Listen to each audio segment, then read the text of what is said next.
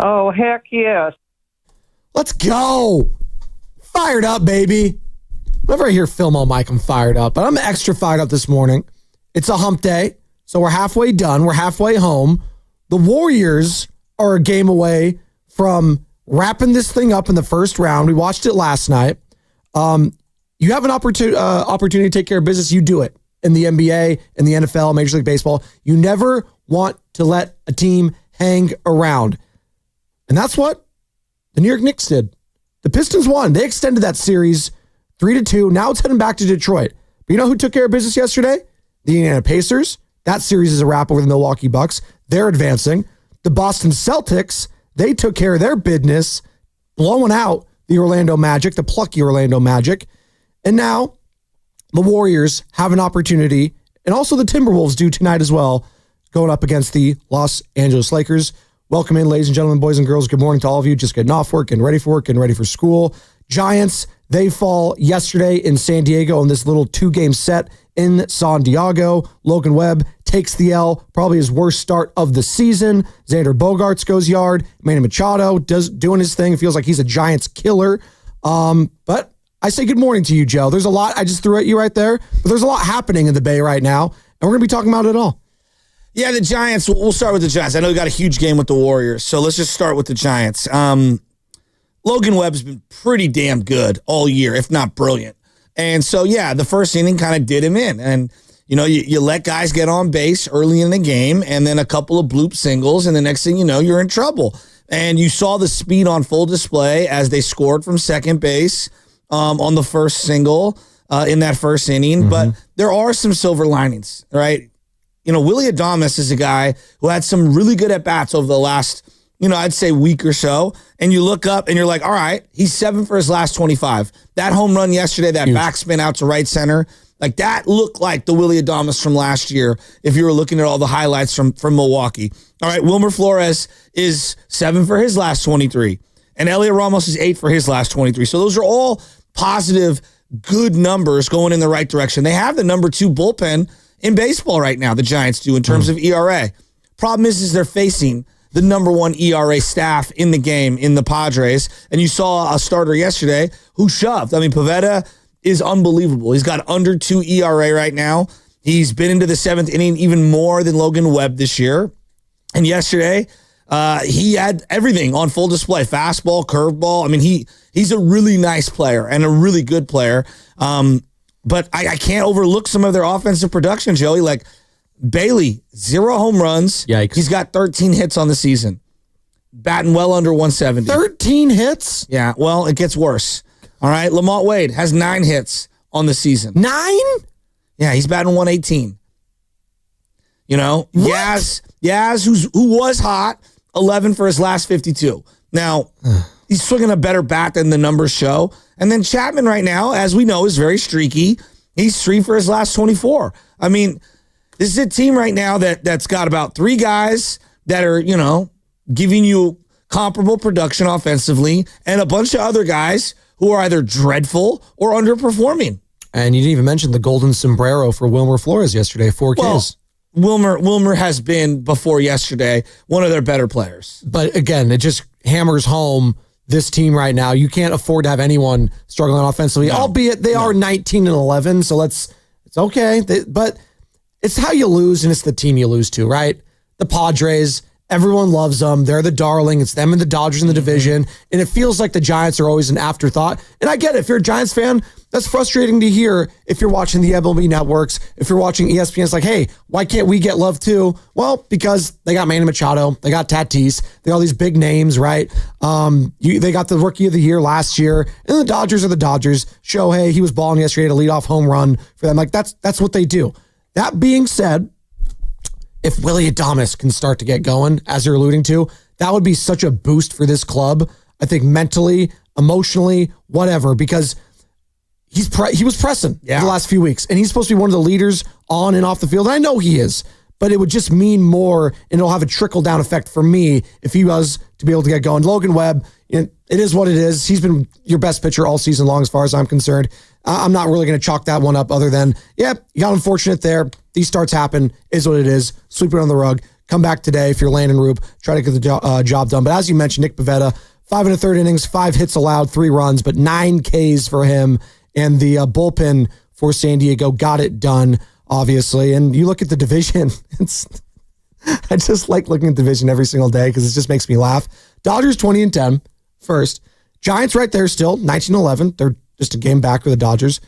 San Diego 18-11. Arizona 15-14. So this is still the best division. If you just look at the top 4 teams, absolutely the best. And then you get to the Colorado Rockies. Yeah, they're terrible. They're 4-25. I'm sorry. This is one of the worst teams I've ever seen in my life. Well, the White Sox. And no, they're bad.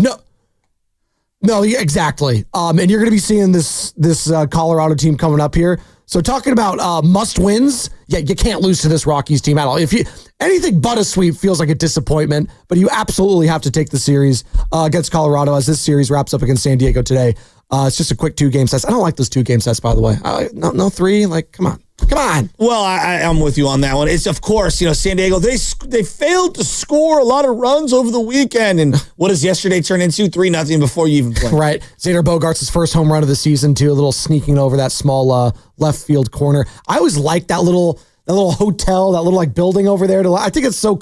Petco Park is just warehouse? so cool. Yeah, it's just so cool over there. I don't know. There's 47,000 people there. You've never been there? Never. Oh, it's never been there. Place I've walked past it. I've gone to Comic-Con down there and the gas lamp they call it, right? The district. And by the way, shout out Comic-Con. We have a little Star Wars related thing we're doing a little bit later in the show. Stay tuned because we're doing a little contest related for your San Francisco Gigantes. So I can't wait for that. We got Dave Fleming joining us at 9:22 to talk a little Giants, talk a little Warriors as well with Anthony Slater, 8:30, and Mike Meltzer, 6:50, covers the Houston Rockets, all Houston related things for Mad Dog Radio out in Houston, Sirius XM. I know you did a hit with him, so can't wait to talk to him at 6:50 to preview Game 5 tonight in H-Town. Warriors up 3-1, trying to put a wrap on that series. But talking Giants, talking Warriors, maybe we'll talk a little bit about the 49ers today too, because we've been so entrenched in the Golden State Warriors, obviously, because this series is just massive. But I do want to take some time to talk about the other things that we've missed and maybe swept under the rug these last few days. 888-957-9570. That's the number to call or text the Boxer and Gerson Work Injury Attorneys text line. And as always, we are coming to you live from the Laughing Monk Studios, Laughing Monk, righteously brewed here in San Francisco. So the Padres threw a lefty late in this game, and most people probably yawned and didn't do anything. Right now, the Giants have a very specific problem. They really need to find pop against lefties, right? They've got Chapman, Lee, and Ramos. Those are really only guys that are hitting well against lefties. It's just they need to find somebody who can give them a little bit of bop against a lefty here and there. That has kind of been their kryptonite. Adames, 103 versus lefties. Yaz, 130 versus lefties. Flores, under 200 versus lefties. And those guys are going to play every single day. So, like Lamont Wade, Bailey combination right now. And I throw Adames in there. Catcher, shortstop, center field. Catcher, shortstop, and first base is... Like, the offensive output is not even close to adequate. It's so below par. They got to get it going here. I don't know how much longer they can roll out Lamont Wade Jr. I mean, I know he's a great story. I know they really like the guy. But I know it's coming off. What? 9 hits for Lamont. You're like, that's what you said earlier. Well, the at-bats just look awful. His 9 hits. We've been to this for it's been a month. What are we doing? Well, Bailey's not that far behind, but Bailey plays different position. Defense. Yes. And I'm gonna give him a little more benefit of the doubt. And I look at that position, and kind of like the way we look at like money allocated in the NFL. Like, why does a tight end get half what a number 2 receiver gets? I don't view first base offensive production the same way I view catcher production. If my catcher gives me any hitting, it's a plus, right? At first base, look around the league. Everyone's getting plus offense from their first baseman. So, yeah, like they're in a hole here right now in terms of their offensive production. They're pitching really well in terms of the bullpen. The starting rotation, the ERA tells me it's good. But I think if you dig a little deeper, like it's Logan Webb. Robbie Ray's been okay. Verlander, Verlander's pitched better than the numbers. Hicks struggling. Again, that's me caping up for Verlander. They need to put Birdsong in the rotation. Okay. That's what I would do. That would be the move that I would make because their bullpen is elite. Eric Miller's been elite. Randy Rodriguez has been elite. Camilo Duvall's been really good. Ryan Walker hasn't been that great, based on the numbers. And they've been dynamic in that bullpen. Shout out to those watching on Twitch, Twitter, and YouTube. Brought to you by First NorCal Credit Union. For a low-rate auto loan, apply online or just ask for First NorCal financing at the dealer. It's Bedoni and Shasky talking all things Giants, Warriors, Niners today with you, leading up to the Warriors-Rockets Game 5 today. Today it's going to be closing this thing out. I don't want this to just linger on anymore. I want this to be over. We'll have all that coverage leading up to the game. Warriors Live. It's a 4:30 tip on the West Coast, so early tip. So make sure if you're at work, try to get out of work early. I don't know. You say you got a dentist appointment like Joe Shasky. I got to get a haircut, everyone. I got to go do a workout. You got to get your Shasky on. You got to dip out of there early. Look, the dentist. I went to the dentist yesterday. How'd it go? I love Dr. Baker. He's the best. Okay. All right, right over here on Sutter. I highly recommend him for anybody that's got, I don't know if he calls it gum planing or tooth planing. I forget what the name of it is, but my guy retired and COVID hit and I just couldn't find a dentist. And, a year turns into way too many years. And so I had some major work that needed to be done. Major work. And this was second phase yesterday. And he was hitting me up with the, what do they call it? The local anesthesia? Is it a shot? Yeah, it's a Novocaine. It's Novocaine. Well, but they call it local anesthesia. Sure, you're gonna feel a small pinch every time, and then you're shoving a needle into my cheek. That's what you're doing. My anxiety when it comes to the needles and all that, I close my eyes throughout the entire thing, like a giant baby. You're just like my 2-year-old Nora. I'm scared to death of needles. Do you need to have a screen in front of you to be distracting? No. You watch some Netflix or something? I'm death gripping the armchairs on either side, and I'm closing my eyes, and I'm like, it's just it's white knuckling it the entire time. I feel so bad for you because I feel the complete opposite whenever I'm sitting in the chair. It's like I feel like I'm getting pampered almost. Like they're cleaning my teeth. I scrape everything out. No, he does a great job. I don't want to make this about him. He's the best. No, he's the best. I'm saving my teeth. I'm so sorry you feel so scared whenever you're out there. That's I'm sure he feels the same way. You don't want anyone feeling like that, let alone a 40-year-old man. You look forward to the dentist? Yes, because they clean my teeth. They make me feel good. Yeah, it's great. It's a little bizarre. I liken it to the haircut. Look forward to it. It's the same thing as getting a haircut. It's just a different cosmetology kind of a thing for me. Yeah. But I might get a haircut today. Who knows? Maybe I'll get a teeth whitening after. They're not giving you lidocaine, though, when you go to get your haircut. Well, if you're lucky, you might be able to get it. By the way, it is a Warriors Wednesday, and it's brought to you by Friedman's Appliance. Come see their full selection of in-stock luxury appliances and live working vignettes. Visit Friedman's Appliance in Pleasant Hill today. What is the guy, Kenny Caraway from ESPN 1320 out there in Sac, our sister station? What is it called, Chase Center? The dental office, right? That's what he calls it. He tries to talk his little smack. By the way, the Kings, they locked up their guy, Doug Christie, to a multi-year extension yesterday. So Doug Christie there to stay for the Sacramento Kings. Congratulations to them, Dougie C. But the dental office, I don't want to be going back to in a couple days. Can we stay out in Houston? Just stay there and just for the night, business trip, go there, and then we can come back and then wait the winner of the Lakers and the Timberwolves and have them battle it out. I don't want to mess with tonight. Just win. The other part is that Jimmy Butler clearly needs the rest, and the Warriors as a whole are an older team, and they're going to need their not just rest, but I think for the coaching staff to be able to implement the adjustments that they're looking forward to, which we know that they always have. I think they're going to need this 4-day, 5-day little window to install all of that stuff. And, for them to get some practice time together, because part of the rest is one aspect, but we know that you don't get to practice a lot on the floor. And I think that this team, more than any other, because of their high IQ, giving them a day or two to actually install whatever they're going to implement is probably more beneficial to that team than even a younger team, because they understand what they're looking for in practice and how that's going to translate to a game. Well, and if the Rockets win tonight, the pressure automatically goes back to Golden State, because you're coming back home, and now all of a sudden if you lose this game, then you're going Game 7 in Houston. Yeah, that's the last thing I want to do. Was the last time they had a Game 7 in Houston, or was that at Golden State? I always forget. Was that in Chase Center or in Houston where they missed 20 what? In Houston. It was in Houston, right? Yeah. So we were the 2 seed that year. Right, there you go. So, That's the last time they had a game 7 against them, back all the way back in 2017. God, time flies. But again, I don't want anything to do with that. I don't. So get a big lead early tonight. I know I said that the other game. They had a big lead. They had a 12-point lead in the first quarter. It dissipated like that. I think this is different, though. I think if you get a double-digit lead in this game, that doubt is going to start creeping in. They're going to start pressing on the other side. Those young players, the Thompsons, the Greens, all of them, the Şengüns of the world get frustrated. And then you start building that lead, and you start getting some shots there. You start attacking them, get them in foul trouble. I think you could blow them out in this game tonight. But I think you can. You have an opportunity to do it. You don't think so? Well, I think this is going to be a much more difficult victory than anyone wants to admit. Like, this is a young team that is going to fight for every single possession. And their coach is not going to allow them to just lay down. Like, that's not in his DNA. So he will go to someone else on that team and give them opportunities. And also, like, the Warriors haven't really blown anyone out because of the pace of play, which we've talked about. Like, the Rockets aren't going to get up and down and take a bunch of bad shots. They're going to stay within 10 at minimum, and they're going to go on runs. They're a good defensive team, even if their offense is extremely suspect. And when they play good defense, they get easy baskets in transition. We'll see.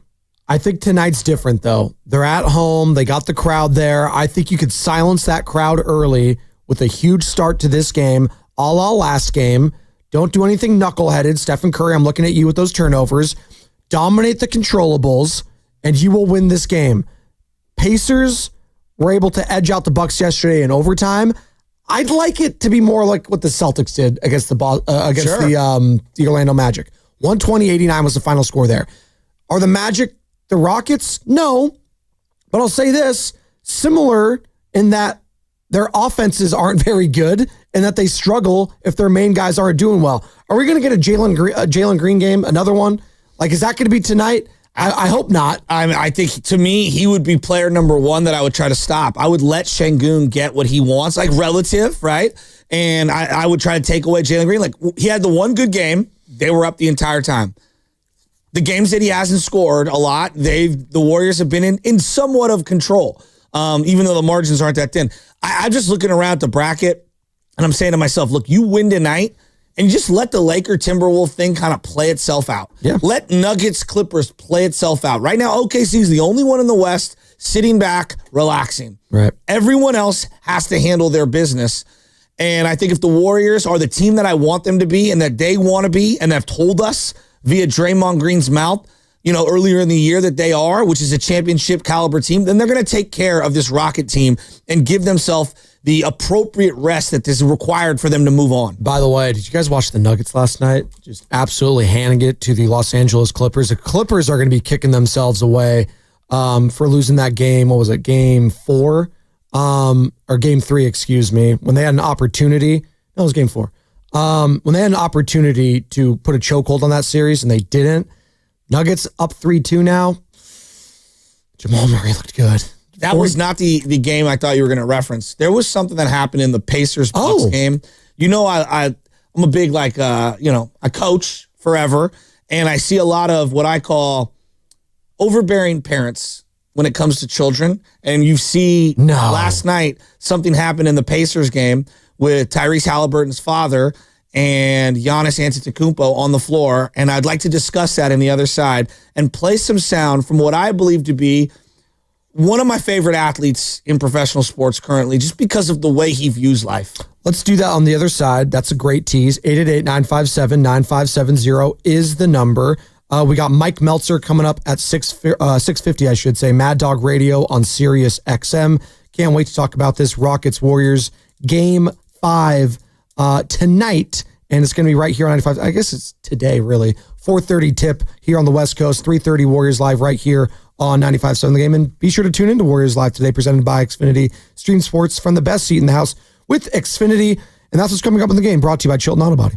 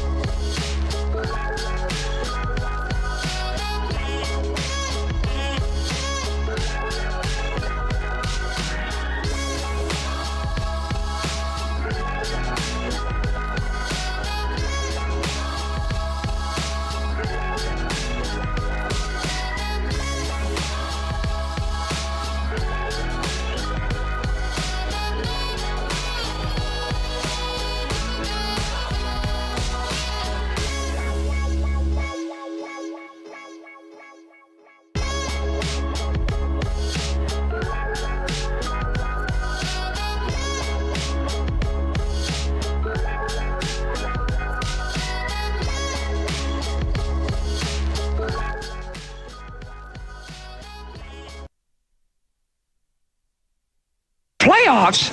Dub Nation is Brandon Pajemski. You're listening to the Morning Roast with Joe Spadoni and Joe Shasky on 95.7 The Game. Oh, heck yes.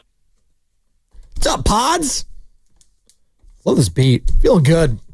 Happy hump day, people. Halfway home here on a Wednesday. Spadoni, Shasky, we're rolling. Talking a little bit Giants, Gigantes, and we're going to be talking Giants a little bit later with Dave Fleming at 9:20, but happy hump day, people. Happy hump day. Thank you, Tim Hardaway Sr., Jr. playing for the Detroit Pistons, by the way, who extended that series against the New York Knicks, now 3-2, heading back to Detroit.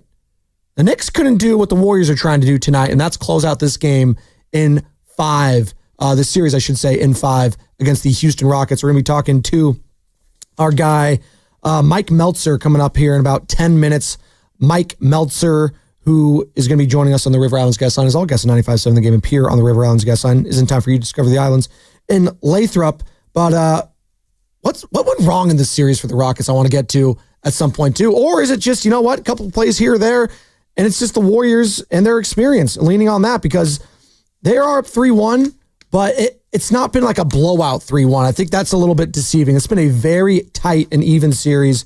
And is there any way that the Rockets can get back into it with a win today? We'll discuss that with Mike in about, I think I said 10. Check that, about 20 minutes at 6:50. But in the meantime, you had a good tease, Joe, as we went into break in regards to the Bucks-Pacers game yesterday, as the Pacers eliminated the Milwaukee Bucks from the Eastern Conference playoffs. And there was a little scuffle after it between Giannis, some of the Pacers players, and the father of one Tyrese Halliburton. I mean, Tyrese Halliburton is a player for the Pacers. He came out in the same draft as James Wiseman, was with the Kings, got traded to the Pacers, and kind of has developed into a more household name. I wouldn't call him a star in the NBA world. He's a star for the Pacers, but like my mom wouldn't know who he is. Played for the USA team, and is obviously a very ascending player. He hit a layup over Giannis Antetokounmpo in overtime last night to basically not only seal the victory for the Pacers, but eliminate the Bucks. It's one of the biggest moments of his career. Yeah. And, you know, after the game concludes, there's people all over the floor, and his father is on the floor, and he's like, got the jersey up. I didn't know it was his dad. Yeah. He's got the jersey up, and he's like, as I grab the jersey, almost like Dame would after hitting a three, you know, sticking out the front of the jersey, and he's jarring at Giannis Antetokounmpo. And there's so many things that I'm thinking about when I'm watching this, and I'm like, who is this? Who's this fan? And come to find out, it's Tyrese Halliburton's dad, which is a whole nother layer, and we'll get into that, because after this weekend, everything that's happened with Dion and Shadur, and I've heard everybody's opinions, and I have my own. I just think that Giannis Antetokounmpo sees the world in a way that I find refreshing. And as someone who stands in front of a lot of 10, 11, 12, 13, 14-year-old boys, coaching them in baseball and basketball, I find his perspective and just his opinion on life to be one that I think a lot of young athletes and young kids in any walk of life should hear. And so listen to what he said in postgame when discussing the altercation of Tyrese Halliburton's father kind of coming onto the floor and like showboating him after they've been eliminated, the Bucks. I believe like being humble in victory. That's how I am. Now there can be a lot of people out there that are like, no, when you win the game, you got tag. And you know it's a green light for you to be disrespectful towards somebody else. I disagree. I've won the championship. They haven't. Okay, and that doesn't say anything. I'm not trying to minimize their effort. But I remember when I won, my mom that she's never missed the games from February 11th or 13th when she came in Milwaukee against the Knicks. She never missed a game. When we won the championship, I remember my mom, she was scared to cross. She was like, am I allowed to come and hug my son? I see, except now my brother does media. For this year, he wants to come back and play. Except in that, you've never seen my family, like, see courtside. See, this is not something that we do. We don't. I try to keep my family away from the game. Losing the game, emotions run high. Having a fan which at the moment I thought he was fine, but then I realized it was Tyrese's son, which I love. Tyrese, I think, is a great competitor. He was his dad, sorry. Coming in the floor and showing me his son a towel with his face. This is what we do. This is what we do. This we do. I feel like that's very, very disrespectful. He robbed his son of his best moment. The father did. This is Halliburton, and jumped onto the floor and rubbed it into Giannis's face. Now, there's a whole element of, I call them sideline dads, which we can put to the side for a second. We can have that discussion as we see Steph Curry and how his dad is operated, even though he was an NBA player and he's got pretty big Q rating because he played in the NBA for a long time. Everybody knows who Del Curry is for the most part, and how he's handled his son's fame. We can have the conversation about LeBron and Bronny, Dion and Shadur. We can have the conversation about T. Morant. But the one I want to have is Giannis saying it was very disrespectful. You know, we had just lost the game, and this guy's running up on me. And I just think in life, man, how you treat people on the way up is how you're going to be treated on the way down. And I love Giannis's perspective. He's like, hey, look, I get it. You know, he's happy for his moment, but getting in my face. He could have thought it was just a fan running up on him. And we've seen fan altercations as someone tells Durant that he should have killed himself. You know, this is the kid who almost attempted suicide for the Boston Red Sox. Fan behavior is all over the map. And these athletes, you know, have been attacked verbally, physically, etc. And he didn't know who that guy was. So it's totally out of line. It's just so out of line by Halliburton. And I think that the way that Giannis handled it in the post-game presser was pure class. And it makes me love him even more. And his point about, hey, I've been a champion and like there's a way to win. He's so right in the handshake line. When you win, win with class. When you lose, lose with class. There is a dignity and a level of sportsmanship, whether you're playing for the biggest prizes or whether you're learning the game at a T-ball level or somewhere in between. And I just appreciate Giannis's perspective. And he continued to talk about that and was reflecting on his own father and how his father raised him to be respectful. My dad, if you guys go and ask and learn, my dad's not with us no more. My dad used to come in the family room and was the most respectful person ever. You know, when you come from nothing and you've worked your whole life to sell stuff in the street, and your whole life you'll be scared of the police of deporting you and sending you back to your country. You have to protect your kids with all means. You create this mentality of being humble your whole life, to not kind of disrespect anybody, not make the tension high, the emotions high, so anybody can, you know, snitch on you, say something bad about you. So when he came here, I remember I was like, Dad, why are you so humble? Why you go to the family room? You don't even say a word. You sit in the back. Why are you like that? Don't worry about it. Don't worry. That's how I grew up. That's what I had around. So when I see other dads, which don't disrespect me, maybe if my son play basketball, I might be in the court. I might be the one on the court, and like 20 years later, you can play this interview and say, Giannis, you're contradicting yourself. But we'll see in 20 years. But I'm talking about right now how I feel. I am so impressed with Giannis. First and foremost, a great ambassador for the game, I feel like. An international star. I remember when I was in Greece, what was it, 6-7 years ago, all the jerseys, it was literally Michael Jordan, I think Steph, and then Giannis. It was just Giannis jerseys everywhere. That guy is beloved out in Greece. And for him to go up there and say, not first and foremost, not in his native language. Like that's his secondary language for him. English it was very difficult for him to learn. And he's a hell of a guy cracks jokes half the time. He's great. He's better English than I am half the time. I'm just so impressed with the person and the character. Now, where is he going to go in this offseason? There's going to be a lot of speculation. Does he want to move out of the Milwaukee? I don't even care about that. The person and the individual you can root for, absolutely. And that's someone that Benny could look up to. And actually, it's funny, I bring up Benny, young Benjamin, my son, because we like watch. There's actually a movie on Disney Plus about the Antetokounmpo family and them immigrating from Nigeria, his parents, and going to Greece. And he referenced it there. You know, I don't know if I'm going to get deported. His father had to be very respectful all the time. Like, keep your head down. There was a lot of different race relations in there when it comes to black, when it comes to white, just in general, and especially in Greece at that time. So him having to fight for that and him getting his opportunity and eventually becoming what he is now as the Greek Freak, just an incredible, I think it's called Rise. Yeah. On Disney Plus. If you have a chance to watch it, great for kids, easy to watch. Just the Antetokounmpo family, where they came from and how they got to be where they are today leading up to the draft. So shout out Giannis. God, he was, even in the loss, he's incredible. We're not going to talk about it this season, Joe.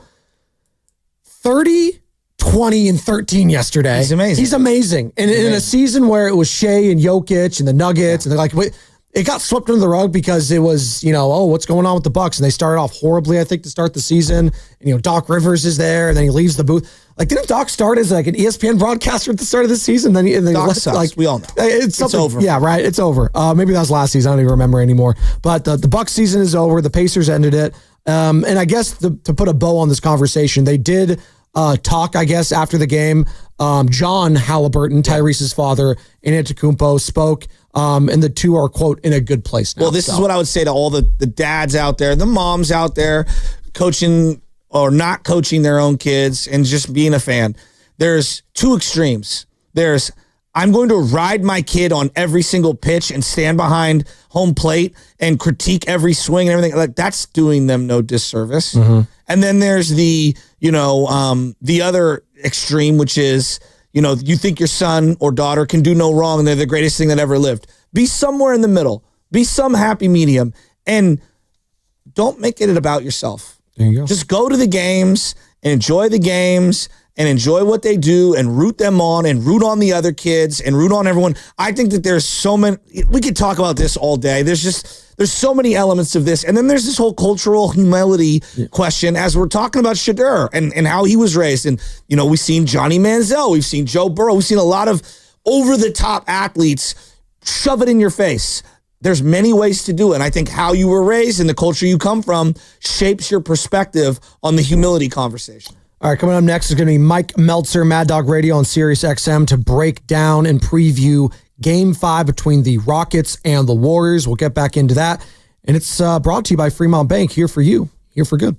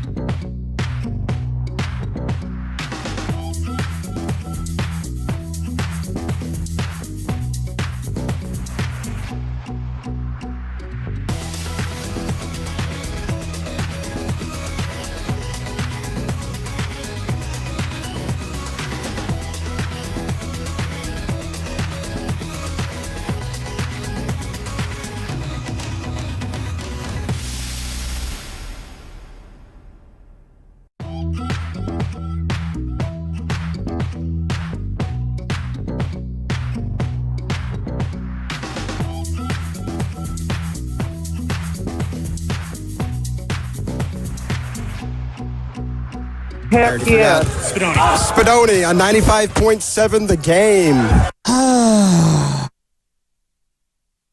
That was Shasky after finishing up that Giannis conversation.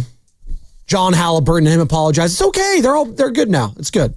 No, I just think that we could have lots of different conversations about what's appropriate, what's not appropriate in terms of, just like, hey, look, supporting your family is important. When any of the members in our family have a game, we all go out there and we root for them. But we also understand, you got to let the players play and let them have their moment. You don't want to upstage them, and you don't want to be the story, right? And so I think there's a happy medium in all of this. No, totally. Brought to you by Golden State, serving the Bay Area for 3 generations. When you succeed, we succeed. Visit goldenstatelumber.com. Do you know what I do root for? Contests here at 95.7 The Game. Okay. I love a good contest. And the Giants play the Colorado Rockies at Oracle Park this Saturday, May 3rd. And in celebration of Star Wars weekend, because, May 4th, the next day, may the 4th be with you, the first 15,000 guests at Saturday's game will receive a Star Wars bucket hat. And we're going to be giving out a 4-pack of tickets to said game between 7:30 and 8:30. We're going to be doing that. So you got to be listening between 7:30 and 8:30. We're going to play a sounder. Don't play it yet. Are we going to play it now? We can play it now. All right, play it. Okay. All right. Between 7:30 and 8:30, we're going to play that again, and we'll give out the contest line. And then you got to be caller number 5 at that time, and you will qualify to win 4-pack of tickets to that game this Saturday. In the meantime, though, let's bring on our guest, Mike Meltzer of Mad Dog Radio on Sirius XM out in Houston, where the Golden State Warriors are going to be taking on the Houston Rockets today. 4:30 tip right here on 95.7 The Game. Warriors live at 3:30 with Willard and Dibbs. Mike, good morning. How we feeling out there in Houston? Down 3-1, but Shasky and I were talking about it. Like, not all 3-1s are built the same. Like the 3-1, the Boston Celtics had over the, Orlando Magic is not the same as this 3-1 that the Warriors now lead over the Houston Rockets. It's been a very tight series. It just comes down to, crunch time, and the Warriors, they have Jimmy Butler, they have Steph, they have Draymond, and I think the experience factor has shown up huge. Good morning, Mike. Good morning, guys. I think you're on it. I think a lot of people here are kind of like, oh, God, this again. We've done this 4 times with different players and coaches, and now the new guys have to suffer against Steph and Draymond and Steve Kerr and all these types. But you're exactly right. These 3-1 leads are built differently in terms of, do you have Game 7? Do you have Game 5 at home? If so, you can win a game, put all the pressure on Golden State. Then if you somehow miraculously win Game 6, then you've got Game 7 back at your place. So given that, I don't think Jimmy Butler is that close to 100%. The games have been close. The Rockets are favored tonight, I saw, by 3.5, 4 points. I think there's optimism here that they could send this back to the Bay Area. I don't think there's a ton of optimism the Rockets can actually realistically win this series. Mike Meltzer joining us on the River Islands guest line. As all guests on 95.7 The Game appear on the River Islands guest line, isn't it time for you to discover the islands, River Islands, and Lathrop? So let me just ask a simple question. Mike, why are the Rockets down 3-1 right now? Because they don't have the experience, the star power, and their players are just, and their offense isn't very good. I think it's really that simple. I think the Warriors have had the coaching edge, but that's not really the biggest deal. The Rockets don't have Steph Curry, who is a top 10, 12, whatever all-time player. They don't have Jimmy Butler, who's been a proven clutch playoff performer. You had, let's see, one really good Jalen Green game in Game 2. That's the game they won. That's not a coincidence. Other than that, his production has been fairly pitiful in Games 1, 3, and 4. Şengün has been good. Fred VanVleet's been very up and down. I think the problem for the Rockets offensively, part of it is both Jalen and Fred VanVleet are shooting under 40% from the floor, which is problematic in this series. So between you guys have the 2 best players in the series, and the Rockets are very inexperienced, first playoffs for a lot of these guys, and they can't score consistently. That's why they're down 3-1. That's really well said. Are they going to ride with Jalen Green and trying to make him a focal point? Because it felt like he got iced out completely at the end of that game the other day. I would have went to Şengün to end that game the way they did. You have it's a 1-point game, 13 seconds. I love the timeout. Let's get it. Let's get a good set here. Let's get a good play. Draymond's got 5 fouls. Attack him. Worst case scenario, they double. He can kick it out to Fred VanVleet. Were you surprised that Jalen Green felt like he kind of got phased out at the end? I was surprised by a factor of like 0.1% because, guys, and I'm glad you said that you like to play for Şengün because I felt the same way, and then the internet's exploding over, and I'm like, I don't know. I've been watching this team all year. I don't know how many great options you have on the road. Down by 2 points at a place like that against Steph Curry, Jimmy Butler, and Draymond Green. But watching the Rockets all year, one of the things that's unique about Ime Udoka is he truly rode the hot hands in the fourth quarters of a lot of, granted, regular season games. But he would bench Jalen. He would not necessarily ride Şengün. He'd ride all sorts of different lineups based on who was playing well, who was playing hard. And as we all know, if you watch the NBA playoffs the last, 30, 50 years, that's not really the way that this goes. But for this team, because the Rockets have options, I'm not surprised that in a game where, Jalen Green was 3 for 8 and 1 of 5 from 3 and not giving them a whole lot and a -11 and a plus-minus, that Ime went in a different direction down the stretch in the fourth quarter. I wasn't surprised by going to Şengün because the way I was thinking about it, guys, this morning is I don't know that Şengün is their most talented offensive player, but I would say he is their most naturally instinctive offensive player in that he can score. He's got really good footwork. He can score at the rim or just within the paint. And he's a really good passer. And while Draymond's a really tough matchup, as we all know, a Hall of Famer, but I don't know, just looking at the Rockets lineup, like where else you go for a basket unless it's off something. And I think the hub of the spoke, or whatever the phrase is in cars, it's got to be Alperen Şengün. I don't think it was a terrible look. It just didn't go down. Talking to Mike Meltzer here, Mad Dog Radio on Sirius XM in Houston. I guess my only thing would be, and we were talking about that yesterday from the Houston Rockets perspective, that Fred VanVleet was so hot in that game. And we've seen him in the past. That 2019 NBA Finals, Reggie Miller, for Christ's sake, brought it up like 50 times. 6 years ago. I know, but Warriors fans still think about it. The shots that were made in that series, the biggest shots were from Fred VanVleet. I know. He was a kid. Like, you can make the argument. I know Kawhi won it. He was the best player, but the biggest shots were because of Fred VanVleet in that series. So that was the guy I was fearing late in that game. But again, to your point, Mike, he's 6 feet tall. Can he create his own shot if they're doubling? I hear you on there. And Şengün, he can rise over and shoot over anyone. But again, didn't go down. It is what it is. I think Warriors fans are still afraid of that last second heave. I thought it was going in. He thought it was going in. I dropped to my knees. It looked like it was for a second, wasn't it, with the angle on TV? Exactly. Right. Hey, you had said something, Mike, to me. I did a hit with you on Saturday on Mad Dog Radio show, and you had said something to me almost like flippantly, like Houston, Steph's one of the biggest villains in Houston sports history. Yeah. That's kind of crazy to me. Is that more an indication of how bleak it's been in Houston, or just because of the greatness of Steph Curry? Because I don't think we necessarily think of Steph as like, oh, he is hated in Houston. Like, that's not what I view. I know in Cleveland, but give me the Houston perspective on Steph. So here's the perspective. I'm intrigued, Joe. That surprised you in the sense of, I'd have to think of other Houston sports zones. I've been here for 15 years, not 35 or anything like that. But in just thinking about, Astros history, Texans, Oilers, and the Steelers would be a big rival. But the way I look at it is this. For the Rockets, they've won 2 titles, obviously in the mid-'90s, with Hakeem and then Clyde and everybody else. But since then, how many truly championship level teams have they had? I would argue now, people would tell you that the team with Yao and Ron Artest could have won in 2009, but then Yao got hurt. I think that's a bit of a stretch.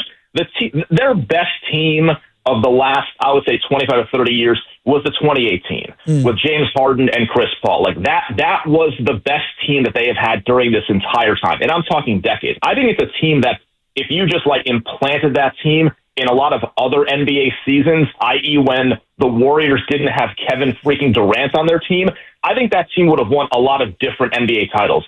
But they didn't win that one. And I think when Chris Paul got hurt, they lost Game 6, they lost Game 7. I was at that Game 7. I think that really was a soul-crushing kind of defeat.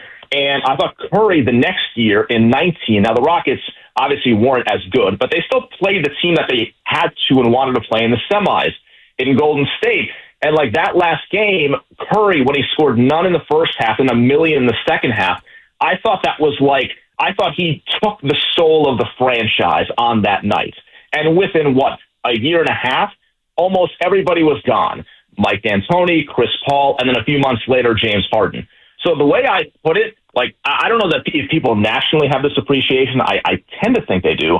Steph Curry might be like a really nice guy, and he seems that way, and a great character, all of it. Like, that dude, as a professional athlete, he is a stone-cold killer, which is why when we had the Olympics this summer, it was actually nice for me to be in a situation where, like, I can actually root for this guy, and all these great things that he does is actually, like, for my rooting benefit. But, yeah, because that was one of the best Houston sports teams, I think, ever, and it would have been so meaningful for James to get his title and Chris and Mike D'Antoni for the Warriors to beat that team and then end that run a year later. Yeah, I think he is one of Houston's biggest sports villains ever. It's great. Well said. Talking to Mike Meltzer here, Mad Dog Radio on Sirius XM in Houston. Guys tapped in on all things Houston sports. Warriors Rockets Game 5 tonight down in H-Town. Coverage of that starts at 3:30 right here on 95.7 The Game with Warriors Live. Tip-off at 4:30. Thank God it's a 4:30 start and doesn't end 10 o'clock West Coast time like last game. We were struggling in the morning there, but it was a good win, so we were happy about it, Mike. You said all those things about Stephen Curry. Now let me ask you about Draymond Green. How's the temperature with that guy with the Houston sports fans? Man, I would say if Draymond was crossing the street and there was like a car about to like hit him, I don't know how many people would be rushing to basically push him out of the way. Is the way that I would put it, and that's not deadly serious, but that I think would kind of hit the temperature of where Rockets fans are. And I would say myself, like, I'm in a weird position. I mentioned this to Joe when I had him on my show on Saturday. I am appreciative that I have seen so many of these Rockets Warriors playoff games because I really think a lot of people naturally, when they think of the idea about Draymond being a Hall of Famer, are like, are you crazy? This guy scores like 5 points a game. But if you, and I really wonder like how many people are actually watching these games. I know they are in these playoffs, thankfully, but if you really watch what Draymond brings to the Warriors, how invaluable all of that is, I don't know that you can overstate it. He was a plus 17 in the 31 minutes the other night because of the foul trouble. Like, what he does as an agitator and defensively, I think he's one of the great players in NBA history, especially at his size. But when you're in a position like in Houston rooting against them, there are many moments when you're watching these games where you're like, God, I want someone to punch this dude in the face because he is just such an irritant. So I would say, like, with Curry, there is going to be that obvious, like, grudging high respect because everyone knows how great he is. With Draymond, I think you probably have a lot more Rockets fans, guys, that absolutely hate his guts.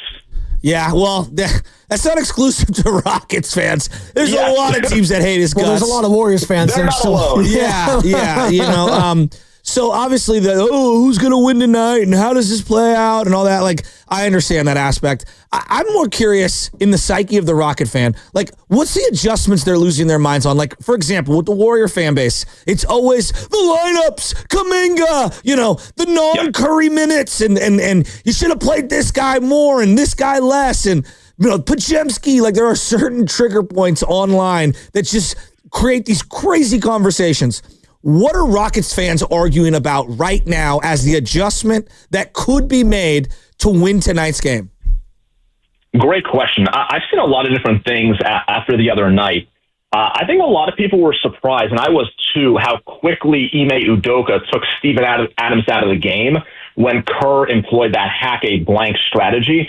I thought he was too quick. He should have made the Warriors get into the bonus, and honestly, like, I don't see the harm in that situation of why not put him at the free throw line, I don't know, at least once, just to kind of see what's going to happen. I know he is below 50%, but it's like, if he hits one, then you're surviving, right, based on like the net efficiency and all of it. So I thought he took Adams out of the game too quickly, so people are talking about that. People are talking about a potential starting lineup change. Remember, Ime, after the game on Monday, said he was not closing the door or had the door open to a lineup change. So I do wonder, do the Rockets, because they've been so efficient in this series with the lineups with Şengün, Jabari Smith, and Steven Adams, like, does he change the starting lineup and just go with the big lineup immediately to impose that sort of edge against Golden State? Because Jalen Green has struggled, you have people wondering, like, is Ime going to play Cam Whitmore? Is he going to play Aaron Holiday? He's not going to play Reed Shepherd. Personally, I'm fine. Lineup change I can live with, because ultimately, like, it's not like Steven Adams is going to play 38 minutes tonight. That's not realistic. I'm less big on this idea of, here's a brilliant idea in the middle of a series like this. Let's bring in Cam Whitmore or Aaron Holiday. Holiday I could see more because he's a veteran. Cam Whitmore, like, how often in the NBA playoffs, for God's sake, do we see a team go to a guy like that? And Cam is a super talented guy, but, like, he hasn't played in this series. You're just going to throw him out there in an elimination game, in a game 5. I think that's not a very realistic thing. Their best guys have to play better. They're playing 8 guys. They're relatively deep. I think people here are wondering about, do they do a lineup change? Is there too much on Jalen because he's so up and down? But some of these calls, as you guys have on your side with the Kuminga thing, which I know has been an all-season thing and probably even longer, like, I just struggle with this idea of, like, hey, let's bring in Cam Whitmore or Aaron Holiday, and that's going to swing the series against the Golden State Warriors. That almost never happens. Yeah, Cam Whitmore's the key to this entire series. That's just a hilarious thing to think we need about. Monkey Santos. Right. Hey, Yeah. Mike, great stuff, man. You're We great. really appreciate your time this morning. Good luck the rest of the way, and we'll catch up again soon. This was great. Thank you, guys. Have a There you good go. one, That's Mike. Mike Meltzer, Mad Dog Radio on Sirius XM out in Houston. He is tapped in on all things Houston sports. As you're listening to 95.7 The Game, KGMZ FM and HD1 San Francisco and Odyssey Sports Station, always live on the free Odyssey app, and now broadcasting live from the Laughing Monk Studios. And as you know, Joe Shasky, it is a Warriors Wednesday, brought to you by Freeman's Appliance. Come see their full selection of in-stock luxury appliances and live working vignettes. Visit Freeman's Appliance, Pleasant Hill today. There's like 2 or 3 things that I do want to react to. The first one, it is funny to me how fan bases kind of like obsess over these little tiny tweaks that, yeah, it's a nice wrinkle idea for a couple of minutes, but it's not swinging the series. Right. Right? Like, how many calls have we received? Like, you got to play TJD. And I have suggested a couple of minutes at TJD. I think it's been pretty reasonable. Wouldn't you agree? Yes, but it's funny because we overthink it. Yes. We always overthink everything as fans. It's like, it's not that difficult. If your stars Cam play well, Whitmore. Scam Whitmore, Reed, come on. How many of us in the Bay Area media were like, Reed Shepherd could be the one? Stop. Stop. He laughed at the idea. If this game is coming down to Cam Whitmore, you're screwed if you're the Houston Rockets. If this game's coming down, and I love the guy Guy Santos, you're screwed if Exactly. you're Steve Kerr. Like, it's not that, serious, guys. Jimmy Butler, Stephen Curry, Draymond Green, they're going to set the tone. On the opposite end, it's going to be Şengün. It's going to be Jalen. Jalen. What are you going to get from Jalen? I think he's a wild card. I'm thinking Dylan Brooks. Yes. You got to continue to get that. And Fred VanVleet? And Fred VanVleet. There Yes. you go. You're going to lean on those guys, the veterans, right? Yeah. If you will. That's what you're going to do. He said another thing there that was another interesting, like, hey, they took Steven Adams off maybe a little too premature. Now, I actually agree with him on this. It's not just if you hit one of two, you're actually your efficiency rating based on percentages and all that is better. They actually have a better chance of securing a rebound in a missed situation than maybe any other team in the league. Well, that was why it was a good point, and I think Tom Tolbert said this on the broadcast here on 95.7 The Game. Like, if Steve Kerr, I think Tim Roy asked him the question, was like, hey, do you foul here up 3? He's like, well, if you put them on the line and they make one and then miss one on purpose, Steven Adams might get that rebound. And then put it right back. It's a really good point. And earlier in this series, he missed a free throw after making one. Yep. They got it back, and then boom, hit a 3. Exactly. And it was a 4-point possession. Yeah. So yeah, it actually can happen. And then the last thing that he brought up, which I thought was extremely fascinating, the Rockets, we laugh at them now, but he is right. That team probably would have won a championship in a lot of other years. Yeah. I don't know how many. I don't know if they beat the Cavs, it'd be a good series, but yeah, they were so damn good. Like that whole style was awesome to watch. Who's to say they don't, that exact team at that age plays in this last year finals? Maybe they beat Dallas, hypothetically, in this scenario. Maybe they beat the 2022 Warriors. Right. No, it's a good point. Right? There's a lot of teams that I think have won championships or at least played for the finals, and that Rocket team has an argument to say, yeah, we were as good. we ran into a buzzsaw in the wrong year. I liken the Houston Rockets, like since the year 2000, the Rockets and the Suns are almost like kindred spirits of having really good teams at great times. call. And I think the Rockets haven't reached a finals since 2000, but the Suns obviously did with Chris Paul and Devin Booker a few years back when they lost to the Milwaukee Bucks and Giannis Antetokounmpo. But like they have such good teams and they just can't get over that hump, whether it was the Giannis, whether it was Steph, whether it was Kobe and the Lakers, as you alluded to, the Yao Ming year with Ron Artest, right? They've had really good teams. They just haven't been able to get over that. Tracy McGrady, right? Yeah. God, he was so damn good. Jeff Van Gundy, when he was the head coach over there. There are certain teams in sports that, like, when they fall and they lose, and you are in your mind, you know that team would have won a championship had this not happened. Right. For example, for me, the 1993 Giants. In my mind, I know that team would have won a World Series had the Atlanta Braves just lost a couple of games. Okay? Yeah. And I will forever hate the Atlanta Braves because of the 1993 season for the rest of my life. And the Fred McGriff trade. Like, it's just etched in my head. The Niners had Eli Manning and the New York Giants not won that game in 2011. I'm convinced the Niners win the Super Bowl that year. Over the Patriots? Absolutely. Yeah. That was the best team they had. That was their defense it wasn't elite. It was one of the all-time great defenses. I'm having a very hard time thinking Alex Smith is beating Tom Brady in the Super Bowl. I hear you. But then I remember Eli Manning and Nick Foles did it. So you know what? With Mario Manningham. I know. So. With Mario Manningham. And I think we forget how great, not good, great that Niner defense was. And so there are certain teams in your head that, like, no, that team would have been it would have been a champion and would have won it in almost any other year had they not run into this buzzsaw. Steph's that buzzsaw for how many cities? Oh, there's so many of them. Like, Memphis, Houston, the list goes on and on and on. Thunder. Portland. Right. The Giants, by the way, you mentioned the 93 Giants. I'm mentioning the 2025 Giants. They play the Colorado Rockies at Oracle Park this Saturday, May 3rd. And we're going to be giving out a 4-pack of tickets to said game. Be listening between 7:30 and 8:30. We're going to play a sounder. Do you have it? You got that sounder? I put you on the spot there, Steve, Stevie, Steven, Stefano, Rizinator. I'm just going names. I'm filibuster. Thank you. That's the sounder you're going to hear between 7:30 and 8:30. I'll give out the contest line. You've got to be caller number 5 to said contest line, and you win a 4-pack of tickets this Saturday for Rockies Giants. And that's what's coming up with the game, brought to you by Honda of Vallejo.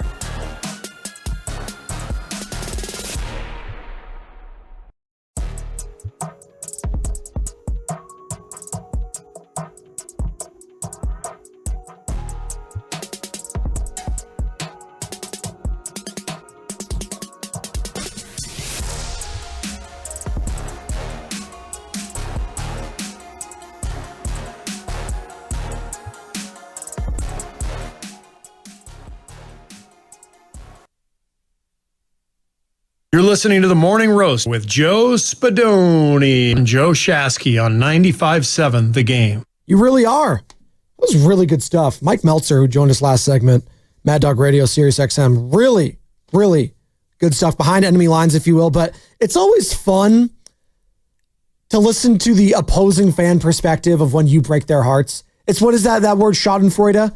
When you it's misery loves company, but other people's misery, you find joy in that. That's what the German word for it is. That's what a lot of Warriors fans feel like when they end an opposing fan base's season. And they have the opportunity to do that again tonight to the Houston Rockets, who the Warriors are all time against in the playoffs in series 4-0. It could be 5-0 tonight. Part of why I think a lot of younger Niner fans and myself at a certain point, it's not as strong today as it was back then. Part of why we hated the Seahawks so much was because they did end us. I'm talking about Niner fans. Yeah. Not only did you beat us in the biggest playoff game in your history and you had the signature moment, you rubbed it in our face while you did it. And then no one was the same after that on the team. Not Willis, not Bowman, obviously because of the injury for Bowman, not Frank Gore, not Aldon Smith, not Colin Kaepernick, and not even Jim Harbaugh. That entire team felt like it was ended the night of the NFC Championship game with the Richard Sherman play. And that you got to think a Rocket fan views it probably even worse when it comes to Steph Curry. Yes. How I would try to rationalize it as a Rockets fan is you guys couldn't hit one 3-pointer. You guys couldn't just break that streak. How much? 27, 21? You guys couldn't make one. But the fact that it's Stephen Curry, and I do think it's funny because I do think when people bring up, the babyface assassin, how he looks matters. And when I say how he looks, being 6'3", not being this physical specimen, not being LeBron James, not being, Giannis Antetokounmpo, right? It's okay, that guy's just bigger and stronger than us. No, he's not. That's what makes it harder because he's making ridiculous circus shots in your face and then shimmying afterwards. It drives the opposing fan bases nuts in a way that not even the LeBron Jameses, the Giannis's, the whoever's, right? The Kawhi Leonard's, he's quiet and stoic. But Steph does it with a smile on his face, and that makes it worse. I hate him even more if I'm an opposing. I hate it. It's kind of like there's some sort of hybrid of, Mookie Betts and Pedro Martinez, these smaller guys in their respected sport. Mookie's a great one. The smile, right? He always is smiling. It's impossible to hate him, and yet he's so good. I do hate him, but Sam Lubman still hates him. It's just, you're right. There are certain guys like that. And it's so funny that he has probably one of the best villains in the last 20 years of sports in Draymond Green alongside as his cohort, if you will. Right. He's the Two-Face, right? If he's Harvey Dent, he's the side that's all the acid and all the burn and stuff like that. That's the Draymond side. And then the nice, clean cut, slicked back hair. That's the Stephen Curry side. So if I were to just write down, obviously Houston is a franchise that Steph and the Warriors has ended. Just put into shambles. The Blazers are another one, right? Yeah. Okay, so let's write down the Blazers. Yeah, the CJ McCollum. It's funny now that Terry Stotts is a part of most of those. Now he's an assistant coach at the Warriors. No, but poor Dame, is obviously his career is at a crossroads because of the injury. Well, his career. Unfortunately, I hate saying this. Oakland's own. His career might be over because of that. He's older, an Achilles injury. It's hard to recover from things like that. Kevin Durant, say what you will, he's still taller than almost everyone there, and he can rise up against everyone. What is Dame's game predicated on? Speed a little bit, right? And creating his own jump shot. That sucks. I hate having to say that. I'm not going to doubt him, though. No, not the mental. I will never doubt the mental acuity of him and where science and sports science is today. Hopefully he can get back to even a semblance of what he was. Because it sucks. I don't want to see injuries take away. He's a top 75 player of all time. Whether you agree or disagree with that, he's a Hall of Famer. They ended him, though. The CJ McCollum, Dame Lillard, all those guys. All right, so let's just go Hall of Famers on these teams. Memphis. They ended Memphis. I'm talking about the first version of Memphis. Conley, Gasol, Randolph, Tony Allen. Yes. And there isn't really a Hall of Famer, I think, in that crew, but they were really good. That was a really good team. Hall of really good. I want to look up Mike Conley's stats. He's still playing. I know he's still playing. You're going to see him next round probably if you take care of business. I would throw Ja in there because this version of the Memphis Grizzlies they've kind of owned. And I think that if Ja is on the trajectory that he could stay on, he possibly could be a Hall of Famer. I think Mike Conley might have been in the same draft as Steph Curry, maybe a year before, 2007. Okay, year before. All right, he was the 4th overall pick from Memphis then. So yeah, no, it's a good one. I don't Did think Steph put the Pelicans in shambles after the Anthony Davis, the shot over Anthony Davis, even though they swept him in the first round? Or did they kind of do that to themselves? Pelicans just, they're okay, a so let's dumpster take fire. them off the board. Yeah. All right. The Clippers. Yes, it's a great one. Okay. That iteration of them. But although the Clippers kind of had the last time they met in the playoffs, the Clippers won that series. So it's like, but when it's all said and done, I think Steph is one of the biggest reasons why CP3 as a whole has not had a championship. yes, that's a good one. Oh, with CP3, that's the one too. And Doc Rivers, kind of like he does it does it to himself in a way, right? So I'm going to put that in Clipperland, right? Okay. So Houston Blazers, Memphis Clippers. Who else? Real quick, Clippers in big trouble. They're down 3-2 to the Denver Nuggets, and Jamal Murray looked incredible. All right, so you got all those teams. Who else has Steph ended in terms of? I mean, the Cleveland Cavaliers, right? Sure. Like, they do have one title, so they will have that. Could have been 3. But let's be honest, after they got Kevin Durant, that was just absolutely eviscerating and torching that franchise and sticking a knife in them left and right because they couldn't do anything against that one of the greatest teams, if not the greatest in the history of the sport. Okay, what about the Oklahoma City Thunder? Yes. Okay. Yes. So OKC, and that would be primarily Westbrook and when he was there, Durant. They have not gotten to a conference final since. Okay. Do we put the Sacramento Kings in there? I don't think they're on the level of some of these other teams. Is that No, why? and again, I put the Kings in the Pelicans category where they can't get out of their own way as a franchise. That's why we're having to go. What about the Lakers? No, Lakers have had their number a little bit, but they also haven't really been great at the same time. They weren't except relevant. For that. Yeah. Right. So let's leave them off the board. Yeah. Anyone else? Boston Celtics. Even though they didn't end them. No, you didn't end them. I think you more denied them. Although, if you meet up again this year and beat them, then yes. Okay, so Yes. maybe we'll put maybe on them. Mm-hmm. I agree with that. That is exactly. Yes. I agree with that. Who else are we omitting? There's got to be someone else. 888-957-9570 is the number. Did they delay the Denver Nuggets, even though that team was very injured when they first played them? No, because you just said it right there. There's an asterisk there for the Nuggets perspective because they didn't have their guys. They weren't healthy. Jamal Murray, Porter Jr. They just didn't have them. Okay. I keep talking about this, by the way. The Nuggets might be back if Jamal Murray is doing what he's doing They yesterday. got a long way to go. They're up 3-2 on the Clippers. We all kind of wrote them off early after the Clippers blew them out, right? We need a 7-game series in the OKC matchup, no matter who it is. Well, OKC wants a 7-game series now, wants the Clippers to extend that. But the Denver Nuggets present challenges with anyone with Jokic, and if Murray's hitting shots on top of that, yeah, they could win. They could win the whole thing. We've seen it a couple of years ago. They did that. So keep it in the back of your minds, folks. We got the Lakers, Minnesota after Warriors Rockets tonight, and if Minnesota takes care of business, they advance to the second round too, and obviously await the winner of the Warriors and Rockets. So I mean, if you're just looking at this in terms of Steph denying people, I think Houston has as good of a argument of getting their soul taken by Steph than anyone. And this iteration, obviously, don't feel that, but the fan base does. Sure. And Big Boss Man was bringing it up. Is this kind of how, Jazz fans feel about Michael Jordan? And, denying Jerry Sloan, a legendary Hall of Fame coach, rest in peace, the Karl Malone and John Stockton tandem, right? Like maybe any other team they play, they're getting a title, but it's that team. Kind of like how we view the Niners against the Chiefs. Yeah. It's like, are you serious? That's a really good call. We can't, that's the one guy in one team where we just can't beat. We have them dead in the rights, right? We have them, we have the Sharks circling around him, and all of a sudden, Mahomes finds a jet ski and he swims away and then he beats us. We don't know how it happens. It just does. And, I'll say this, though. I do think at the end of the day, the Warriors did have the better teams. I know the Rockets feel like they should have won that series. I do feel like the better team ended up winning. Yeah, though. but in sports, part of the beauty of sports is sometimes the better team doesn't win. Sometimes, but in this case, I do think those Warriors teams were better than those Rockets teams. I do. But you have to go out and do it. I know a lot of Niners fans don't feel like the Chiefs were a better team than them.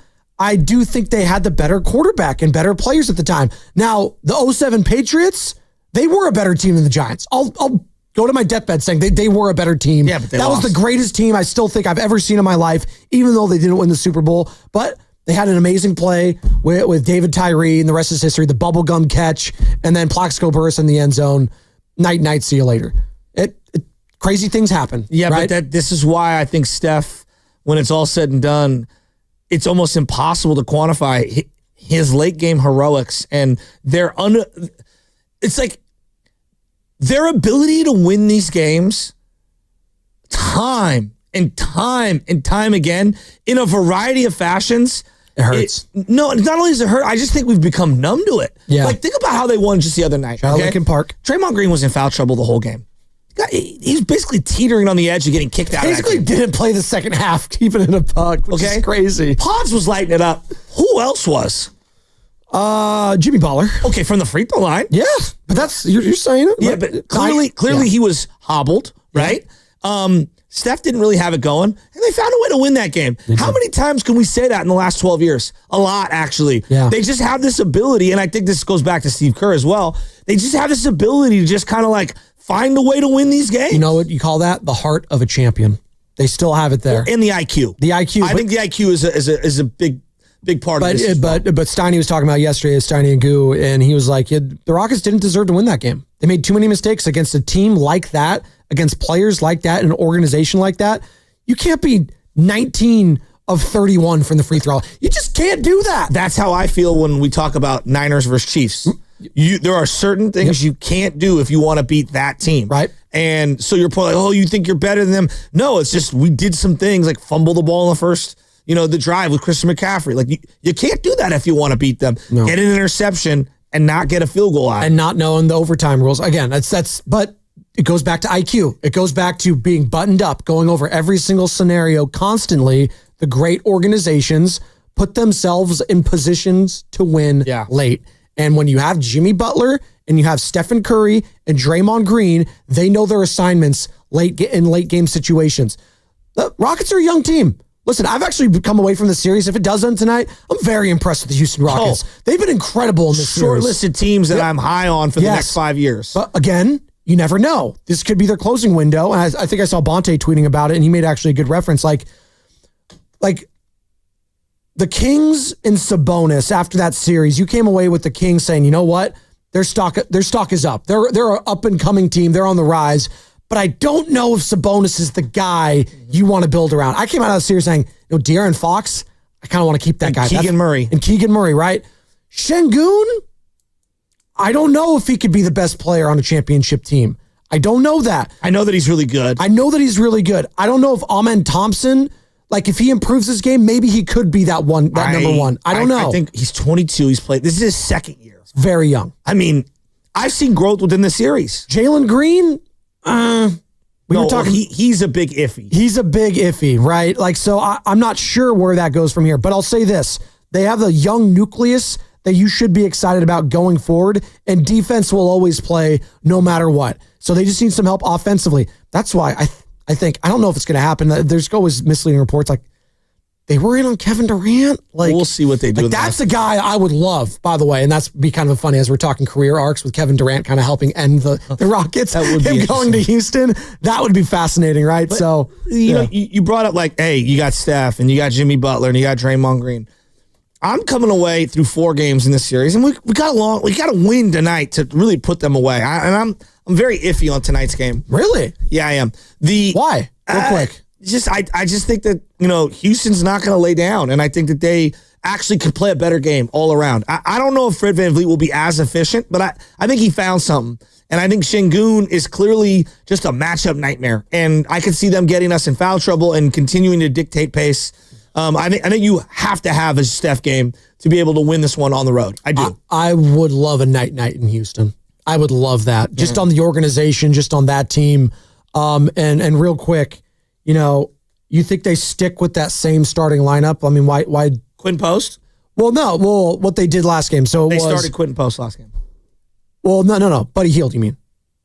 Oh, excuse me, Yeah, Buddy Hield. Buddy Hield. Yeah, yeah, They yeah. started Quentin posting I the had to start Kuminga questioning. game. I was looking. I was like, wait, And the Kuminga game. is my box score wrong? Joe Shaz. Yeah, no, but Draymond, Butler, Curry, Pods. Hield, Pods. Do you think you do that again? Yeah, I Stick probably with would. that? Okay. I probably would. My biggest takeaway through 4 games is that, like, Brandon Podziemski's here. Not that he is a superstar or whatever, but in terms of, like, third scorer on this team, that's exactly who he is right now. He is your third most reliable scorer. And, look, that might terrify some people, but the guy gets a lot of layups. He creates a ton of second chance opportunities. He's involved in a lot of action as a passer, as a screener, as a roller. His 3-point shot has looked more decisive. He's got better arc on it. I think his touch has improved as the season has went on. I don't, as an offensive solo artist, I don't view him the way I view Jordan Poole. But in the fabric of the Warrior offense, I actually think he fits a little better right now because he can do a little more in terms of overall floor game than what JP can. JP is an outstanding ISO scorer and can play off ball and can catch and shoot. He can get to the rim. Like, he was different. Like, he can get his layups and get there. And Potts, in his own unorthodox way, gets to the rim pretty well. I hear you. But also, I think JP was just a better athlete overall than him, so he relied on that. Maybe. You don't think so? I think we underrate Podziemski's athleticism. Well, I mean, okay, I'm not. Listen, I'm a white guy talking about the white athlete. I love the gym rats, the guys that work very hard. Potts gets his shot off over a lot of people. No, he does, but Jordan Poole, I feel like he's maybe just because of his body type. I felt like he was a little taller than Podziemski too. Oh, I think Podziemski's 6'5". I think Jordan Poole's what, 6'3", 6'2"? 6'4". So maybe it's just the body type I'm looking He's at. 6'4"? He's just what he's listed at 6'4". But again, like, I think he had better hops, is what I'm saying with athleticism. I think that's inarguable. Jordan Poole, but in this system, I think athleticism is not a requirement. I think discernment and making the right play, making the extra pass, kicking it around, continuing to move. Like, I think the skill set for Podziemski obviously fits a lot better with this team and what they want to do. Sure. No, I understand, but let's also not get it twisted. Jordan Poole did win a title and was a key cog in that. So let's wait for Pods to do that as well with the Golden State Warriors before we start saying this is a better fit. So I hear you, but I think we're a little jaded on how things ended with Jordan Poole, and I still got a tremendous amount of respect for what he did here in Golden State. I'm not saying you aren't, but I'm just saying I think he's replicating comparable production. Okay, that's what I'm saying, but not maybe in the I only score way, but in terms of setting up others and leading to victories. And also, he's closed way more games than JP down the stretch in these playoff games.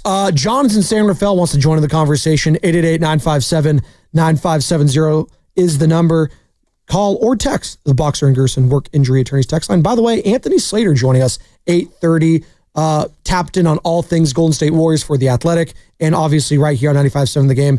And you're going to want to be listening real quick between now and 8:30. Shasky and I, the morning roast, 95.7 The Game, and courtesy of Oracle. I should put that in there, courtesy of Oracle. We are giving you a 4-pack of tickets to Saturday's game between the San Francisco Giants and Colorado Rockies. It's going to be Star Wars weekend, and the first 15,000 guests at Saturday's game will receive a Star Wars bucket hat. You're going to want to be listening between now and 8:30. You're going to be hearing a sounder. Not yet, but you're going to be hearing it. And when I play it, you're going to be caller number 5 to the contest line, and I'll give out that number at that time. But in the meantime, let's go to John in San Rafael. John, good morning. What you got, ma'am? Good morning, guys. I'm a first-time caller. First, I want to say I really appreciate the way that you get into the weeds a little bit and break things down. A moment ago, you were talking about the game where Draymond essentially didn't play in the second half, and then you talked about all the different sets of circumstances where somehow the Warriors find a way to win, and that it's been going on for a decade. And, the simple fact of the matter is what you were really talking about is the genius of Steve Kerr, the underrated genius of Steve Kerr. As a former player and as a coach, he seems to have this intrinsic sense of when things are starting to turn or what needs to be done. And nobody's perfect. I'm not saying he is.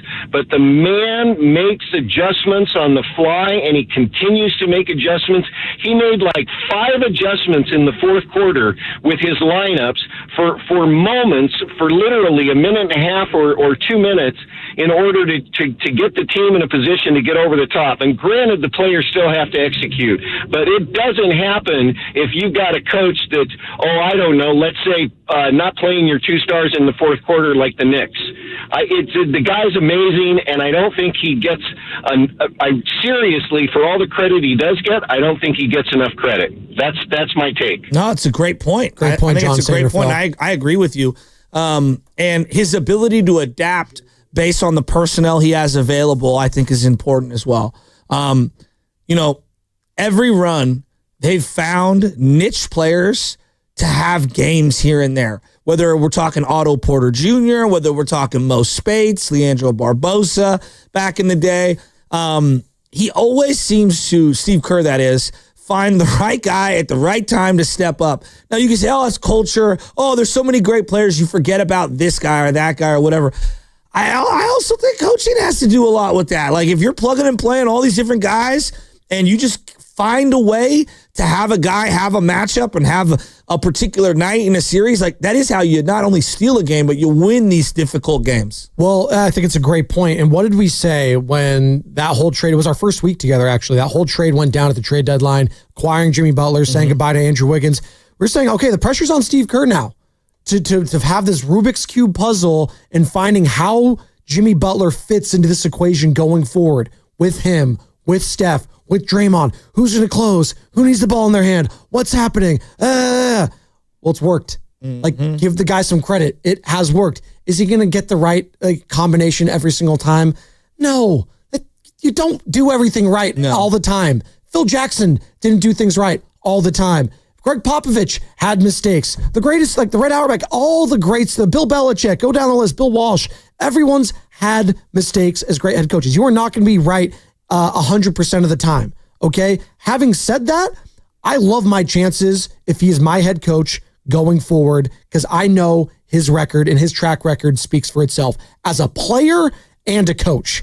Again, I'm going to say it. I'll say it every day if I have to. I don't care. He has lost one Western Conference series in his career. He's lost one time in the Western Conference playoffs, people. One time. Yeah, I'm taking him over JJ Redick. Yeah, I'm taking him over Adelman, whoever his first name is, who took over for Michael Malone. Yeah, I'm taking him over Ty Lue. And I like Ty Lue, but I'm taking Steve Kerr over him. Daignault, whatever you want to pronounce it. I'm taking him over OKC and Tibbs and everyone else, Missoula. I am taking my guy, Steve Kerr, and I am trusting that he will get the right combination in the right moment, in the right game. And if he doesn't, he'll learn from his mistakes. That is something I do appreciate from Steve Kerr. He'll own it if he makes a mistake. He'll say, you know what? And again, that Kyrie Irving game with the Dallas Mavericks when they didn't double him, that was one of like the bad losses that they had in that scenario. He even said, he's like, yeah, I probably should have doubled him earlier. I probably made a mistake there. It's refreshing because a lot of coaches I'm seeing it right now in JJ Redick saying, I don't think it was fatigue that lost us that game. It was our star players not making layups. So I was like, okay, well, JJ, you could have just said, you know what, maybe I should have gotten some guys rest. Steve Kerr, I think, would have said that. Like, that's a green head coach right there, showing his age and years when in his basketball puberty as a head coach, if you will, to go guru on you. And that's why Steve Kerr and against Ime Udoka, who has coached to a finals. So I'm taking Steve Kerr in this scenario. And also helps that you have Steph Curry too. And he'll tell you that. You think? You think? That was a lot there. Sorry, but yeah. I think one of the things that we forget is like over time, we forget some of the people they've taken down. And Hall of Famers, man. Well, like I think this happens also with Jordan, right? So like you guys were talking about like who did Jordan deny? It's like, and the first name that I came to my mouth that none of you guys even ever, no one ever represented. They did beat the Lakers in their first ever title. They did beat a team that was literally in 9 finals, okay, and had all the experience, even if they were older. Yeah. And Magic had an opportunity to get his 6th final. Yep. Right, that's who who Michael beat in his first title. The Warriors' first title, they beat LeBron, coming off of Heatles LeBron. Yep. Probably the apex of his physical capabilities. Would you agree? Yes. Yeah. Okay. Like, let's also, J.R. Smith was 29. Okay. Now, Tristan Thompson and Dellavedova were younger, but you had James Jones and Mike Miller on that team, even though they didn't play a whole lot. Timothy Mozgov was 28 years old. Yep. The Warriors had none of the experience back then. And the Lakers, the Cavaliers had the majority of the experience, yep. In particular, LeBron James. Now, obviously, injuries were a big part of that series. You know, you had the injury with Kevin Love. You had the injury with Kyrie Irving. I'm not going to pretend like those didn't factor in. Of course they did. but you still beat LeBron. You know, it's funny you bring up that. And you had no experience. You bring up that Chicago Bulls team in 1991 that beat the Los Angeles Lakers. You know who the coach was for the Lakers? Mike Dunleavy, senior. It's funny. No, it's funny how things, Chicago Bulls. Read off that original Laker roster. Okay, so they had Vlade Divac, who was really good. He's a Hall of Famer. I think he was drafted in 88 or 89. Yeah, he was sick. Like, people think of him as the Kings, but he was amazing. No, he was awesome. Magic Johnson. Eldon Campbell. Yeah, James Worthy. James, a Hall of Famer. Yeah, come on. Who else we got? AC Green. Yeah, who was awesome. Byron Scott was hurt and injured in that. Like, that was a big one that they were missing. Who else we got? Michael Thompson, Clay's dad, was on that team still. I mentioned Sam Perkins, Larry Drew, and like you said, Tony Smith, Terry Teagle, Irving Thomas. But James Worthy and Byron Scott, those were kind of guys that were injured in that series too. But again, aging. But you have Magic Johnson. Like, that's like, come on. And you beat the Showtime Lakers. Yes. And basically ended their little run. And in the Eastern Conference Finals, who'd they beat and got revenge on? The Detroit Pistons. Exactly. And it was obviously the famous where they didn't shake hands. Yes. And, so the rest is history there. And But when we talk about Kerr, I don't think that first title, I just don't think people give it enough appreciation. No. They were the clear underdogs. No one in the world thought they were going to win. And I know time has changed it. It's like, oh, well, of course the Warriors were going to beat the Cavaliers. Go back and remember it. Like, after you won the championship, you sat there, you're like, we just beat LeBron James in the championship. Yep. Heedles LeBron. Yeah, I know. It's insane. It's insane. No. And I look at that team in that series, and because the injury, Kyrie Irving, can you do it again? And then they did do it again and have the greatest regular season in history of sport, then came back from down 3-1 in the Western Conference Finals against the Oklahoma City Thunder, who had been to an NBA Finals a couple years prior, against that Miami Heat team. And to do it in that building, Game 6 Clay, the rest was history. Like, they were able to do that and then build a 3-1 series later. I think if everyone just sleeps on the comeback or thinks of the comeback, no, they had a 3-1 series. They should have. They were, again, we're talking about who was the better. They were the better team in that series. They were the better team in that series. It was a lot. It was back and forth. Like the blowout. Bogut got hurt. Like, if we want to do the same thing with, we're blaming that. Well, Kyrie Irving was hurt. Well, Bogut got hurt. Like, that was a big. Iggy. Like, yeah, that was big. Yeah, but they also were tied with 2 minutes to go. Okay. Well, you didn't execute. Yeah, that's fine. But I still think the Warriors are a better team in that series. That's fine. If you don't think that, I do. If I say it in my head, it's like, well, then I'm trying to like discredit the accomplishments of Kyrie and LeBron. It's a loss that'll never sit well with. Every single great comeback has an equal choke job built into it, as far as I'm concerned. There's always the 28-3 blown lead in the Super Bowl. Yeah, it was an incredible comeback. That was also an incredible gag job. Like, that was, oh my God. Like, I feel sorry for Atlanta Falcons. Like, they can't even look at the number 28 and not think of that score, or the number 3. You can't even look at those numbers. I just think when you're facing certain people, I hate hearing the word choke. Like, it's just. I know you don't. You and Steiny hate that word. I don't, because I think it diminishes, the whole competitive aspect of playing sports. Things happen. Stuff happens. It's never over. It's just the way I view it. Like, it's never over. Anyone could beat anyone on any given day, given the circumstances. That's fine. But when you have a 28-3 lead in the Super Bowl, or you have a 3-1 series lead, like, I would say, if I'm a Warriors fan, I was like, we probably gagged that away more than they had the incredible comeback. No, there are things I would like back. Correct. Right? But that also doesn't, gagging it away. I mean, Steph couldn't move, and he couldn't, shake Kevin Love on the perimeter. He threw a ball away. Iggy gets blocked by LeBron James. Like, a lot of this also has to do with what Cleveland did well. Sure, no, and look, talking about gagging it away, I'm sure that's how Rockets fans feel, right? Back in, Game 7 when they missed 27 straight three-pointers. It's like, we could have get one? Just one of them? By the way, the Rockets announcer, Craig Ackerman, we're talking about like PTSD from fan bases that players have given. We're talking about Michael Jordan doing that for a lot of fan bases, Stephen Curry. Here's the Rockets announcer, Craig Ackerman, talking about the PTSD he has from Stephen Curry. Curry got to pick him up, shakes loose. Oh my goodness. Beats the shot clock. Steph Curry with 28, his fourth three. I'm just telling you, man, I got PTSD from seeing this dude too many times in the playoffs. I'm just going to admit it. Comes into Curry on the bounce, launches deep one. Oh my goodness, and he hits it. It's exactly like me and Mahomes. Real quick, exactly like me and Mahomes. You know what I appreciate about opposing announcers that are supposed to have a tinge of bias to them, a tinge. Like there's like Fitz, obviously, Tim Roy. They're calling it through a Warriors lens, if you will. They're team employees. That's the way I view it. But I love when announcers feel the moment of opposing players when they're on fire. Yes. And they know the moment. That's what I appreciate about great announcers. Fitz, if he sees, even LeBron having an incredible guy, he'll feel the moment. Tim Roy, same thing. I know you don't want to do that, but it's the same scenario where the Rockets are like, oh my God, Stephen Curry, this guy's incredible. How can you not just appreciate greatness? And that's what I love about great podcasters. And we're going to be talking to one at 9:20 with Dave Fleming, because I'm sure he feels moments too, whether it's a Shohei Ohtani, it's like, oh my God, like, yeah, it's the Dodgers. I can't stand that, but they're incredible. And he's incredible. And you have to feel the moment. And I appreciate that. You can go one of two ways, Joe. Either you do that or you just have disgust. Right? It's like, oh my God, are you kidding me? Like just silence. It's like you can't say anything. That was me with the early 90s Dallas Cowboys. Yeah, just. Well, they were so good. I hated them, but I also recognized Emmett's one of the best running backs of all time. Right. Michael Irvin's one of the most difficult covers in the league. And Troy Aikman, as much as I hate his guts, he just didn't make mistakes. Well, I think Bonte's talked about this too. Like the appreciation, I should say, for Troy Aikman has come for Niners fans like in the booth more. Like he's been way more. He's great, and he have the famous. Way more. I'm afraid Jimmy Garoppolo's going to have to get it done drop. Where is that, by the way? I have that somewhere. Well, the same thing can be said for I think a lot of people when it comes to once a guy retires, you can kind of let your guard down a little and recognize how great they are. Like one day Kershaw's going to hang it up and I'll be able to be like, yeah, Kershaw's pretty badass. Yeah, he's incredible. It's just he's not an incredible postseason pitcher. It doesn't take away what he did in the regular season, but I think a lot of people are going to be looking at that. And Giants fans, I think it's easy for them to reflect on Clayton Kershaw too, because they won so many World Series titles and their guys balled out in the playoffs and they could laugh at him while he had his playoff miseries and shortcomings.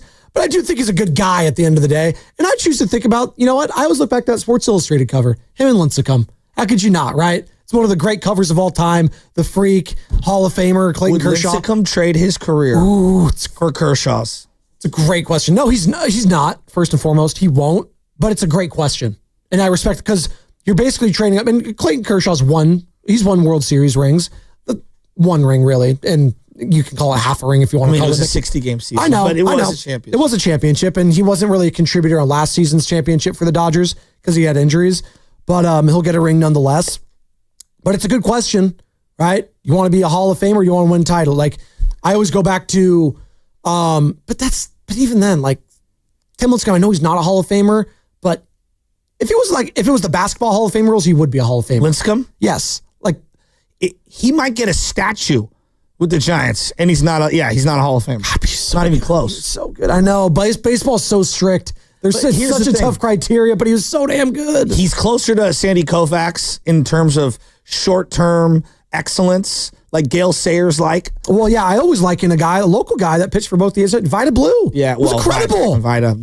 Last base hit by a pitcher in the American League. I mean, he was incredible. He won 3 World Series, won 3 straight. 72, 74, amazing. 6-time All-Star, MVP. I mean, if you play the video game, 200 wins. If you play the video game and you never saw him pitch on YouTube or whatever, if you play the video game, MLB The Show, and you get to use Vida Blue, he's got one of the coolest pitching deliveries of all time. I don't know, man. I think he actually kind of should be in the, I'm just looking at his resume right now. I get it.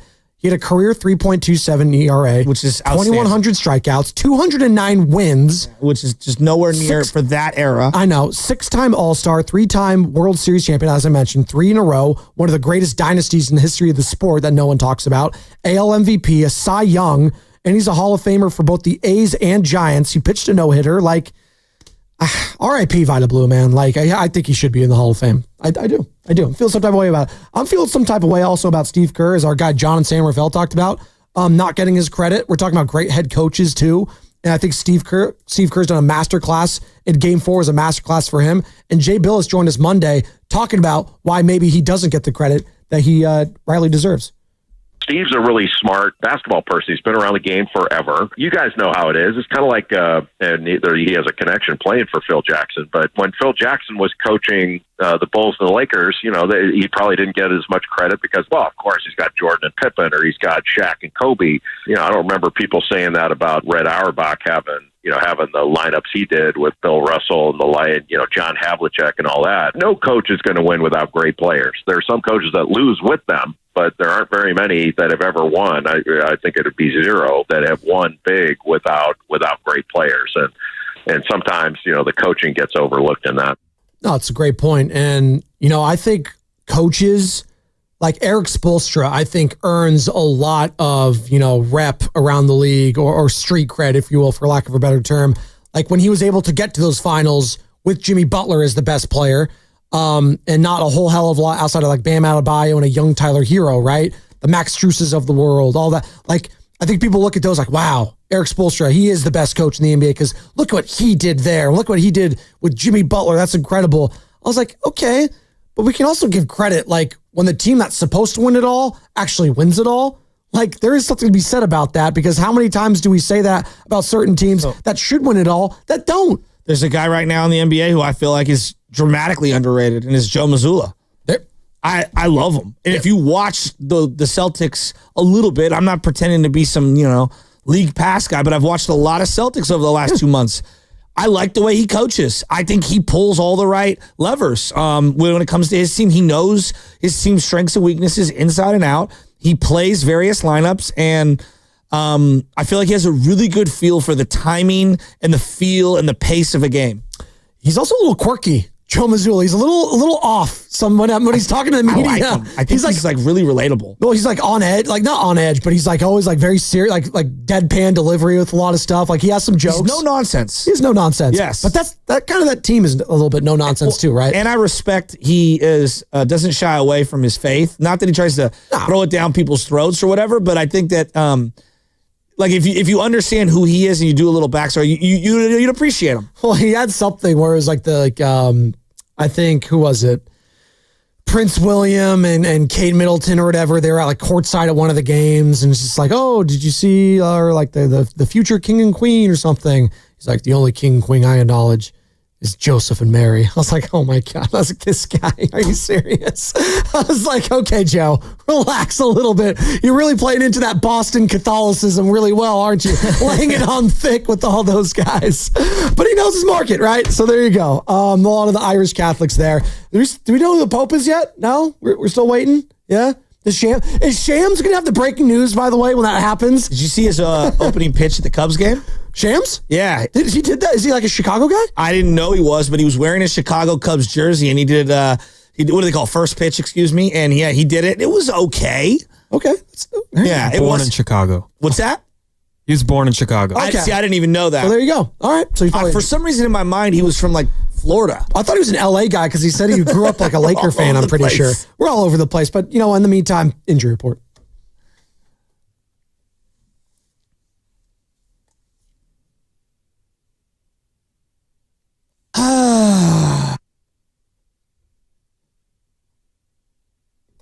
The Warriors have two notable names on the injury report tonight. Stephen Curry is dealing with a thumb injury on his right hand. He is expected to play. However, despite the injury designation, and Jimmy Butler is also on the injury report due to his deep glute muscle contusion. After pushing through the pain in Game 4, he is listed as a game time decision for Game 5 tonight. Interesting. I thought he was probable yesterday at some point. Maybe not. The injury report was brought to you by Boxer & Gerson, Northern California's premier workers' compensation law firm, helping injured workers get their lives back for over 40 years. What's coming up in the game is brought to you by Fremont Bank, here for you, here for good. Anthony Slater coming up at 8:30, talking about Game 5 tonight in Houston, 4:30 tip-off right here on 95.7 The Game. Coverage that starts at 3:30, plus Dave Fleming at 9:20. We'll talk some Giants, talk some Gigantes, and also we'll ask him about those Warriors match as well, because you know what, Dave Fleming, he's tapped in on everything. There's no one's opinion I respect more when it comes to Bay Area sports than one David B. Fleming at 9:20. Thank you, Dave. And by the way, keep listening. The next 30 minutes, your opportunity to win a 4-pack to a Giants game this Saturday against the Colorado Rockies. It's Spadoni, it's Jasky. Come on back on 95.7 The Game.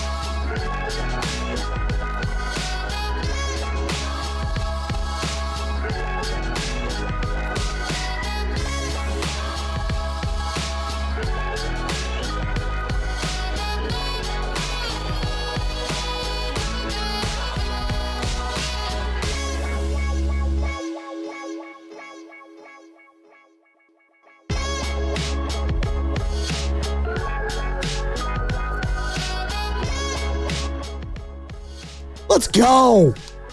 Fired up, baby. Halfway home here on a hump day. Morning roast. We're rolling. We got Anthony Slater coming up in about 30 minutes. Who is Anthony Slater? I'm glad you asked. He's our 95.7 The Game Warriors insider. Knows all thing Dubs. Plus, we got Dave Fleming, voice of your San Francisco Gigantes, at 9:20. And you know what's great about Dave? We'll talk some orange and black, but we could also talk about the blue and gold as well, because he's tapped in on all things Bay Area sports. He is one of the best. Guy knows golf, guy knows tennis, guy knows that. He knows everything Stanford, loves him some Andrew Luck, loves all of it. So Dave Fleming at 9:20. And also be listening for the next 30 minutes because you have an opportunity to win a 4-pack of tickets for Saturday's game between the Rockies and the Giants. And it is a Star Wars giveaway weekend. So you definitely want to be going to that. As I say good morning to you, Joe Shasky. How you doing, man? I'm doing lovely. You know? It's game 5 tonight. Are you locked in, dude? You locked in tonight? Am I? Yes. Of course I'm locked in tonight. Are you? Are you feeling it? Love the early start. Well, that goes without saying. Love the early start. Honestly, the rest of the playoffs, if it could be at 4:30 every single time, I'd be great. I remember when the Giants went from having games at like 7-11, like that's when the opening pitch would be, to now they've down to like 6:30 or 6:40. Love it. No one is complaining. Everyone loves it. The games are over by 9:30. It's just so much better. Like, dude, kids go to bed early. These people that want to like watch the games till 11 o'clock at night, go live on the East Coast. To hell with the kids, as Sonny would say. I need to go to sleep early. Screw Benny and Nora, please. Dad needs some sleep at 8:30, 9 o'clock. And shout out to those watching on YouTube, brought to you by First and NorCal Credit Union. For a low-rate auto loan, apply online or just ask for First NorCal financing at the dealer. And we are coming to you live from the Laughing Monk Studios, Laughing Monk, righteously brewed in San Francisco. Just kidding, Benny and Nora. I love you. And by the way, it is a Warriors Wednesday, brought to you by Freeman's Appliance. Come see their full selection of in-stock luxury appliances in live working vignettes. Visit Freeman's Appliance in Pleasant Hill today. And it is a potential series wrap-up game tonight as the Warriors are up 3-1 over the Houston Rockets. Take care of business tonight. You'll be awaiting the potential winner of T-Wolves Lakers. T-Wolves can also wrap up their series tonight as they have a 3-1 series lead in LA over the Lakers. So both teams win tonight. They're probably playing at one point, maybe on Sunday this weekend, and then we would have a reaction on Monday in place. But take care of business tonight, and then we could talk about next round. But we're still focused on the first round today. So if the Warriors could take care of business tonight, we're rooting for chaos. We're rooting for the Lakers. Oh, you're rooting for the Lakers and Luka and LeBron the next 2 games to push it to 7 games. At minimum. Yes. I might even make the argument that the Lakers would be the more favorable matchup, but I'm willing to have that discussion once we finally are ready. Like you said, at minimum, I was like, I don't think there's a max. I think that is the maximum. They can't go past 7 games, Joe. So it goes to game 7. Go to overtime. Oh, okay. Double over, triple over, just keep going. Every game. Okay, just keep going overtime. Did you watch like last night the Bucks game? Like not only did they get eliminated, it went to overtime and got eliminated. So they had a 17-point lead in the first quarter too. Yikes. That means nothing in today's NBA. Nothing? With the 3 ball, like, a couple of possessions, boom, 9 points. I do think tonight, though, like getting out to an early lead, like, and I hear you, like the Rockets have been able to withstand a lot of these runs, and credit to them. They've been very resilient. That's the word I would use to describe them. They've been resilient this series.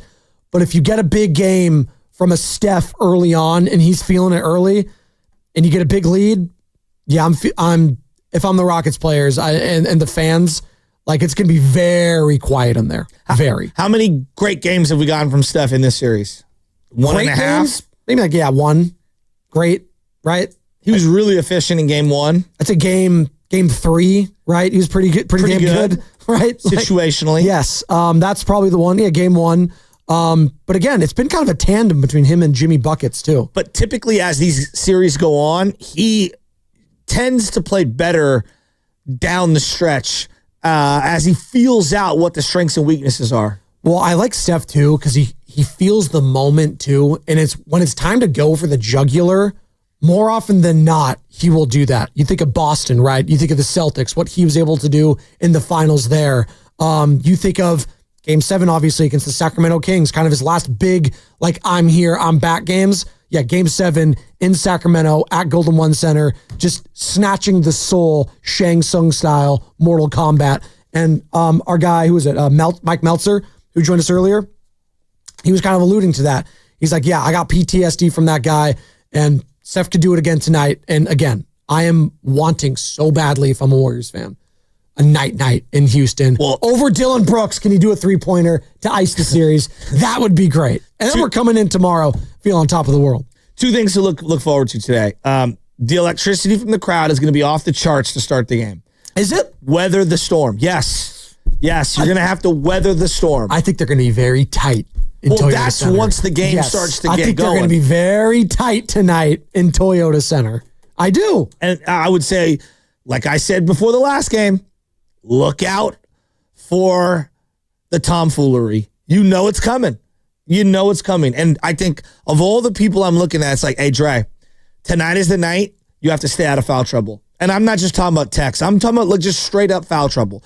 I need you to be ready to roll. I have a feeling Draymond is going to bust out in this game. He hasn't really had a good offensive game in this series. It isn't a great matchup for him. Yeah. But I think tonight's the night he does it. Didn't mean to cut you off there. He did have 2 straight 3-pointers early on in the last game. I was like, oh, okay, we're going to get Draymond's back. Those are only 2 made shots, though. But they're big early on, right? To build that 12-point lead early on in that game. And again, I think it's incumbent on them.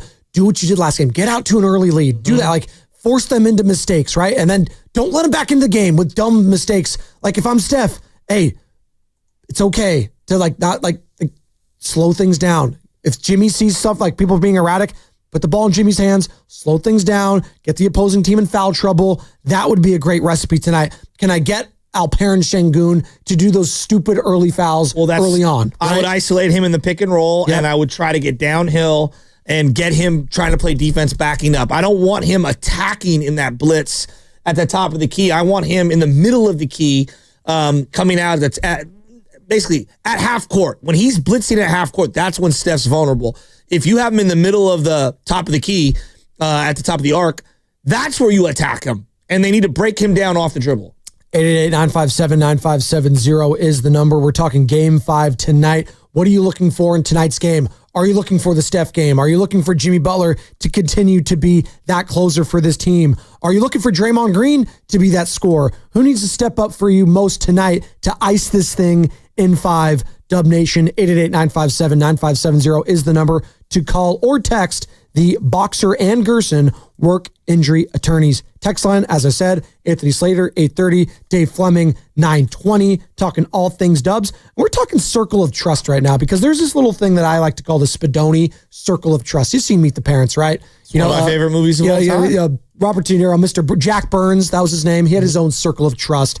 And was Greg Fokker in it or was he not, right? And I like to do that with my sports teams. There's certain players, like with the Giants right now.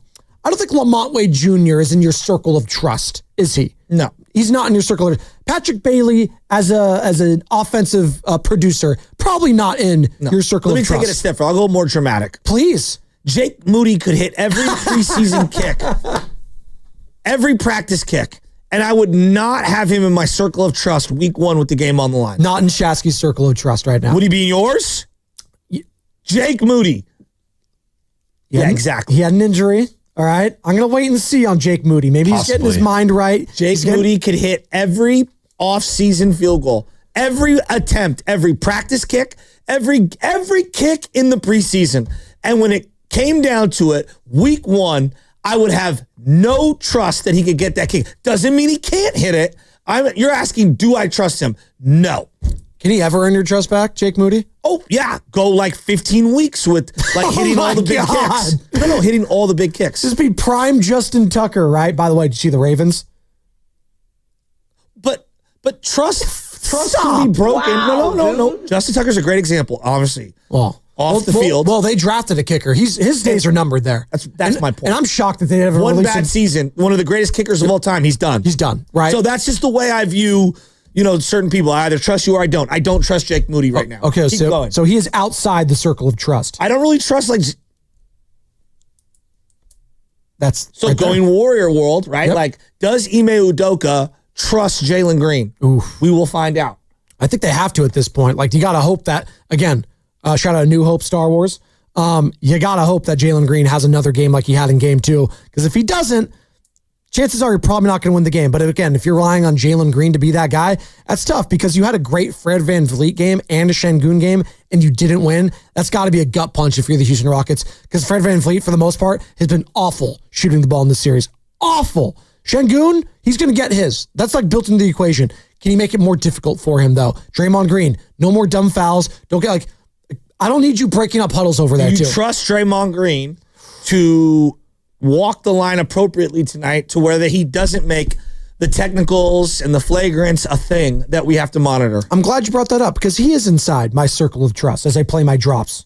You are now on the inside of what I like to call circle of trust. I do trust him. Okay, so Dre is in the circle of trust. Who else is in the Spadoni circle of trust? You know who's in the circle of trust right now?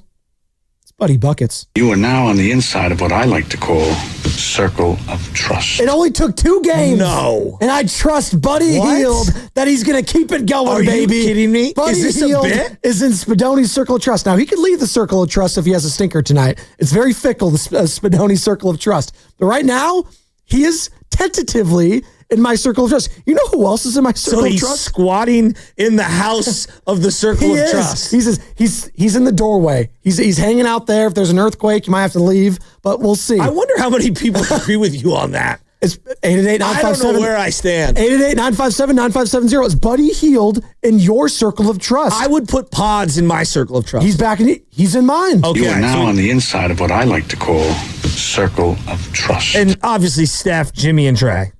Absolutely. But I'll say this. I actually trust Podziemski's offense in this game more than I trust Draymond to not get a flagrant. So I like that. Does that make sense? That's a great point. My starting lineup right now, if they go the same starting lineup, Draymond, Jimmy, Steph, Buddy, and Brandon, I trust them all right now. Okay. That's 5 people in the circle. Who I don't trust right now, who is outside of my circle of trust? Quinn Post? It's Moses Moody. Then I have no choice but to put you right back outside the circle. It's unfortunate. So I've got Moody outside the circle of trust. Quinn Post? It's a tough one. I think he's on the outside. Then I have no choice but to put you right back outside the circle. Okay. Oh, that's a double. Yeah, you heard that sounder real quick. Yeah, what does that mean? That means be caller number 5 to our contest line, 415-523-4652. That's 415-523-4652. And you'll win a 4-pack of tickets to the game, courtesy of Oracle. And for more tickets, go to sfgiants.com. We're playing Circle of Trust right now. Spadoni's Circle of Trust. The starting 5, Draymond, Jimmy, Steph, Buddy, Brandon, they're in the Circle of Trust. Moody, currently outside. What about GP2? Currently outside. GP2, you know what? You are now on the inside of what I like to call circle of trust. He's a vet. I trust Gary Payton II to make the right plays at the right time. 5, 6 guys in there. Okay, what about Looney? Looney? You're still in the circle of trust, so I'm going to give you one more chance. He's got one more chance.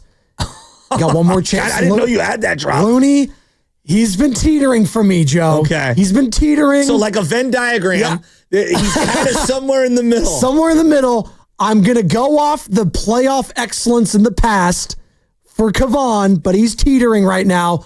I'm going to keep it. I know Brian Palo Alto's pulling out his hair, but if he has hair, I don't know what you look like, Brian. He might be bald for all I know, but that's okay. Kevon Looney is tentatively in my circle of trust. What about you? I think Brian in Palo Alto has a full head of hair. I absolutely. I think he's living a very stress-free life. No, stop. Guys tweeting us left and right during the game. Oh, man. Okay, so we've got 7 guys in there. Moody and QP on the outside. Yes. Kaminga. I mean. Then I have no choice but to put you right back outside the circle. Sorry, he's outside. Like how can you trust him at this point? What has he shown you to trust him? I don't. I love the guy. I'm rooting for him. He's absolutely outside the circle of trust, right? TJD? Then I have no choice but to put you right back outside the circle. No, I don't trust that guy. Sorry, I love TJD. Again, I wasn't mad at the minutes that he got, but he showed you. Like this series, no. What about Guy Santos? He hasn't played a lot, but you know what? You're still in the circle of trust, so I'm going to give you one more chance. I'll give him another chance. So Looney and Gee have one more chance in the circle of trust, Yes. but Buddy is allowed full He's vacant, hot. full occupancy. He's hot. Buddy Hield's in my circle of trust. If you think that's insane, 888-957-9570. Have I not mentioned everyone? I don't know. No, that's here. it. The Braxton Keys and the Kevin Knoxes and Pat Spencers. I don't think they're going to get time. I actually do. If you brought up Pat Spencer, sneakily, I would say he's in my circle of trust. You know I'm Pat Spencer. I know. No one has talked more Pat Spencer before he played than myself. All right, so read out. I love the guy. So read out to me what I have there. Okay. This is So the Spadoni's circle of trust. circle of trust. As I'm trying Yes. to show the YouTube audience the notebook as I make the noises here that I There you have. Okay, so in the circle, Draymond, Steph, Pods, Butler, Buddy, GP2, and then two guys that are also in there, but it's their last chance, Gee and Looney. Yes. Okay, so basically everybody but TJD, Moses Moody, Kuminga, and QP.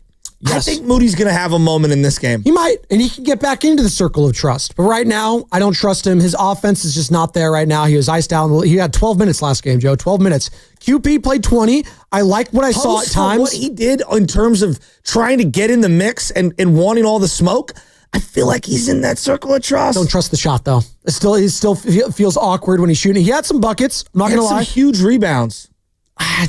Not quite there with him yet. But again, you can get back into it. This is subject to change, the circle of trust. As always, there's a little disclaimer, subject to change. If you set fire to Spadoni's, what is that thing that he sets fire to accidentally?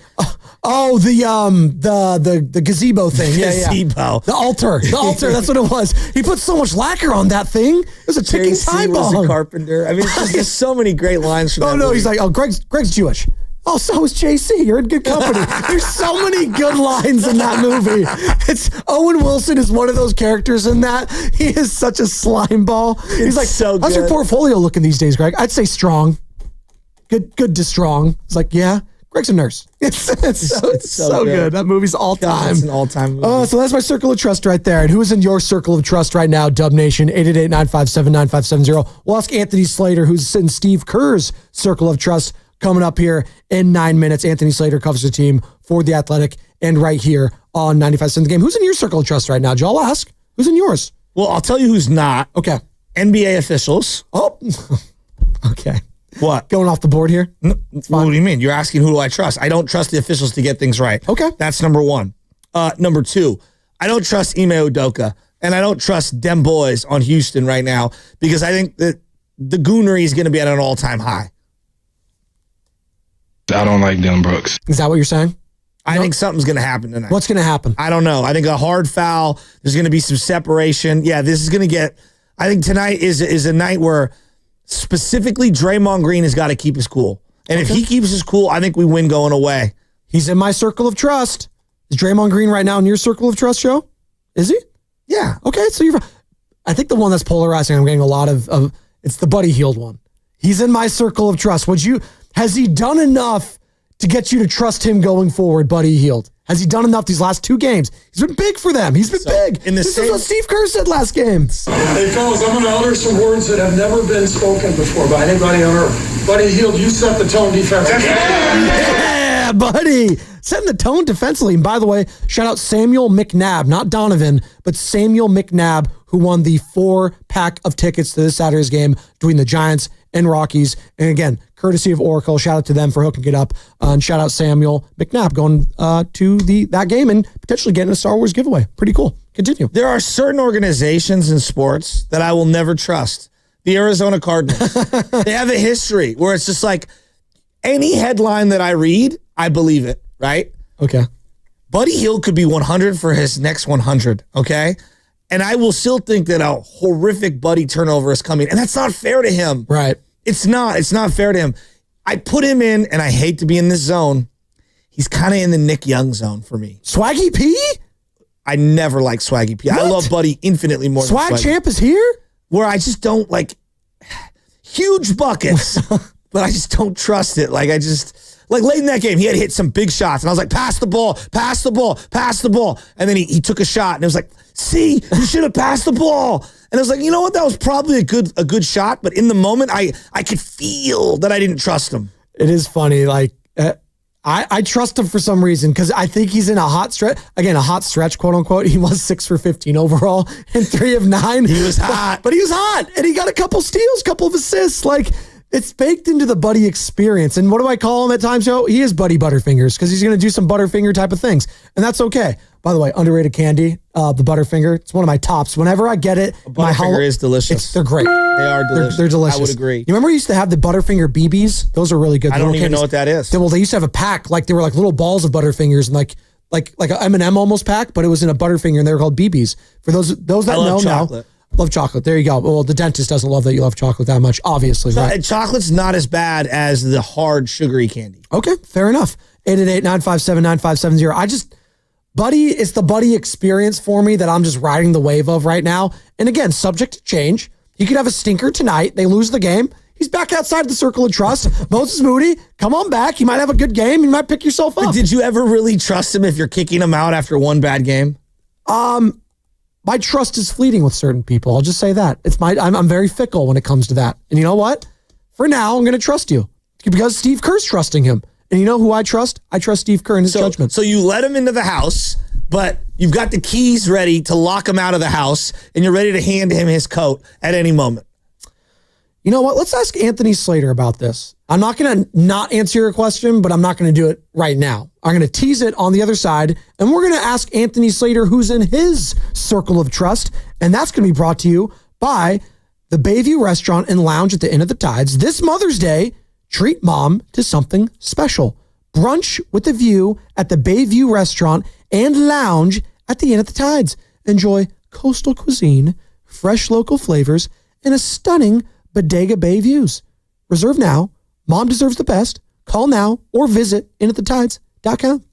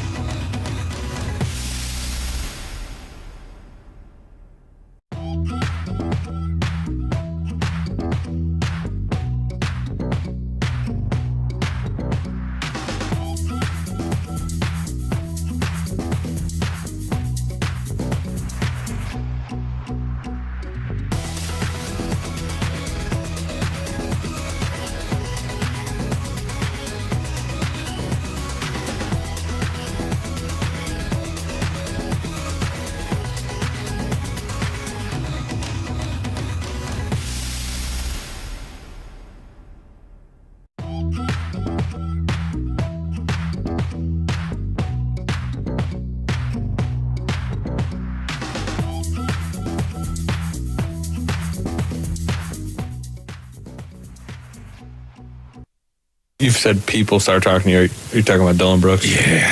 Yes. Anything you want to share that he said? No. I mean, I like it. I think we all like when people start chirping. It's been this way this entire series. I don't think it's going to change. And we're going to go out there, we're going to compete, and we're going to go do what we're supposed to do in Houston. Dub Nation, it's the voice of the Warriors, Tim Roy. You're listening to The Morning Roast with Joe Spadoni and Joe Shasky on 95.7 The Game. Thank you, Tim. And that voice prior was the voice of Anthony Slater, who's going to be joining us momentarily here on the program, courtesy of River Islands. And Slater asked that question to Jimmy Buckets, Jimmy Butler, who was incredible late in that game, playing, you know what, 75, 80%, whatever you want to call him. He is not at 100%. We do know that, but it did not matter as the Warriors won 109-106, improved to 3-1 on the series. And Game 5 is tonight in Houston, 4:30 tip on the West Coast, though, right here on 95.7 The Game, as we welcome Anthony Slater onto the program. Joe Spadoni, Joe Shasky. I say good morning to you, Anthony. Let's bring it right where we just heard from that draw. I don't think you heard it. I don't think you were on the line yet, but we just played that little back and forth that you had in regards to one Dylan Brooks. What did you make of that entire saga of the Dylan Brooks, the tech, Steph pointing up the two, him and Jimmy going at it? What did you make of that entire scenario when it came to Dylan Brooks and the Golden State Warriors? It's good. It's fun. It's theater. It's spice. It's like, I don't know. It's been a really good playoffs in general. And that type of stuff adds layers to these series. And I like, Draymond is the villain to people who are rooting against the Warriors, and Dylan Brooks, I would say, is the villain to the people who are rooting for the Warriors. And I think good stories need that type of stuff. I think Dylan Brooks actually played well this series. I think so too. Yeah, so I like it. I like, and it adds energy in the arena, right? I mean, I'm a fan of that type of stuff. No, I would agree, but I think I want these guys to not like each other because it does make better theater. I think where I throw my hands up is the officiating and the adjudication on what's going down on these things. They're all over the place. Like Ime Udoka is stomping all over the court, always in the mix, never seems to get a technical or being told, hey, stay on the bench. And like in that particular one where Draymond Green and Dylan Brooks kind of get in, that's like the one time Dre was actually separating and de-escalating the situation. And somehow, some way, the Rockets are the ones that end up with 2 free throws. I don't know. I've thrown my hands up on some of the officiating. You know what, though? You sound like when I talk to a lot of people with other teams, they say that about Draymond, right? He's stomping around. He's never being called but he's a player. There's a difference to me with a player and a coach who's consistently a foot away from the action on the floor. Yeah, I mean, that's Ime Udoka's role on the Rockets in a weird way, He is their, enforcer and from an emotional sense. So I don't, I'm fine with it all really, but that's just how I am. But I didn't think in a weird way, I understand the officials certainly weren't perfect the other night, but I think a lot of the blame for some of the spice can be on the combatants on the court, number one. And number two, I think they did a good job keeping everybody eligible, particularly Draymond. I thought it was a creative workaround to keep Draymond in the game the other day. I 100% agree. In fact, I'm considering what the situations were. I was surprised that he was in the game. But I also thought the Warriors did a really good job kind of just navigating the non-Draymond minutes until he was available late in it. If he were to get in foul trouble again, what do you think they do against Şengün? Because he had his way in that second half, and they won that game. But had they not got that final stop, I think we would be having a lot of different discussions about how to slow down Şengün. What would be the recipe if Draymond were in foul trouble again? Man, I mean, it's difficult. I mean, I think you'd want Looney out there. He would profile as the best, backup defender for Şengün, but he has not had a very good series. They tried Trace Jackson Davis and Quentin Post. To me, obviously the Warriors are in control of this series and should win it, but it's not like Houston hasn't impose some of their will and their style in the series. The fact that the Warriors went to a Trayce Jackson-Davis, Quentin Post lineup tells you that like there's stuff Houston is doing that is really bothering the Warriors. I don't think you'll necessarily see those two together again, but clearly they're searching. You could try a Kuminga out there, go small. You could try some stuff, but generally, to answer your question, is Draymond better avoid foul trouble and better avoid technical trouble? What did you make, Anthony, as we're talking to Anthony Slater here on the River Islands guest line, Spadoni and Shasky, Slater covering the Warriors, best in the business when it comes to that athletic right here, 95% of the game. What did you make of the starting lineup, putting in Hield and putting Moody to the bench? And obviously, I expect him to go back to that same one today. And is that something we can expect going forward, the same lineup? No, I mean, that's matchup based. I had been hearing it for a couple games behind the scenes that, one of the issues Houston was creating is they were putting Sengun on Moses Moody. And it was, kind of jumbling up the matchups in a way they didn't like. It allowed them to put Van Vliet on Draymond. And, it was tough to get Sengun in the action, right? And that's what they want. But putting Buddy Hield on the floor, Houston is much more, hesitant to put Sengun on Buddy Hield because Buddy Hield's a movement shooter. You don't want Sengun chasing him around pin downs and, various actions. He's just a different type of player. It's like Sengun guarding like a Klay Thompson. So that is just, they just think it sets up the matchups well in this particular series. Obviously, Buddy Hield's playing well. But, if we're talking about game one against the Minnesota Timberwolves, I don't necessarily expect Buddy Hield to be in the starting lineup. It is about the Houston series. I really like that point you made about the Buddy's movement versus like Moody, because Moody has been kind of relegated to a short corner three guy, stand there. Occasionally he'll cut to the basket without the ball. It's funny how these series work out. From game to game, things are very different, but it does feel like right now Moody's kind of getting odd man out treatment, and I'm not necessarily angry at it. Yeah, no, I mean, he hasn't shot it particularly well. I mean, he's still in the rotation, but what did Buddy Hield play? I know he played 29 minutes, 2 in game 3. I don't know what he played last game. It was a lot. It's series to series. Minnesota or the Lakers theoretically will create different issues and probably, bring different players to the stage in a sense. The other thing that I'm recognizing is that, with Jimmy Butler, we made so many comments just as a media fan base. Oh, what's it going to do for Steph? What's it going to do for Draymond? What's it going to do for this guy? And who are the guys who play around him? And one of the guys that I did not see having better looks on the floor and being able to work alongside Jimmy is Brandon Podziemski. I feel like he gets a lot better looks, a lot better open one-on-ones. His relocate over the last week or two has been a lot better. Obviously, the game where he wasn't feeling well, we'll throw that out. But I really like the tandem of Podziemski and Jimmy Butler, and it feels like they're playing overlapping minutes when Curry's not on the floor. Yeah, it was a little bit unforeseen. I would say a couple things. Number one, Podziemski had turned his season around prior to Jimmy. Jimmy got here at a good time where he was already really in rhythm and had turned it around probably for 3-4 weeks. Before that, his shot he'd rediscovered it. And I mean, I sat down with him, I remember in Charlotte this year, and he really talked about him allowing his 3-point shot to just in some ways crumble the rest of his game in the first month and 2 months. He was just thinking so much about that. We know the expectations he had of himself going into the season. He didn't play that well in training camp. D'Anthony Melton kind of took the starting spot he thought was his. And he is a different version of himself mid-season and beyond. And then you add Jimmy into the mix. It slots him down in the pecking order offensively where he should be at this stage of his career.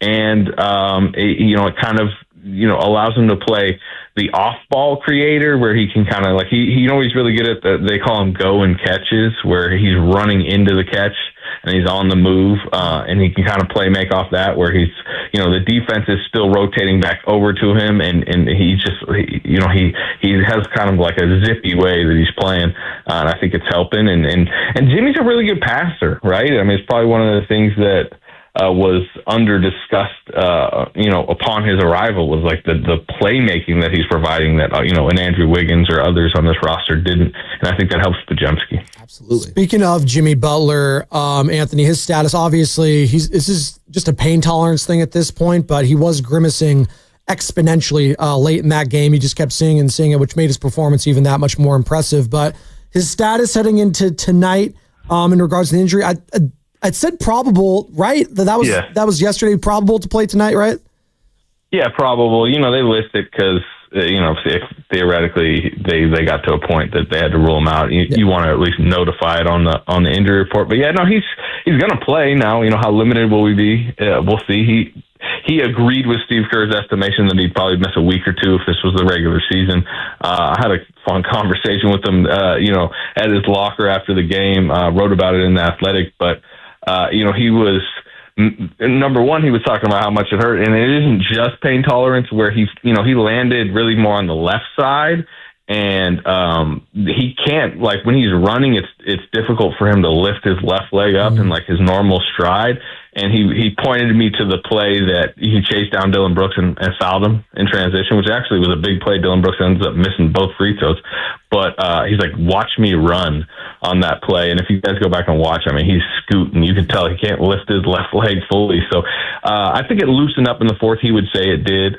And he just has his style, too. It's why he's aging so well, is he just has this, like, and somewhat ground-bound style that isn't reliant on athleticism. It's tricky. It's powerful. He has a high pain tolerance. He gets to the line and gets points there. So he can be effective, even though, yes, he is, like, not feeling 100% himself. Talking about Stephen Curry on the opposite end there, not as great as shooting night, was getting hounded defensively. Anything there with that thumb still, Anthony, that's bothering him? He's not going to use it as an excuse, but are you noticing anything? Or was that just, credit to Houston, their defense, and that was just an off shooting night for Steph? Yeah, I mean, it's just off shooting night. I mean, he's not just going to be, his best self at all times. I would say also, it does seem like the trend lines lately have been like he really, throttles up in a game. And what did he play? 40 minutes in game 3, no Jimmy. Like, that was just like high usage, high energy, that he had to use. And not that guarantees he's going to have like a low efficiency game the next game, but it seems like it's kind of a trend up, trend down type situation. It was the first game of the series where there was only one off day in between. It's what we're talking about right now, Steph's stamina at age 37 and Jimmy's, situation right now with the tailbone. It would be the best argument for why they need to try to get this done at night, Absolutely. Right? And get 4 or 5 days before the next series. So to clarify, let's say hypothetically Warriors win tonight and the T-Wolves win tonight. The game would be what day? Yeah, it's not like the NBA hasn't confirmed anything. My educated guess would probably be Sunday afternoon ABC. That'll depend on the other series around, right? Yeah. Are there other game 7s? But it's TV, right? TV rules in this world, and they want weekend games, and they want Saturday night ABC games and Sunday afternoon ABC games. And to me, a game 1 in Minnesota on like a Sunday afternoon, you play like a Sunday, Tuesday, and then have a big break, and then maybe play that next Saturday, game 3 in Chase Center. Like that's what my guess. Okay, so that would give them 3 days rest, right? The Warriors, they would have Thursday, Friday, Saturday. You play Sunday. If the Lakers win, what are you thinking? Monday, Tuesday start to that series? This is all incumbent on the Warriors winning tonight, so I don't want to get too ahead of myself. Yeah. But I think the point you're making about injuries and rest, it's also there for game planning and adjusting and having a walkthrough practice and being able to implement that stuff. So let's say the Lakers win tonight and that goes to a game 7. What do you think? Monday, Tuesday? Yeah, well, so the Lakers winning tonight would send it to a game 6. Either team winning tonight, right? If Houston wins tonight, game 6s of these series, I believe, would be Friday, both of them.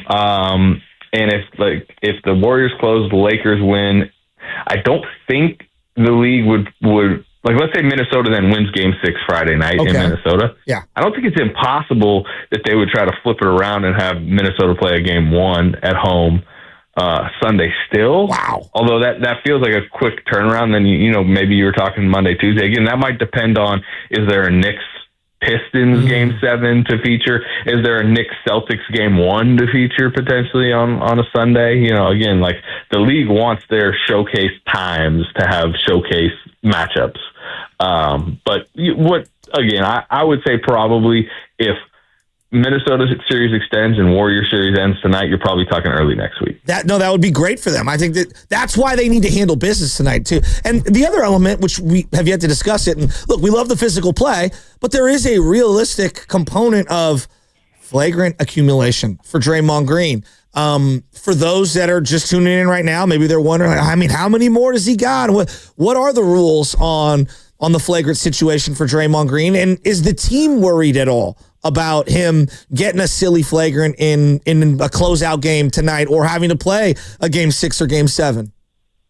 Yeah, I mean, as far as just like the straight up rules are, so 4 points, 4 flagrant points is a 1-game suspension. And if we are to go back in history, he got the suspension in Game 5 of the finals because he had the flagrant in the first round against Houston with Beasley. Remember that? He DDT'd Michael Beasley when the game was already over. DDT. Yeah, and that was first point, and then he got an upgraded flagrant 2 for the kick to Steven Adams, which was, a flagrant 2 was 2 points. So he was at 3, and then they gave him the 4th point for the LeBron thing. So to answer your question, I mean, he's at 1. Surely they don't want him to get a second. And, I should say technicals, by the way, 7 before you get the suspension in the playoffs.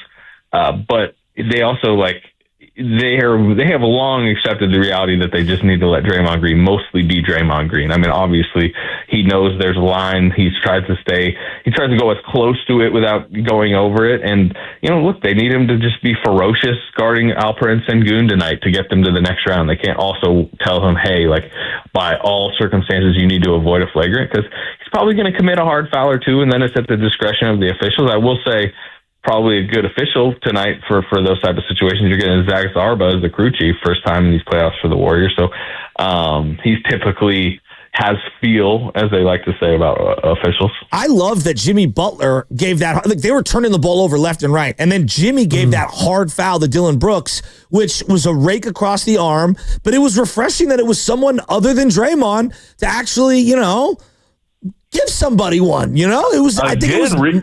Yeah. What's that? Rewatch the play. That's the one I'm talking about, where he's just limping back. Yeah. It was a really nice hustle play. And Dillon Brooks missed both free throws. And the interesting thing about Jimmy, somebody pointed it out to me the other day in kind of his circle.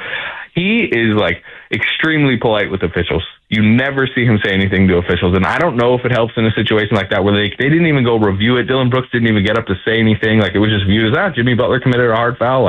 Go to the line for 2.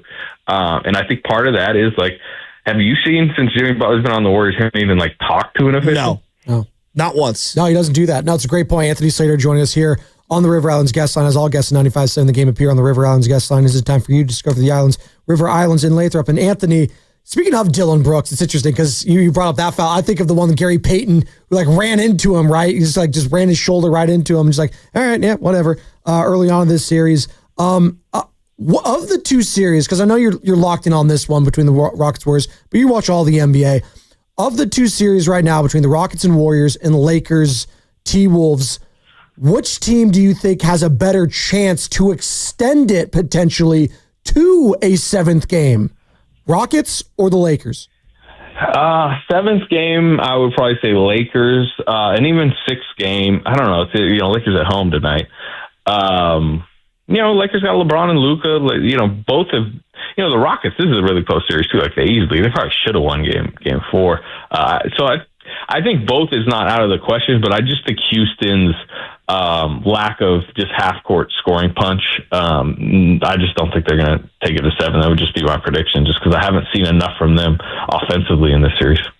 Hey Anthony, good stuff, man. Appreciate it. Good luck tonight out in Houston, and we'll talk to you again soon. All right, fellas. There he goes. That's Anthony Slater, our 95.7 The Game Warriors insider.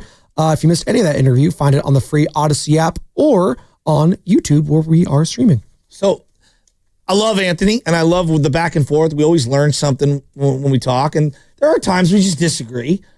He made a point about Ime Udoka. That's his role on the team, to be the physical enforcer on the floor.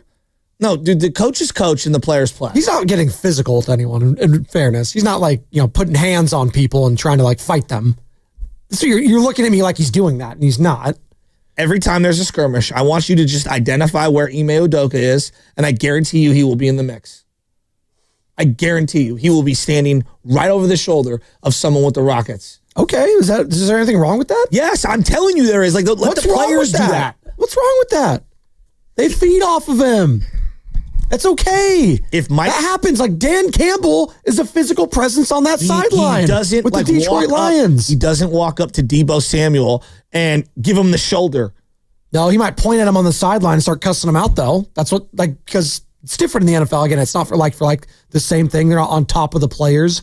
But again, they feed off of that. I don't have a problem with that. I know you do, because I think that's the coach in you, Joe. That's the coach in you. It's you feel unbecoming. Like for Let you, the maybe. players play. For you, maybe, but it works for them in their situation, I think. It's okay. Like, if Steve Kerr and the players had a problem with it, I think they'd say something. They clearly don't. And the refs are the refs. I don't know. It's similar, not exactly the same, but it's like Big Dom. Like, no, dude, don't touch the players.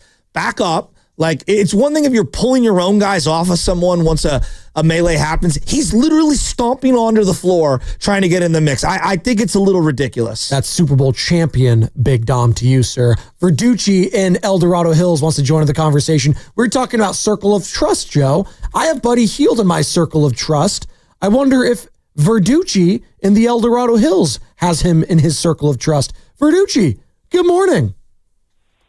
Good morning, guys. And you know what, Dub Nation, let's go, baby. It's game 5, and we need to get fired up. And you're talking about my circle of trust, a guy that flies underneath the radar, GP2, just for his defense, just for his disruption on the court. So that's my circle of trust. But let me tell you tonight why the Warriors are going to win in 5. Let's start with the heartbeat of the Bay, Stephen Curry. The man has been cooking when it matters most. He's averaging 27-plus points a game, 42% from deep. And when the lights shine brightest, Steph doesn't show up. He just doesn't show up. He takes over. Let me remind you something. He's 4-1 all-time in closeout games in Houston. Mark that down. And it's in that same building at the Toyota Center where he scored 33 points in the second half. Remember that with the busted knee? Mm-hmm. Y'all forget. Steph remembers. And tonight, he's got the apron on, baby. He already has the oven preheated, and the Rockets are on the main course. But the guy that I think right now, it's all about Jimmy Buckets, because he's new to the face. He's the new face of the Bay. He was built for this. The playoff dog, the grinder, the leader. And don't let that calm demeanor fool you. Jimmy Buckets lives for this kind of smoke. We needed that edge, that grit, to put the team on my back mentality. And Jimmy's brought that straight from South Beach to Golden Gate. And if you're counting him out, let me tell you, he's going to be wearing double butt pads ready to go tonight. And finally, I think it's the youth. It's the Moody, the Pods, the Post, the Santos. These young guns have been crucial. They're not just eating up minutes. They're making plays. They're hustling, defending, hitting clutch shots. And they're not wide-eyed under the lights because they built that trust with Kerr. And here's some numbers for you all. Warriors are 7-2 in their last 9 road games in Houston. We got the number 1 assist to turnover ratio in the playoffs, proving the ball is moving, the chemistry is flowing. And when Steph, Jimmy, and Dre all score in double digits, the Dubs are undefeated this postseason. So tonight, in a hostile territory with the season on the line, we are winning because we got the experience, the hunger, the leadership, the depth. And let me tell you, the Rockets might have some firepower, but let me tell you, the Warriors have that fire within. And when that ball tips off tonight, there will be let me tell you this. There will be one team who knows exactly what it takes to close, to finish, to advance. So let's go, Dub Nation. Light up the phone line, the YouTube chat, because after tonight, it's going to be Dubs in 5. Believe that. Now, Spadoni, crank the volume up. QE40. Sprinkle me, man. Let's remind H-Town who built this dynasty. Strength in numbers. Warriors basketball. Let's ride. And night-night. There you go. Hey, he was cooking towards the end there. I feel you, Verducci. Cooking the whole call. He was cooking. Well, he wants Steph to cook tonight. That's what he needs. He's talking about the oven. He's talking about the chef. Uh-huh. Yeah, he needs to be dishing out anything but turnovers tonight. That's the only thing I don't need from the bakery is an apple turnover from Stephen Curry. He had 4 of them last game. Dominate the controllables. You win this game. Don't beat yourself and you win in 5. That's all I got to say. Please mark that call. That's one of the calls of the year. I thought he was going to bust into a rap. Doobie Award potential. Okay. I thought he was going to bust into a rap. Well, no, that's what Risotto said in my ear, too. He said the same thing. Oh, he did? Yeah. I thought he was going to rap as well. That was incredible. He had numbers. I mean, he had it all. I mean, he was rolling. Alliteration. What is the temperature check on this game? Are you fired? Like, you're always nervous, so I feel you. But, like, tonight, you're playing with house money. You're up 3-1. There's no such thing as house money. Well, there should be no pressure on you tonight. Play loose, play fast, in the play playoffs, free. There's no such thing as house money. It is game to game. You know, you're like, it's one thing if you're up 3-0 in the first round versus a 38-win team. Okay, well, in fairness, you're up 3-1, and in the history of the NBA, you're probably 95% for the. Okay, Joe, you cannot say to a Warrior fan, "Well, in the history of the NBA, you're up 3-1." We're the outlier. LeBron James was on that team. But no, Alperen Sengun is on this team. Stop comparing those teams. Stop. You did it to the Thunder and then had it done to you in subsequent series. Like you can't say it to a Warrior fan without us feeling some kind of way. It's never over till it's over. $1,000 they don't blow this 3-1 lead and they lose this year. I bet you $1,000. You taking that? No, exactly. No. Stop. No. Stop. Again, that's just it's like talking to, like, for example, hey, Buffalo, this kicker's got this one. Like, you're forever triggered by it. You think Boston fans were scared yesterday, up 3-1 against the Orlando Magic? If there's a trickler in a Game 6 at first base, yeah, they remember. Yes, certain fan bases, there are certain things that they will never forget. Yeah, I'm sorry. Even once you've reached the height of heights, it's you know how many Hall of Famers? Part of it. You know how many Hall of Famers they had on that Cleveland Cavaliers team? A lot. Okay, let's take a step back. It's the Houston Rockets. There is no logic. It's exactly. So you feel me, Sam? You guys got to remove it. Thank you.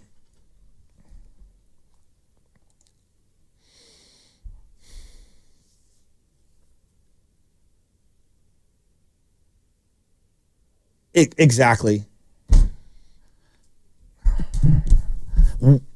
100%.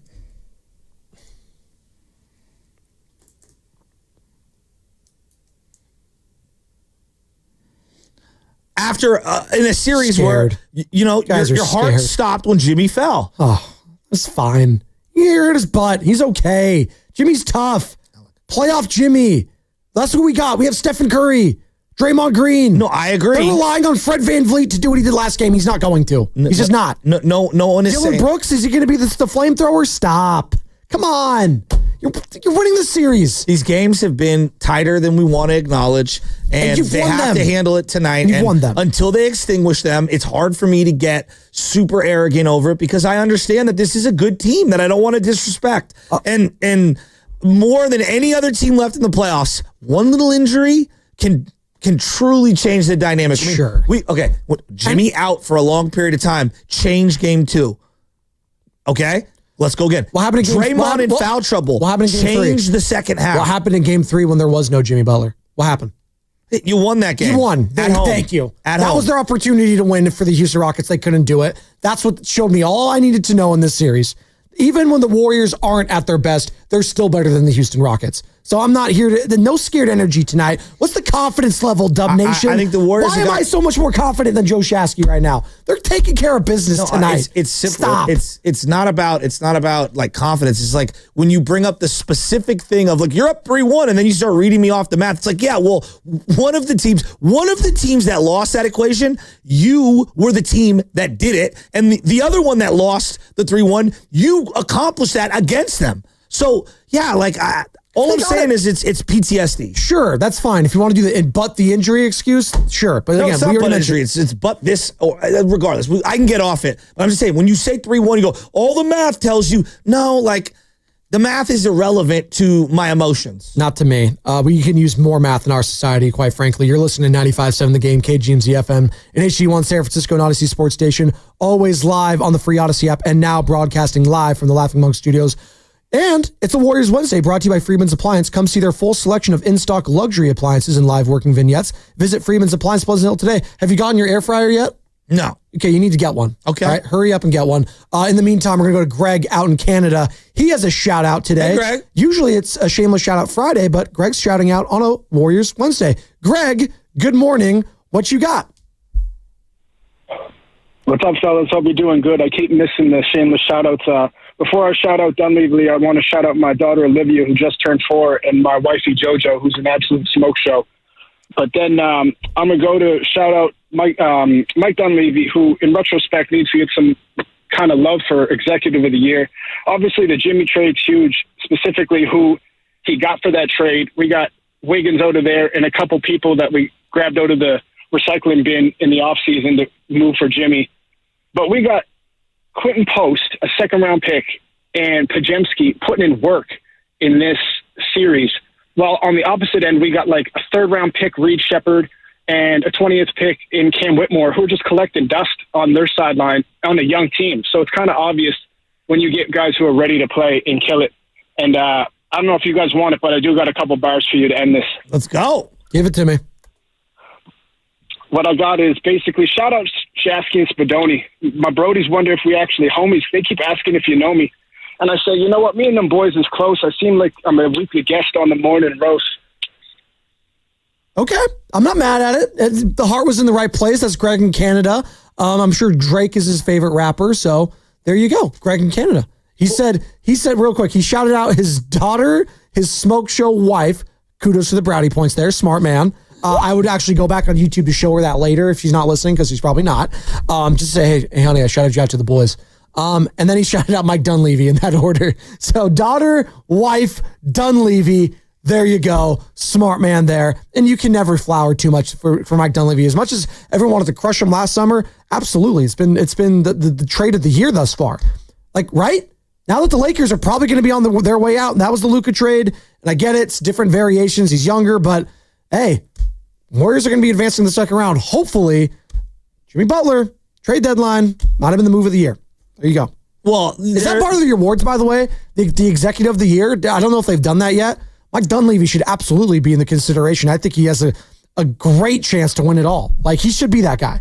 And I would also say, I think for it to go together so quickly in season, the way it has been truly remarkable. And you juxtapose that with what's going on with the Lakers, where there's clearly some growing pains, right? Whether it's roster, fit, just sharing the floor simultaneously, like Luka and LeBron, like they're kind of feeling each other out right now. I think the shift was more seismic for the Lakers in regards to trading a Hall of Fame player. Now, I look, Andrew Wiggins, he's very good. He's not what Anthony Davis was to the Los Angeles Lakers, albeit he was a championship player and the second best player on a championship team. That being said, not on the level of an Anthony Davis, and him being that the 5/4 for the Lakers, and then just getting a point guard in comparison, and then relying on Jackson Hayes. Yeah, I think that was a much more seismic shift in comparison to Jimmy Butler, just basically taking Andrew Wiggins' spot in place there. But again, got to give credit to Mike Dunleavy. That trade, there was a lot of people questioning it. We got a lot of calls that day when it happened, or the next day, I should say. And a lot of people are like, I don't see this working. It's working. And it's working in a big way. They're up 3-1 right now. And they've won a lot of clutch games, which I think is really important. It hasn't just been like, hey, we're blowing this team out or we're in full control. I think they've had to really work and figuring out the delicate balance of, hey, it's Steph's turn, it's Jimmy's turn. How do we facilitate offense? Like, that's one of the number one questions when you put two players together. Right. Who takes the final shot? Right. Let's go to our guy Bobby in Los Altos. Was at the Double Arches, I think, yesterday, getting the double McGriddles. I'm not mad at that. Sorry, excuse me. It was a buy one, get one for $1 McGriddles. I can go for one of those right now. Bobby, good morning. How are you feeling about tonight's game, man? Hey, good morning. I want to say that you are way too cavalier about the importance of tonight's game and the need for us to win it. But before I get into that, and probably more importantly, I just want to say that little thing that guy Verducci did was incredible. I mean, that dude must be like the slam poetry champion of El Dorado County. I'm stuck in traffic, snapping my fingers. The only thing that doesn't give it a 10 is that as he was crescendoing to the end, he slipped up a little bit. But, dude, you need to put that on the best of tonight. Oh, yeah. That dude needs to make an appearance. Okay. That dude needs to make, like, an appearance at your year-end award show. Doobies. Like a little, whatever. Yep. Guest thing. So, dude, that was incredible, man. It was great. If he, of course, obviously he wasn't freestyling, because if he was, then he's like a national talent. But look, tonight's game, the reason I think you're a little too cavalier about it is this. The reason I don't like tonight's game is that it's the first night where it's a short rest game, right? They just played Sunday, and it's in Houston. Look, when I don't watch college sports anymore, but the thing about college kids is that they can do things that you can kind of coach them to do things they didn't think was possible. So the fact is, obviously the Rockets are very young, and I don't need them to have belief if they win tonight that they can get back in this series. If they were like older team like the Lakers and they just won their home game, I wouldn't be that worried. But this team, they just don't know who they are yet. So if you give them a little confidence, it scares me, and I don't need that stress. So tonight, we need to just finish it, end this series, and I am actually quite nervous quite nervous of the confidence that these kids will have if they can win their home game tonight on this short rest, and then we got to go potentially 1 or 2 more games. And let's not forget, they actually get 4 home games. We make it sound like we're the higher seed. We're not. We're the lower seed. I am nervous. We need to take care of this. Şengün will get his. Jalen Green, hopefully he's still in whatever head funk he's in, and we can take care of this and move on to the next round. So, Spadoni, you're too cavalier. I don't like it. I need more of a butcher boy, lover man type of nervousness about this game. Come on, where's the confidence in this team? You're up 3-1. Come on. You're up 3-1. 888-957-9570. I feel good about where they're at. I feel really good about, but I acknowledge that this has been a lot tighter matchup than maybe the 3-1 indicates. So maybe they're due for a blowout win. How about that? Okay. So game 1, you kind of won going away late, and you win by 10, but it felt a lot more difficult than 10, or which all these playoff games do. Game 2, they won going away, and it never really felt that close, if we're being quite honest. Game 3, you won, and you won by 11, but you had some big plays down the stretch, and you kind of, increased the lead at the end. This last one was a toss-up game. So if the Warriors have been manhandling them by 20 and 30, as I look at some of these other scores around the playoffs where you have 40-point deficits at times, I'd be like, all right, you're right, and they're all in their athletic primes, and we're the number 1 seed, and there's not a large sample size. This team was just assembled a couple months ago. And although I think highly of them, it's still new. And I'm respecting the opponent of the Rockets because I've watched these games and I feel like they've done some things that have truly stymied the Warriors' offense. And it's been an uphill battle offensively. And so I think it's more respect for the opponent and circumstance than it is me being scared or dismissing the numbers. I also think it's fair to just say, hey, the Rockets have played them tough. Before we get to Dave Fleming on the other side, Dave Fleming joining us at 9:20, courtesy of the River Islands guest line. Dave Fleming. We'll talk some Giants, obviously, but I'm going to ask him about the Warriors because he was so damn confident heading into this series as well. What I love about Dave Fleming, he is tapped in on all things Bay Area sports. We could talk about it all with him coming up here in about 10 minutes or so. But in the meantime, let's go to Devon in the Uber, wants to join in the conversation. What's up, Devon? What you got on tonight's game? Hey, man, how y'all doing today? Doing great. It's beautiful outside. First things first, man, I wanted to talk about the circle of trust, right? Steph Curry's in my circle of trust. Sure. I'm hoping that he has one of those legacy games.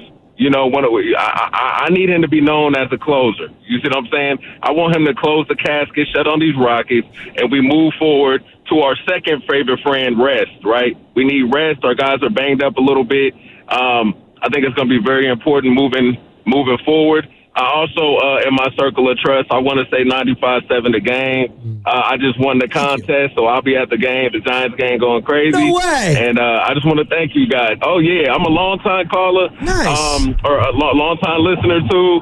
And I remember the Jolo Dibs days. I remember everything. Like, y'all, I got an Uber passenger with me right now. Like, tell him I said help me go out throughout the day. Give our guy 5 stars and a fat tip, man. all right? I was just arguing with Spadoni how I'm more of an Uber guy than a Waymo. I want to have someone in the car driving. I trust humans more than I trust the technology. Yeah. Well, I'm the best Uber in the Bay Area. If you ever get me, man, you'll see me. But it's Devon in the Uber, 95 Devon. game. I love y'all, man. Let's There go, you go. That's Devon. Let's go. And he's going to the Giants game, courtesy of 95-7 the game. And Oracle. There you go. Shout out all of them. Let's go. And shout out you, the people. 888-957-9570. I like how you say I trust Devon, the Uber driver, than I do technology. What was he calling in on? A cell phone? What is that? That's technology. I'm just letting you know. That's what people use to interact with us. YouTube. Stop it. YouTube, also technology, where we're streaming on Twitch and Twitter as well. Why are you scoffing at me? You hate the math. You hate the technology. I think the You're a driverless caveman. cars are a little odd. They're They're actually, all over the city causing nothing but traffic jams. really? Because they've Yes. actually been pretty aggressive lately, the Waymos that I've been in. I don't hate it. I don't hate it. I can get bought. Hey, Waymo, you want to sponsor this segment? Why not? I'm here. What's coming up in the game is going to be brought to you by Fremont Bank. Here for you, here for good. More of your calls, more of your texts. Game 5 tonight, breaking it all down, and we're going to discuss it with Dave Fleming. We'll talk some Giants, but we'll talk some Warriors too. Get back into it. We're talking about it all. Why not talk about the Giants? Why not talk about the Warriors? Hell, I can even ask him about the Kittle contract because you know what? Dave Fleming is so tapped in on anything Bay Area sports. It's Spadoni, it's Shasky. Come on home. 95.7 The Game.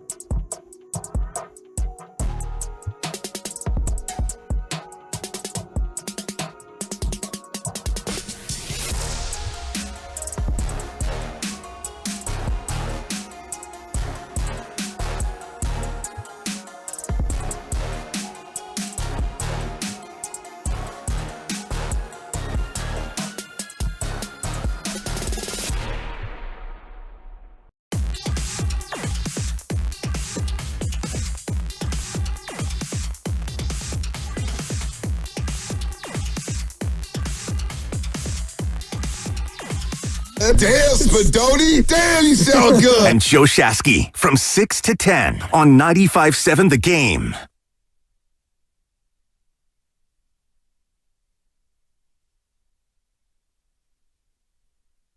Love the Major League theme song. Usually we play that when we win, not coming off an L like the Giants did yesterday. 7-4 the final. Padres over the Gigantes. We're going to talk about it with Dave Fleming, I should say, Giants broadcaster, coming up here shortly. And by the way, if you want to get more Giants talk, subscribe to the Gog Fries and Baseball Guys podcast. Sam Lubman, Joe Shasky, and occasionally the guy running the board today, Steven Risotto, have the best Giants talk in the world. Subscribe now, because this week they'll be talking, I should say, about how the Giants, owners of the second best record in baseball, have not even begun to play their best baseball yet. So get all that. We'll continue our Warriors conversation, Game 5 tonight, right here on 95.7 The Game.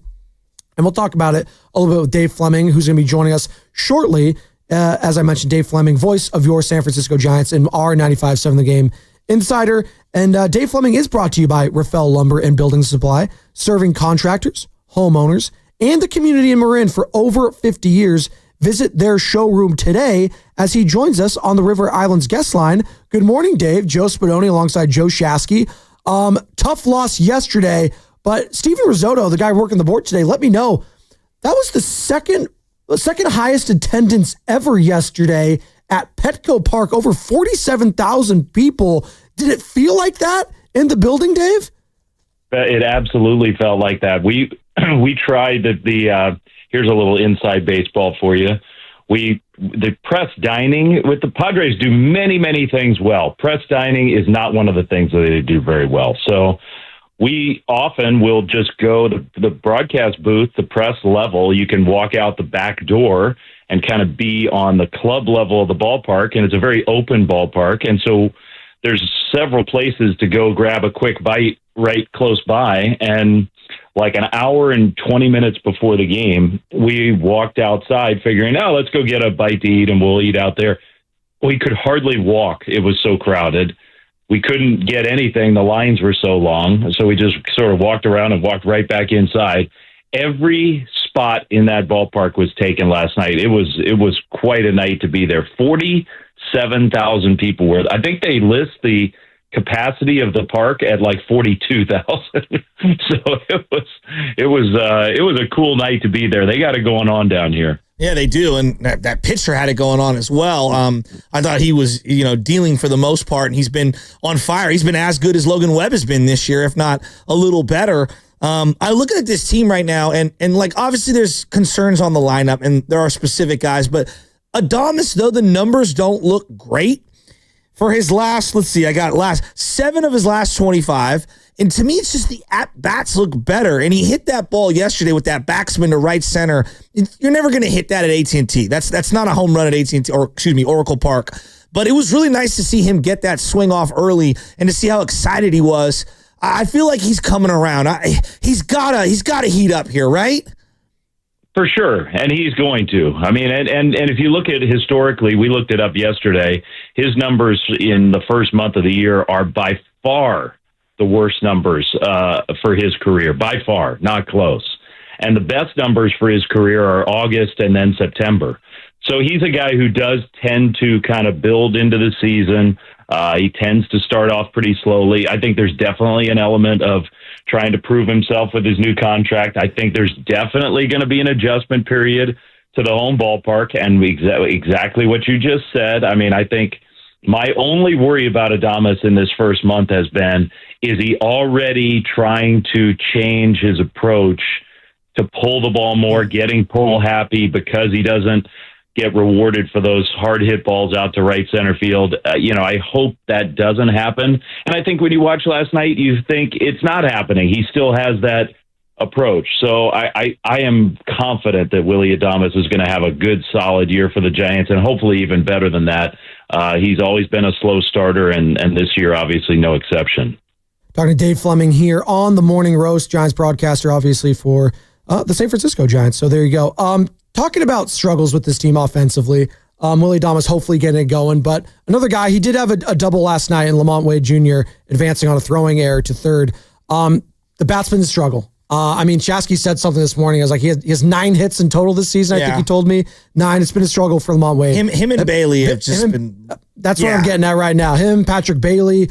Of those 2 guys, Dave, and obviously Patrick Bailey getting the walk-off over the weekend, encouraging. Hopefully that can be a springboard going forward.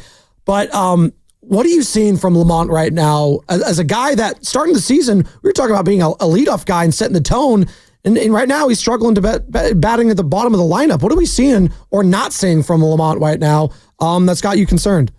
Definitely better the last week. Definitely. I think when you see the walks come for Lamont, he's feeling more comfortable. That's always got to be a big part of his game. And when he's not chasing, I think that tells you, okay, now he's seeing it much better. But the beginning part of the year, what was so alarming was he wasn't walking and he was striking out so much. So it was like, man, he's just out of whack. That is not the case anymore. So I think we're going to get normal Lamont Wade here going forward. It was a very encouraging night for him last night. There hasn't been a ton of oomph behind his batted balls. He smoked a couple on Sunday. I thought that was the best sign of all, just hitting it harder. There have been a lot of instances this year of Lamont, like squaring it up. It looks good. It sounds good. And then you look down at the StatCast and it's 95, not 105. The thing about Wade as opposed to Bailey, like Patrick is, he's playing a premium defensive position and playing it well. Lamont has to hit to be a valuable player. He just does. And that's true for every first baseman, maybe other than JT Snow or Keith Hernandez. You got to be so good on defense at first to account for struggles on offense and really be helping your team. So that's where the difference, I think, between those 2 players is. I think Patrick's at-bats have been a lot better here in the last 3 or 4 days. That's encouraging to me also. But Wade is the one where it's just hard for him to contribute. He's not a fast base runner. He's not going to be stealing bases. He's got to hit and be on base to be a valuable player. Yeah, there's no doubt. And, they do have more speed in general, but you look up and stolen bases, they're in the 20s, in terms of their team speed. It's the strikeouts. They're striking out a lot. They do get some walks. It's just you're never going to have a lot of power from a lot of this lineup. So, the lineup is one element. The starting staff is the one I'm a little more concerned with. ERA is not bad. It really isn't. But they've been anchored by this bullpen. Number 2 bullpen ERA, only team above them, the Padres. Birdsong has been amazing. Miller's been amazing. Randy Rodriguez, Doval, Rogers. Is there a chance maybe they put Birdsong into the starting rotation to kind of give a bolster to that side, or is it a little too premature? I would say that's premature for 2 reasons. Number one, Birdsong is thriving in this role and has been a big reason for the Giants' success.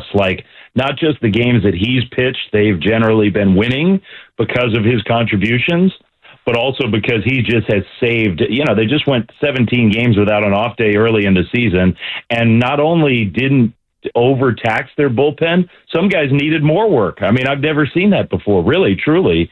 The bullpen was managed beautifully over those 17 days. Birdsong gets a lot of credit for that. So I think that's reason number one. Reason number 2 is the veteran starters that they have are going to get a long leash. They are. And they've earned it with their track record, with the contracts they have, all that stuff.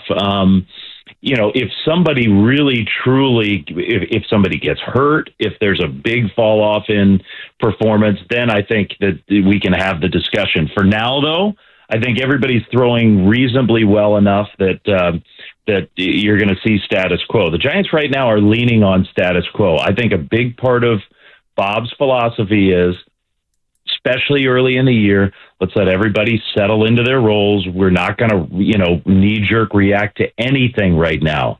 And I think that has been a philosophy that served this team well. That can change, though. The urgency of the season changes.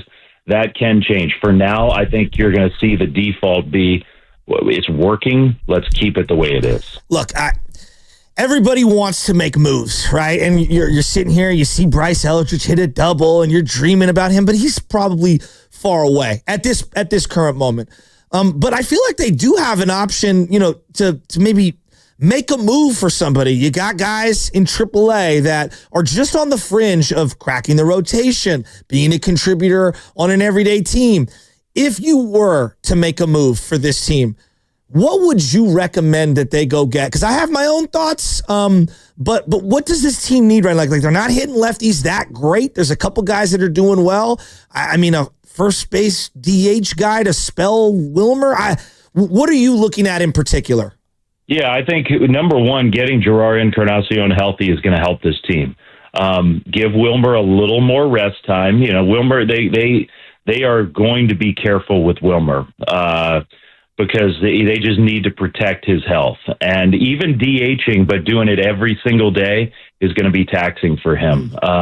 So Encarnacion's going to help. You're right to identify the left-handed problem, man. It's confounding to me.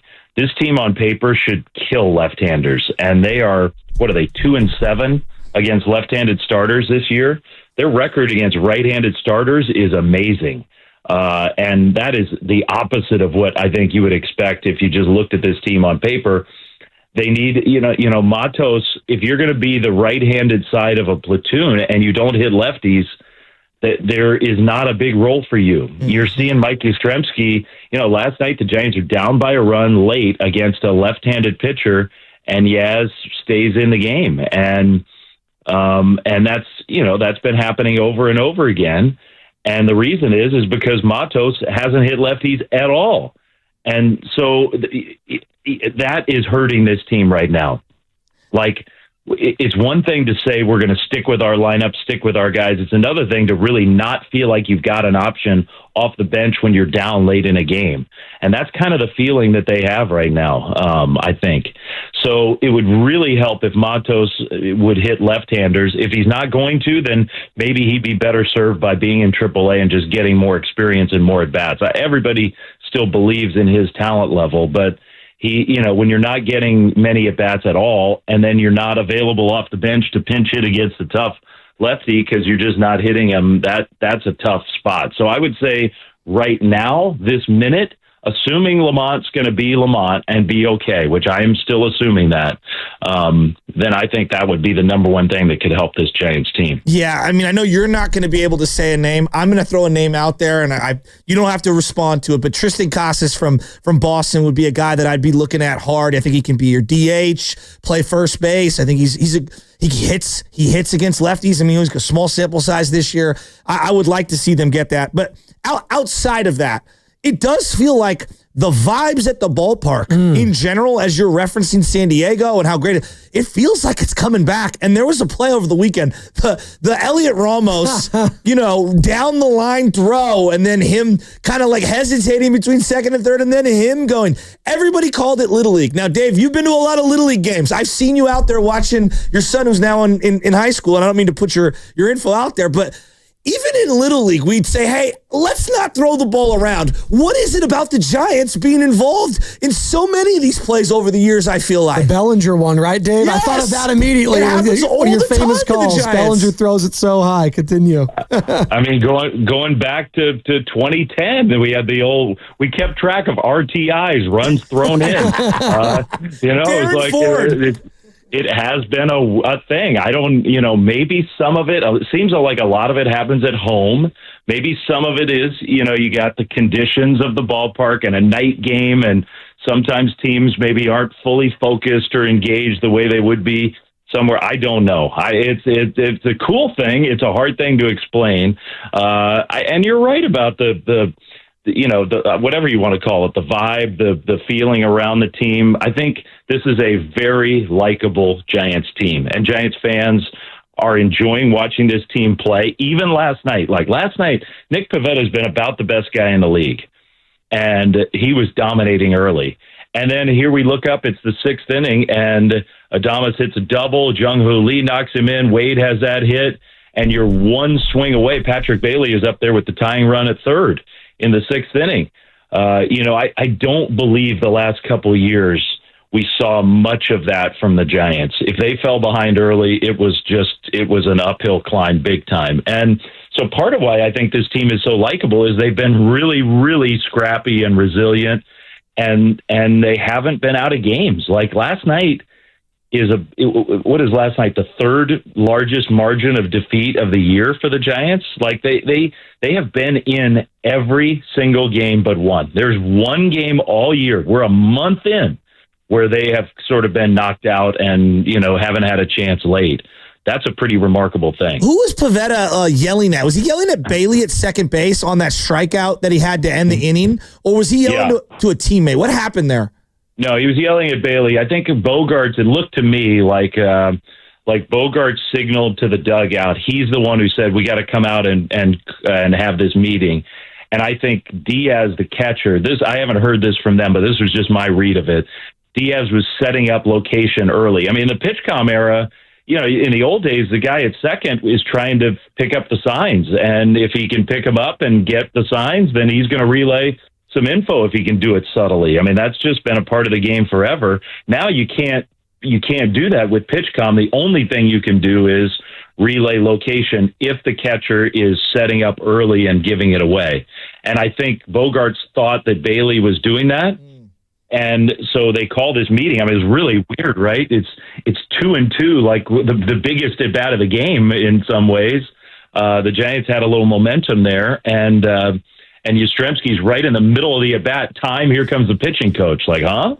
And so then one pitch later, he strikes out Yaz, and Pivetta yelled back at Bailey. I think that's what was going on. Yeah. Talking with Dave Fleming, Giants broadcaster, here on the Morning Roast as they wrap up this quick 2-game set down in San Diego later today at 1 o'clock. Roop v. King today at Petco Park. And then they got that 4-game series against maybe one of the worst teams I've seen early on in baseball lately, the Colorado Rockies. My God, it has been a tough season to say the least for them. So hopefully the Giants can get fat and happy there. You got to take care of those games against a team like that, considering where the Padres are at, where the Dodgers and where the D-backs are. Those are almost must-wins, it feels like, Dave.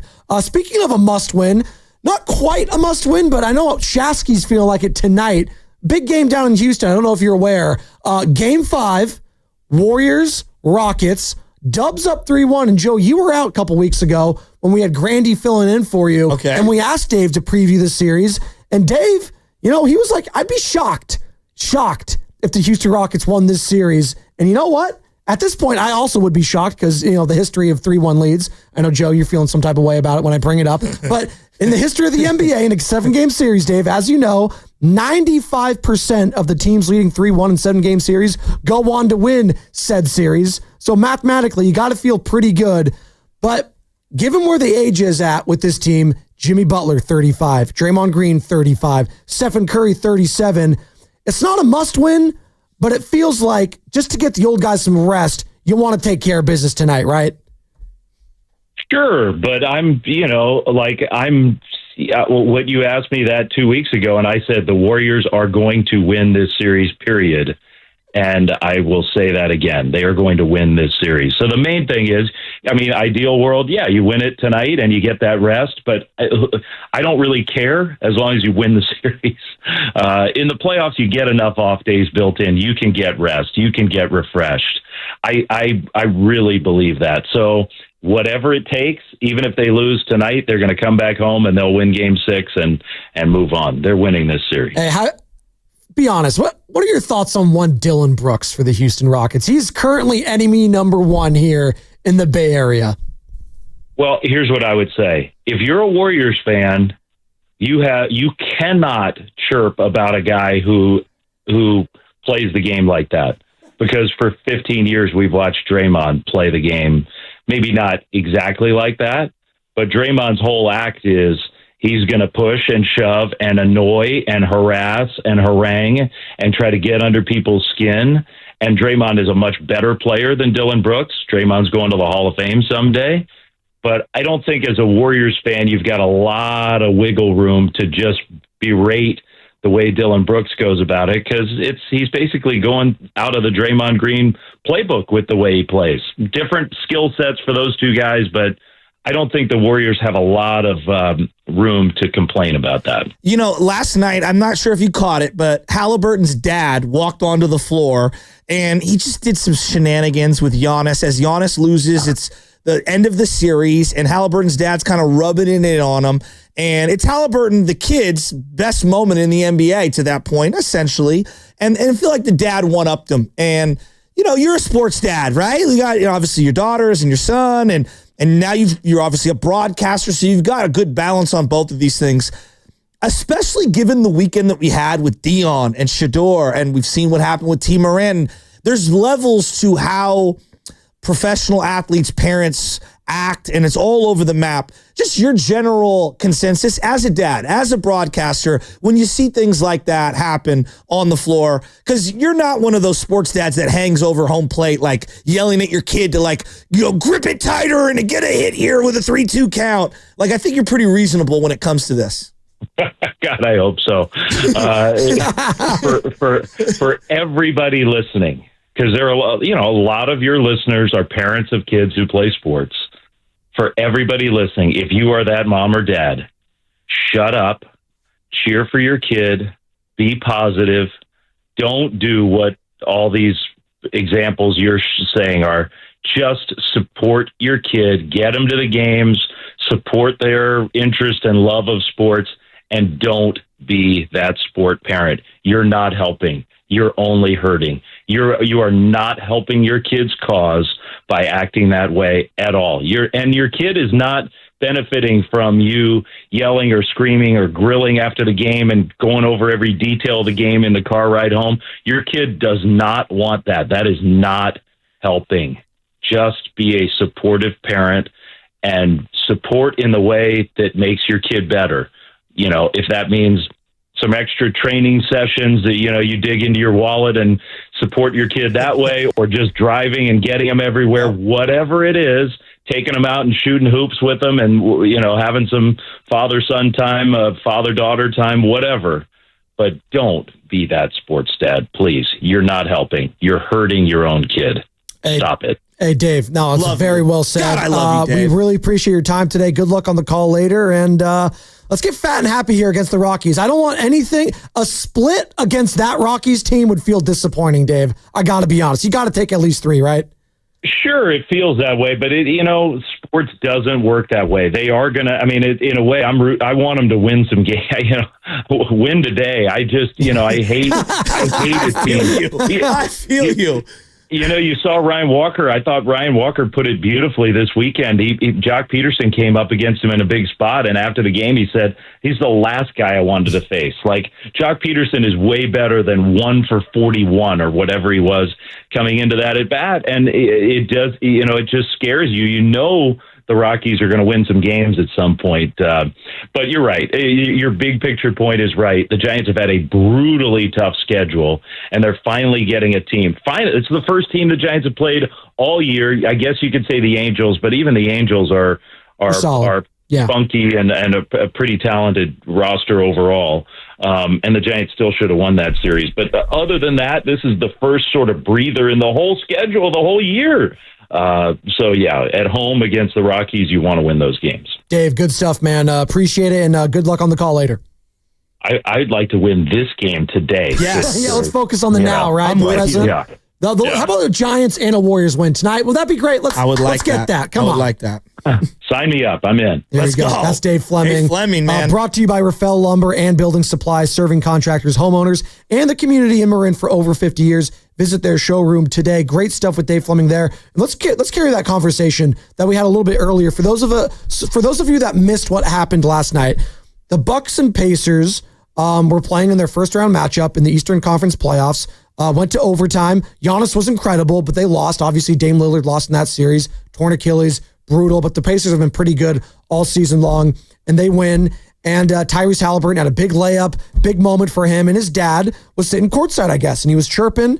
And then after they're saying their hugs and goodbyes because the series is over and Giannis is on the court saying goodbye to everyone, there was some jawing going on. And all of a sudden, John Halliburton, I should say, Tyrese's father, started saying stuff to Giannis. And Giannis like, what the hell are you doing, dude? Like, and then people had to be separated. I didn't even know it was a dad. I thought it was a fan. I thought it was a bald guy wearing a Halliburton jersey. Exactly. I didn't know who that was. But Giannis said some things after the game that I thought was very humble in his regards, and it shows you the kind of person and player Giannis is and the kind of guy that you would root for as a face of your franchise. Here he is talking about the trash talk and not wanting to engage in it. I believe like being humble in victory. That's how I am. Now there can be a lot of people out there that are like, no, when you win the game, you gotta talk and you know it's a green light for you to be disrespectful towards somebody else. I disagree. I've won the championship. They haven't. Okay, and that doesn't even say anything. I'm not trying to minimize their effort, but I remember when I won. My mom, that she's never missed the games from February 11th or 13th when she came in Milwaukee against the Knicks. She never missed a game. When we won the championship, I remember my mom, she was scared to cross. She was like, am I allowed to come and hug my son? I see, except now my brother does media for this year. He wants to come back and play. Except in that, you've never seen my family like see courtside. See, this is not something that we do. We don't. I try to keep my family away from the game. Losing the game, emotions run high. Having a fan, which at the moment I thought he was a fan, but then I realized he was Tyrese's son, which I love. Tyrese, I think, is a great competitor. He was his dad, sorry. Coming in the floor and showing me his son a towel with his face. This is what we do. This is what we do. This is the we do. I feel like that's very, very disrespectful.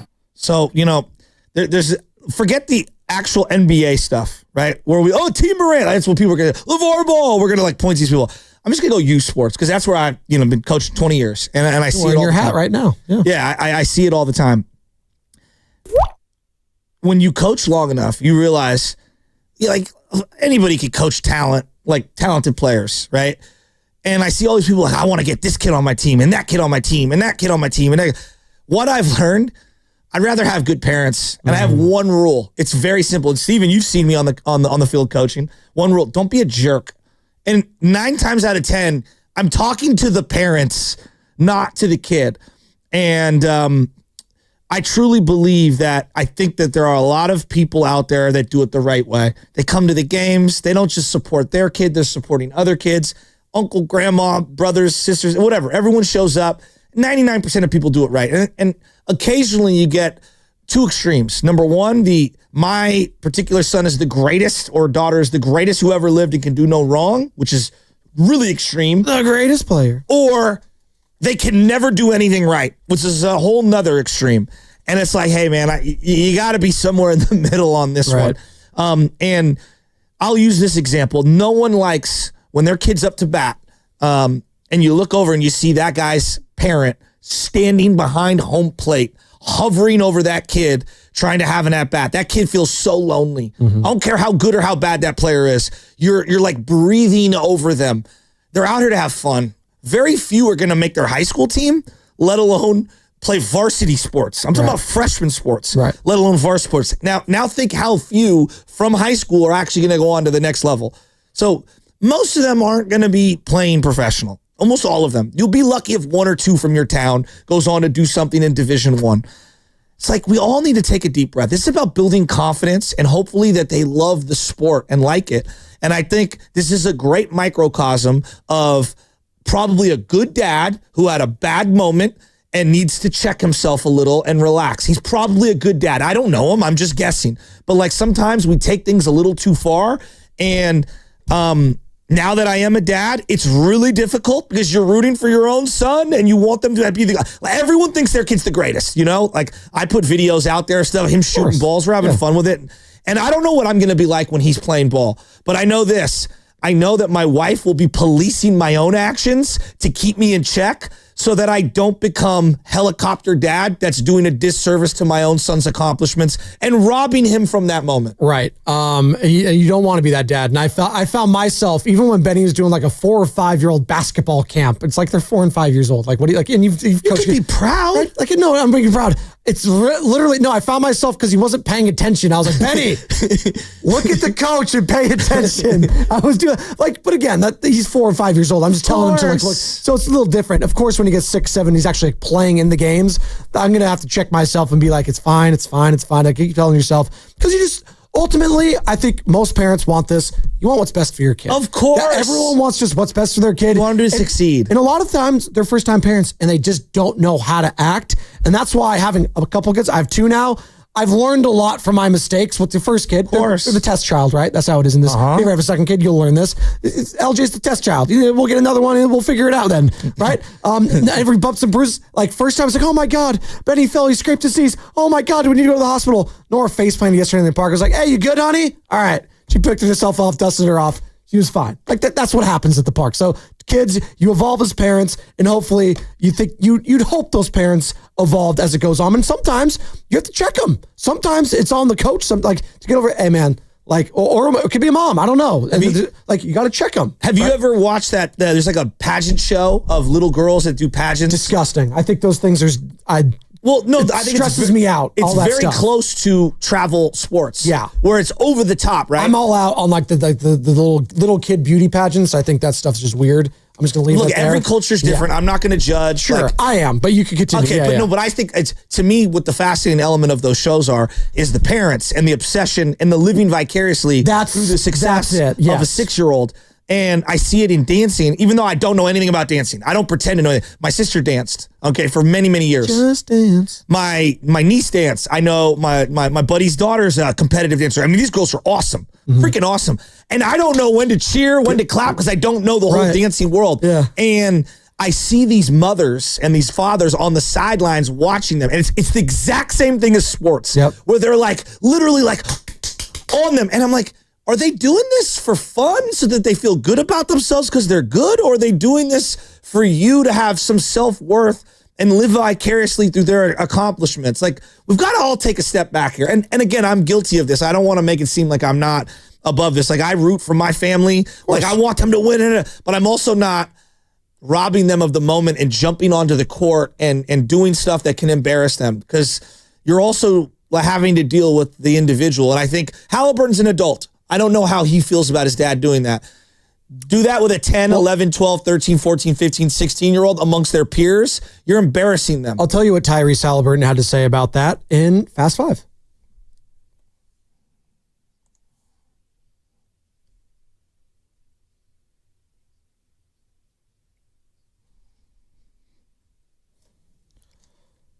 So Tyrese Halliburton, if you're just joining us, his father, John Halliburton, got into it with Giannis on the court yesterday as the Pacers defeated the Milwaukee Bucks in 5 games to advance to the second round. And Giannis had some thoughts on it, and Halliburton himself did as well. Tyrese, that is, quote, after the game, as far as the incident between Giannis and my pops, I had no idea it happened until I got to the back and was showed the video. Me and my pops have talked about that, and I don't agree with what transpired there from him.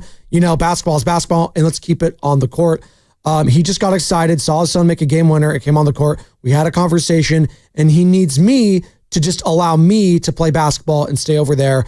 I'll come over to him to celebrate. He also said that him and Giannis, John, that is, Halliburton and Giannis spoke after the game and, quote, they're in a good place. So it all had a happy ending. And Tyrese, I appreciate them on his perspective saying, Dad, you need to calm down. That's good for the player in saying that and making sure Giannis and him were in a good place. So it all had a happy ending. I'm sure all those baseball moms and dads also do the same, right, Joe? Yes. Yes. I'm going to give you an example of my own life. And I'm going to laugh a little here because we have to laugh. I think it's all. Did your dad ever do this to you, by the way? I'm going to tell you right now. There it is. I love my dad. All right. And the irony of my dad is that he actually was right looking back on it. I can't find the Toms. But I had my dad yell at a high school coach, and his point was a good one, and he was right. It embarrassed me to no belief. And I think it was more my dad fighting for a group of boys that weren't getting a fair shake. And looking back on it, I have a different perspective than when I went through it. When I went through it, I was so embarrassed. Wow. So embarrassed amongst my buddies. But I think, looking back on it, he meant well. And if we're being 100... he did know more than the coach. He was better than that coach, right? There are times when the actions are wrong, but it comes from the right place, and he might have been right in his mind and in his heart and his soul. He just did it the wrong way, and that was my dad in a nutshell. And I love him to death, and it's, I do. I legitimately love him, and he was not perfect. He would have leaned into it and admitted where he made mistakes, and he'd do all that. But having been on the receiving end of this, It was horrifically embarrassing, and the anxiety filled me. But I love him, and he apologized to me 10 times over and whatever. And you know what? My buddies still laugh, and they're like, yeah, he was right, and he should have been the coach of that team probably. There you go. That's a great story. We miss you, Papa Shasky, and good stuff. And anytime we can get a Papa Shasky story, please just I've got 1,000 of them. I need more in my life. Steven's seen him on the field. He was who he like. He was exactly who he is. Denny Green. They are who we thought they were. Exactly it. What you got, Steven? Yeah, real quick. There's a conversation earlier about whether coaches should be involved in confrontation with players of any kind, and I'm so out on that. Coaches should not be involved in talking to players, opponents, talking to opponents, being involved in any confrontation that happens. They should not be involved at all. They should stay on the bench. Let the players police themselves. Stay back because you end up looking like the small guy in that situation. I disagree with you, Spadoni. Wow, I think that's a subtle shot at Matt Nahikian. Matt, you listen to this, your producers don't want to be checked. That's what I'm getting at here. Oh my God, Matt. Like when that Astro bench coach was going at that A player. Ramon Laureano. It was like, dude, sit down. Or like when Pedro threw, was it Don Zimmer? Don Zimmer. Thank you very much. Like, Don, you ran out there. What'd you think was going to happen? Don Zimmer in his 70s charged at Pedro Martinez. Ran in the after him. of just insanity. Like he did a hard 90 to Pedro Martinez's chest. While you bring that up, I want you guys to look it up right now. 1986. It's black and white. Giants, Cardinals. No, not 87. 86. It's like a 4 or 5 minute fight, and it's only in black and white, and it's on YouTube right now. It's incredible. The two coaches, Roger Craig and Whitey Herzog, go at it on the field physically. It's incredible. Kruko's in the mix too. Is there any coach that could take on Ime Udoka in the NBA right now? What, physically? Physically. Like if they had to fight someone. No one? It's basically him and Man Campbell. Dan Campbell, yeah. There's someone else in the NFL. There has to be. That's pretty big. I actually would have said Antonio Pierce, but he's no longer the Raiders head coach. Love you, Pete Carroll. You don't want that smoke. I also wouldn't sleep on Sean McVay. That guy does not skip leg day or chest day. Yeah, he's short, though. He's in the flyweight division. Don't sleep on the small guys. He's got Rey Mysterio power. Well, there's a reason why in the UFC there's different power rankings of weight classes. He'd be in the George St. Pierre class, not the John Jones class. As we close the loop on dads that are crazy, just go watch the Randy Marsh South Park episode. Those Americans. Dude, where he fights his way to the state championship. Shows no fear. Oh, that's the dad I gotta fight. That was a great one. Dad, I love you. He's like, yeah, he cheers at the end. It's great. Continue, Sam. Sorry. Speaking of dads, I'm kind of curious to the two dads here. What if your kid cost 95.7, $250K, or better yet, cost you personally $100K? That is the life that Jeff Ulbrich is living this week because his son Jax prank called Shedeur Sanders. The NFL found out it was him, and of course, the kid, he apologized, blah blah blah. But yeah, NFL finding the Falcons $250K. I have a big mouth sometimes. And then slapping Ulbrich with an extra $100,000 just for good measure. So way to go, Jax. Maybe don't film it next time. Well, it was so cruel. Yeah, it was dumb. That's what it was. It was hide the number better. Dumb move. That was the Fast Five, brought to you by Xfinity. At home or on the go, you'll get the fastest internet to all your devices. Steiny and Guru are next, brought to you by Fremont Bank. Here for you, here for good.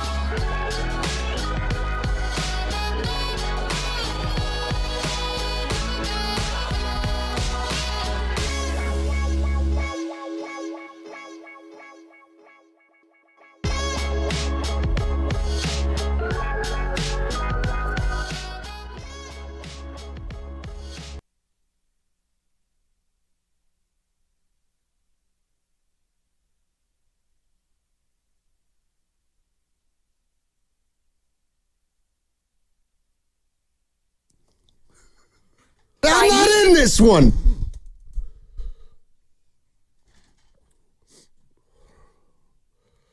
Oh, man, we got a little turmoil early. No, we've had a great morning. With you. Not with you, I don't have it. I'm feeling Although frisky. I probably will. I'm frisky. 4:30 start? Why? 4:30 start is doing something to me. I can taste the game like we don't got to wait 3 extra hours, man. And tonight could be, get this, Donnie, is this our era? Evan would know about this. Turn off the lights. The party's over. Yeah, Monday night. That's what they can do to the Rockets. Who's that? Don Meredith on Monday Night Football when the game was over and the team would get the first down and seal it. Turn off the lights. Oh, I've heard it before, but never like that. The party's over. Howard Cosell, Don Meredith. There you go. And why can't I think of the other guy? Frank Gifford. Yeah. Iconic. They can do that tonight to Houston. Turn on the lights. Let's go. It's going to be a tough game tonight. Well, they all have been. Let me ask you a question. I'm here. What kind of fan are you? You is it all about 3-1? Hey, we're up 3-1. We're up 3-1. Or do you really dissect each of the games and think about the difference between these two teams? That's a phenomenal question, and I just do it as quick as I can. You don't have to. Take 4 hours. I don't have to say a word the rest of the day. You know, with an IQ, we all know where it is, 143, Snotty. I think differently, and I kind of use my barometer as what I thought was going to happen before the series took place. And it's kind of, I'm watching that manifest, but I can also say I was a little wrong about the moxie of the Rockets. But to answer your question, I feel like I'm not afraid of the Rockets because of what's transpired through 4 games. So I almost want to just plant the flag on, I think I was right. They are a good story. They play hard, but the way that this Warrior team and how they're constructed with the new Jimmy Butler, Stoney, I don't think they can win a game, and they could even win tonight, but I don't have that fear of, oh boy. And maybe it would be different had they won the game the other night. Houston. Yeah, I'm just, I'm looking at this series, and in game 1, the Rockets are down 3 with 6 minutes to go. Man. In game 2, the game never really got tight in the second half. The Rockets pretty much maintained a double-digit lead. That's the one they won. Game 3, Rockets are up 84-83 with less than 6 minutes to go. And then in game 4, the Rockets are up 96-92 with 6.5 minutes left. And it's on the one hand, I absolutely hear what you're saying. The difference in this series has been the Warriors' execution and ability down the stretch. But if you take a step back, this has been a very evenly played series. And facts. I'm just, when we talk about how Warriors go in there tonight and wrap it up, maybe, but I think tonight is going to be the hardest game for the Warriors to win. Because it could be the Rockets' last game at home this year, and I think they all know it. Hey, I feel that, and I'm hearing it, but I also say this to that, though, Stoney. When it's all said and done, and let's just say the Rockets get closed out tonight by our Warriors, one of the biggest components that was not in my formula in regard to deciding these close games and why the Houston Rockets, the players and the coaching staff collectively should look themselves in the mirror and be like, you know what? We tricked this series off. And where did we trick it off from? The free throw line. Stoney, that is just the one constant to where if the Rockets just shot better, they might be up in this series. Right. That's just, like, if I just step back and think about that, that's incredible. Well, and that's why I'm wondering if you're a Warrior fan. It really is. You've got Houston, and I think we've all got to acknowledge that Houston might have been the best opponent for the Warriors. Well, how come? Well, because they haven't closed out playoff games, and they're all new to that. What I'm getting at here, though, is I actually agree with you. I'm thinking, man, you make some free throws, this thing's 2-2, yeah, and it's completely different. Well, you can't count on teams to continue to miss free throws. So how are you really gauging this first round against the Rockets? If you're looking at the Warriors like a 7 seed, you got to be happy. If you're looking at the Warriors like a team that you think can make a championship run, then I think you got to look at this series a little bit different. And I guess what I'm saying is so far in this series, and I'm acknowledging it's not over yet, but through 4 games, how do you feel about the idea that this team can go on a deep run? Are you more assured that it can? If you think it can, did you just watch the first 4 games and say, now I know it? Or if you were hoping or thinking that this team could make a run, do you look at the first 4 games and say, ooh, I don't know? That's what I'm asking Warrior fans. That's a basically beautiful thought, man. To assess this first 4 games, and the Warriors are up 3-1. And you know what? I fully realize that there's some people out there, and I have a little bit of this too. Doesn't matter. They're up 3-1. Doesn't matter if it's been evenly played. I agree on the one hand.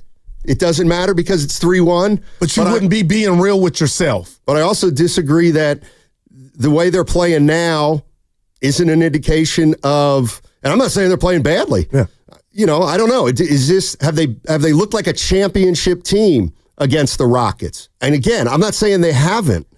There's something about the Rockets that makes the games really ugly, and it's tough to really look good against the Rockets. But 4 games in, I just kind of want to assess where this team is. And if the fans out there, the Golden State Warriors, think that are they more optimistic now about a deep run? Because let's put the rat on the table. Brought to you by look at it. If you thought that if you think the Warriors have a deep run in them, then you clearly assumed that they were going to beat the Rockets. Now, I'm not saying they're going to beat the Rockets, but they're in good shape. But what I am saying is now we have 4 games of evidence against the Rockets. We've watched all the other playoff series, and I just want to ask, do you feel better about the chances of making a long run, or has what happened during the first 4 games make you think this might be a bridge too far to cross? I love it. And I'm going to say this, and we can break it down on the other side. Now, I kind of alluded to it yesterday. In a crazy way, I told you my respect has grown more for the Rockets and how they got to that 2 seed. But, Stoney, there's a part of me that's saying, could it possibly be easier from a defensive standpoint on who you play because the Lakers don't have the Rockets defense? Many can get after you, but they were a playing team. They don't have the Rocket-type defense. So was this the best thing to happen for the Dubs? Playing team? Minnesota. I'm sorry? Almost a playing team. Okay. There you go. But you get the where Warriors I'm going. were a playing team. No doubt. Okay. But the Rockets are a 2 seed for a reason. So I'm wondering, Stoney, is this the best defense maybe that the Warriors would see if they got to the finals, this Rocket team, to make it easier and be like, boy, you know what I mean? It was tough early, but now we can breathe a little bit. Well, I think it's twofold. I think the Rockets are giving the Warriors a great lesson and preparation in how hard the games are going to be. Well, not only this series, but down the road. And that's good for the Warriors' young players. But like the intensity in the playoffs not going down, and Minnesota might not be quite as good defensively as the Rockets, and the Lakers certainly aren't. But I just want to get a feel for what Warrior fans are feeling 4 games into the playoffs. 4 games. And I got a question for you on the other side. Can I ask you a question? Oh, yeah. There's 2 calls here. One's from Austin and Redwood City. Austin. And it says, disagrees with Steiny. I haven't even put an opinion out there yet about anything. What could he disagree with me about? That it's game 5? It's a compliment that he called and wants to chat with us. Well, we'll see. He's a friend of the show. We'll see. And I got a question for you. I don't need this early. All right. Uh-huh. Early. That's a goal, my brother. Thank you. 888-957-9570 is the number. That segment brought to you by Safeway.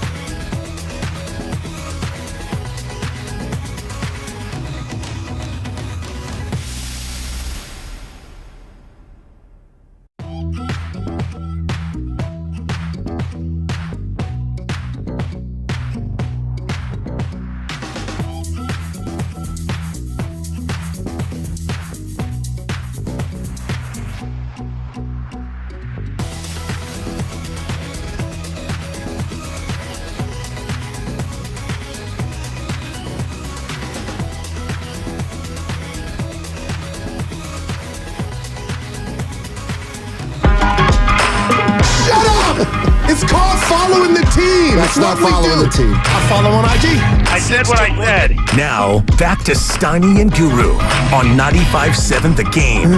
All right, Warriors-Rockets today, 4:30. All of it can be heard on 95.7 The Game. 3:30, Warriors Live with Willard and Dibbs. And then Grandy and Evan Giddings will have the Warriors Live post-game show right after the game, or a little bit after the game, so that people can the young guns celebrate or lament. Yep. Celebrate or lament. What are we going to lament? If they lose. If the Warriors, I got to believe the Rockets are favored tonight. Am I right? I would guess so. Probably by a 1.5, maybe. I won't tell you which way I'm leaning. We know. Well, do you know what's the line? I would imagine. I don't know. you're not going to tell me what way you're leaning, but you don't know the line. But I know that's strange. But listen, there's two lines in gambling, Stoney. The money line, where you don't even worry about the points. You just take them straight up. Okay. And they give you a number. So that's probably going to be plus whatever, something. So whatever you put down, you're going to get a little more if the Warriors win. I just think they close them out. But Uncle Looney, real quick here before you get to the phones. Evan, I want to give this guy a 10, Uncle Looney, early. Last segment, I said the Rockets, they're young. They're kids. And they're kind of tricking off some of these games. Mm-hmm. Uncle Looney types. Guru, don't you get it? Tricks are for kids. Get it? They're tricking off the games. And they're young. Kids. Tricks are for kids off the commercial. Well, it's a cereal. Cereal, but yeah. Let's go to Caleb. Pretty good Caleb word. in Livermore. You're hired, Looney. Hey, Caleb, what's going on, man? Caleb. What's My going God. on? What's going on? Hey, Guru, when you said turn on the lights, that's Future. Evan thought you were talking about Future. That wasn't. What did you say the person was? Dandy Don Meredith, and it's turn off the lights. The party's over. That's Future. That's Future. Okay, well, that ain't no. Okay, relax. It's also Jim Morrison of the Doors. Yeah, I never when heard the of it. You guys just music's showed your age. over, turn out the lights. Get it started. Turn out the. Let's go. Caleb, soak that up, baby. Yeah, you young people need to get a hold said Future. and an understanding of your history. All right, what do you got, Caleb? Let me guess. Warriors by 40 tonight.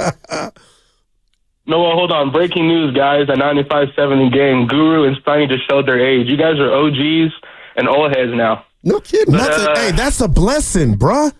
Hey, and you know what, Caleb? Yeah, I feel Let me that. tell you something. And I'm you still have no hooping. idea how much damage we're doing outside this studio. And I'm still hooping. We See, may you be don't want this. We may be old, but we're like the Warriors. We're Hey. gritty. We're old young. I feel you. Yeah. Yeah. There you Young go. old. You guys are about to get your pension.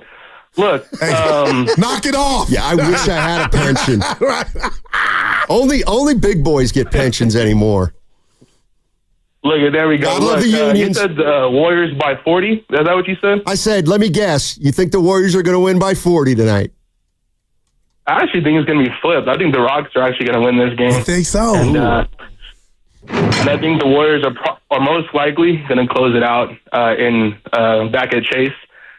I just think tonight, man, you're going to get the Rockets' best punch. And I think every single player on the Rockets is going to have a really, really good game. I think Jalen Green, this is going to be his game. Whether he starts, I know, Guru, you said yesterday that he might come off the bench. Yeah. But, yeah, I think that you're going to get the Rockets' best punch. The only chance I see the Warriors winning this game is if you get similar to what you got from guys like Podziemski and Pods and some of the other role players, and they got a chance. But I think the Rockets might pull this one out. We'll see, though. Thanks a lot, Caleb. Appreciate the call. I didn't like that material he was running. I didn't like any of it. Call me Steve. I feel young. Well, the 510 on the Boxer and Gerson work injuries attorneys text line says, tell Caleb that's not Future's lyrics. Wow. I certainly wouldn't know. Yeah. I certainly wouldn't know.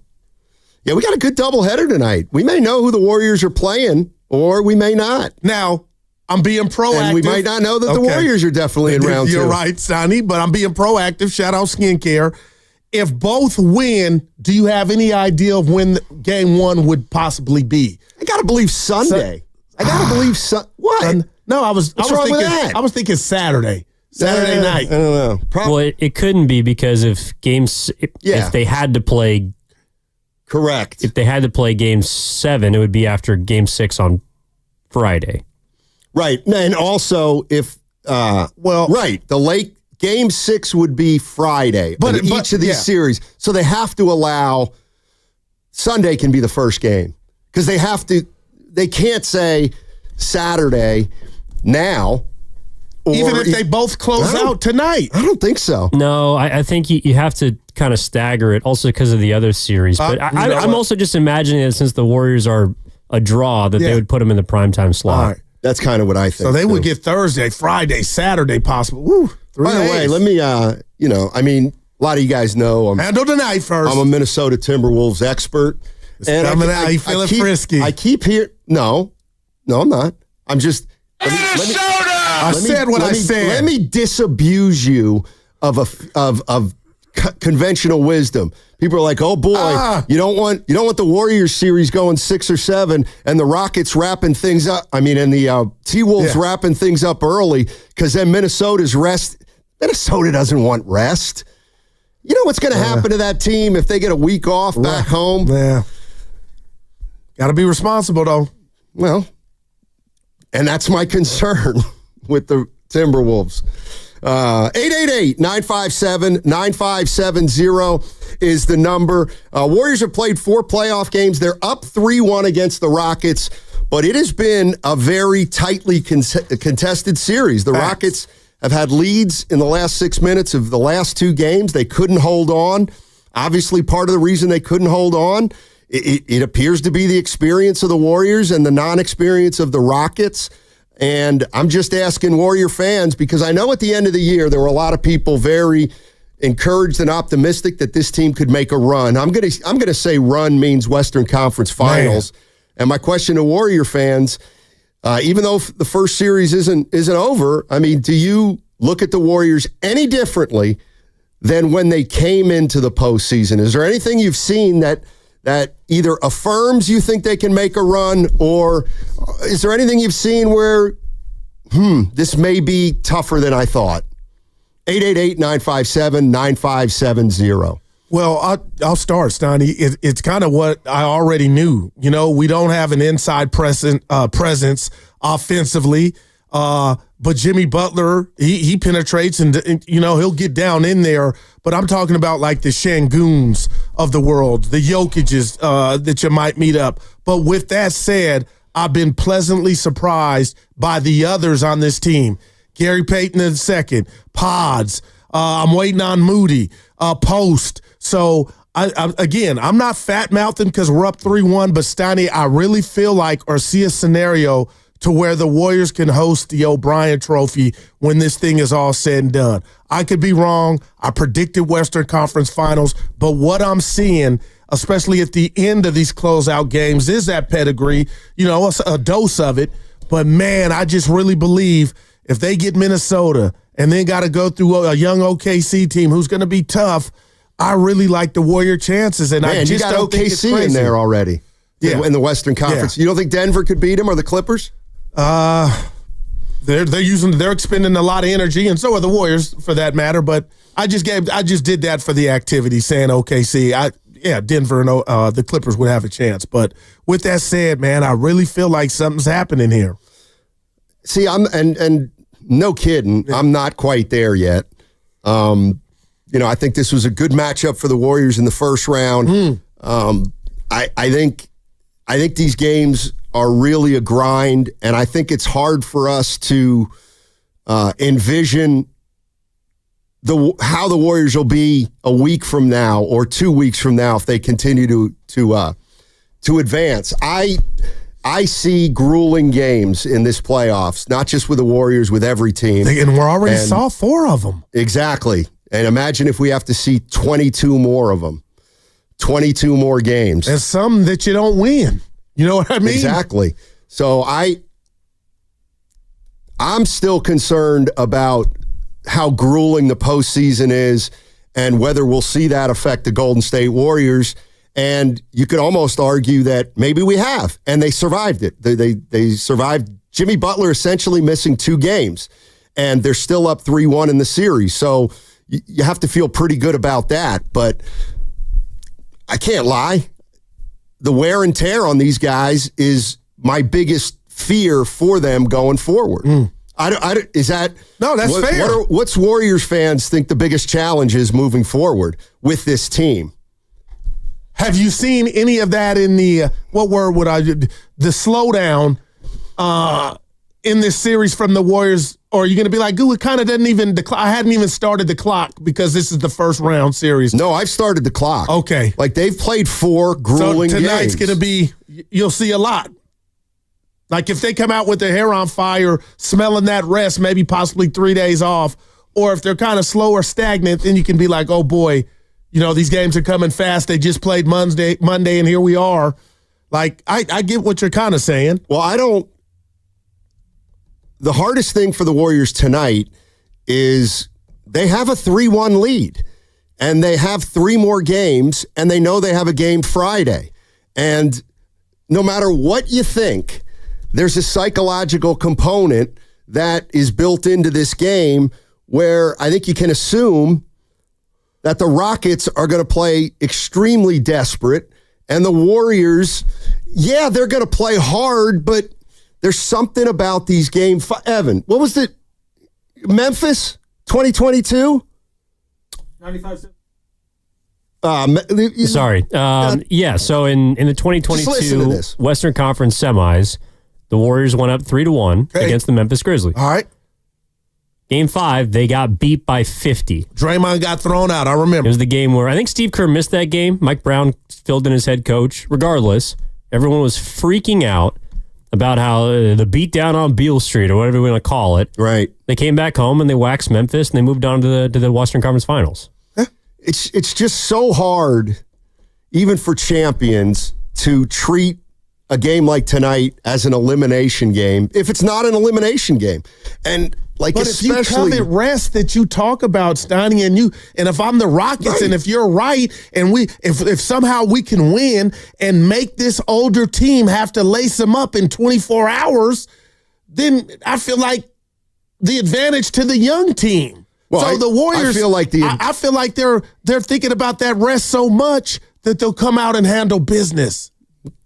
Maybe they will. I'm just telling you that I think getting eliminated from the postseason is a huge incentive, and I don't know how the Warriors feel about playing Friday. Exactly. I mean, if they play Friday, maybe I don't know. Maybe the series starts Tuesday. They still get 3 days off. But I'm just the psychological component of this is interesting always in a series when a team's up 3-1. And I'll say this and I hear you, to Caleb's point, Steiny, it's not ideal at all if the Rockets at this point were going into game 5 and they could be thinking about, and I'm going off of what Coach Udoka told the world, that he possibly might make a change to the starting lineup. Well, a team that's down 1-3 in a series, then that's not desperation, but that's letting you know things aren't going like they want them to. But if that does happen tonight and the ball's tipped and Jalen Green maybe comes off the bench, Donnie, maybe they can win that game. But that would signal to me, and obviously when you're down, there's a crack in the vase. But then I'd be like, okay, we kind of, if I'm a Warrior player or team, we kind of got him on the ropes. And obviously when you're up 3-1, you got him on the ropes. But you know what I mean? That's a big deal. We don't know if he's starting or not. Or is it not to you? It's not to me. It's not. I mean, to me, Jalen Green's Buddy Hield. Wow. At this point. Can he help you win a game? But the other thing I was thinking is if and this is a hypothetical, but if the Warriors had lost on Monday, then I would, as you like to say, I would have loaded up on the Warriors tonight. Okay. Wow. I really would have. I would have been nervous as all outdoors. With a 3-1 lead, there's been evidence in the past that, this is a tough game for the Warriors to put all their eggs into this basket. Let's go to Austin in Redwood City. Hey. What's up, Austin? Hey, nothing much. Hey, I'm going to have to say this, man. the Warriors ain't worried about nothing. You know why? Because the Warriors is a different beast when it comes to the playoffs with Steve Kerr. They take care of business no matter who's on the team. The Warriors are champions, and they have champions on their team. They know how to beat champions. Kamiga and Moody, they champions, and they learned how to beat champions. Yeah, and what the Rockets have, remember, young players only got one champion on their team. Did I mention? 2. We got playoff Jimmy. They got 2. They got 2. Did I mention we got playoff Jimmy? 2 conference finals, right? Appearances. Man, nobody don't want to run against the Warriors. Look at Austin. The Rockets are what they are. They better than the Warriors record wise, but on paper, free throws will always cost them to lose the game at the end of the game when it comes to being clutch. Nobody want to see the Warriors in the playoffs right now. So hold on, let me ask you this. Especially Steve Kerr. Let me ask you this, Austin. So they're going to beat the Rockets, right? Yep. Then they'll beat, let's just say, Minnesota. They can beat Minnesota, right? Yep. Then they're going to go play Oklahoma City or maybe Denver. They're going to win that. Finals. They're going to the finals. Oh, Are they going to beat Boston or Cleveland? They're going to the finals. Okay. I'm with you. That's fair. Yeah, I feel it. Going to the finals. When they get to the finals, I'll let you know then. All right. Other than that, ain't nobody want to see the Warriors, and they said that already. And you see how the Magic went out? They don't got no three-pointers, no three-pointer shooters on their team. They went out. Now look at the Rockets. They about to go out because of free throws. Yeah, it's a good point. Yeah. Thanks, Austin. And I think, that wasn't too harsh. I thought he was coming for you. Yeah, he didn't disagree at all. What could he have come at me for? But that's what the call stated. I haven't yet once said, Kuminga stinks or Warriors are old. That's coming. But no. He got me thinking about the question that I wanted to pose to you. So we talked about the porous free throw shooting for the Rockets. Steiny, when you get to the free throw line, you know what happened? You earned it. You earned it. You made a move. You created a shot. You made a pass to go get your money. And how you go get your money and capitalize is you make the freebies. What do you say for this, though? The way that the Rockets are missing sometimes 2 shots, both shots, Steiny, those are almost like turnovers. Yeah, they're demoralizing. They're demoralizing. And that's why... Like that's how I feel when they just, come on, man. I mean, it's everything we absolutely thought. The inexperience is hurting Houston. It feels like there's no other way to put it. And the Warriors' experience is helping them. Yeah. You know, a foul shot, it's not a foul shot if it's in the postseason. Damn. It's different. What is it? It's a different kind of foul shot. It's more important. Pressure. Absolutely. Absolutely. Let's go to Maxine in Antioch. Hey, Maxine. Hey. Hi. Thanks for taking my call. Sure. So listen, I have a theory of why we're going to win this series, and you can bet on it. All right. Okay? Yeah. This is the X factor. All right. It is our experience to a certain degree, but like you just said, there is a strong psychological component when you're playing at this level, compared to the regular season.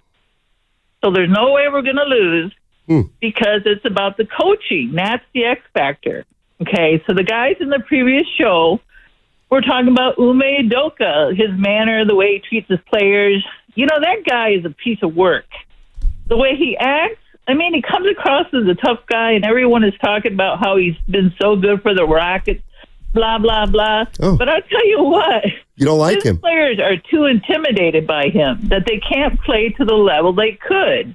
It's enough pressure as it is. You don't need your coach beating you up, too. So look what happened when he coached Boston in the finals. His players couldn't perform to their fullest, potential because he was so hard on it. And you look at Steve Kerr.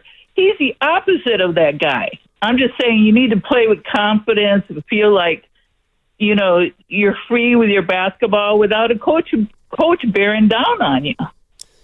All there right. you go. Noted. All right. Thanks, Maxine. Noted, Maxine. I got an aunt named Maxine. I don't know about that. Let's just put it that way. This is a team with, again, 4 or 5 22-year-olds. And he's got to teach him how to play. And I like his style. And that involves, I assume it involves some tough love. Yeah, but he did say something. Go ahead, Simon. What'd he say? The other day, he goes, fans aren't that tough. They were asking about him walking down the streets of San Francisco when they were in town. They're not that tough in person. I wanted to say, Udoka, half the people don't even know who you are, buddy. No, but I'm with him. Nobody's going to want to punch him in the face if he's walking down Market. Yeah. In fact, if you're a he basketball, said it that way. Yeah, but if you're a basketball fan and you see Udoka and you're a Warrior fan, you know what you're going to be like? Hey, coach, how you doing? What are you going to say? Your team sucks. Well, I guess that's the kind of society we live in, as Tyrese Halliburton's dad proved last night. I guess that's all fair game, but I can't wait to get to that. It's if they want to do that to Udoka, that's fine. Just don't be doing it to Finchy next round. It's a wrap. On 95.7 The Game. Let's go to Jim in Berkeley. Jimmy! Hey, how's it going? Hey. Doing well. I just say that I think you asked, lost Jimmy a couple of games, but we still won, blah, blah, blah. You know why that is? It's because Steph is so damn good. Steph is, if he gets hurt, we'll be done. If Steph remains, like he is, and we have Jimmy, that puts us even further, but you lose Steph and we're done. So that's the difference. And Steph's going to do whatever he's got to do. He's 37 years old. Man. He's going to make sure this is going to happen. So if Jimmy stays healthy and Steph stays healthy, they'll make it to at least the Western Conference Finals, at least. All right. Thanks for the call. I get it. Thanks for the call. Yeah. God, I don't want to do this either because I don't want to go down this road. But you could turn around. Well, I'll just say, we're going to do these shows. If the Lakers win tonight and the Warriors win tonight, we're going to start doing shows on who you want to face, the Lakers or the Timberwolves. Yeah. And it's funny. I know my answer now. I think it's the Timberwolves would be the tougher opponent for the Warriors. Oh, no doubt. Well, I don't know if it's no doubt. That's just my belief. Well, it's looking like that. Like the tougher team has opportunity. The Minnesota's put themselves in the Warriors situation. When they're not on the road, you get rest. Yeah. I don't. Go ahead. No, I just, obviously the Timberwolves need less rest than the Warriors, but they may have the best player in the league. Like, let's just get traded. No, I'm just Ann Edwards or Jamal Murray, SGA. Tatum? How? Let's just talk about those two right now, real quick. Anthony How Edwards? big is that gap? I don't think there's a gap. He's had a phenomenal season. I didn't ask about MVP. Just when you hear the name Anthony Edwards and SGA, is there a gap? Or if I said I got Anthony Edwards over SGA, would you have a problem with it? Yeah, I would. And what would the problem be? Well, one guy's going to win the MVP on the best team in the league, and the other guy's team finished 6th. Who also was in the Western Conference Finals last year. Right, but we're talking about this year. Well, I'm just talking about overall. Yeah, I'd rather have Shea. And I love Edwards. But Evan, where are you at on that? Shea or Anthony Edwards? Who would you rather have? I'd probably rather have Anthony Edwards. Yeah, I'm with you. But give me either of them. Yeah, I hear you. Halle Berry or Beyonce? Well, I think Stein is just saying that. And you're just saying it because Edwards is a we better are dunker. Truly family. I got you. Edwards plays the other end of the floor better. Guru likes the dunks. That's fine. And no wonder he likes Edwards. I get it. It had nothing to do mostly. He's shooting threes. He ain't dunking like much these days. Yeah, he's got a more complete game than SGA. Dude is shooting threes like Bird. No, he doesn't. I did that for effect. Don't buy it. Jay in San Francisco. What's up, Jay? How you doing? Oh, we got to go. I lost track of the time because I don't have a clock in here. And we'll be right back on 95.7 The Game. Hey, it's Willard for Underdog Fantasy, which just became one of the best places to make picks.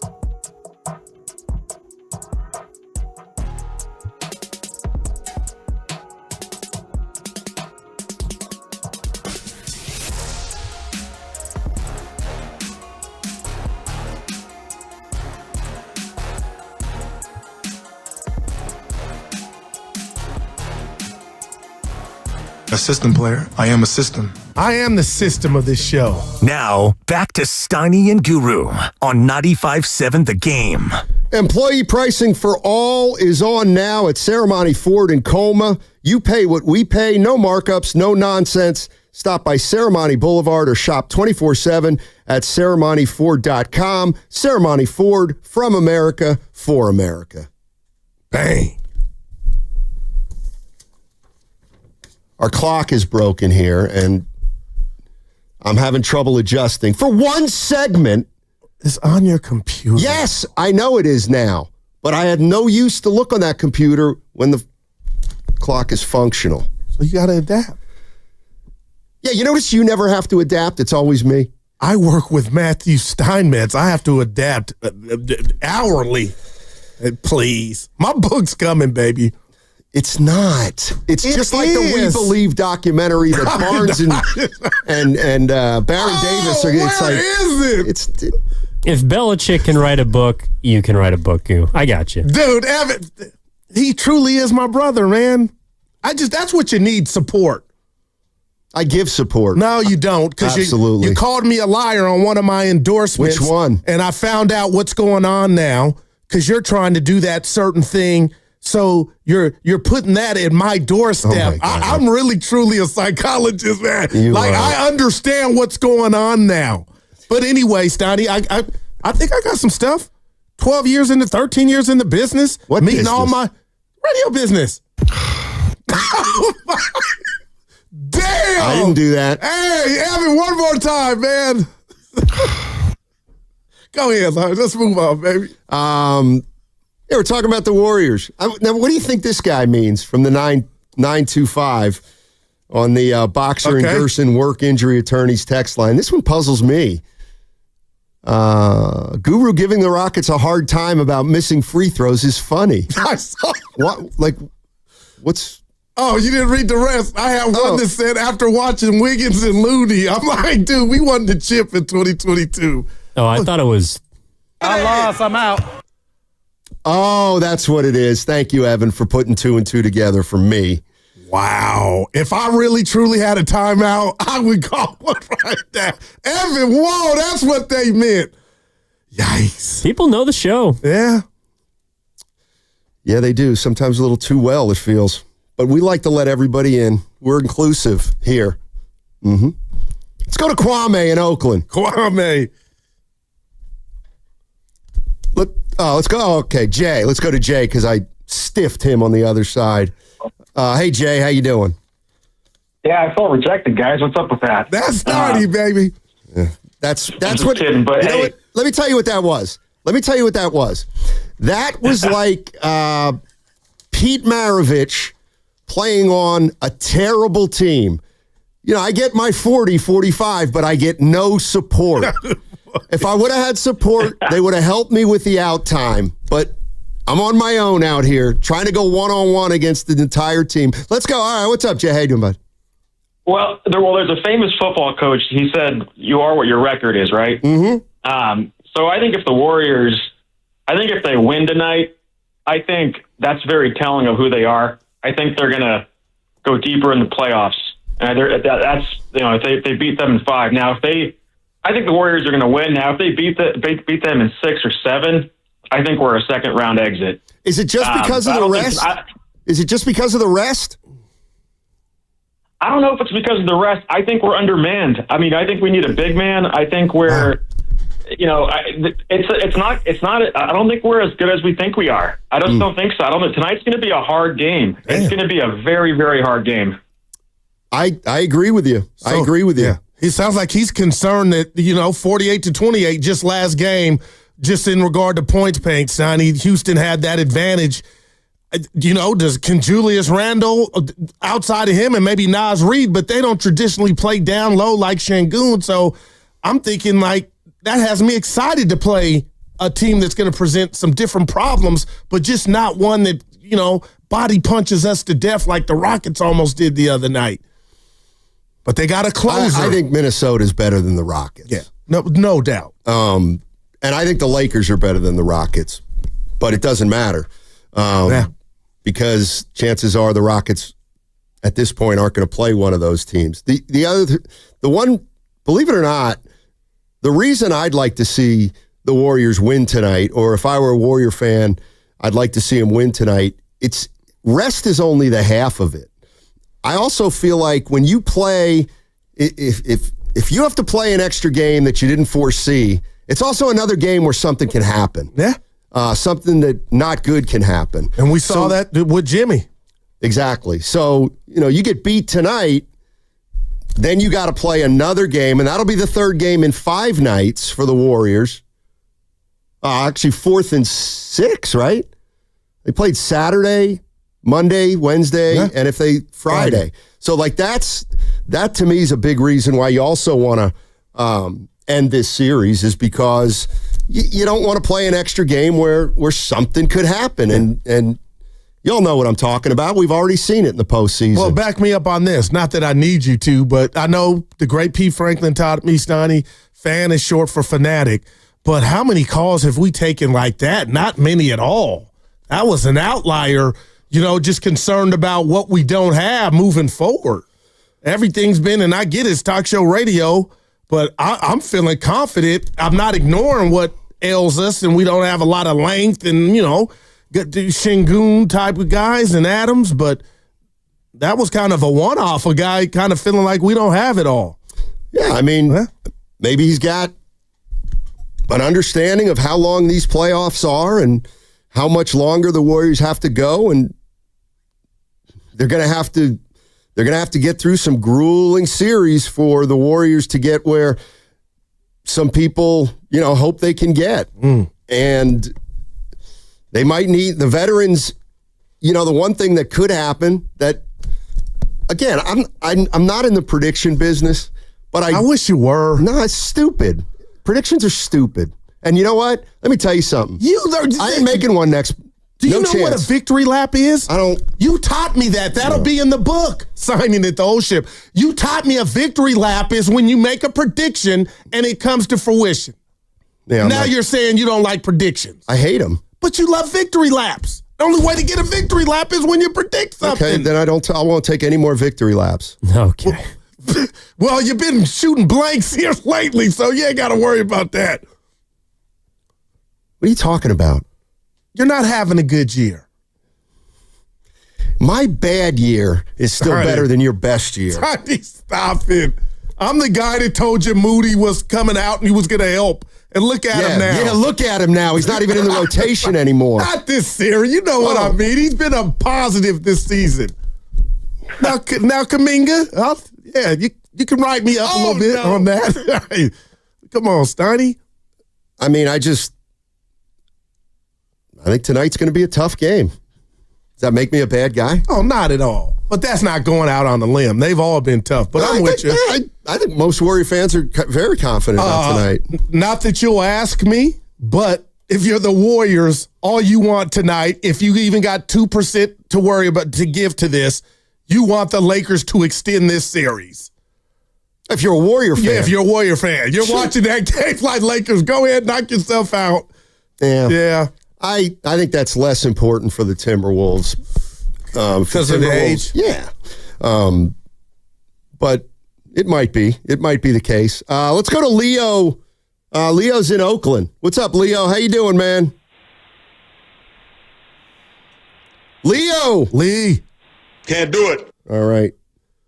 Where is Singletary? The guy that hates predictions is the guy that predicted Chris Paul III would come to the... No, I didn't. Chris Paul II. But that was your finest hour. But I never predicted it. I said... You said don't be surprised. I said, you know what? Chris Paul would I could see Chris Paul might fit on this team. That's not... But you told me, Guru, don't, because I was on the opposite. We don't need a Chris Paul. That's not a right prediction. That simply falls under the monstrous, expansive umbrella of basketball knowledge that I have. See, I can put 2 and 2 together. Like, I can look at the Warriors a year ago and say, you know what? Chris Paul makes some sense for this team. And you know what? Own it. Mike Dunleavy thought the same thing. I didn't make a prediction. I just said, and I don't mind that everybody was like, you're crazy, Steiny, you're crazy. But you said don't be surprised, Goo. That's what you told me. I don't think it was that. Yeah. Well, Ernie Chavez will get us the audio. Don't be surprised. Yeah, I don't think I'm going to sit here and kiss your ass on a victory lap that you took, and now you're acting like you don't want it. I don't. That's a cheapie. And I'll tell victory laps. And I'll tell you why. I'm not boasting. I ain't got much to boast about. Well, but here comes. If the Warriors win tonight, the G for Guru is the guy that told you when it was announced McCaffrey last offseason had a calf issue. And you guys all laughed at me. I'm still laughing. And the at dude you. ended up missing. You say that about every single that person is the who's G ever gotten Guru, hurt. Jack. Yeah. Yeah. The G And yes. same guy that said Steiny. I think Butler. I don't know if he's going to come back. What Butler? Butler. What? Butler? I'm worried. Butler. I'm like, yeah, he came back in a game. So what is that? It wasn't a guess. It was fear. Your guys' victory laps are so different. Shocker. Thank you. Wow. Steiny's are taken for wide, expansive. Yeah, I don't even want to say guesses. More questioning of. Thank you. Of common interest. Thank you. Meanwhile, Goos are like, hey, Curry got a haircut. He's going for 50 tonight. Hey, Ponte used it on TV. I forgot that one, Evan. Thank you. Well, I just remember you came in the next. Yeah, you plastered it everywhere. Well, Steiny So that's checked what the you're phone. relying I didn't on? even know. You were like, Guru, you're on the TV. I go, what happened? And then it was that. Boy, Like, I'm not in it for. I think. Listen, yes, you are. This is Guru, good signing you're into old shit when Guru. it does come out titled Lucky. Yeah. Because I won the lucky break. Listen, man, you're so afraid of the prediction not being right that it causes you not to own it. That's right. Just I marry it. I don't have a strong opinion on. You made me talk about the Rockets and the Warriors. I picked the Warriors to win the series. That's it. If they play Minnesota next or they play the Lakers next, Sonny, who do you think's going to win? I don't know. I don't know who's going to win. None of us do, but how do you feel? Well, you could ask me to make a guess. I did it. You could ask me to take a guess. I'll take a guess. But you're something else, man. I know. I'm rational. Like the dude had to beat you up on the news the other day. Huh? Give me an answer on who's going to win the game. Right, because that's you're rational when you want to be. Yeah. Please. Next week, though.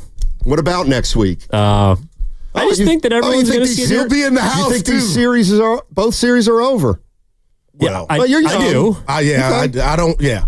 Considering 95.5% of teams with a 3-1 lead win. But that's a hell of a. next week, well, I'm just preparing people. We're going to see a different side of you. Yeah. Okay, and he'll be at the games. Since everybody likes predictions, what do you predict? I'm gonna be different next week. How so? Mr. Prediction. For 351 days of the year, you're not a fan. But for approximately 14 days, beginning, I think, on Sunday, that'd be my guess, you're going to be a fan. That's not true. Evan, it's not true. And it's okay. It's not true. Tell us why.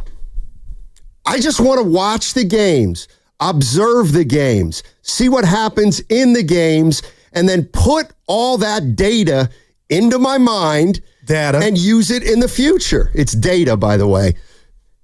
My dad used to kill me on that one. Just FYI. And now you... Okay, listen, to that point. Like, do you really think... The rat on the table is your friend that you grew up with. I did not grow up with him. There's so many misconceptions. Is he a friend? I'm 8 years older than him. Y'all from the same hood? Yes. Okay, so that you got his number? I know you do because you text him. You tell us. Big deal. So that's you your have guy. Mario Ellie's number. Okay, You're not friends with him. Please, that's my guy.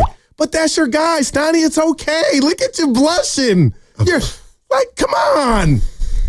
Oh, my God. And that's what life's about. That's all it's about. I mean, you want to... Somebody said you need a gummy. There's nothing wrong with it. It's all good, baby. We just living. Yeah. I mean, you want to fill in the rest of the show? My man. Let's go to Kwame in Oakland. Kwame, what's going on, man? Damn. What's good, y'all? Man, it's my third time on the show. I feel like I'm a part of this show now, man. Like, it's the third day in a row. Kwame. But listen, though, bro. when it comes to the Warriors in this playoffs, man, listen, I'm not tripping. I'm not scared of nobody. I feel like we're tougher than everybody in the playoffs. We done been through everything on the board. We done came back from 3-1s. We done got ejected in finals. We done did every single thing. So when it comes to Houston Rocket, corner pocket, old school toy soccer bop it, Warriors in 5. When it comes to Minnesota, Coca-Cola, Motorola, Dubs in 5. When it comes to OKC, OPP, the finals used to be on NBC. Warriors in 5. Every last one of those teams we can beat. We're tougher than all of them. Dubs, let's go. We finishing it tonight. Let's go. Wow. I love you. Wow, he was man. Yeah, no reasons. There were no reasons given other than, they're tougher. Minnesota's a pretty tough team. No, they are. And shut up. I'm not taking any of that bull. I'm here for you. Just take it out on me. You've run down the Timberwolves and every other team besides the Warriors for 4 years. You can't then, when the series comes, says, Steiny, Minnesota is pretty good. Well, no, come on. I get it. Now you get, you change depending on the Warriors' opponent. I don't want to know. It's just back to what Evan brought up, something else I got right, but something we're staring in the face again is if the Warriors do win tonight, I got it right. Warriors in 5. I won't bring it up, Bob, but yes, you will. You want to bet? I might mention it. Seriously, can I be honest with you? You brought it up on your own 4 times yesterday. 4 times yesterday. Because I'm smelling a victory. Okay. That's all. Your boy needs a little. Don't make me root for Houston. Hey, Evan, that's what Steiny does. I won't. Let's go to Joe in San Jose. What's going on, Joe? How you doing, man? Hey, what's going on? What's going on, gentlemen? What's up, baby? I think that the Warriors are going to move. They're going to move as far as until they have somebody more talented, more talented at the center, more talented at the forward. But if they don't run into like Luka or something like that form of a team, then I think they can make it all the way to the show. And another thing, after the season's over, we need to do some shopping. We need to go get Giannis, man. We need to go get Giannis. Last night made me sick. That old man standing in his face, swinging his son's T-shirt. But that's, I don't know why. And then they wonder why when they get on the court they get smacked around because people like that shouldn't even be on the court. Wow, yeah, this is getting so much run. And it should, actually. In case you haven't heard, the Indiana Pacers and Milwaukee Bucks were playing Game 5 last night in Indiana. The Pacers came back late, won the game. Tyrese Halliburton's dad sits in the front row right behind one of the baskets, and he had a big towel with Tyrese's face on it, his son. Yeah. And after the game, the Pacers win the game, and Giannis is just kind of standing at the free throw line, and Halliburton's dad is standing right in front of him, waving the towel at showing Giannis the towel, saying, this is how we do it. Yeah, this is it. And, then Giannis didn't realize he was Halliburton's dad at first. Then they had some words, and then it was talked about after the game. And you know what? This is why, and I know it's a different subject, this is why you can't let Akeem Olajuwon onto the court when the Houston Cougars win a game. Now, how did you go there, though? Because that's his alma mater. Right. Okay, so Halliburton's dad should be able to go on the court? Now, yes or no? I'm being real. Okay. Yeah, if I'm part of, Steiny, in these arenas where the fans and your family sit, that's every road. You get tickets in your family, the family section. So right, those are usually almost like those are courtside for away games. But you got the credentials to get down. And my point is, no, you don't. Eddie House was on the Sacramento Kings, Steiny, and I would go sit right. If you're a fan, a paying customer, you can't walk onto the floor. Now, that's just a rule. But I'm saying you can get the credential to walk on the floor. You don't think his dad didn't have that and has done it before? No, I think he's got a regular ticket, a high-priced regular ticket, and he sits there all the time. He's a season ticket holder who's got a lot of money. That's all he is, and he's Halliburton's dad. I mean, like, I'm not defending what he did. I wonder if he was drinking, but I'm a dad that ran onto the court, not the same example of my son's high school buzzer beater that my son didn't make, but you can't taunt as a parent a player like that. That was totally wrong. But what I love about it is Giannis explaining his upbringing and how his dad always preached being humble. But to Halliburton's point, the actual player who had a great game, he chastised his dad. Like, he criticized his dad for that. So how come you can't? You're saying he shouldn't have been on the court. He shouldn't have been. I'm saying he should have been on the court. He's been on the court many a times.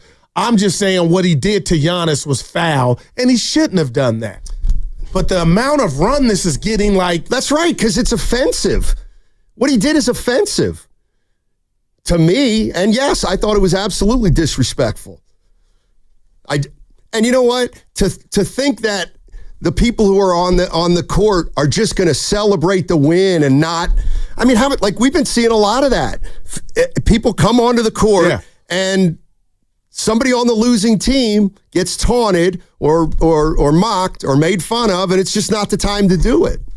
Like, no, I do not think the problem is that right after the game, the sideline reporter is on the floor and the 3 cameramen for that one. Yeah. And then the radio guy's on the floor with 3 people.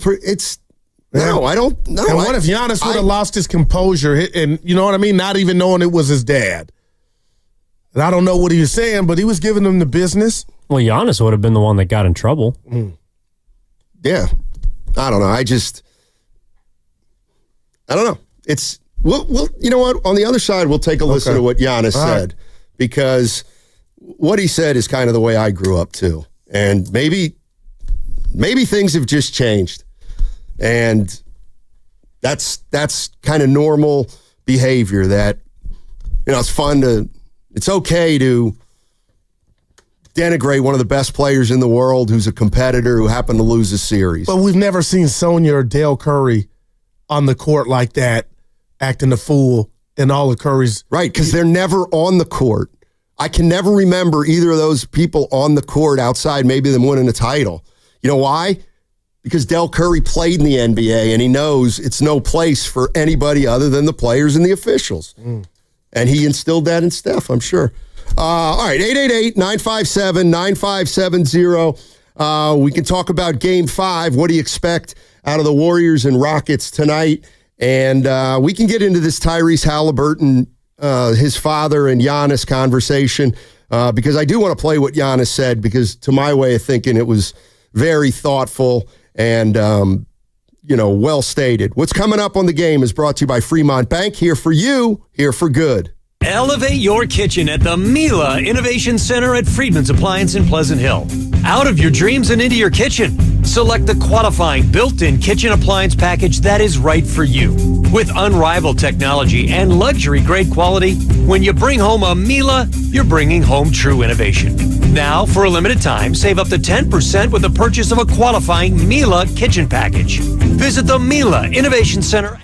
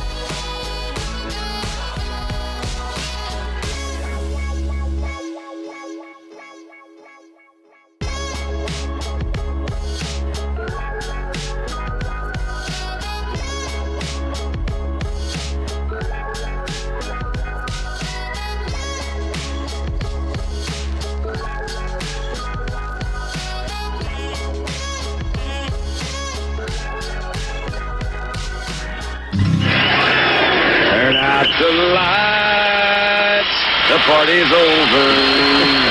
They say that all good things must end. Call it a night. The party's over.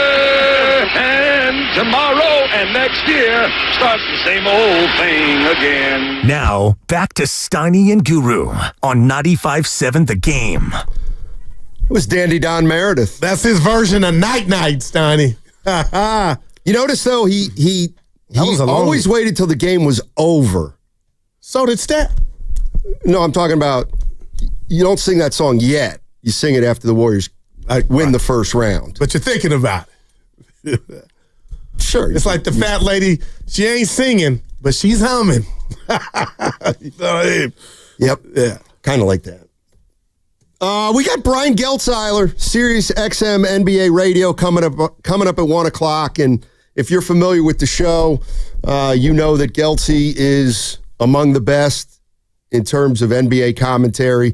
He also has a keen interest in the Warriors. And he's he's a lot like me. He's fair and impartial about what he sees on the floor. And I really like and respect those kind of guys. You know, they don't speculate. You know, they observe what happens, and then they draw conclusions, and usually they're very sound conclusions. That's why we like Geltzeiler, right? My hearing went out. Did you say something, Steiny? Oh, you don't like Geltzeiler? I love him. Oh, because I was just talking about how good he is. Yeah, but you were praising yourself, and that's what I was praising. I like the way he views the game. No, he's awesome. Mm-hmm. He's a big boy. I like him. Let's go to Idris in Hayward. What's going on, Idris? How you doing? Hey, what's going on, fellas? I'm going to just get straight to it. Game 1, Curry made crazy shots from on the road. We steal the split. Game 2, Rockets have to win. Jimmy goes down. Green goes for 38. It's all good. Game 3, Curry comes out. I ain't got no Jimmy. He puts the team on his back. Game 4 was last one, and I didn't even get to watch it. I had to listen to it on the radio. And that was crazy just listening to what was going on. Idris, you got to call back. You got to call back. It felt like if I had to guess where he was going, Steiny, it's going to be tough, like you've been saying, which we all think. I mean, the Warriors haven't had an easy game in the series. They've all been hard-fought games. And I think we kind of knew that. I mean, like, to me, the Rockets, one of the reasons they're a perfect first-round opponent for the Warriors is because they're showing the Warriors young players.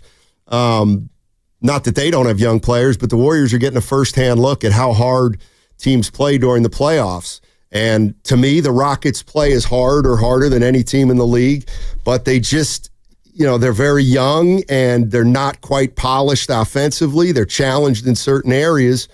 And that's why the Warriors are going to win the series, I think. But as we move forward, I think the best part about the Rockets and playing the Rockets is now you do have a sense of, I'm going to just say Minnesota, because Minnesota defends differently than the Lakers, but each would present a different challenge. Yeah. But Minnesota is going to give the same effort defensively as the Rockets, but they're a better team.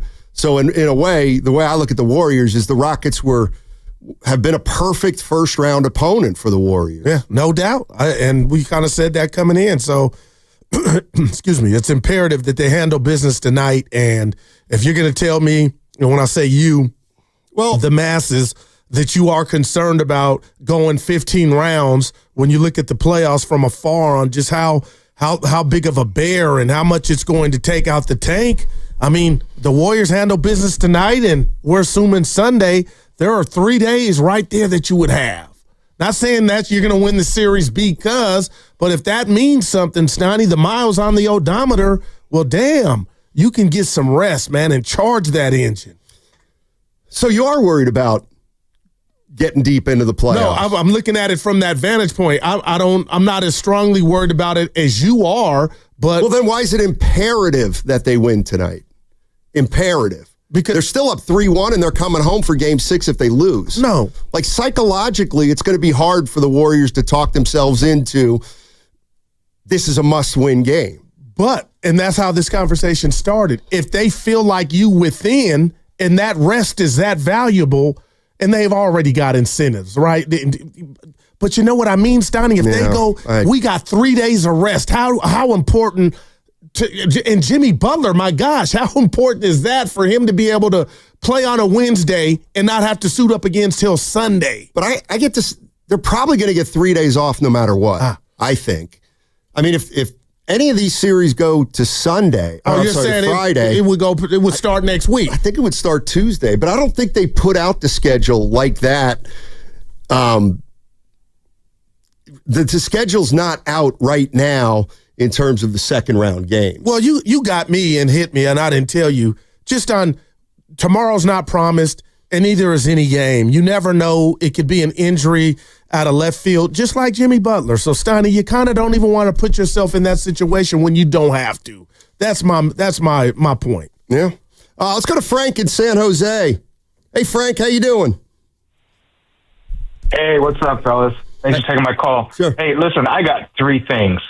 First, I agree with you wholeheartedly. You said exactly what I was going to say. This is a great first-round opponent for the Warriors. It's a team that we can beat, but it's a team that is going to give you a dose of physicality that you're just probably not going to see anywhere else in the playoffs. Right. And these kids need to feel that. So that's fantastic. The other thing is that besides the first seed and the eighth seed, every other team in the Western Conference, like the degree of difference between these teams in terms of capability is slim. Right. Any of these teams literally could come out. Any of these teams could be facing OKC for the West, except for, obviously some of them are in the brackets or whatever. But any of these teams are qualified for that, right? This is a great playoff for the Western Conference. The Warriors are right in there. I reseeded them. In my head, it's OKC, the Clippers, the Warriors, Denver, Minnesota, Houston, and Memphis. And all of these teams are capable. Now, this game tonight, here's what's going to happen. I think Houston's going to come out and they're going to get up. They're going to get early. They're going to get up early. And I think it's going to be big. They're going to get up 10 or 12 points, and that's big in this series. And I think the Warriors are going to claw back. And then in about the third quarter, there's going to be mayhem. There's going to be a scrum. There's going to be some tempers flaring. And literally, if you can get through that without having players ejected, that's when I think Houston falls apart. I think the Warriors' experience, the leadership, Steph and Jimmy and Draymond, Steve Kerr, I think that's when it prevails, and I think they're going to win this game by 10 or 12 points. And in this game, in this series, that's a blowout. Thanks for the call, Frank. Yeah. No, I got it. I felt like I was watching the game right there, Steiny.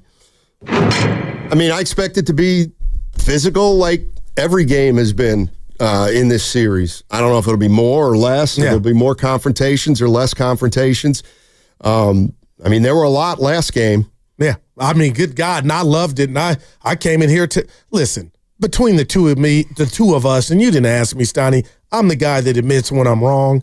And I have been wrong about the Houston Rockets in every game. When they get down, they show the moxie to come back. I know people, that's their job, but they've done that on the Warriors. And this last game, they got off to that horrendous start the Rockets did, and then they're right there with a lead in the fourth. I don't care how much the lead was. So I'm like, damn, I just really read the chessboard wrong. But tonight is a different story for me, partner, and you didn't ask. And it's always with the team that's down 1-3. Steiny, do they have that wherewithal if, late thirds, you're down 8, something doesn't go your way, a call, then you're down 9. Do you kind of, they ain't going to do it on purpose, but you kind of just like, you know what, we can't beat these guys, and then the Warriors win by 20. Now, we've seen that happen in series where it's 3-1, but you're right. Why would I think the Rockets, who have shocked me in every game, why would I think they will? I don't know. But I just feel like that's a scenario, I mean, I don't think under any circumstances the Rockets quitting is a scenario. Yeah. I think they could be terrible. I think they could turn it over 50 times. I think they could go 2 for 33 from the line, or from the line, yeah. But that's not quitting. You can't not play hard if Udoka's your coach. I mean, that's like the one thing that they have to do, and I think they do that extremely well. Yeah. Let's go to Tom in Sonoma. Hey, Tom, what's going on? Hey, Steiny. Hey, Guru. Hey, man, Steiny. Yeah. It's 11:28, man. I want to make sure that everybody that calls give you the time to make sure you're not late, or I know you're a time-conscious person. Thank you. So, Thank you. Yeah, I knew you were really upset because of that, man. That time bothered you. I was. And let me be clear. Let me be clear. I know you want to get off on time today, too, because the game's early. Exactly. Exactly. Let me just say this to everybody, man. A closeout game is not easy. It is not. It is never easy. These guys are going to be more physical than we've seen them in the last 4 games, which makes me nervous, okay? Because if this game goes sideways, I'm worried about people headhunting, hurting people. You mean Draymond? We see a lot of physicality. No, I'm talking Brooks too. Sure. Their coach, he thrives on physicality, man. Mm-hmm. The Houston coach does, man. He spits it like that, man. He wants them to be physical, and so they're going to come at us really hard tonight, man. This is not going to be a joke. I want to win. But this ain't going to be easy. And what I would tell all the Warriors players, be weary of who's around you, man. Be conscious. Be weary, man, because if it goes sideways, these guys are going to get real ugly because it's a do-or-die game, man. You know it, and I know it. What I can say is let's kick their butt tonight, and let's get some rest. Appreciate the call. Yeah, there it is. REST. This from the 510 on the Boxer and Gerson work injuries attorneys text line from the 510. Aren't you guys scared that if the Warriors are up big in the 4th, that the Rockets might try injuring the players since they're getting eliminated? I mean, this is not their first rodeo, and this is not the first time they've beat a Rocket team, and anything can happen, Stoney. But as far as you think there's a bounty or headhunting on the Rockets, I'm not, but I know, like you said, they play a physical brand. Yeah, and I'm wondering if that texter is thinking about when Draymond Green body slammed PJ Tucker at the end of that one game in that series at half court. Remember that? Yeah. I wonder if in Houston they're saying, well, I wonder if Draymond Green gets frustrated if he's going to try to take somebody out on our team. And we don't play like that. Yes, only thing I got on the ledger for Draymond is Valanciunas back in the day when he broke his hand. Remember he slapped down on that ball? I believe that was... What about Gobert? Choking Gobert? Hitting Nurkic? Getting suspended? All right, I got And that's just what I try to fight against. He's had a clean year. Thank you, far. Evan. The Warriors, in terms of physicality and all that stuff, physicality, playing hard, I'll say it again. The Warriors give just as much as they get. No, I'm not saying that. Hey, you got me. I mean, I'm not saying Draymond's a dirty player, but how any Warrior fan can point to other teams and not accept that they've got a player on their team that is similar to certain people that players have on the other team. And mainly Dylan Brooks and what he did on Gary Payton II when he was in Memphis. Broke his rib, remember that? Well, and the Warriors have had a history of injuring guys too. Kawhi Leonard on the phone. So, that's just what the idea that the Warriors are these angels and teams are picking on them. Like, everybody's picking on everybody. Yeah, and I was sticking up for the Rockets. Like, I don't think they would do that. I could be naive. I mean, I don't think the Rockets will do it. I don't know what Dylan Brooks may do or not, but I don't think you can say the Rockets might try to hurt. I mean, that's 15 guys on their roster. Maybe Dylan Brooks would do it. I mean, I don't think Şengün would try to do something like that purposely. I don't think Jabari Smith would do something like that. Now, let me tell you who definitely wouldn't. Reed Shepherd. Reed Shepherd's not going to go in there and try to hurt somebody. Mm-hmm. That's right. Just saying. You had that Giannis sound, huh? Mm-hmm. Let me look at that. We got 9 minutes. All right, I'll play the Giannis sound. We can get into it. All right. So this is Giannis Antetokounmpo after the Bucks got eliminated last night. Tyrese Halliburton's dad is on the court taunting him with a towel with a picture of his son on it. And this is Giannis after the game. I'm going to play a lot of it because it's that good. This is Giannis on that crap. I believe being humble in victory. That's how I am. Now there can be a lot of people out there that are like, no, when you win the game, you gotta talk and it's a green light for you to be disrespectful towards somebody else. I disagree. I've won the championship. They haven't. Okay, and that doesn't even say anything. I'm not trying to minimize their effort, but I remember when I won. My mom, that she's never missed the games from February 11th or 13th when she came in Milwaukee against the Knicks. She never missed a game. When we won the championship, I remember my mom, she was scared to cross. She was like, am I allowed to come and hug my son? I see, except now my brother does media. For this year, he wants to come back and play. Except in that, you've never seen my family see courtside. See, this is not something that we do. We don't. I try to keep my family away from the game. Losing the game, emotions run high. Having a fan, which at the moment I thought he was a fan, but then I realized he was Tyrese's son, which I love. Tyrese, I think he's a great competitor. He was his dad, sorry. Coming in the floor and showing me his son a towel with his face. This is what we do. This is what we do. This is the we do. I feel like that's very, very disrespectful. He's right. And Steiny, he's right. And maybe there's I hope you guys don't think I'm condoning that. Pops was wrong. And his son said as much.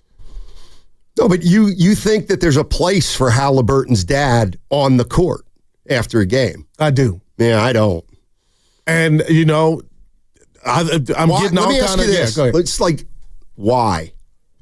Why? So dads are okay? Mom's okay? For brothers, friends, sisters, whoever you can get. Cousins. Yeah. Yeah, well, and that's why we have these problems. Because you can't have 10 guys for each guy coming down and not thinking there's going to be a couple nitwits that are going to at the other team. Man, of course. I don't remember anything like this happening anytime before, and I think that's why. What about the Morant's dad? T. Yeah, T. Morant. Well, that's his staple. He's sitting there sipping and drinking, but. Okay. He's never done that, even when Ja won, to this degree. LeVar Ball has never done anything like that to this degree. So, to me, this is a one-off. T. Morant's a distraction, and I'm disappointed in him. And who am I to be disappointed in him? I just think he goes about his business wrong. But the bottom line is he's never had a towel after a game-clinching win in somebody's face. If he doesn't go out on the court, or if people don't go out on the court, the entire problem is solved.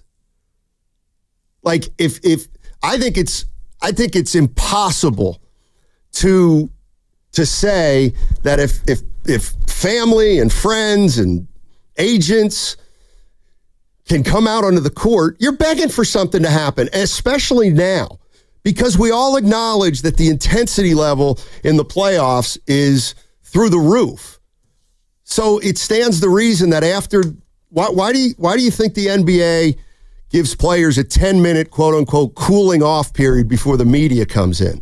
Because they know they want the adrenaline of the competition to subside. And instead what we got is fans of the other team coming onto the court and being disrespectful, and they have no business being out there. They have no business being on the court. That's just the way I feel. That's just me. I mean, it's almost like after a game now, it's like a poor man's, what's it called? Court rushing. Right, okay. So because so many people are going out there. Right. And yours is, hey, I mean, you see it how you see it. Steiny, you mentioned T. Morant, but, like him getting into a Shannon Sharp step. Okay, yeah. I mean, I got you. That was nasty unseemly. Word. Yeah, that was nasty word. But you stated and I was wrong, the only reason Halliburton's dad was there is he had an expensive courtside ticket. Right, but there was no license to get him on the court after. He had he should not be on the court. If you're sitting in the front row at the Warriors game and they win, you can't just run out into half court and start grabbing Steph Curry and saying, woo-hoo, woo-hoo. I want to listen to a little more of this. Did you want to jump in, Evan? Or? I mean, I think it's just wrong. Like, I mean, yes, there's some people that are more respectful than others, and you generally don't have to worry about someone's parent antagonizing or patronizing another player. But you can't police that once they're on the floor. Like, that's the reason why it's not just parents or friends. Like, anybody who's not a player or credentialed media member cannot be on the floor, because once they're there, you can't police what they do.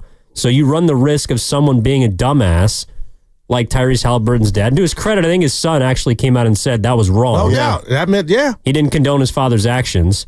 But the problem is that, again, you just have no control once someone is close enough to another player. Not saying that he would have done this, but he could have physically assaulted Giannis, or Giannis could have physically assaulted him. Right. And that's something that, it's a one-off. Giannis would be the loser. And it's a problem, but it still happened. So you run the risk when you allow things like that in the game. Yeah, I agree. But I want to listen to a little more Giannis. My dad, if you guys go and ask and learn, my dad's not with us no more. My dad used to come in the family room and was the most respectful person ever.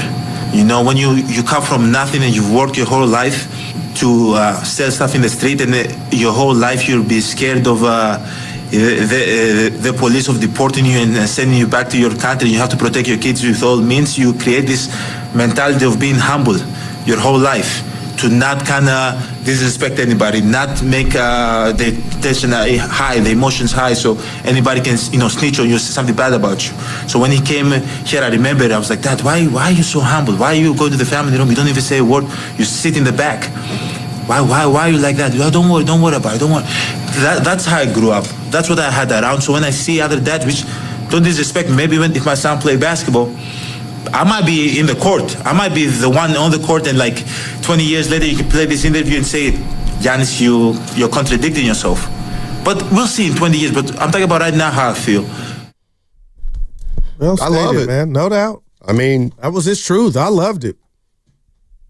What happened to being humble in victory? The internet.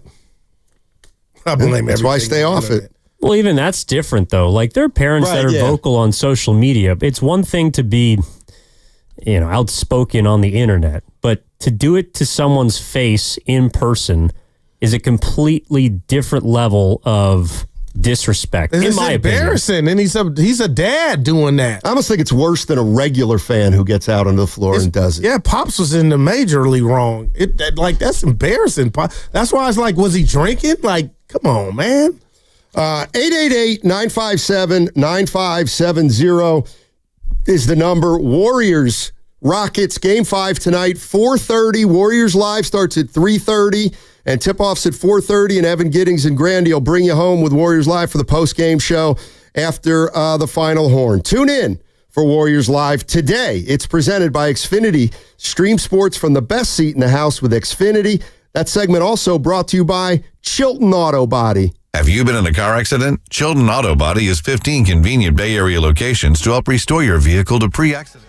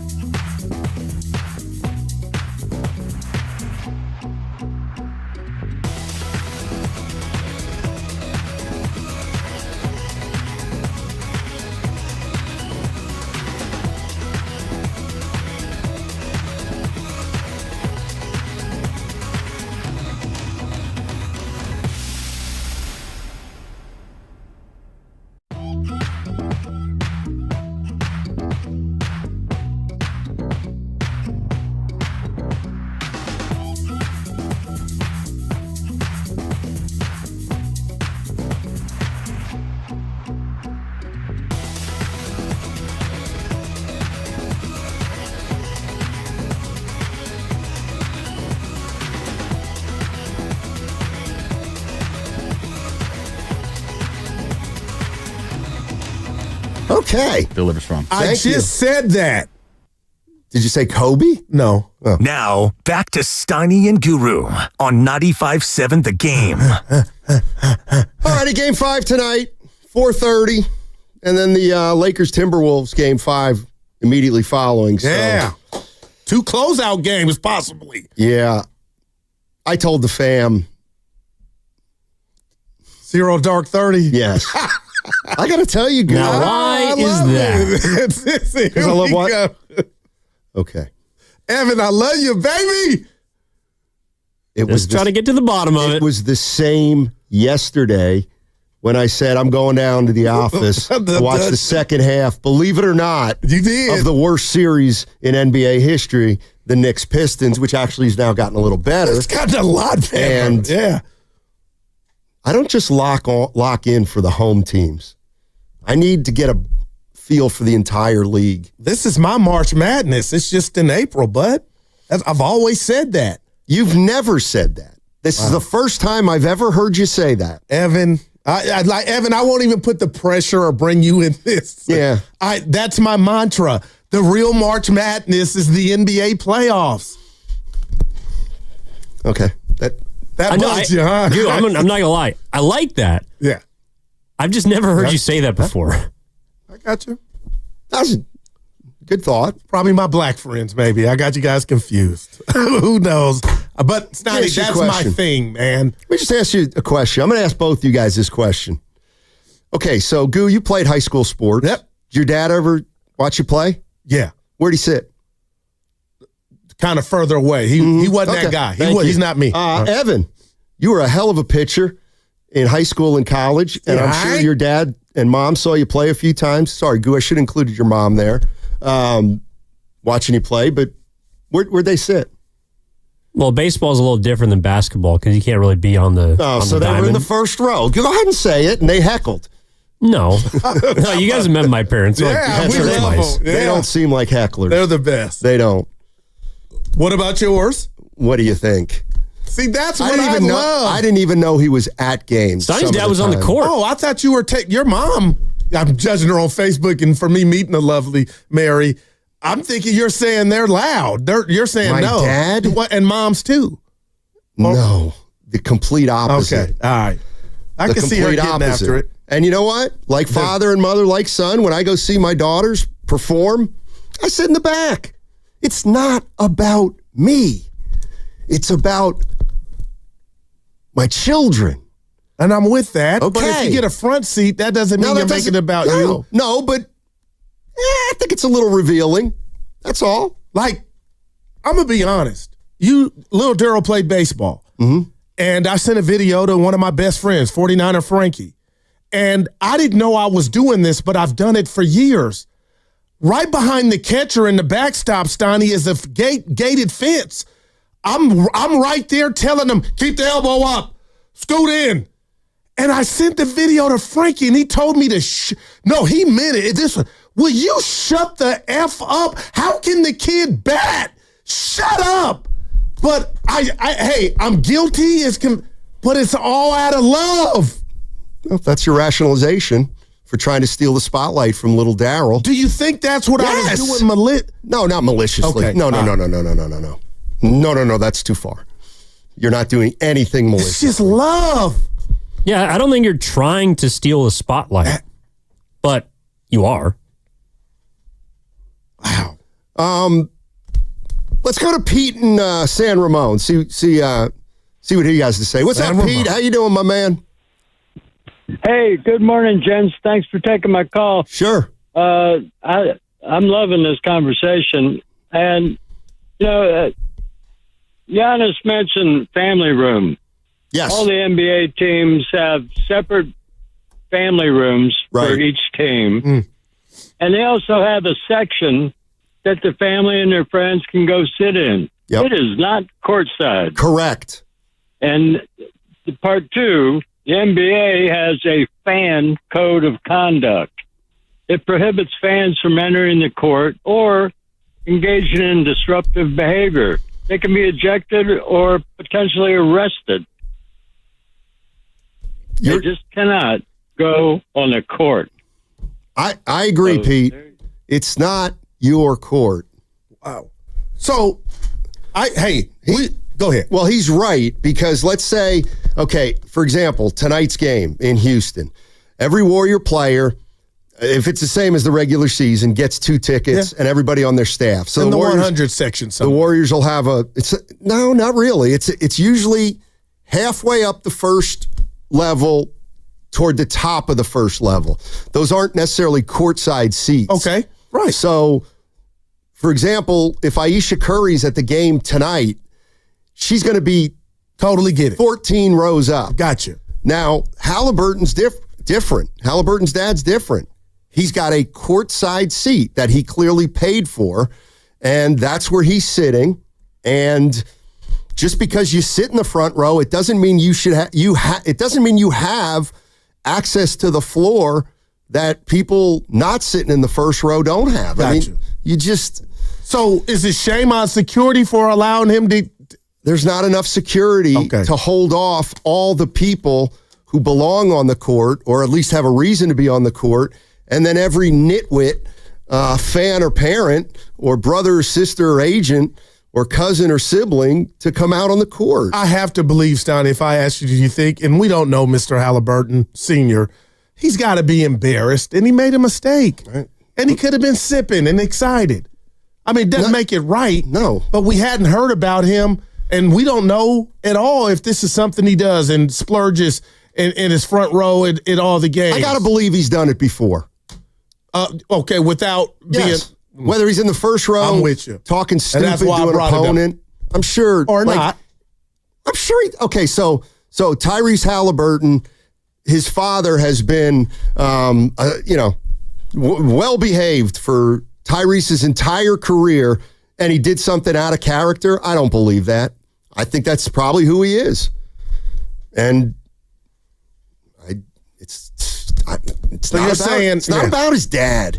But it became about his dad last night. His kid just won a game at the buzzer, advanced to the second round. Great comeback. And he's got to say, yeah, my pops, he messed this up. Totally wrong on dad. No doubts. No. Okay. And the problem's solved if you don't allow hangers on in whatever capacity. And here's the other thing. After like Malice at the Palace and stuff, what were we all taught? Player safety. Player safety. Well, this is fine. Then this is a player safety issue. You don't you got it. Yeah, it could have went left. Exactly. Well, there are events that occur on the court where family members are allowed. Like, when the Warriors advance to the finals, they have trophy presentations and players bring their kids up and their Super wives Bowl are there. And all that. Right. But it's like, there's like a 20 or 30 minute period where everyone exits the floor. And then those players are brought in. And I think they have wristbands or there's some sort of... VIP. I think they plan it out before of who's allowed to come on for the trophy presentation if there is one. It's not just a free-for-all. Right. Like that's totally okay.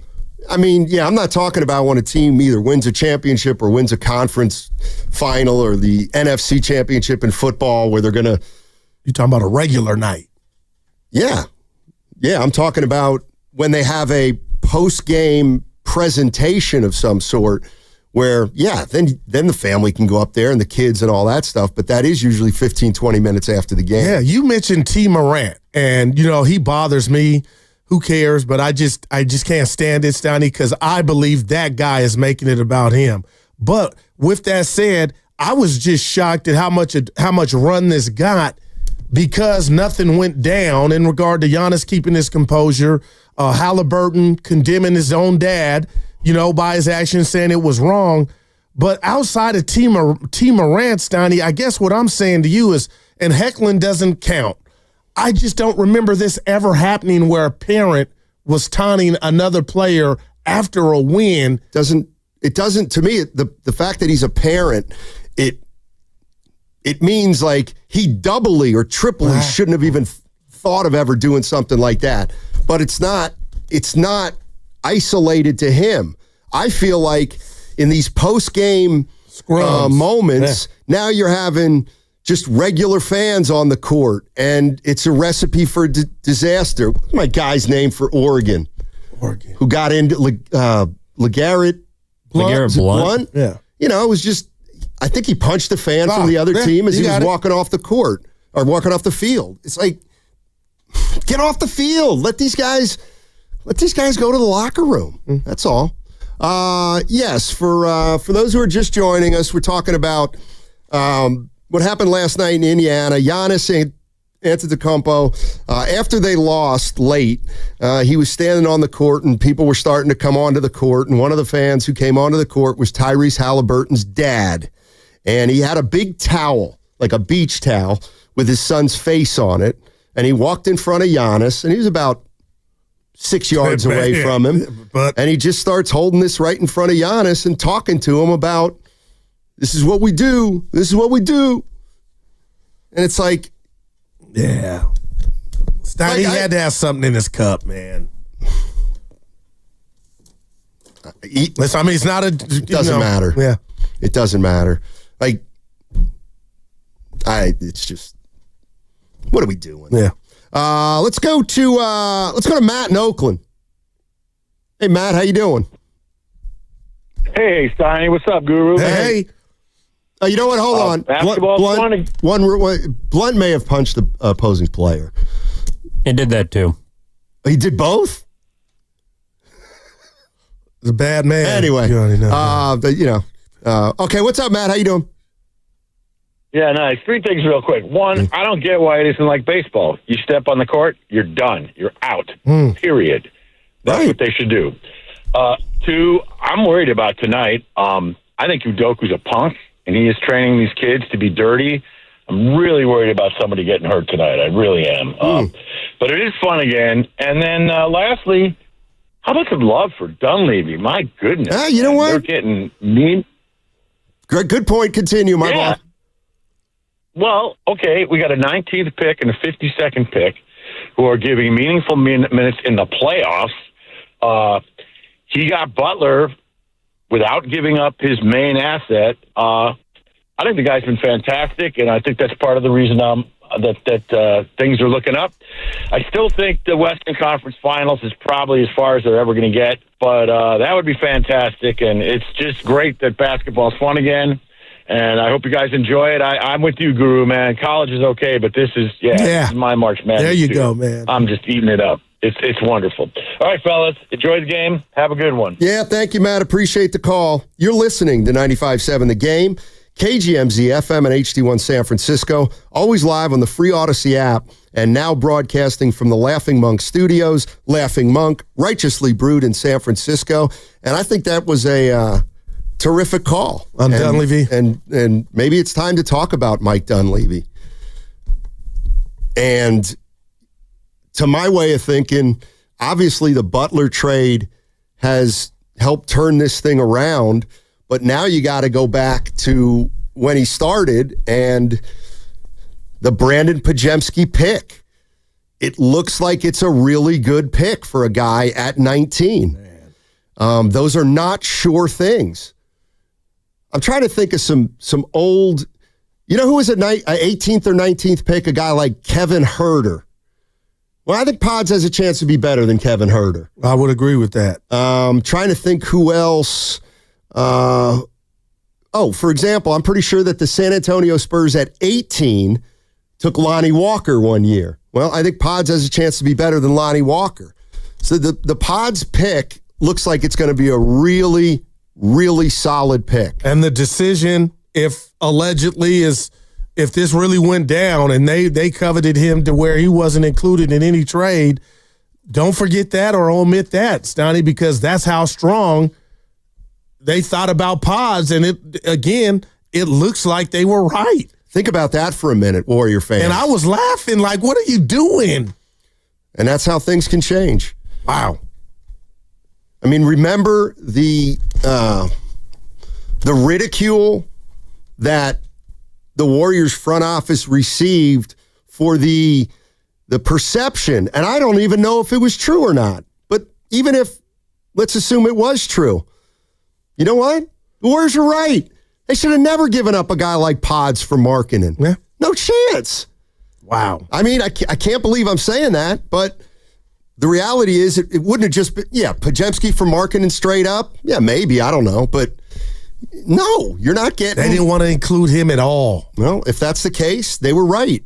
Because who's Lauri Markkanen? Man. Hey, we talked about my wins, but I will take my L. Zach LaVine. We can keep going. But the bottom line, too, is you keep bringing up the Butler trade, and I understand it. It will go down in infamy. But, Stoney, it's the cost. It's what I thought they would have to spend to go get a Rolls Royce or a Bentley, and they were able to do it. Do I dare say, just from a basketball standpoint, half the price by being able to hang on to a guy like Pods and Moody and Kuminga at the time? Right. And whoa. Right. And the only reason they got him at half price was because he had become a malcontent in Miami. Yeah. And the Warriors pounced. And they probably would have had to give up a lot more if Jimmy Butler were in good standing. Yeah, no doubt. Well, he wouldn't even be being on the market then. Now we get to Quentin Post. I forgot a QP. And I just love the way the organization has dealt with Quentin Post. He didn't play for the Warriors for the first half of the season. He comes in as a rookie. He practices some with the Warriors, but he goes and plays in the G League, and he gets up to speed, and he gets used to life in the NBA and all the travel and all that stuff. And here comes January, and guess what? Now your rookie's ready to play. And he's played, and he's contributed. I mean, nobody knew who Quentin Post was when they drafted him. And I'll even take it a step further, and I know he's not playing much right now. But if you draft somebody in the 50s and they're still on your team, I think that's a good pick. And I'm talking about Trace Jackson Davis even. Like, he's helped them at times this year. I don't think he's necessarily a great player, but if you look at NBA drafts, the guys who get picked in the 50s, very rarely do they end up on an NBA team or let alone in an NBA team in their rotation. So, listen, from where the Warriors were a couple years ago, I didn't think they could be here right now after 2 years. It was, everything was looking like it was starting to trend downward, and the Butler trade has made Pods look better and Post look better. Curry. And that's where they're at right now. Kerr, everybody. Yeah. 888-957-9570 is the number. Let's go to Sinkhole in San Francisco. What's up, Sinkhole? Hey, good afternoon, folks. Yeah. Good afternoon, Steiny and Guru. I love your show. Thanks, man. I just wanted to chime in. I'd like to see better defense from Pods. And I'd like to, not to throw him under the bus, but he's kind of like our Russell Westbrook in a sense. Listen, he's going to get your stats because he's scrappy. But, just one play kind of magnifies what he needs to do. Not only better shot selection, but on defense, he got lost on a switch. And then back on offense on the play after that, he chucks up a three, bricks the three, and then he fouls. I think Van Fleet, I think it was. So, all of that encapsulates what he actually absolutely needs to work on. I know we're stuck with picking up the pieces, and this is what we got to do. But, hey, this summer, you need to lock in with Steph, and you need to lock in with Draymond and get your defense better. Number two, I think we need to get more slashing. I love to see GP2 the game before last because he was slashing, and he was just – he even got props from his dad. We need more slashing. I know we're playing this inside-outside ball, which is great, but only play inside-outside if we got real shooters on the edge. Which is Steph. Steph's the real shooter. But can we get some more slashing tonight? Can we get GP earlier than before? And then lastly, I'd love to hear your thoughts on this whole Jokic would be better than Moses Malone or Kareem Abdul-Jabbar in their era. I think that's a crock. I said Jokic was good, but he was having problems with Zubac, and everybody saw it. He was mad. Listen, if he's getting used by Zubac, trust me, Moses Malone and Kareem Abdul-Jabbar would eat his lunch. And thanks for taking my call. That's a good call, man. Appreciate it, Sinkhole. I know exactly the stretch he was talking about with Pods. Pods took a bad heat check three I remember. From the top of the circle, and then committed a bad foul on Van Vliet, and then something else happened bad at the other end. Yeah. Right, but the reason that he can play through a bad sequence, or Kerr sticks with him through a bad sequence, is Pods has shown already in a year or two that he also makes plays that help winning.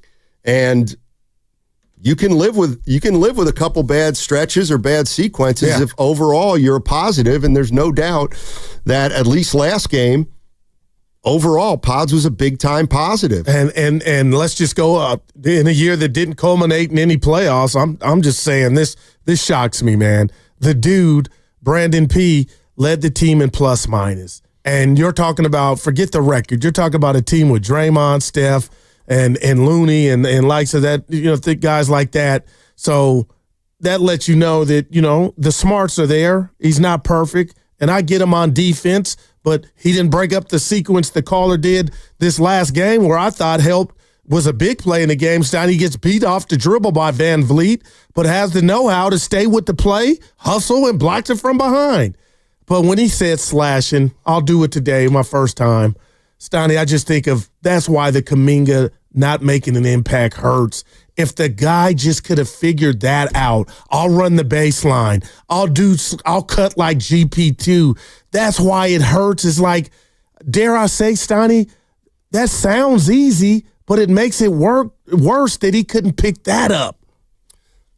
To me, I'm sorry, I had to do it, man. Slashing. I mean, I think run the baseline. I mean, I think if you watch the Warriors and you watched him in this postseason, you know why Kuminga's not playing. Man. And one of the reasons Kuminga's not playing is because, like, he can't, like, he hasn't learned how to be a role player. He only knows how to be a focal point type of a player. But you've never done that here, though.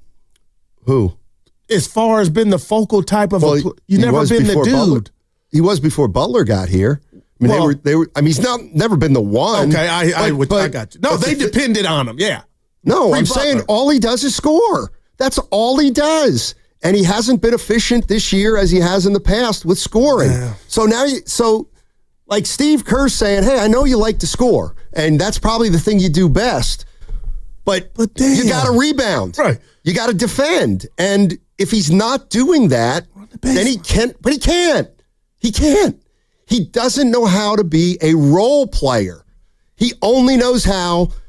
Wow. Ball in my hands, I can get something done. And, yeah. I mean, hell, Pods over the course of, like, I can't believe I'm saying this, but if Pods plays 30 minutes and Kuminga plays 30 minutes, I don't necessarily think Kuminga's a significantly better scorer. Or, if they both play 30 minutes, okay, Kuminga will get you 18.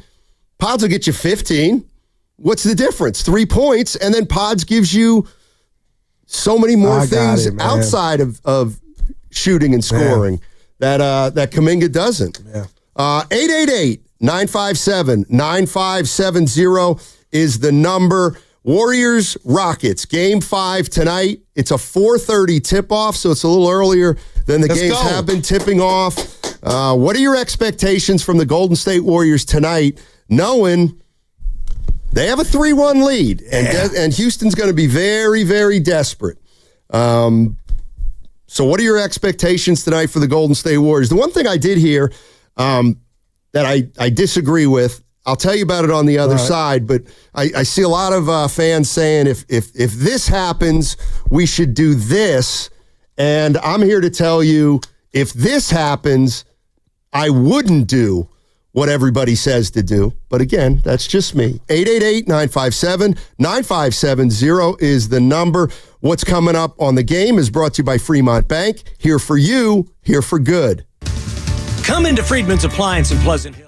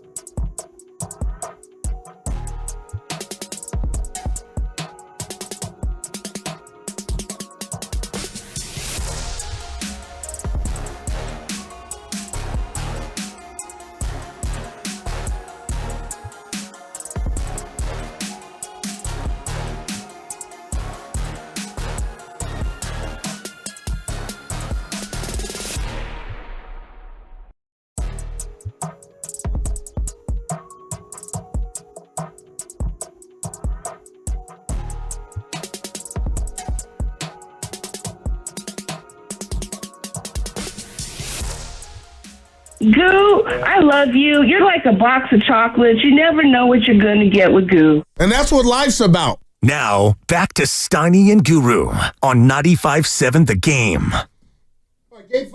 Game 5 tonight between the Rockets and the Warriors from Houston. It's a 4:30 tip. Yeah. Warriors live at 3:30 and tip off at 4:30. And then Evan Giddings and Mark Grandy will take you home with the Warriors live postgame show. And we'll see if the Warriors can close out the Houston Rockets. We're talking a little bit about Podziemski and some of the Warriors' young players and giving some credit to Mike Dunleavy, who has, to my way of thinking, at least forestalled a team that looked to be downward trending. Not just this year, but in the last couple years. It looked like the Warriors may not have some action for a while. Man. And he's managed to not only keep this thing afloat, but give the Warriors a crack at it. And somebody called in earlier and said, we got to talk about Dunleavy. And I thought, you know what? That's a guy we haven't talked about. And yes, you're right. We should. He's been great. And if you allow me to, forget back to the future, look forward to the future and kind of, just not name Steph, Dre, Looney, and Curry, Butler. I mean, Steiny, you talk about Post, you talk about Moody, Pods, as you mentioned, and that's why it hurts, and I'm hoping that Kuminga can stay around here. But if that arrow, which I don't believe is pointed up right now, that was a core of young players, and you still have it. But if Jonathan would have did his part, and he still may get that opportunity, I mean, the Warriors look good when you talk about their future outside of the OGs. I'm going to disagree with you there. I'm not saying finals, like you still got to work and add, but this is what I was thinking about just the other night with the Rockets. Yeah. And Post, he helped, no doubt. Pods, he had a great game, no doubt. Gotcha. Moody, he was so-so. Yeah. But you have to put the Warriors' young players in context with other young players around the league. And look at the team they're playing. They got 4 Podses. They got Şengün, they got Green, they got Thompson, they got Jabari Smith Jr. So, those you sound guys, like Austin and San Jose compare our youngsters to the other ones. He's right. I mean, I think he's right. But you just real quick, Sonny, you talked about TJD, and I didn't even mention him, and he's going to be a part. But my point is, he was drafted in the 50s, you said. So Can you really compare him to Amen Thompson? You know what I mean? Because the Warriors, unfortunately, had to draft late for so many years.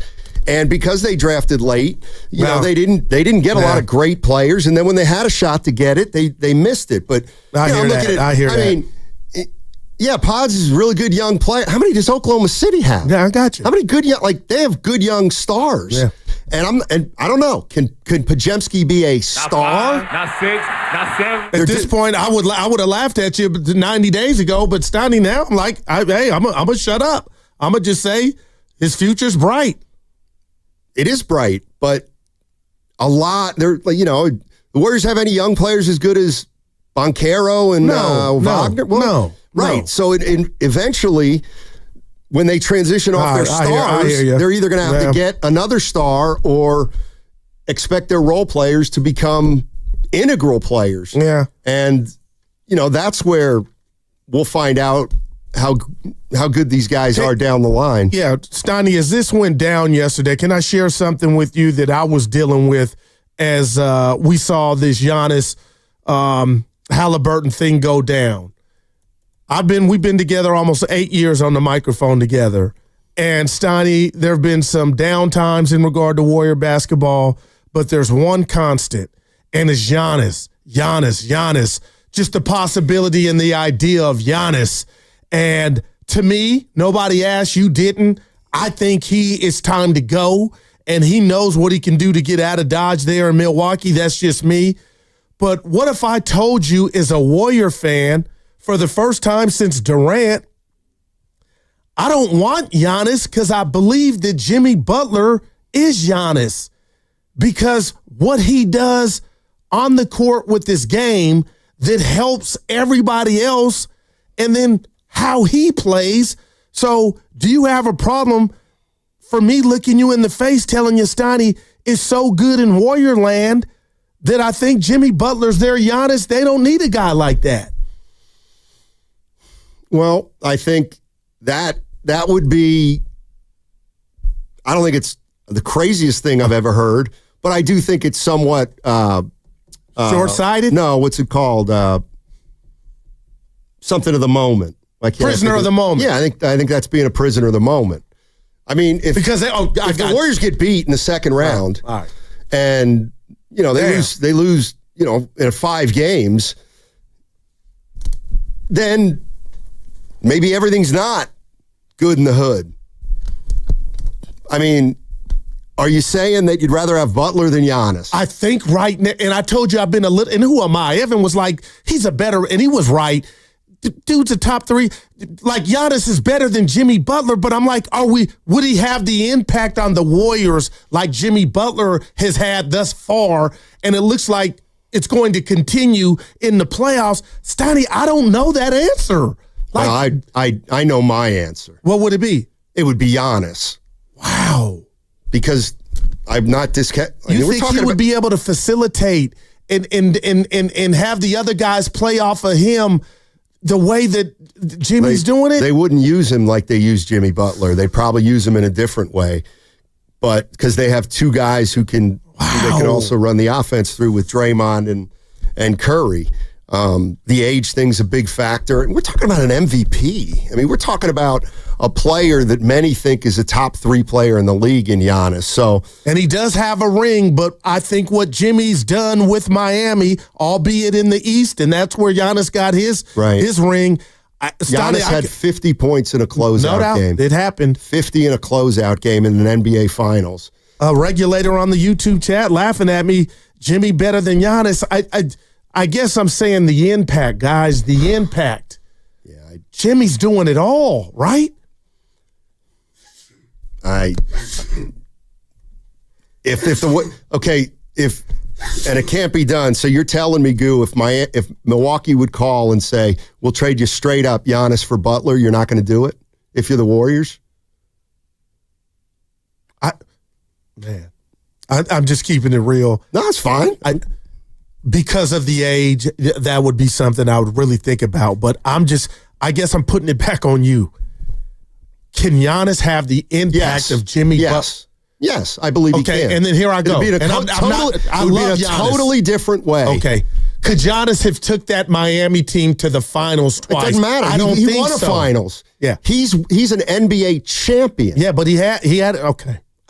I'm not here to diminish Giannis, but the way that where his skill set is at, I just don't know if he would have came here instead of Jimmy, that this Warrior team would have took off the way that it has. That's what has become abundantly clear to me is Jimmy does it all. Okay, so you think Jimmy's better than Giannis? I don't. I mean, I kind of think you're overthinking it a little bit. Help me though, like. When you say that, like expand on, because I told you I don't think Giannis's game has grown. And you could be like, dude, dummy, it don't need to grow. But, I'm like, can he do what Jimmy's done to make others better around him? And I think we're finding out in Milwaukee, maybe that answer's no. Well, he did get it done. I can't rob him of that. Well, you're dismissing it is what you are. I mean, Giannis Antetokounmpo has been in the top 3 MVP guy for the last, 6-8 years. He's a dominant player. He's close to unstoppable. Again, they wouldn't use him like they're using Jimmy Butler, but I would take Butler over KD, but Giannis is a completely different animal as far as I'm concerned. And I guess what I'm saying, Stoney, and the word I'm looking for is versatile. Maybe he's more versatile than Giannis, but I could understand if I put the poll up, people would be like, dude, you're smoking. One, Giannis is younger. He's got a ring. He's better. But I'm just talking about I'm drunk and in love with the impact of what I knew Jimmy was a dog before he came, but I just didn't know he had that magic wand to get every, Let's Hold on a second. Like, that's all. I mean, they had got out the first round. Has just gotten eliminated. All right. For the third year in a row in the first round, so it's easy to do that. Pass me the blunt. Who's a better scorer? Wow. Who's a better scorer? Giannis. Yeah. Who's a better rebounder? Yeah, I got you. Who's a better defender? Giannis. Okay, that's why I would take him. Oh, here's who's a better warrior? And that, I guess. Well, right now it's Butler because Giannis has never been a warrior. Yeah, but what? No, but just quickly here. Yeah, forget Giannis with the Warriors because you know where I'm at. You were the guy first, and I give you that. And I came around. And I was in love with Giannis. I guess I'm saying, why has Milwaukee not got it done? Look at the team. Let me tone it down. Okay. When the Milwaukee Bucks played their first playoff game, you said the worst starting five. That's the worst starting five I've ever seen in the playoffs. If we backlog it and go back to the last 2 or 3 years when he wasn't hurt, okay, they didn't get it done, and it's because basketball's a team sport. Goo, one guy can never get it done. Like Michael Jordan never got it done until he had competent teammates around him. One guy, look at Steph Curry before Butler got here. Like, he was not the same player that he is now. I'm not mad at that, but let's just do this. Right on the table, brought to you by Echo Pest Control. Stoney, if you're Giannis, do you want out right now? Especially with, I hope he wants out. Why? Because you're not going to win as is. And now Dame might miss next year. Milwaukee's done, Stoney. Why would you say that? Because they haven't shown any life in the last 4 years. So he's rotting away if it's not his fault. What happened after the Warriors won the title in 2022? They lost in the first round in the playoffs. They didn't make the playoffs. Then they lost in the first round, right? No, they lost to the Lakers the year after they won the chip. Okay, so everybody thought they were done too. I mean, they were old. They had but everybody thought the Warriors were going to be downward trending in 2020. They were in 2023 and 2024. So they did nothing. All right. And I give you that. Now they're back. But you wouldn't understand if Giannis wanted out, though. If he's mad just at the organization and looking at the cupboards outside of him.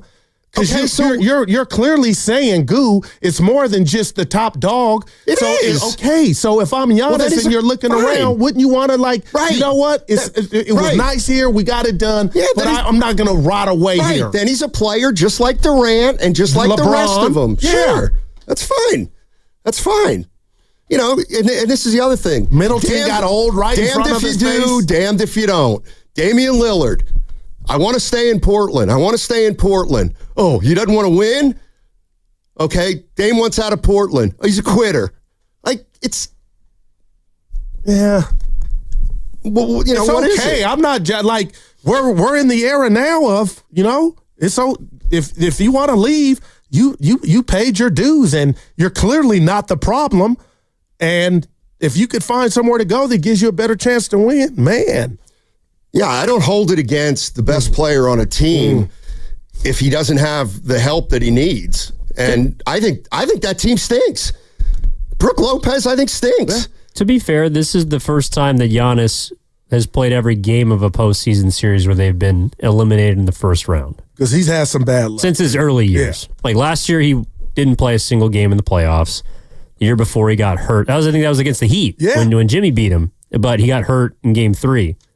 And then the year before that, they made it to the Eastern Conference Finals or semis.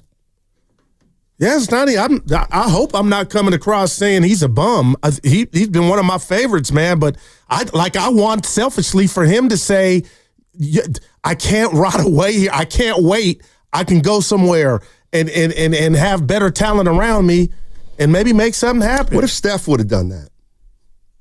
But when would he have ever done that? The last 2 years and right up to the Jimmy Butler trade. Well, when you say the last 2 years, Scotty, they come off a chip, right? Shocked the world, and lost to the Lakers in 6 the year after. Okay. Then you follow that up with no playoffs. Correct. But you had Wiggins Gate going on. Well, it doesn't matter. Okay, I hear you. And they were downward trending up until Jimmy Butler came. But you're talking about a year removed from winning your 4th championship. Why would you want to dip? We're not. they're almost 3 years removed from 2022, which is just a little longer than Giannis is from his championship. Like, I'm just saying, you want Giannis to get out of there, but you'd never say that about Curry. And it's somewhat of the same situation. The Bucks seem to be downward trending now, and the Warriors had been downward trending for 2.5 years. They got Butler, they caught lightning in a bottle, and now they got a shot at it. Ryan Rollins started game 1 for the Bucks this year. Yeah, you went Ryan Rollins. Gotcha. Okay, just. But if you're Giannis, you're probably thinking that or telling your wife or your brother, like, hey, I love everybody, but damn. Yeah, just like Steph when he was looking around at his teammates a couple years ago outside of Draymond Green. You think he was excited about Patrick Baldwin Jr. or Ryan Rollins, or who did they draft? I mean, I'm sure he wasn't super excited about Pods until 2 years later you find out he's a pretty good player. I'm not a guy who, he can do whatever he wants, Giannis. Yeah. But. And we got Gelsey coming on, too. I know he covers all NBA, but I don't know, Stoney. I just feel like, what did Evan tell me? 2 or 3 years left on his deal, Giannis? But we know in this world, man, things can happen, and I don't know. Brian Geltzeiler joining us at 1 o'clock, Sirius XM NBA Radio. We'll talk about the Warriors in the postseason, maybe spend some time with the Giannis. Let's go out to a couple calls. Let's go to Ro in Oakland. What's going on, Ro? How you doing? Fellas, how we doing? Game 5, baby. Yes, sir. Yes, sir. It's ironic that y'all having this Giannis talk. One of my last calls, I threw that hypothetical trade out there, and here we are, dude. You're not feeling it? Yeah, I'm feeling the closeout game. I predicted the Warriors in 5. No. I'm talking about the Giannis. Yeah. No, I think we got our Giannis. I think we got our Giannis and Jimmy Butler, man. I really do, and I get it. I'm going to lose something that I didn't say because I know the tail of the tape goes to Giannis. But I just feel like the Warriors are fat cats right now for the next 3 years if Jimmy and everybody remains healthy. So Giannis is something you wouldn't think about. But maybe I'm wrong because it sounds like you are. Well, don't get me wrong. Like, Jimmy does bring playmaking ability, and he does make us, our young guys, better. But Giannis also brings another tangible that we lack, which is athleticism, size, and rim protection. So that's one of the reasons why I would consider it. But, you know, don't get me wrong, Bucket's been a truth, so I greatly appreciate Bucket. So, yeah. So I want to get that twisted. But, hey, for the first time, I got a rat to put on the table. There you go. Brought to you by ATCO Pest Control. Is it just me? And I love this kid. QP, he brings shooting, he brings toughness, he rebounds, and he blocks a few shots, but that's never talked about. But the man is the most unathletic man I ever seen in my life. Like, to be 7 feet. Do you see him go to the rim and how it looks? I just want him in the offseason to – I remember when post players would go to Olajuwon on the offseason and go, you know what I mean, work on their game. That's what I love to see QP do. And if he do that, he'd be unstoppable. And I got another take. But tonight, it's game 5. It's going to be on. The Houston, they're going to throw the kitchen sink at us. So we got to be ready to counteract that. And I understand what you were saying earlier, Steiny. Like, we playing with house money, so the mindset might not be to go out there and not maybe have the urgency to close this out. But if we close this out tonight and we get that rest, we got a good chance moving forward. And that's all I got, guys. Have a good day. Appreciate the call, Ro. What did you make of his take on Post? I just don't think there's right now a low post threat. Like, I just don't think the Warriors, as long as Steph and Draymond are here, I'm not sure they want a guy who's strictly a back to the basket guy. Well, why we're in love with him is he's a stretch 5. And to be that, you got to shoot. He's got that down. Well, I'm talking about but I thought the caller was saying he don't like the way he's moved. I thought the caller was saying, get him inside, work with Olajuwon, and get a low post game. Yeah.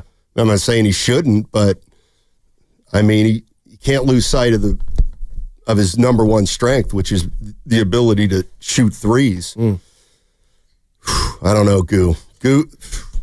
Giannis.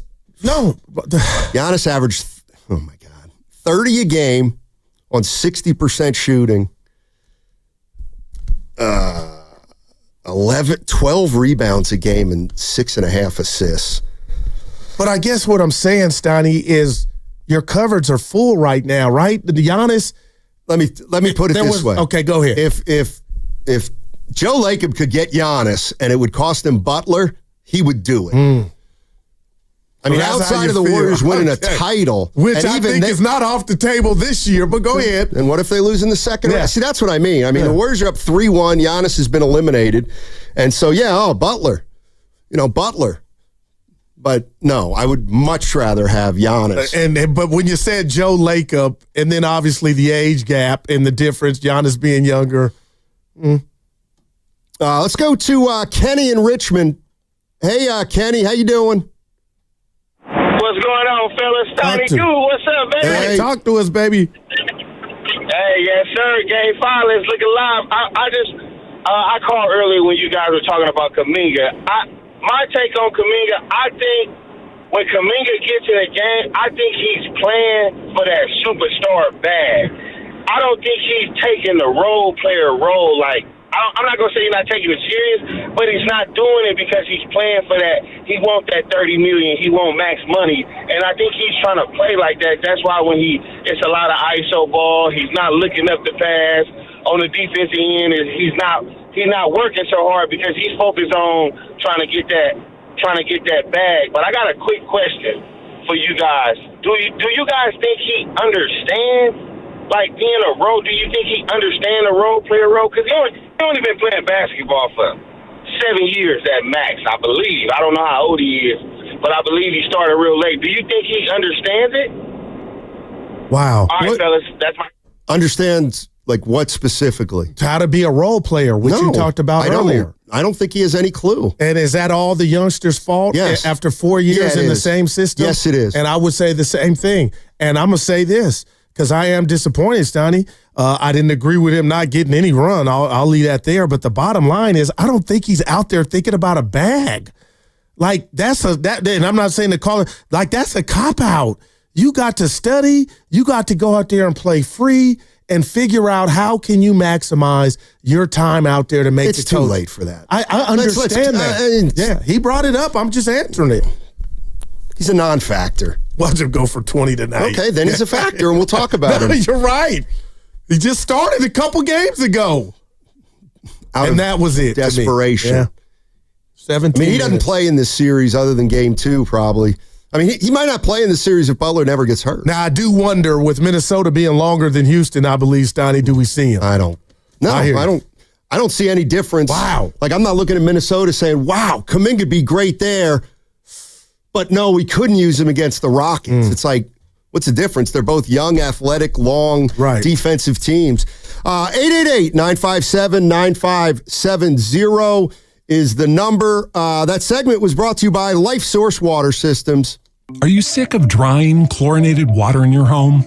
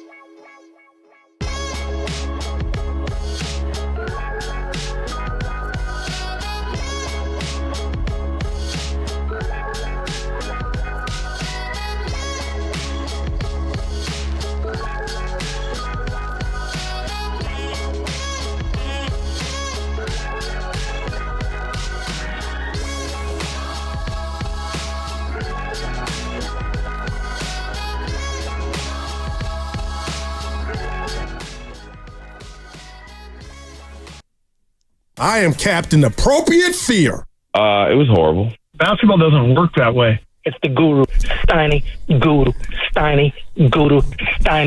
show. Let's go. Coming up at 1 o'clock, Brian Geltzeiler is going to join us. Sirius XM NBA Radio. We have him on every few weeks. 12 minutes. And he's terrific. If you've heard him before, you know that. And we're talking about Game 5 tonight. Warriors-Rockets. Can the Warriors put the Rockets away? We'll see. We'll see. You want to add anything, or should I go to calls? No, go to calls. Okay. I was just going to say the Warriors in their road blue, and the Rockets will be in their red uniform. Okay, so I will say this, and I usually don't comment on the uniforms. Right. Whatever uniforms the Warriors were wearing last game, they're pretty good. Oh, you liked them? I do like them. Oh, dude, they were dope. That dark blue and gold with Yeah. Golden State. Yeah, I like those. Are they? What are they called? Cut Are they? that. Are they their? Are I they wanna just say their regular home? City editions, Evan, would you call them that? They're kind of new alternates. Like they're the one they changed the floors for, too. I love that. Do you like them, Evan? No. You don't And like you don't them? either? I love them. I think they're pretty cool. I think they look cool with the court, but I see them out in the streets. I do and too. they don't really hit A me dude like had that. one walking in on the market. I was like, he got one. I like it. I love that you like it, Stoney. I think they're we pretty cool. finally agree on something. Actually, you know what? Stop. No, you're on record. Hey, we do agree on 215. We're up out of here. Let's go to Jimmy in Dublin. What's up, Jimmy? How you doing? Hey, I'm good. How you guys doing? Hey. Doing well. Hey, I just want to start off first. Hey, Guru, man, that's a horrible take, man. Any GM in the league, any basketball knowledgeable fan is taking Giannis over Jimmy Butler in a heartbeat. No, okay. There's no. Yeah, hold on. Let me say this real quick.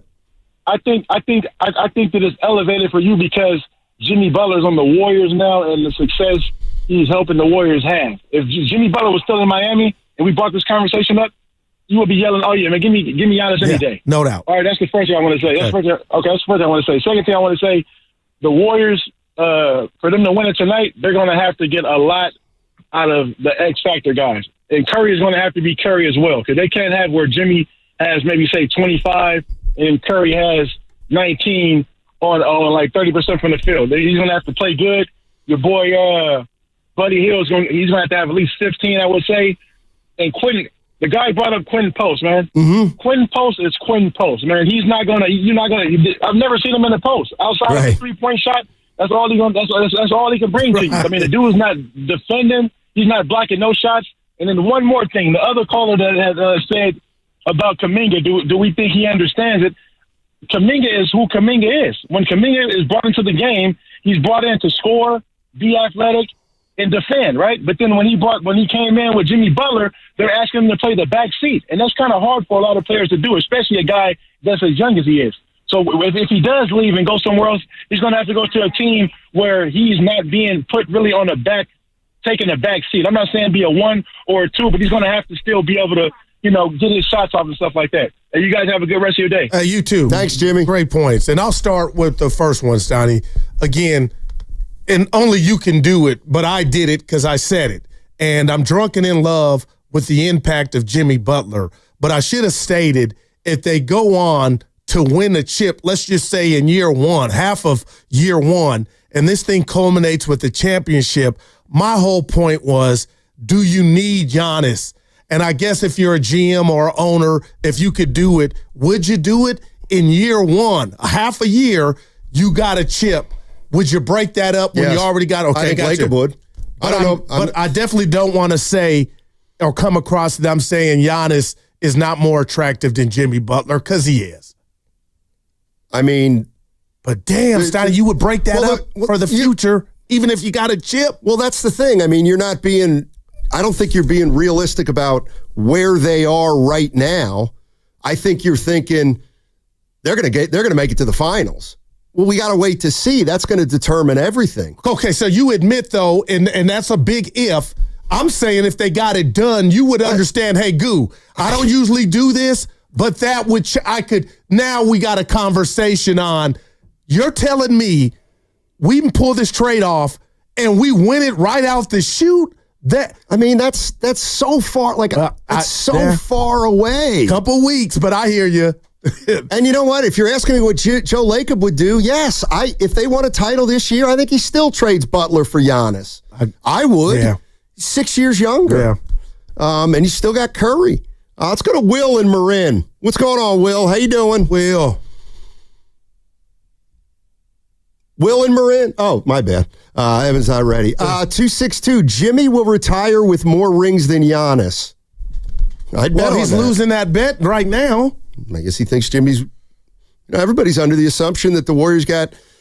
And I guess the Warriors are going back to back. No, it sounds like they have to. That's what they're going to have to do now for Jimmy to get more. Now that's doing too much, but I'm just in the moment.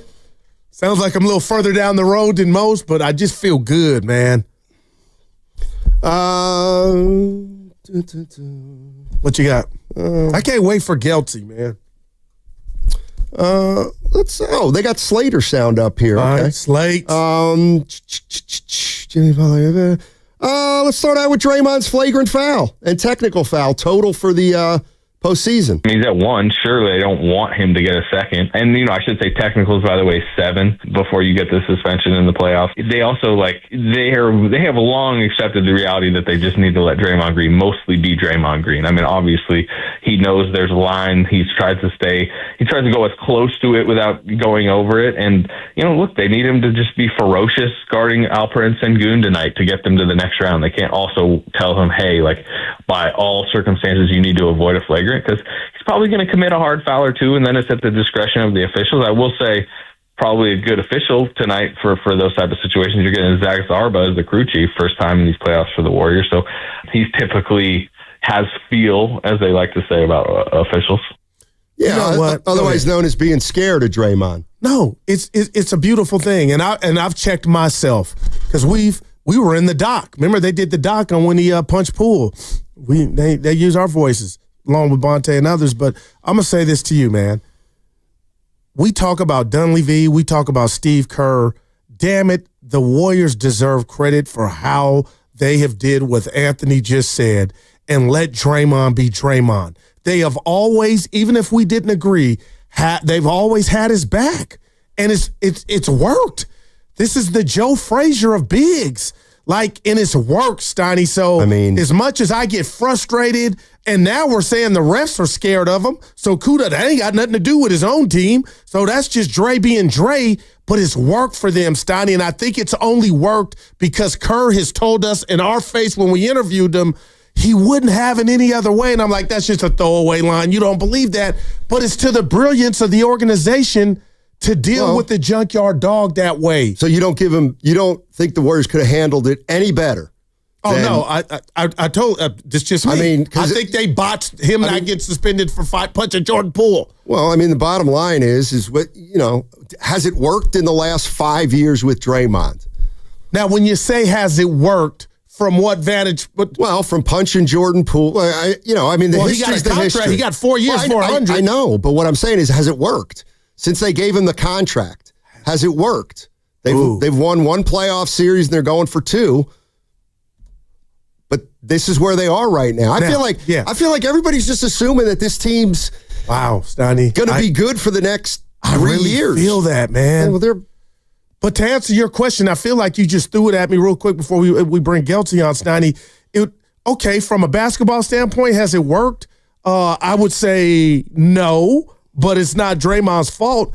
But in regard to the shenanigans, him getting in trouble, I would say yes, it's worked because it's been kind of quiet on the set. Yeah, he's got 4 titles, and he's heard them in, 3 years? The kick with LeBron, the punch of Poole, and let's be honest, in 2022, he had lesser of a role as a championship player than he had the first 3 years. I'm not saying it hasn't worked, but... And the Gobert thing, him missing games didn't help either. Yeah, he got suspended for 25, 30 games? Yeah. Brian Geltzeiler coming up momentarily here on 95.7 The Game. Anthony Slater was asked if Steph's thumb is impacting his shooting or it impacted it in Game 4. off shooting night. I mean, he's not just going to be, his best self at all times. I would say also it does seem like the trend lines lately have been like he really throttles up in a game. And what did he play? 40 minutes in game 3, no Jimmy. Like, that was just like high usage, high energy, that he had to use. And not that guarantees he's going to have like a low efficiency game the next game, but it seems like it's kind of a trend up, trend down type situation. I mean, it was the first game of the series where there was only one off day in between. What we're talking about right now, Steph's stamina at age 37 and Jimmy's, situation right now with the tailbone, it would be the best argument for why they need to try to get this done at night. Anthony Slater on with the morning show this morning with Shasky and Spadone. Yeah. And I get it, Steiny, especially with just the thumb, Jimmy's tail. I mean, man, 3 days would be big. And you're right. I could hear it coming. Goo, they might get, lose tonight and still get 3 days, all depending on the other series. Yeah, and as far as Steph's thumb goes and how it's feeling, we'll know after the game. If he shoots well, it's fine. If he shoots poorly, then it's bothering him. Because I hadn't brought it up all series. Because he's been making them. Slates is Buddy Hield playing tonight. Is he going to start? No, I mean, that's matchup based. I had been hearing it for a couple games behind the scenes that, one of the issues Houston was creating is they were putting Sengun on Moses Moody. And it was, kind of jumbling up the matchups in a way they didn't like. It allowed them to put Van Vliet on Draymond. And, it was tough to get Sengun in the action, right? And that's what they want. But putting Buddy Hield on the floor, Houston is much more hesitant to put Sengun on Buddy Hield because Buddy Hield's a movement shooter. You don't want Sengun chasing him around pin downs and, various actions. He's just a different type of player. It's like Sengun guarding like a Klay Thompson. So that they just think it sets up the matchups well in this particular series. Obviously, Buddy Hield's playing well, but if we're talking about game 1 against the Minnesota Timberwolves, I don't necessarily expect Buddy Hield to be in the starting lineup. It is about the Houston series. All right, that was Anthony Slater talking about Buddy Hield and whether he'll start tonight. And I kind of expect him to, Steiny. If the Warriors close this out, what's gonna happen in their next series? All food for thought. Real quick before we take Gelsey, this is Slater on Butler's probable status. Yeah, probable. They list it because, if theoretically they got to a point that they had to rule him out, you want to at least notify it on the injury report. But yeah, no, he's going to play now. How limited will we be? We'll see. He agreed with Steve Kerr's estimation that he'd probably miss a week or two if this was the regular season. Anthony Slater. Man, that's amazing. We'll get Gelsey here in a minute. You're listening to 95.7 The Game, KGMZ FM and HD1 San Francisco. Always live on the free Odyssey app. Now broadcasting from the Laughing Monk Studios. Laughing Monk, righteously brewed in San Francisco. Game 5 tonight starts at 4:30. You can hear it all right here on 95.7 The Game. Tim Roy will be on the call with Tom Tolbert. Pre-game at 3:30. Warriors Live, and Evan and Grandy bringing it home afterwards. All guests on 95.7 The Game appear on the River Islands guest line. Isn't it time for you to discover the islands? River Islands in Lathrop. Let's welcome in Brian Geltzeiler, Sirius XM NBA Radio. What's up, Brian? How you doing, man? I'm doing great, guys. How we doing? All right. Playoff time. Yeah. I'm trying to think if we should start over. Let's start with the Warriors. Let's start out with your impressions on the first 4 games and what you saw and what you're thinking about it. Better than I thought. And I say that as a guy that picked the Warriors to win the series in 7. And when I say better than I thought, listen, I knew the Warriors were a good defensive team and could guard well. I knew Houston was going to have late game struggles with finding who the guy is to go get you a big bucket when you needed it. I guess I didn't think the Warriors would be this good defensively, and I didn't think Houston would struggle this much to find a basket at times that they needed it. So I think it's gone very well. Winning a game without Jimmy Butler is an enormous boost to this group, an enormous boost. Doing that the other night at home, I thought was a massive, massive accomplishment Saturday night. And right now, the Warriors, let's face it, guys, are trending in the right direction. No, I like that, Geltsy. I love the game. I'm a fan of the game. But at my core, my partner's trying to slow me down. I'm trying to look down the road, and what I'm seeing, the Warriors against this young, upstart, and tenacious defense, Gelsey, I just feel like, oh my gosh, they might be able to pull this thing off. And for now, let's just say maybe beat Minnesota or the Lakers winner. Would you tell me to slow down, or could you kind of see where I'm coming from with what I think this pedigree is starting to shape up with Jimmy and the Warriors? Well, listen, so let me say this. The Knicks last night should serve as a cautionary tale to the Warriors tonight. The Knicks, who, even they have some younger players, but it's kind of a veteran group, and it's certainly a group of guys that play a whole lot of minutes, and, they don't have much of a bench. And listen, Steve Kerr goes much deeper into his bench. Even when guys aren't that capable, he'll still use guys off his bench. But the Knicks, one loss at home in a Game 5, after being up 3-1, and all of a sudden they're in a world of hurt going back to Detroit. This is a problem for them. Brunson banged up, Hart banged up. Here's my point about the Warriors tonight. You're a veteran team. You already had to play a game in this series without Jimmy Butler. Steph Curry's 36. You come home against this group, and really, listen, the Warriors are going to score points. Jimmy Butler's going to get to the free throw line. We know that. Curry will take enough threes to hit enough threes. 5 of 13 the other night, but again, percentages don't look wonderful on that, but they're good enough.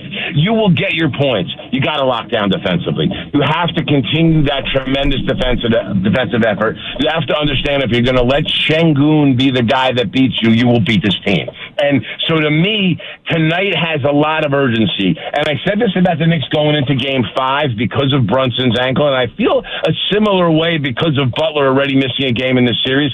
This has got a Game 7 feel to it tonight for the Warriors. I think getting one tonight and getting this series over with is so vital, because this is a really talented, really athletic Rockets group that is hard-nosed and tough-minded, and in a similar way the Pistons are. Go give this group life, and they're going to give you all they can handle. You have your foot on their throats a little bit coming back to your building with your crowd tonight.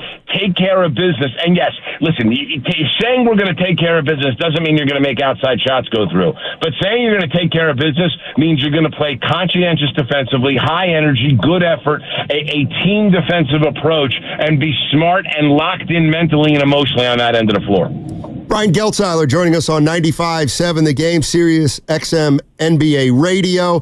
The Warriors are getting some contributions out of some players that maybe, the national fans aren't quite aware of, whether it's Podziemski or Post or even Buddy Hield stringing together a couple good shooting nights.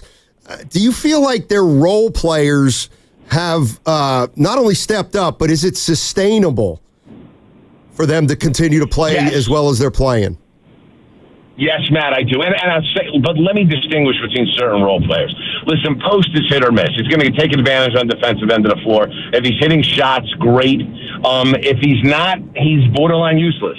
I kind of feel, and maybe this is not popular with Warriors fans, I kind of feel the same way about Buddy Hield. Buddy Hield loves his shots. He doesn't guard all that well all the time.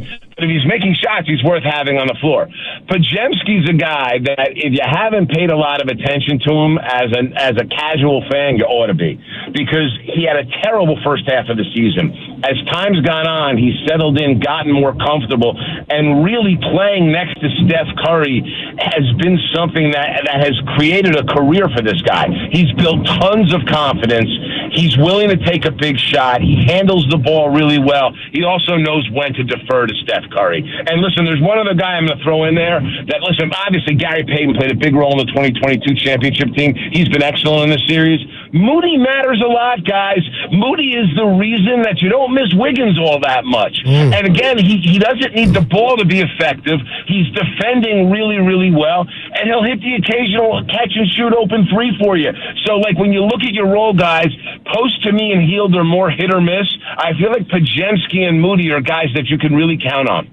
Gelsey, I had Warriors in 5, but I'm impressed. I've been impressed like hell by the Rockets, especially defensively. My goodness, and they've lost and wet the bed at the free throw line. With all that said, if you're Udoka and the Rockets, how big of a problem is Jalen Green? And do you expect him in the starting lineup? Because I think I don't tonight.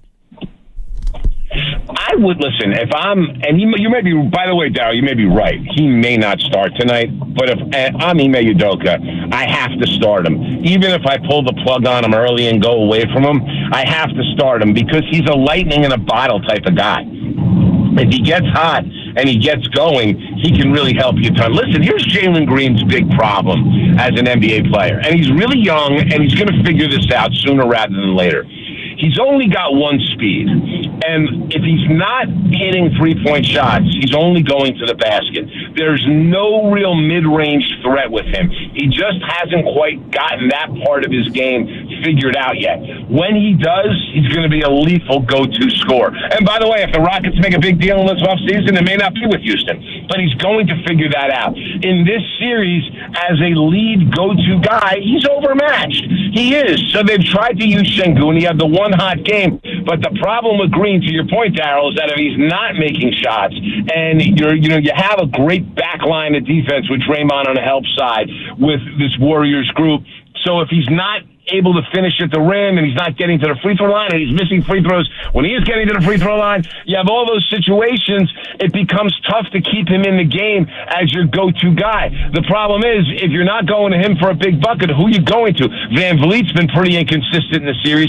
Şengün's been excellent. And listen, I had him as third-team All-NBA. But he's never been in a playoff series before. This is his first time. We're really counting on him to be the dude. My point being is that I think if I'm Ime Udoka, I need to find out where Green is early in this game. And if I don't like where he is, I'll sit him down. But I don't have a chance at having him get hot and help me tonight if he's coming off the bench. He's got to start. The kid's still young. He's a little fragile ego-wise. Like, you just want to see what he's got for you tonight. And if he doesn't have it, he doesn't have it. So you may be right. Ime may not start him, but I think he should. Brian Geltzeiler joining us on 95.7 The Game, Sirius XM NBA Radio. Since the Warriors are up 3-1 and the Lakers, Minnesota is 3-1, let me ask you this. What challenges, if the Warriors were to advance, and they play either the Lakers or the Timberwolves, how do you handicap the Warriors against either of those teams? Well, so let's start with the Timberwolves because that looks like the most likely scenario. All right. The Warriors run into a massive size problem. And the thing about the Timberwolves that makes them very dangerous to beat anybody in the league in a playoff series is that the lineup optionality, the versatility that they have. You want to play a small lineup against them, fine. We'll go Randall and Reed. Even better, with McDaniels playing at this level, we'll go Reed at 5, McDaniels at 4, and have Edwards, DiVincenzo, and Conley, or Edwards, DiVincenzo, and Nickeil Alexander-Walker, who's a long player. Like, they have so much lineup optionality that for the Warriors, the Warriors were going to try to make them match down because the Warriors don't play as strong with a bigger lineup. They'll match down really easily. You're not, the thing in this series that impressed me, I thought that Minnesota was going to have trouble with the Lakers if the Lakers, had to match Gobert and Conley off the floor. The Lakers have matched Gobert and Conley off the floor, and Minnesota still hasn't had a problem. And so you look at that in the Warriors series, that to me is trouble. I think the Warriors have a much better chance against the Lakers in a series because the Lakers have to play smaller. They don't really have a capable 5. Jackson Hayes, to me is... I think he can help maybe a little bit more than JJ's using him, but he's not a crunch time guy.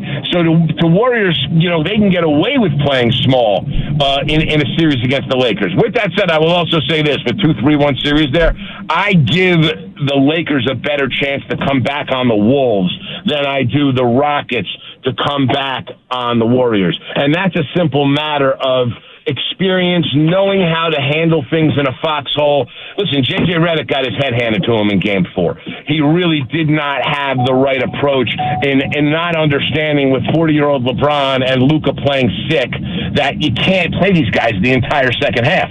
Somebody's got to get a blow. It was a massive rookie mistake in a big spot by Redick that very well may cost the Lakers this series. With all that said, I know this is very cliche to say, but we've seen enough out of Luka Doncic in his short career and enough out of LeBron James in his long career that down 3-1, I'm not counting these guys out. There's enough good shot makers on the Lakers, and I think they can defend just good enough that if they get a Game 5 here at home, and I think they will, this is anybody's series there. Listen, the Warriors, I think, are in better shape if they lose tonight. If I'm either team, I don't want to lose tonight. But if I handicap it and look to the next round, I think that the Warriors would have a much better chance to beat the Lakers than the Wolves. Wow. Kelsey, last time we talked, I was asking about Draymond Green and DPOY. Obviously, he didn't win it, but what have you seen from him defensively through 4 games in this series? Has he stood out to you? Yes.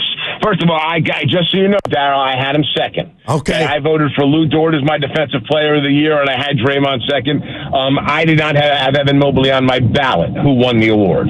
So, I just felt like he dropped off way too much at the end of the year. Listen, Draymond defensively, this is the best way I can put it. His highest level defensively is higher than anybody's. He can dominate games in so many ways, both on the perimeter and at the rim. Rarely in our lifetime have we seen a guy who's 6'6" with shoes on dominate the rim the way Draymond Green can dominate the rim. Now, I will say this. He struggled with Sengun's size and touch at times in this series in having to guard him. But he's the best guy that has to guard him. But what he's done on the help side, how he's taken away penetration for the Rockets, who love to live at the rim. Green loves to drive. Thompson loves to drive. Sengun's comfortable playing inside. Brooks goes to the basket well. What he's done on the help side at the rim in this series is something I'm not sure there's 7-footers in the league that can do. So Draymond, he doesn't have to plant his flag as this great defensive player. And again, he's had his struggles on the ball a little bit with Sengun, and that's more been a size thing. But he has put on a clinic in this series on what help side defense looks like at the rim and stopping guys from penetrating and getting to the rim. Brian Geltzeiler joining us on 95.7 The Game. He works for Sirius XM NBA Radio. Let me ask you about the 3 Warrior veterans, Butler, Curry, and Draymond Green. Obviously, their age is a big theme in this series, and it probably will be if they move along in the postseason. Let's just take a guy like Jimmy Butler. He gets hurt, pelvis. Do you expect Butler to get back to healthy, or is this like a slow deterioration over time? And I guess the bigger question, how concerned are you with, the Warriors are up 3-1 in round 1, but they still have a long, long way to go if they want to win it all? So let's start with Butler, Matt, because it wasn't a wear and tear injury. Okay? Mm-hmm. It was, he fell and he hurt himself. And there was no structural damage. He was in too much pain to play in Game 3, and it's a painful injury. I don't say that, and Jimmy Butler's a tough guy. If he can play, he's going to play. Did he look hurt in Game 4? I don't think he looked hurt in Game 4. He looked pretty good to me. Yeah. So my point being is that, listen, anything can happen with an older team. But here's what I think favors the Warriors as an older team in this series. And it's something that I haven't heard a lot of people talk about, but I think it's a really important thing when you talk about those 3 guys as older players and fitting together. They're comfortable playing slow. And I think it matters. First of all, the game slows down in the playoffs. We hear that cliche all the time. We hear it because it's true. The game slows down. They're all comfortable playing a half-court slower game. There's a little bit less wear and tear on there. Here's the other thing. Kerr going 9 and 10 deep only helps. And I give Steve Kerr credit because he'll go to guys sometimes understanding that they have weaknesses. He'll cover for them for a few minutes the best he can, but there's value in that because you're getting these guys in their mid-30s some rest when they need it. And it doesn't have to be long rest. It can be short rest, but let them kind of catch their breath a little bit. You see a lot of times with injuries that have to do with fatigue and conditioning wearing down and guys wearing down. Look what happened to Dame Lillard over the weekend. That's a guy that sat for a long time, came into a high-intensity playoff situation, and his Achilles gave out. These are the things you worry about with older players, but I think Kerr manages it well. Listen, anything can happen to one of these guys, and if anything happens to one of these 3 guys, they're finished. And I know you guys know that. They cannot sustain any kind of injury to Curry, Butler, or Green, or this ends for the Warriors in whatever series they're in when it happens. With all that said, I kind of do see a playoff for these guys where they can stay on the floor due to the style of play. It's not this run and gun. The Lakers love to run, and God bless them. They get plenty of easy baskets running. LeBron at 40 is still comfortable playing that way. Luka not in the best shape, but at 25 is comfortable playing that way. The Warriors don't play that way, and they don't necessarily have to. And they've done such a good job in these games that have been half-court grinded-out games. They look really comfortable there, and that's because of the three veterans. So I'm not terribly worried about that. You can't really prevent it. But as far as older teams go, I think the Warriors, their style of play puts them in, and the Clippers too, by the way, with having their older players, they play slow as well, more so than the Lakers, who get up and down a little more. Man, BG, when I found out we were having you on, I got to go here because you mentioned Dame, and it was tragic what happened to him and his Achilles. But his team yesterday, I felt bad. They blew a game. But I'm looking at Giannis, and I'm telling Steiny this morning, I don't know, BG, you're in the know. I just go off a feel, right? Are his days numbered in Milwaukee? If you were Giannis, would you want out? Yeah, Daryl, I think this has become one of those unique situations in the NBA where it benefits the team and the player to both say goodbye. Wow. Because, first of all, Giannis is 30 years old. There is nothing there, guys. You know, the version of Dame you're going to get, by the way, $58 million and $63 million in the next 2 years. I think the $63 million is a player option. I don't claim to be any kind of expert in anything. I would think Dame is going to exercise that player option, right? So you look at that. Portis and Lopez are free agents. Outside of Kevin Porter and Gary Trent, what do you have around Giannis? You have nothing. What did go for 30, 23, and 12 last night, and they still lost? So to me, they're not going to be able to build a winner around him while he's still got prime years left. And right now his value will never be higher. He can bring you back. Think about the Knicks traded 5 firsts from Mikal Bridges last summer. You can get 2 top-level young assets and 5 first-round picks and swaps for Giannis and completely have this thing reloaded in 3 years if you pull the plug now. Wow. It makes sense. And for Giannis, I want to go somewhere and win. And you know what? San Antonio's got a lot to trade, and Houston's got a lot to trade, and Oklahoma City's got a lot to trade. And maybe it ends up being a Miami deal, maybe it doesn't. But there's so many other places Giannis can go and compete for a title if he goes there. And I think it just makes sense for both sides. I think we saw Giannis play his last game as a Buck last night, and I think that's best for the Milwaukee Bucks organization going forward, and I think it's best for Giannis. Listen, Giannis may admit that. The Bucks organization never will, but I think in a moment of self-awareness, they will understand that Giannis gives them more right now in an asset-based deal, bringing back players and picks, than he does continuing to play through his prime with a Bucks team that's not going to compete for a championship in the next 3 to 4 years. Wow.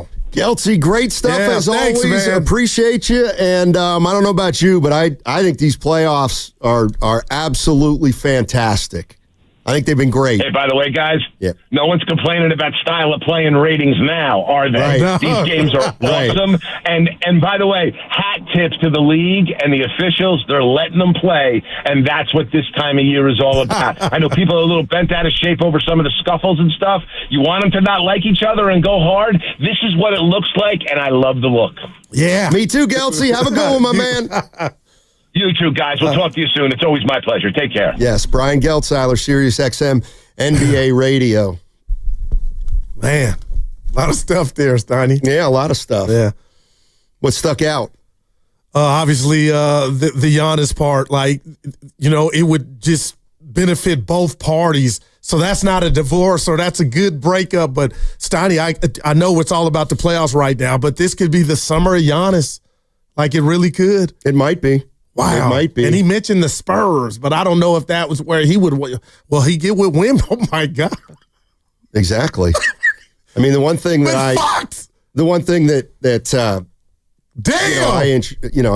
intrigued me was he rattled off about 4 teams for Giannis, and all those teams kind of have a similar makeup. They've got young players who could turn into stars, and those are the kind of guys you want back in a trade.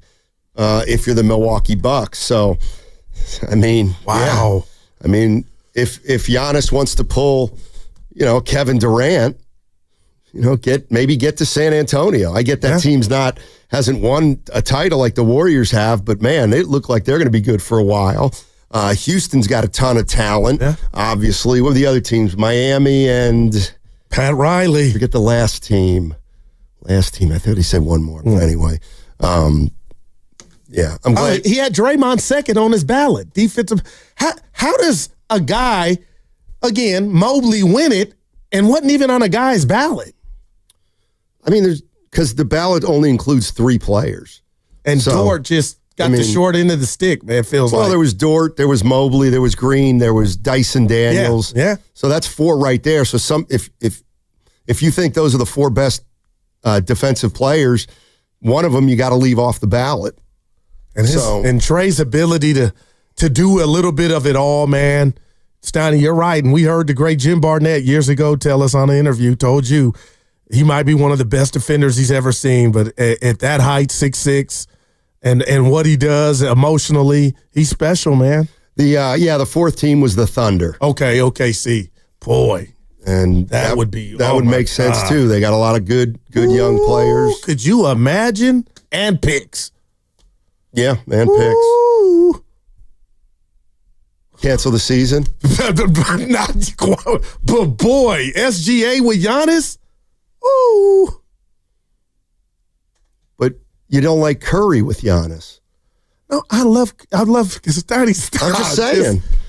No, what I'm saying is Jimmy Butler's enough right now. And it looks like if you win this year, which that's the part of my formula. So you're assuming they win a title? Yeah, I'm assuming they win a title. Steiny. Okay. Do you break it? You know what I'm saying? Do you just say, hey, she's beautiful, but I'm in a good situation right now, you know? Yeah, I think. What I heard from Geltzeiler is, I mean, not that the Warriors would want Giannis. I'm sure they would, but they don't have the young people. They don't have any good young players. No, I shouldn't say that. I hear what you're saying. But I mean, they don't have. I hear you, Steiny. They don't have a star in the making. Right. Pods is, might be the only guy you kind of throw in there. I'm not really sure what his upside is. TJD. The benefit the Warriors do have is that Giannis kind of controls where he goes, I think. Yeah. And if he wanted to go to Golden State, that would be how. Yeah, I don't know why he'd want to come to the Warriors at this point. Play with Steph? I mean, you can't. You asked, I threw it out there. Yeah, I mean, he knows he's only going to play with Steph for a couple years, probably. I got you. Maybe there might be more attractive destinations out there. But all right, 888-957-9570 is the number. Let's get back into Game 5 tonight. Warriors versus the Houston Rockets. It all starts at 4:30. We'll get you started here with Warriors Live at 3:30, and then tip-off 4:30. And Evan Giddings and Mark Grandy will do the post-game Warriors Live show. So keep it locked on 95.7 all day for your Warriors coverage. What's coming up next in the game is brought to you by Fremont Bank. Here for you, here for good. The Warriors look to close things out today in Houston. And the Warriors have taken a commanding 3-1 lead. Steph Curry. Curry flares out, takes the shot. Good, it's a 3! Oh, my goodness. Jimmy Butler. Play off Jimmy. And the Golden State Warriors versus the Houston Rockets. Today at 4:30, right here on your home for every postseason game. 95.7 The Game.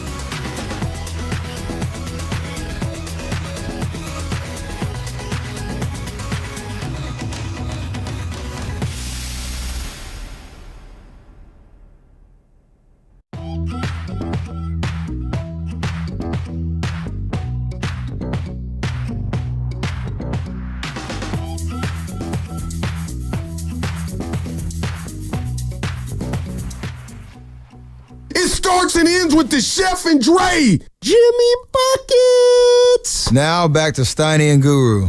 Take it away, Steiny. Take it away, baby. You know what I'm getting vibes of right now? 2022. I'm getting vibes of the Memphis play-in game. Wow. Because what?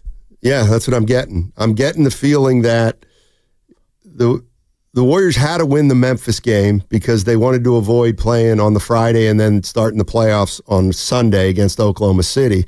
I feel like there's a similarity here that the Warriors want to get this one badly so that they won't. Yeah.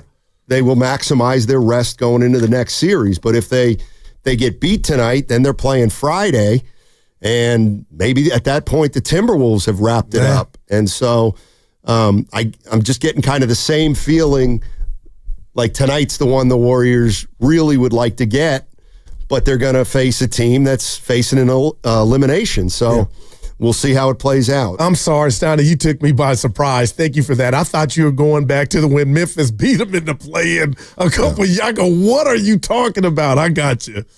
I'm excited, man. 3 more hours. So I got a question for you and for Evan. All right, and then I got one for you and Evan. And for our listeners. So this is our last segment before the guys come in. The last week or so, I've had these headaches. Kind of feel like migraines a little bit, but oh no, somebody's talking about maybe sinus. I don't think I have a sinus issue, but it hurts right, along my eyebrows, kind of right above there. And what is the best solution for that kind of headache? I get these all mixed up: acetaminophen, Motrin, aspirin, ibuprofen. Which one is the best? Which one is the one I should take for a headache? Evan? Wow. You want my professional opinion? Or your anecdotal? I'm not a doctor. I'm waiting on it, E. Sleep. Well, that's out of the question today. Guru, do you have any insight on this? Yeah. My cousin Cynthia that you met at North Party, she has, I don't want to put her business out there, major migraines. Okay. But she's a big ibuprofen fan. Okay. So when did these come on? You just kind of... last week or so. I don't get it. Because you go to bed early. Maybe so that's it's not problem. lack of sleep. Maybe it's too much sleep. Cocktail? No, it's not that. I mean, just a cocktail of meds. And then just Do you think it's put them me? all together. Let's put the rat on the table. It's not me, right? Thing. You think it's me working with me 4 hours a day? No, seriously, 20 a week? No, I don't think it's you. I would have started getting them Watch 7 years in ago. Tomorrow, Evan, like, hey, cool, baby. My question before we get to it. Evan, I needed therapy after the Luka trade because I didn't understand it. I'm just saying this to you two. If somehow the Lakers lose tonight, is there any vindication, just maybe a little bit for Nico Harrison? No. Yes. Are you? For sure. But would that be short? I said a little. Okay, vindication. yeah, and you said a little. Yes, he would get a little. Because Luka's told on himself with what's going on in this series, right? What if he drops 40 and they lose? And they need to build that team around Luka. So maybe that's what it's about. But Evan, that's a great call. I'm not. Look, let me ask you this: what's the? A lot of people look at James Harden when he was in his prime and said, "I don't think that they can win a title like this." Well, why wouldn't you say the same thing about Luka? Because he's gotten you to the finals. Because no one traded James Harden. And Harden got to the Western Conference Finals and would have easily gotten to the NBA Finals if he didn't run into a super team. Yeah, no doubt. Had him down 3-2. I don't give Doncic more credit for getting the I don't give Doncic more credit for getting the Mavericks to the Western Conference Finals one time. And he averaged 40 minutes in the playoffs last year, Stoney. Luka did. Right. And took his team to the finals. Right. I think you're dismissing what Harden did for the Rockets. Oh, no, for I'm one of his years. biggest fans. Yeah, I mean. Bonte texted me yesterday talking about what's up with your dude. He got lemon booty. How many times did Houston get to the Western Conference Finals with Harden? Twice. Why would you give Doncic, who's gotten there once, like more credit for one Western Conference Finals appearance than? But Steiny, like James Harden got to the Western Conference Finals. Yeah. That's one of those 2 years. He wasn't then traded the year after. No, that's not what I'm saying. But I think that's why people would dismiss the comparison. Yeah. Well, I'm not. The only comparison I'm making is between their styles of play, not necessarily who gets traded or who doesn't. If there are people out there that say, Harden was never going to win a title with the Rockets playing like that. Why would you think that way about? Why wouldn't you think that way about Luka? They're You guys kind of tell the me same if I'm player. wrong. Real quick, Harden was never a cone on defense. It's one thing just being they a have bad less of a chance. Well, he had the perfect situation in Dallas when he had that wall, of guys with Gafford and Lively. It was perfect, and it worked. He don't have that. And maybe that's wherever Luka, they got to build the team to have that, knowing this guy's going to get beat most of the time. Yeah. Well, I don't think the plan was for the Lakers to win a title this year. They just Wendy Windhorst was saying that, but Evan, Braun, and Luka, what am I missing? 3 seed. Well, what you're missing is the rest. They played hellified defense. What you're missing is what you've often missed: the rest of the team. You're missing the rest of the team. But they played hellified defense with Luka to get to that 3 seed. What happened? When? During this season, they went on a run after they got him, and they were shutting cats down, and they propelled themselves all the way up to the 3 seeds, Donnie. The Lakers. So you're saying the Lakers were a really good defensive team with Luka this year? Chance. Donnie, look at the numbers. How did they get the 3 seed? They weren't scoring 140, 139. Didn't we agree though at the time that the Lakers took a step back? See, I thought that, Evan. And the Mavericks were currently supposed to be better. Correct. That's why if you do give a sliver of credit to Nico Harrison, it has to be that, a sliver. They missed the playoffs entirely, and you traded away your future. But we understand why they missed it, though. Their guy went down. An injury-prone player got hurt, and a 34-year-old got hurt. Yeah, the only point I'm making is, if you didn't think James Harden, if you didn't think the Rockets could win a championship playing kind of that way, That's the way they play. That's the way Doncic plays. I think they're very similar, and I'm just wondering if I felt like Houston could have won, Stoney. They just, Chris Paul blew his hammy when they were up 3-2 in 18, and years before when the Warriors were a better team than them. I never thought because the way that they played, they couldn't win it. I think a lot of people did. And the other thing is, what we've seen in this Minnesota series, and it could change, is, Doncic gets you 36. He gets you 36. But is he making other guys better? And what happens with the others? Obviously, J.J. Redick doesn't think highly of Vanderbilt and Vincent, Stoney, because he wouldn't have pulled that stunt. And that stunt was Sunday, and the world saw it. It's never happened in NBA playoff history where a coach rode his starters like Redick did. I don't know, man. Coming up next on 95.7 A Game, it's the crossover with Willard and Dibbs. That segment was also brought to you by Crystal Geyser Alpine Spring Water. What makes Crystal Geyser Alpine Spring Water different? We always bottle our Alpine Spring Water less than 1.5 miles from the spring source, and all our bottles are made with 50% recycled plastic from our own recycling plants. Crystal Geyser, bottled at the spring source. The Warriors look to close things out today in Houston. And the Warriors have taken a commanding 3-1 lead. Steph Curry. Curry flares out, takes the shot. Good! It's a 3! Oh, my goodness. Jimmy Butler. Play off Jimmy. And the Golden State Warriors versus the Houston Rockets. Today at 4:30, right here on your home for every postseason game. 95.7 The Game. Tune in to 95.7 The Game for Warriors Live, 60 minutes before tip-off. Every Warriors game throughout the season as we get you ready for the action. Presented by Xfinity. Stream sports from the best seat in the house with Xfinity. Unraveling life's mysteries. At Stanford Medicine, it's in our DNA. Every day, our world-class School of Medicine and adult and children's health systems work together, expanding what we know and sharing what we discover. to make breakthroughs both possible and accessible.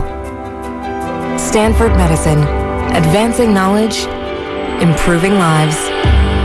StanfordMedicine.org. Hey, it's Willard for Underdog Fantasy, which just became one of the best places to make picks during these basketball playoffs with their Extender promo. With the Extender, you can play your way to increasingly bigger boosts. Each round of the playoffs, start a playoff series by using your Game 1 boost, continue boosting.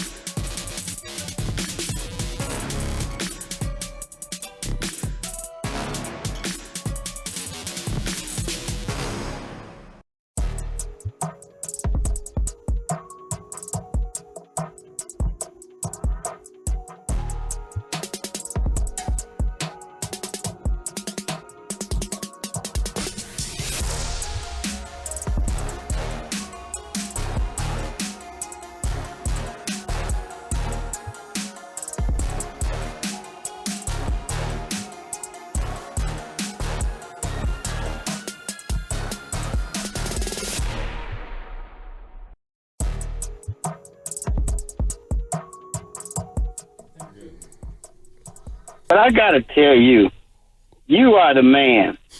You are a box of peanut brittle. Now, back to Steiny and Guru on 95.7 The Game. All right, the crossover is brought to you by Abundant Life Weight Loss. They know the secret to losing up to 1 pound of fat every day. Go to AbundantLifeWeightLoss.com. Let's welcome in Mark Willard and Mark Brandy. Gentlemen, game 5 tonight. Cheers. Starts at 4:30. Fever. How we feeling? Feeling good. How are you guys doing? Grandy is feeling stressed. Are he you? Thinks this is the largest day in the history of mankind. This is a huge day. I think if the Warriors want any legitimate shot at doing something this year, as in like going to the Western Finals or beyond, they can't go into the next round at a rest disadvantage against whoever comes out of that series, likely Minnesota. They got win today, double up with the Lakers win in LA, and you're sitting pretty, and they're going to the Western Finals. But wow, Willard, if you don't, you got that 4 hours. If you don't win today, 2 hours, hour and a half. Yeah. If you don't win today, and say Minnesota wins today, you have to then win at home on Friday in Game 6, while Minnesota kicks their feet up, watching from their crib in Minnesota, waiting for you to get there for Game 1. If you even get there. I'll say this to that, Grandy. I love that. But Willard and Steiny, at the end of the day, can we ever walk a championship team in here and say they won because of the rest component? I'm not saying he's right. I want them to win. So, but you know what I mean? At the end of the day, it's ball. You got to go out and execute. But, Youngs, you're right. But I'm like, even if they do what you asked tonight, that doesn't mean that they're going to be champs, Will? Well, of course not. But it could lead, I think what Grandy's saying, it could lead to some negative circumstances. I mean, do you buy? Jimmy's hurt. Well, Jimmy's hurt, right? And do you buy that 2 years ago they were gassed for Game 1 against the Lakers? We fought. Yes. We win 15 I think they were rounds. gassed the whole series. But I thought they were just not, they were small, and they had Anthony Davis, and that's why you lost. Sure. But I'm with you on that. Yeah. Well, I mean, look, that's not it, Steve Steiny. Kerr basically acknowledged that the Memphis game was a must-win. Why? Because he already was saying we're going to lose Game 1 to Oklahoma City if we have to play Friday. Now that was a more extreme case, but I think the sentiment is still legit. I agree. I think that might be the real big challenge for the Warriors is not just to win series, but kind of win them on your own timeline. Because if you don't, then that at least enters the equation that you're going to have to overcome. Yeah, the good news for me is that it's not us and it's Draymond and Steph playing basketball tonight. And here's what I mean. That sounds so stupid, but here's what I mean by that. I feel like a lot of us will go do what I just did. Crack a drink tonight. Yeah. And feel like we could get this one. Or we could get the next one, too. You talking this to me? is more relaxing tonight than 2 nights ago. No doubt. And it can't be that way. And it reminds me of Game 6 in Boston, NBA Finals 3 years ago. Once the Warriors had regained home court advantage in that series, they were playing with what you would call house money. Not a little bit. Okay. Like Game 7, you never know, but you got Game 7 at home in your hip pocket, and they went out there and they're like, nope, we're doing this. We don't even need to use it. We're doing this right now in a hostile environment against a desperate team. We're doing this right now. And they actually did it definitively. I'm reminded of that game tonight. Not as much on the line. It's only round 1. But that's the kind of mentality you need to take, I think. Well, I know Steiny brought up Game 5 in Memphis 3 years ago in 2022. Yeah. Same situation, right? Up 3-1. Lost by going 1,000. back to Memphis, and the game was over after the first quarter. Yep. And then they took care of business in Game 6. But like this quickly, if you lose today, it quickly turns really scary again. No doubt. Because the only thing standing between you and a road Game 7 is one game at home. No, and like they won both the games at home in this series, but they could have went either way. And that is my greater point. And I keep throwing, rose petals at the feet of the Rockets for every time I think they're done in the game, they come back. But you are right. That is the one component I'm missing. These games have gone down to the wire. And if the Rockets shot better than a high school team at the free throw line, who's to say, Willard and Steiny, that this is not a 2-2 series? But it is what it is. It's not. But I do get the rest. But this is where I get off the rest bus. When you get the rest, we hear about rust. Oh, you're rested. You know what I mean? And all across the board, oh, you're a bit rusty. We hadn't played. So it's like, which one is it? But I get it. 37, 35 collectively. And one of the 35-year-olds, Jimmy Butler, has a pelvic contusion. So come on. I don't think rust comes into play when we're talking about 3 or 4 days. Rust comes into play when it's like the NFL and you get 2 weeks or 3 weeks. Or maybe OKC sweep waiting for a 7-game series. A meaningful game in forever. Look at the Warriors when they did get the rust after beating, or the rest after beating Memphis. Came out and looked great. Came out and looked great at game 1 in Houston. So circumstances always, there's a lot of different ways this could play out. Take care of it tonight is all you got to say. The Lakers could win too. Like if you lost tonight, the Lakers could win too. And this whole thing, I don't know where it's going to go. How do you feel on that real quick, you guys, on that tonight? I think the Lakers will win tonight. I do, but I got to see it, Steiny. I don't know about the spread, 6-point spread. Who, for Lakers? Yeah. Going the other way. Yeah. The Lakers, what a big pop in the balloon if they were to lose tonight. Yeah. You're going to do all this, turn the league on its ear, and get everybody all buzzed, and freaked out. And win game 1. And win one playoff game. Wow, Steiner. Yeah. I look at it the other way where it's like, oh, it's the biggest blockbuster ever. Really? Well, one team got eliminated in the first round. The other team didn't even make the playoffs. Right. After they made the trade. Well, they got cratered by injuries. Yeah, no doubt about it. No doubt. But we could be, that's great. 2 average teams traded their superstars. You could easily, I think, argue that in the moment, both teams got worse. Both teams got worse. Maybe. But I don't feel Dallas did if Kyrie not got and AD stayed upright. They just zapped their soul, dude. I mean, you can't do that to a franchise in the middle of the night. Take their superstar. How do you emotionally recover from that? And then come back months later after hey, I just didn't know how much Willard meant to the fans. Ridiculous thing Why would you say that out loud? I knew he meant something. I just didn't know to what extent. What a call me. I'll help you out. Dude, I don't want to go too far down the Laker Wolves route, but do you want to know something that started bouncing around in my head recently about watching Luka? And it came off of the interview that he finally did. I think I told you guys about it too. He did the interview with ESPN, and I think it was Malika Andrews. Yeah, I got it. And she's like, "Did you think you were going to retire in Dallas?" And his eyes well up, and he's like, "That's the easiest question you've ever asked me in your life." Of course I did. And there was so much emotion behind it. And then there's a couple other questions, and then she circles back. So now, do you want to retire as a Laker? Like, are you all in on this? And he's like, yes. And I'm like, I didn't feel any of that. Doubt. He ain't ready to commit. So I wonder. Not that he's not into these games. I just don't know if he's. I don't know if he's emotionally all there yet. I said he was depressed. And they're never going to win a series. No. They won't win the series if that's the case. Yeah. They're not winning this series. I mean, I just don't. They blew it Sunday. They were up 10, man. I don't think he's elated to be there. You know what I mean? And agreed. His world was turned upside down. Yeah. He was the Don. Luka the Don, Grandy. Well, and can he just go be somebody's, at least in terms of the billboard, the marquee, he's number 2. Yeah. Jimmy has walked in and been like, I'll be Robin. He's so smart. Is Luka just like, wait a minute, you want me to be your best player, but not yet? I don't know, man. It's just weird. Yeah. A weird situation. Yeah, no doubt. But it's must-see TV. I'll be watching after the Warriors. It's a good night. Yeah. It's a good night.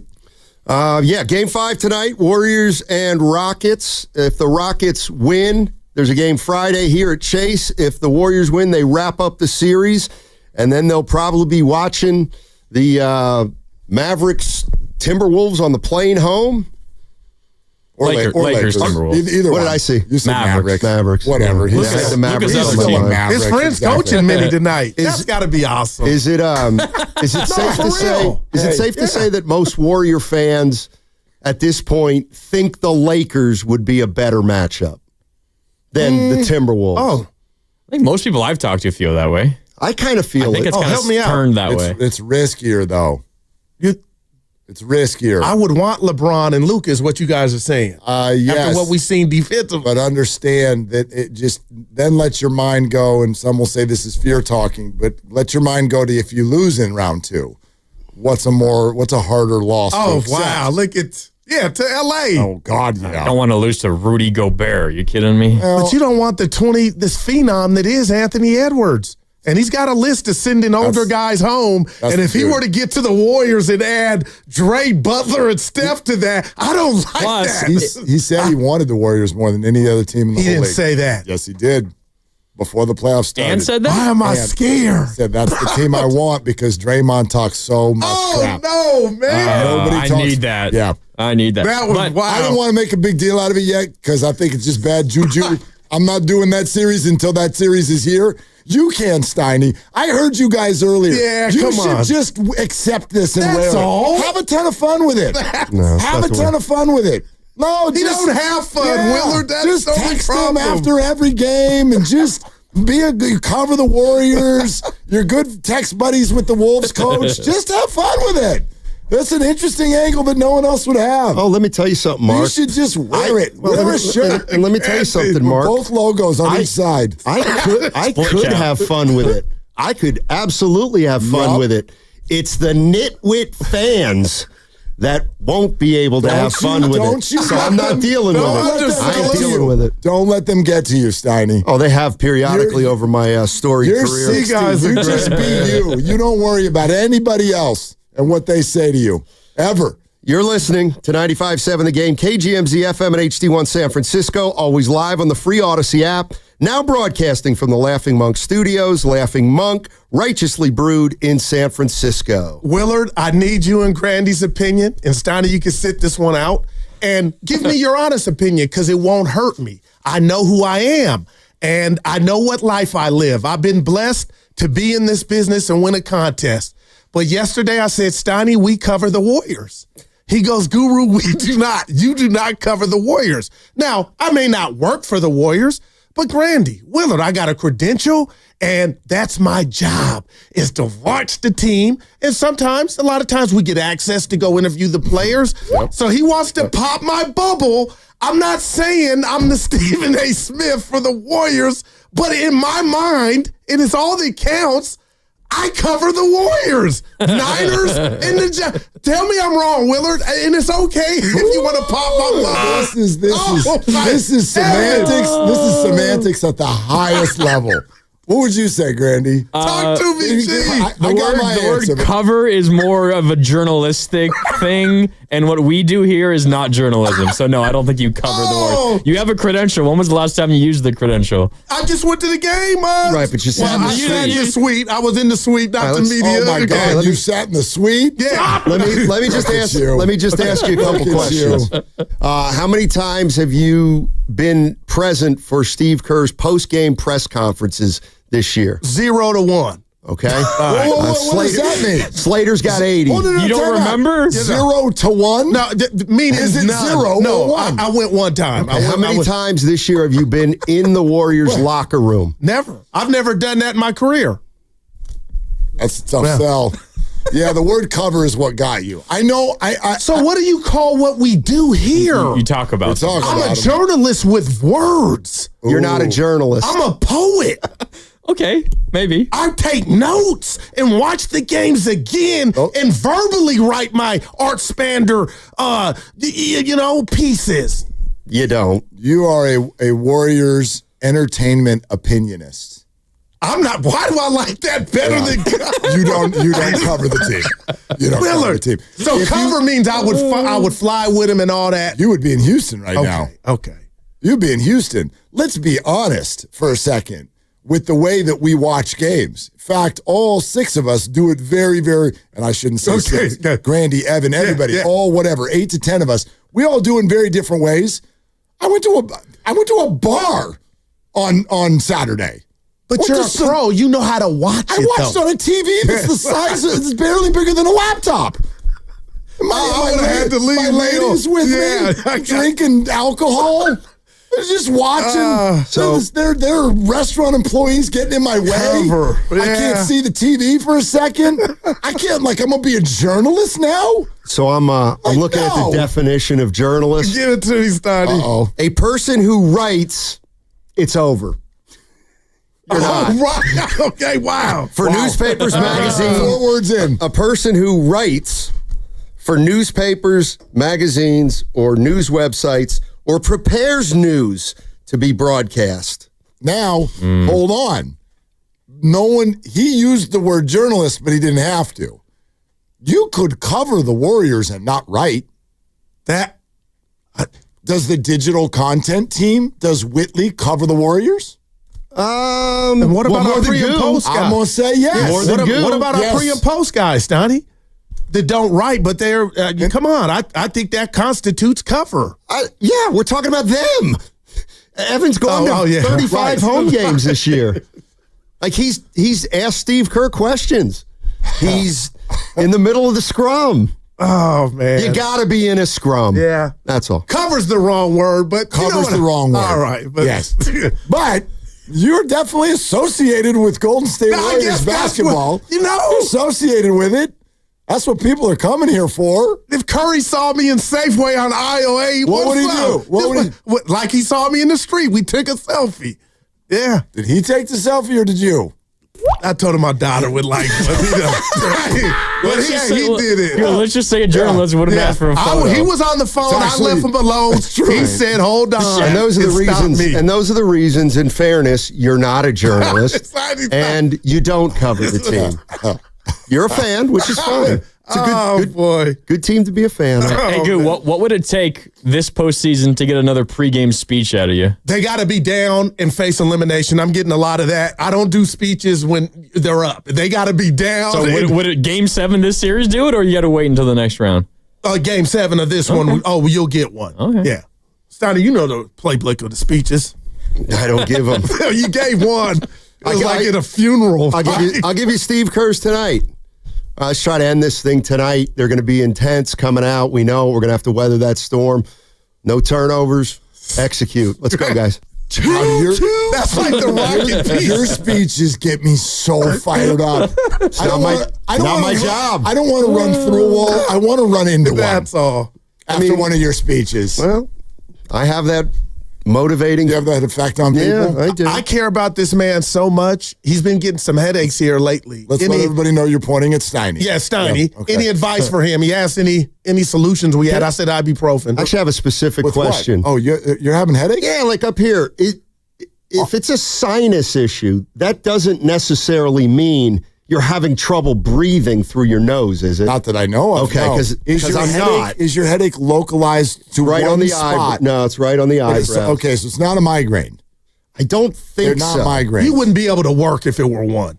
I've had migraines in the past. It's not like that. Yeah, it's just more like a. People have them differently. It's just like a thing. It's like it's not painful, but it's there. How long has this been going on? About a week or two. Do you take anything? Yeah, I take. Willard's concerned. I love this man. Well, I gave him this. He said it on air. I would never call myself this, but I'm a headache connoisseur. Unfortunately, you get a migraine. I've had migraines off and on throughout life. My dad migraines. Wow. Unfortunately, it looks like my daughter is developing the gene. And so, what do you do? Well, I've learned. It's funny. Both my dad and I have had this thing where you get them, and then all of a sudden you'll go a decade and you don't. Yeah. And then you do again. Yep. And they'll come, and not a lot. It's not Percy Harvin. Yeah.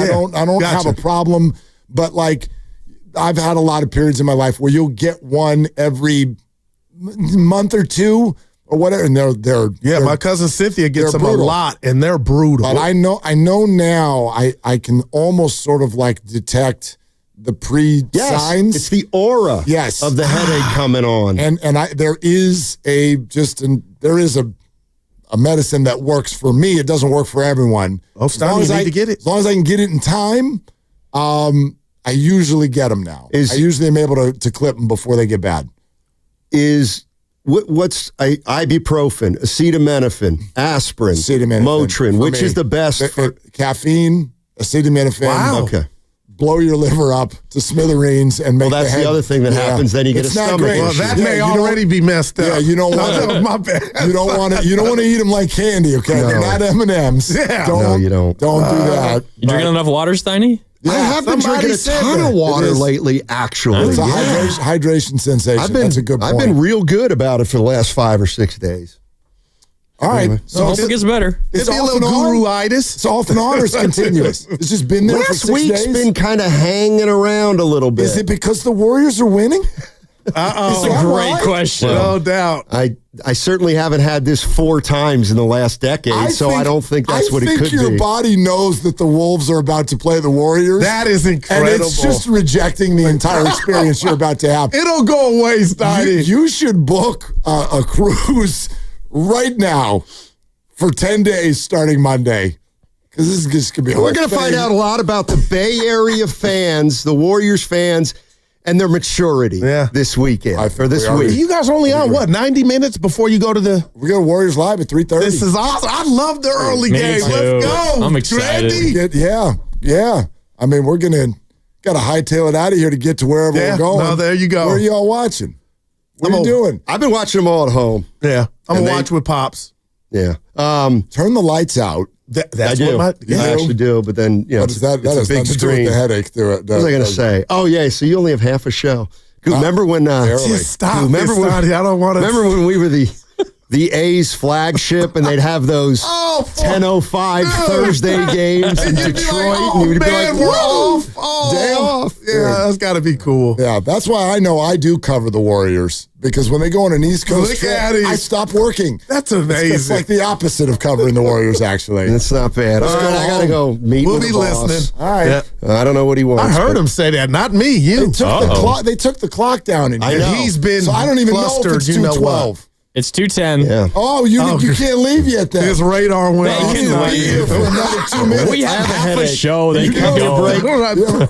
I have a headache. Can you cut me a break? Only because I'm leaving early today. Thank you. That's the only Not reason. because of your headache. No. man. Mark it down. Willard says I'm free to leave early All right. on April 30th. I'll allow it. All right, gents. Have a great show. Have a and good May. Game 5 Let's tonight, go. 4:30. Don't go anywhere. Jimmy Buckets.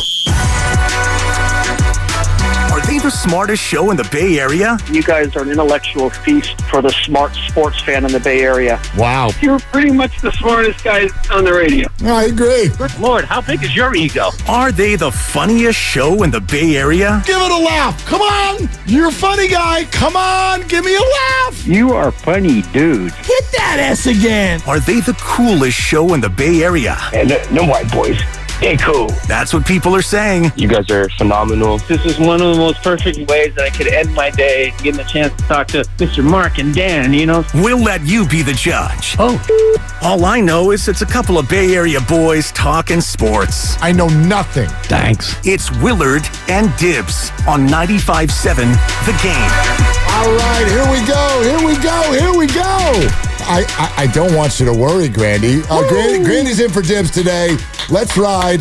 This is going to happen fast, okay? Warriors Live is in just over an hour. This game's coming at us like a freight train. So Grandy is in. Dibs has got little girl sick, so he'll be back tomorrow. No worries about that. Hope she's feeling better. I don't want you to worry, Grandy. I don't want you to get a headache. Don't give yourself a headache. I'm drinking plenty of water. We'll be good. I want you to wrap both of your hands around the back of your head, and I want you to find something to put your feet up on. Don't worry. If they don't get this one, they'll get Friday. It's fine. I hate how casual we're being about this. I know what, like 95% of 3-1 series leads end with the team that was ahead winning the series. It's over. It's over. It's over. This isn't me saying that I think the Warriors are going to lose this series. All I'm saying, Willard, is you come out and you lose this game, whether you lose by 1 or you lose by 30, it's going to get real nervy real quick. Game 6 at home, staring at a Game 7 on the road, that's not a comfortable thing. Nope, it's not. Postseason basketball isn't supposed to be comfortable. Yeah, but just take care of business now, please. I'm totally kidding. I know you are. At the same time, though, I'm not going to lie to you. I will not watch this game tonight as stressed as I was in Game 4. I'm a human being. I'm a human being. This is not as stressful as game 4. Thank you. I know some people question it, but I am. And I'm with you. I sort of watch this one in an opportunistic way. If you go out and play well and the opportunity is presenting itself in the second half to win the basketball game, then I think you have to win the basketball game. Like, you can't mess with those. But I'm also aware that, like, look, you're on the road against a good, desperate team. And if one of their guys, they don't have a lot of them who normally do this, but if one of their guys does go bust 30-something, if Jalen Green or whatever kind of hops back on the wagon again, I can see this being a really hard game. Mm-hmm. And I would not suddenly freak out and think, it's a sign of a problem if the Rockets go out and win this one. Now, I do feel better about this game right now than I did 3 hours ago, and I'll tell you why in a second. But that's kind of where I start. Like, I'm being honest. I don't reject any of your urgency at all, but I'm not going to be as stressed tonight as I was for game 4. Well, today for me is like the perfect combination of excitement but nervousness. Yep. Because you're excited, the Warriors have the opportunity to end this thing in 5 games, and I think that gives them a real good opportunity to have success in the next round and potentially beyond in the playoffs. But the nervousness comes in partly for the sake of this series. If you lose, you really, really need to win Game 6 at home, and that's not going to be an easy thing to get done. I mean, all these games, other than the one you lost, have kind of been a toss-up. Game 1, maybe not quite as much, but Game 3 and 4 at home were toss-ups. That is maybe part of the nerves that I'm feeling as a result of potentially losing this game today. But for me, Willard, it goes so much further beyond. It goes so much beyond what this series is. Like, Warriors lose today, and like the series that Steiny pointed out and that I brought up on the crossover, Memphis conference semis 3 years ago. Yeah. You were up 3-1. You go to Memphis. You get run out of the building.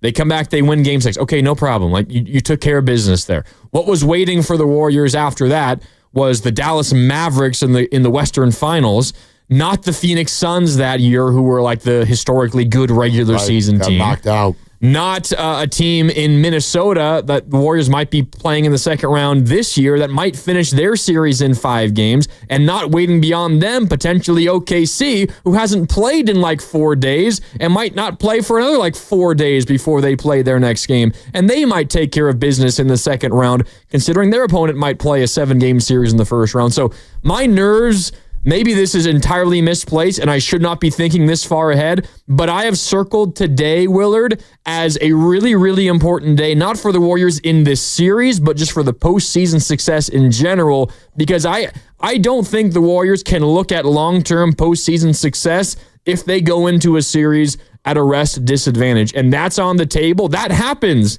if the 2 results today don't go your way. If you lose in Houston and Minnesota wins in LA, the T-Wolves are just waiting for you to arrive. Okay, if you arrive. Hold on. I want to read to everybody what you texted me at 9:16 this morning. I woke up feeling this way. Okay? He's like, I woke up like this. That's how I work. You texted me at 9:16, and I want to know if maybe you were just excited, and like, had you maybe just had a cup of coffee or something? Because I feel like what you said then versus what you said now, are they on the same plane? I get it. I get the urgency. Hell, it's an elimination game. But you wrote, I think today is the biggest, most important day for the Warriors franchise since the 2022 finals. Yeah. Do you believe that? Yes. Today? Yes. Why? Because I think they have a real shot to do something this year. I didn't feel that way about 2023. I think people will throw out, well, maybe Kings Game 7 that year, 2023. You might throw out any of the games versus the Lakers that year. That was an interesting season. I think we could all tell it kind of was crumbling, and what we know now about that team, they weren't going to do anything of any major significance. And I think considering what we've seen with this team with Jimmy Butler, something that you talked about last week, why you felt so confident in this series is because the Warriors, since Jimmy Butler have arrived, the second best team in the Western Conference. I think you're spot on there. I really believe that if things break the right way for the Warriors, they have a legitimate chance to represent the Western Conference in the NBA Finals. But I don't think it's like a foolproof thing, and they need things to go their way, and one of the things to go their way is go into a second-round series with the rest advantage and don't have to take on the young Minnesota Timberwolves or the young Oklahoma City Thunder coming off of a long, grueling series where Jimmy is already hobbled. Steph's dealing with the thumb, and he's 37 years old, and you could see him after carrying them in Game 3. He wasn't nearly as capable in Game 4, and that's natural. That's expected. Like, you can't ask him to go up and put up 36 every single game and play 40 minutes. I think they really, really need the time off. And something that Steiny brought up was the Rockets are going to have the psychological edge in this series because their backs are against the wall. They're the team that's on the brink of elimination. Yeah, that's true. That's how the Rockets feel. But I think the Warriors go into this game feeling similar because they know they can set themselves up for success if they win today. They're flying back to the Bay Area no matter what. Just do it with the win and get this thing over with. Yeah, I totally get the concept, the idea. By the way, you've sort of tied it to what happens in the second game tonight as well, which is hoping that the Lakers win, and you've called it the rest advantage. I don't even need the rest advantage. What do you need? Just the rest. I don't care what Minnesota and the Lakers do tonight. It's fair. I don't care. I just look at Jimmy Butler's behind. Not all the time, but that's it. Like, that thing needs to heal. Yes. And so Steve Kerr said he might have missed a week or two if this was the regular season, and Jimmy Butler agreed. You can look at him. Watch him play the other night. He was way, way, way far away from 100%. He was in tremendous pain. And I'd argue is only going to be in a little bit less pain tonight. That game was less than 48 hours ago, and there was a long plane flight in between. How long is that plane ride? 3 hours at least, 3 or 4. Yeah. Like 4? Okay, 4. Anyway, whatever. It's like, he has not had that time, and he needs that time. And I don't know how the schedule would play. If the Warriors and Wolves both win tonight, would Game 1 be Sunday?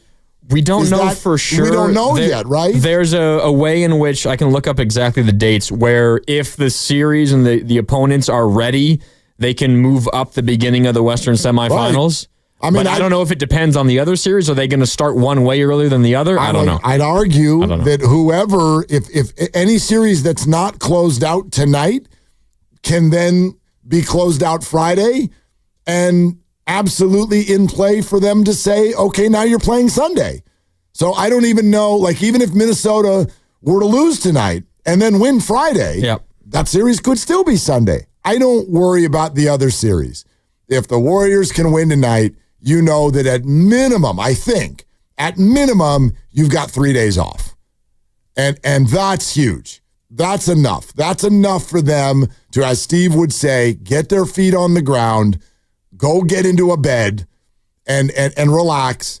We might have one practice that we're going to install. We'll get to Minnesota at a really good hour, whenever that is, on Saturday or whatnot, and get ready for what I would think would probably be a late afternoon game on Sunday. That's great. So I'm with you about the opportunity that exists tonight. And here's why I suddenly feel better about it. Yeah, tell me. This is a stupid thing, but it is what it is. You want to know what I did? What'd you do? I read an article. Oh. What article? The article is by Tim McMahon on ESPN. And the headline is, the Houston Rockets are still waiting for their next superstar. And I don't want to go through all of the paragraphs because it's a long feature article on the Houston Rockets. But I am very struck that this thing got posted today. And the reason it strikes me is because of all of the quotes that are in there, and there are a ton. Tim spoke to Ime Udoka. He spoke to the general manager. He spoke to not Tillman Fertitta, but Fertitta's son, who is on the staff and is obviously part of the ownership group for the Houston Rockets. He spoke to Fred VanVleet. He spoke to Jalen Green. He spoke to everyone in the organization, and the whole concept of the article is, yeah, we're not quite ready to win in the playoffs because we don't have a superstar scorer yet. Huh. And I'm like, y'all are saying this out loud before the playoffs are over? They're right, to be fair. They're completely right. But I can't believe that they said this stuff to Tim McMahon before the playoffs basically even started, because I do think some of these quotes actually came before this series even started. And for this to post today while they're about to go out and play for their lives is crazy to me. Let me read you one thing that VanVleet said in this article. Quote, "We know in the playoffs sometimes it boils down to if you have an unguardable guy in the last 5 minutes that can close the game. We've got everything else. I don't think it's like some savior that's going to come here and save all our sins, but it's like, do you have a guy you could throw it to in the last 5 minutes in a playoff series that can win you games when it matters the most? I think if we had that, we would be considered more title favorites." If I'm Jalen Green and I average 21 a night and I've never played a playoff game and my veteran backcourt mate is in front of the media saying, if only we had a guy who we could just give the ball to and get a bucket. If we had that, well, then I think we'd be ready to move through the playoffs, at least a little bit better. Like, we're allowed to win, but we're at a disadvantage because everyone else has got that and we don't have that. How the hell is that going to land with you? And now look at what Jalen has said himself. He admitted that the nerves got to him in game one. Yes, he had one generational performance. He's also had 3 or 4 games where he couldn't even get to 10 points. Yep. I was very struck by this. That reads... you want to know what my takeaway is? Go ahead. From before the series even started, the Rockets knew they were going to lose. That's my takeaway. That reads more like an end of season, wrap up your season presser. This is an exit interview. Yeah. They did exit interviews before the playoffs started. Or in the middle of the series, or both. Whatever it is. There are definitely some quotes that have happened, after games of this series. Yes. Some of them, you're right, are probably like at the end of the regular season or maybe before the week off that the Rockets had before the playoffs. But there are even quotes in here from the series. And this was a 1-1 series.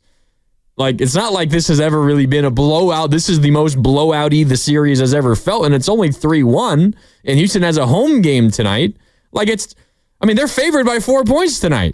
Completely. Vegas says this is going back to Golden State. Do you feel like the Knicks have eliminated the Pistons? Absolutely not. Okay, they were up 3-1 a second ago. Now they're not, and they're on a plane to Detroit today. Yeah, they have to go back on the road for Game 6, much like the Rockets. I have no idea. Yes, the Knicks will probably win the series, but I never feel like I know the 3-1, 95.5%. I get that. But then again, I also know we're Warriors fans. We watched back-to-back series where there was a 3-1 deficit that dissipated. You referenced that Memphis series a few years ago. I remember where I was when I watched Game 6 of when the Warriors came back home. The Looney rebounds, Game 6 Clay. Yes, where you're like, they've got to win or else they're on the road for Game 7. Lovely Christy and I were at a concert, and we're on the floor of the concert watching the game on my phone, and I was freaking out because it was a close game. Yep. And they had to have it. And they got it. But yes, nervous time is not far away. But here are the Rockets publicly stating, well, yeah. We're past nervous time. You didn't think we were going to win, did you? We're just happy to be here. That shocked me. So where are y'all at? Warriors Live is in an hour. We will take phone calls up until then. And so, Warrior fans, we'd love to hear from you. Call right now, 888-957-9570. It is a Warrior Wednesday brought to you by Freeman's Appliance. Come see their full selection of in-stock luxury appliances in live working vignettes. Visit Freeman's Appliance in Pleasant Hill today. We're also sponsored by Chilton Auto Body. That's Mark Grandy, everybody, as you know. He's in for Dibs today. And we're heading for Warriors Live in an hour on Willard and Dibs. Have you been in a car accident? Chilton Auto Body has 15 convenient Bay Area locations to help restore your vehicle to pre-accident.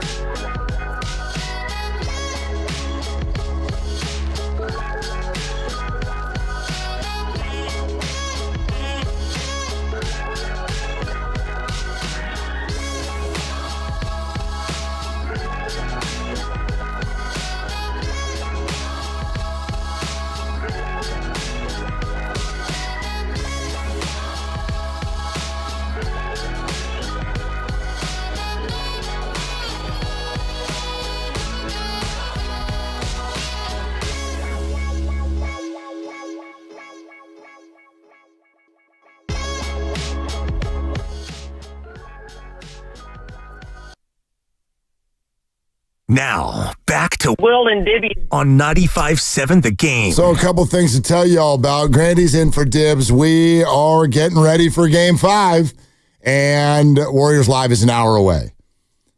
First of all, Laughing Monk, and we are so thrilled to be partnered with Laughing Monk Brewing Company. Laughing Monk's got a watch party for the game tonight. And you know how I love a watch party. That sounds like the place to be. It is, especially when I tell you what I'm about to tell you. Uh-oh.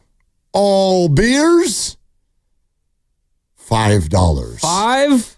If you mention Warriors World at the Sunnyvale location, which is at 1235 Oakmead Parkway in Sunnyvale, which is where I expected the Sunnyvale location to be. In Sunnyvale. It would be confusing if it wasn't. Very confusing. But it's not. That was my own little stay classy San Diego moment there. But yes, Laughing Monk Watch Party tonight in Sunnyvale, 1235 Oakmead Parkway is the address for the Laughing Monk Sunnyvale location. All beers, $5 if you mention Warriors World. So Warriors basketball, good. Laughing Monk, good. Discounted beers, even better. Yeah. Yes. So that is at minimum a place to be. Yeah. Tonight, especially if you are located in the South Bay. For the game that again is starting at 4:30 our time. And get off work early. Okay. So and then also Dub Nation, it's game night, so we got to get engaged because that's what we do. It's like our own version of the kiss cam. We propose to each other every time there's a game. Before every game, our engaging Dub Nation poll is on the 95.7 The Game Twitter page, and it's brought to you by Shane Co., your friend and jeweler, where you'll find the Bay Area's best selection of unique engagement rings and their unmatched free lifetime warranty. Visit shaneco.com today. All right, here is today's question. Which of these Warriors players will score the most points in Game 5 today? We've taken out all of the usual suspects. No, I can't just pick Steph. No, exactly. Or Jimmy. And we're not giving you Jimmy either, even though he's compromised. But we're doing our own movie. It's called Unusual Suspects. And so here it is. Which role player scores the most in Game 5 tonight? Buddy Hield, Brandon Pajemski, Quentin Post, or Moses Moody? Again, go to the 95.7 The Game Twitter page, and you can vote in our engaging Dub Nation Twitter poll brought to you by Shane Co. Who would you stick your chip in front of on that one? I'll go Pods tonight. Pods? Yeah. I think he's going to build off of his good game in Game 4 when he was awesome. And I don't think Pods got like his fair share of the credit for winning Game 4. I agree. I mean, Jimmy Butler, amazing, and 14 points in the fourth, and the injured backside, like he took a lot of the publicity. Draymond's stop on Şengün obviously deserved a ton of pub as well. But Pajemski and what he did in that game, I mean, they lose that game by double digits if he doesn't score the basketball. He had 26 points, 9 of 18 shooting, 6 of 11 from deep. I mean, he essentially, gave you Steph's normal scoring when Steph had an off shooting night. I agree with you completely, and I think it got swallowed up into what happens whenever Buddy Hield does something fun. True. Like, that's just a totally different experience for everybody. Yep. Everybody just gets all looped up in it. And here's Steve Kerr in the locker room being like, you're our defensive player of the night. No one's ever done that in the history of the world. And so everyone just forgot about Pods. Yeah. But he was, I think he was 1 point off of being the Warriors' leading scorer, right? Yeah, Jimmy had 27, And Pods had 26. Dude, he was incredible. So I'll go Pods to lead that. Okay. To lead, essentially, the question is non-Steph, non-Jimmy scorers. Who's going to score the most? I'll go Pods. And I'll go Buddy just for the same reason that I just said, which is it's super fun. Well, and if Pods it leads to laughter, if Buddy leads that group, that foursome in terms of scoring, Warriors are going to have a really good chance to win the basketball game because when Buddy scores, the Warriors rarely lose. He is kind of the barometer. He is one of those markers. Whenever there's a role player like that, I refer to them as a Draymond 3. Because remember the Warriors through the dynasty, it's like, well, if that when guy's he makes hitting threes, 2 or more threes, the Warriors win 80% of their games or whatever unbeatable. It was. Yeah. Right. You got Durant, you got Steph, you have Clay. If that dude over there is hitting threes too, what the hell do you want us to do? And so Buddy is a little bit of that. If you can get double digits out of Buddy, the Warriors are going to be really hard to beat. And tonight I also think comes down to and the Warriors are great at this because of the resume they have when they walk into a building. They do have the opportunity to zap the soul of the Houston Rockets if you come out and play well, because the building is going to be edgy. The building is going to be excited. It's going to be desperate, but it's going to be also nervous. And we know that whole city and that building, they're scarred. They have Steph Curry PTSD. Yep. And so if he especially can come out and get off to a good start, and if the Warriors can build a little bit of a lead, I think you can, I said their soul, their spirit is a better word. I think you got an opportunity to take the Rockets' spirit if you start pulling a 10-point lead into the second half, something like that. If they get tight. If Steph comes out firing and he gets you like 13 points in the first quarter, ooh. I mean, you brought up Game 6 of the finals in 2022. It's kind of like that, where the Warriors, they went on that crazy run. I believe it was like early or mid third quarter. They won like a 20-0 run or whatever it was. Blew him off the floor. And then Steph in the third quarter celebrates by pointing to his ring finger and says, "We're in the third quarter. On the road." And I think it was because in a closeout game. I think he sensed that they had taken, exactly what you're talking about. Their spirit. Yeah. They had taken their spirit. And guess who were the Celtics then? A young, up-and-coming team, more so than the Rockets, more experienced, obviously further along in the playoffs. They're in the NBA Finals. And don't have the history of being burned by Steph prior to that year. Correct. Like, not this Houston team, but the Houston franchise and the city does. Right. So even more dangerous, but a young team that in the end, like, wasn't quite ready. I think the difference being is they thought they might be ready, right? They went into game 4 at home like, we're about to championship this thing. They won game 1 and was like, all right, here we go. And Steph zapped it from them then, and they never won another game. This one, and again, this is why I'm so struck by this article that I read by Tim McMahon. The Rockets seemed to know before the playoffs even started. And I guess it's not like some sort of revelation. You just don't usually see guys say it out loud. No. They knew they weren't ready. They know they're not ready. They know they still need a big dog. And it's like we talked about yesterday. Every single team in the playoffs has that. You have somebody where you can just be like, that's a one. Let's give him the ball. Let's go do our thing.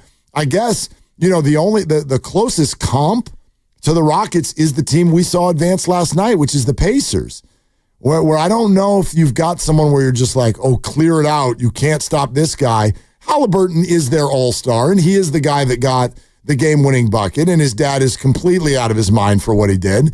But they're the closest comp, and they were able to advance. They're not going to beat Cleveland, though. They're not going to beat the Cleveland Cavaliers. Do you think Donovan Mitchell is that guy? Cleveland is also kind of like that, too. You're right. Donovan is much better and a more polished scorer. Yeah. More proven. More so than anybody Indiana has, and certainly more so than... But of like the legitimate contenders for the finals, for the championship, Cleveland is like the one that you're like, I'm not sure I believe in your frontline players enough. Yeah, absolutely. Yeah. And we'll see where that takes them. If they have to... And they will. I mean, I assume they're going to beat Indiana. I just don't really see the scenario that has anything other than Cleveland and Boston in the Eastern Conference Finals. But once they get there, assuming they do, then, you're playing the defending champs. And if you're able to somehow get through that, you're showing up to play an Oklahoma City or a Golden State, even if it's a Minnesota, whoever comes out of the West, and, Clippers, Nuggets, whatever, all of them have such a clearly defined dog that you can just play the clear-out game with, which is so important in the postseason. Yeah, well, leading into this series, and to bring it back to Warriors-Rockets specifically, like, the so much has been made of the postseason experience or lack thereof when it comes to Warriors versus Rockets in the series, and I get it. Like, being through the battles, and you get into a clutch moment, a nervous moment, having a guy that's been through it or having multiple guys that's been through it is important. For me, it's maybe less about, like, the individual experience and more about just having that guy. Like Ant Edwards last year hadn't been through it before, but you feel pretty confident that Ant Edwards is the kind of guy who even in his first real run in the postseason is going to be able to make some noise. And I guess he had that brief playoff run versus the Grizzlies the year prior. But that was when he was, I don't think he was a rookie. Maybe it was his second year. But that's a little different than when you legitimately kind of introduce yourself as a star. So for me, it's been less about like experience or lack thereof and more so just about when you get into the final 5 minutes and you're Houston, who the hell do you throw the ball to? Exactly. Who do you draw a play up for? And you're going to draw it up for Şengün, most likely. Probably. But that sucks for you because the Warriors have the best defender in the world matched up with him one-on-one. And the Warriors are ultimately saying, yeah, we probably agree Şengün's your best offensive player, your go-to guy, considering Jalen Green is going to disappear off the face of the earth 2 out of every 3 games. But yeah, please draw one up for Şengün because we've got Draymond there. Well, they need Jalen to be their Anthony Edwards, and he's not ready. I mean, he's more Kuminga than Anthony Edwards. Boy, I really wonder where his head is right now. I read this article and everybody in Houston is like, yeah, we need a scoring dog.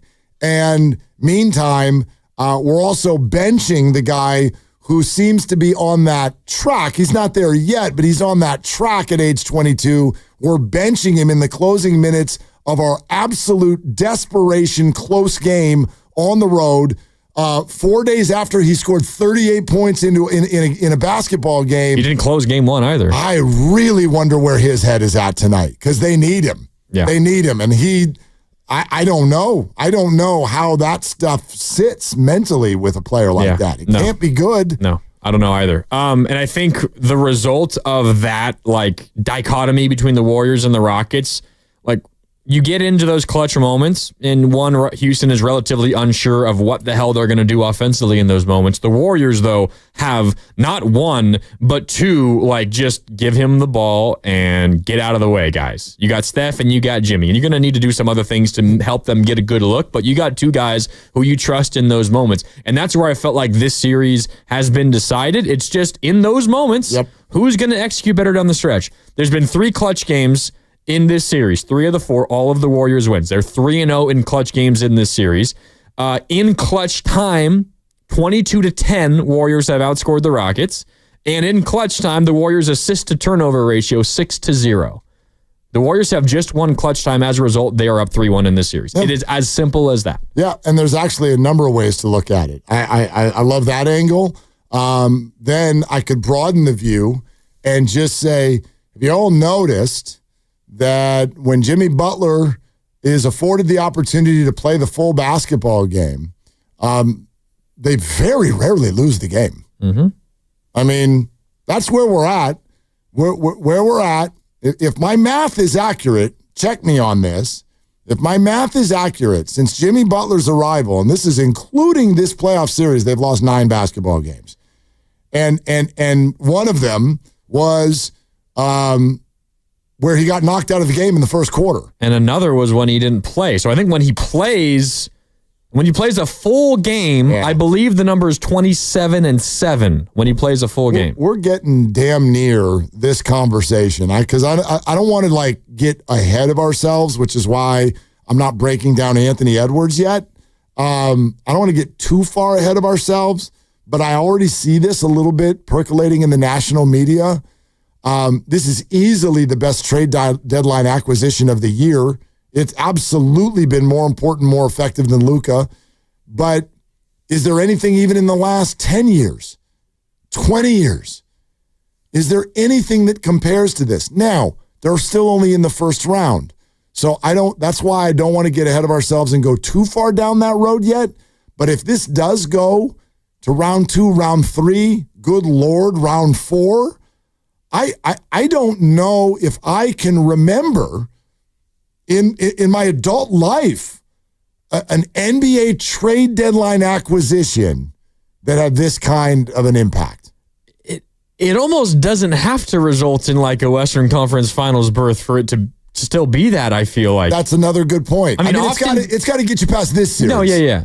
Often, though, you have those big like season-changing moves where you add, you add a good player or a really good player, a great player to an already good team, and they take like a leap to becoming a great team.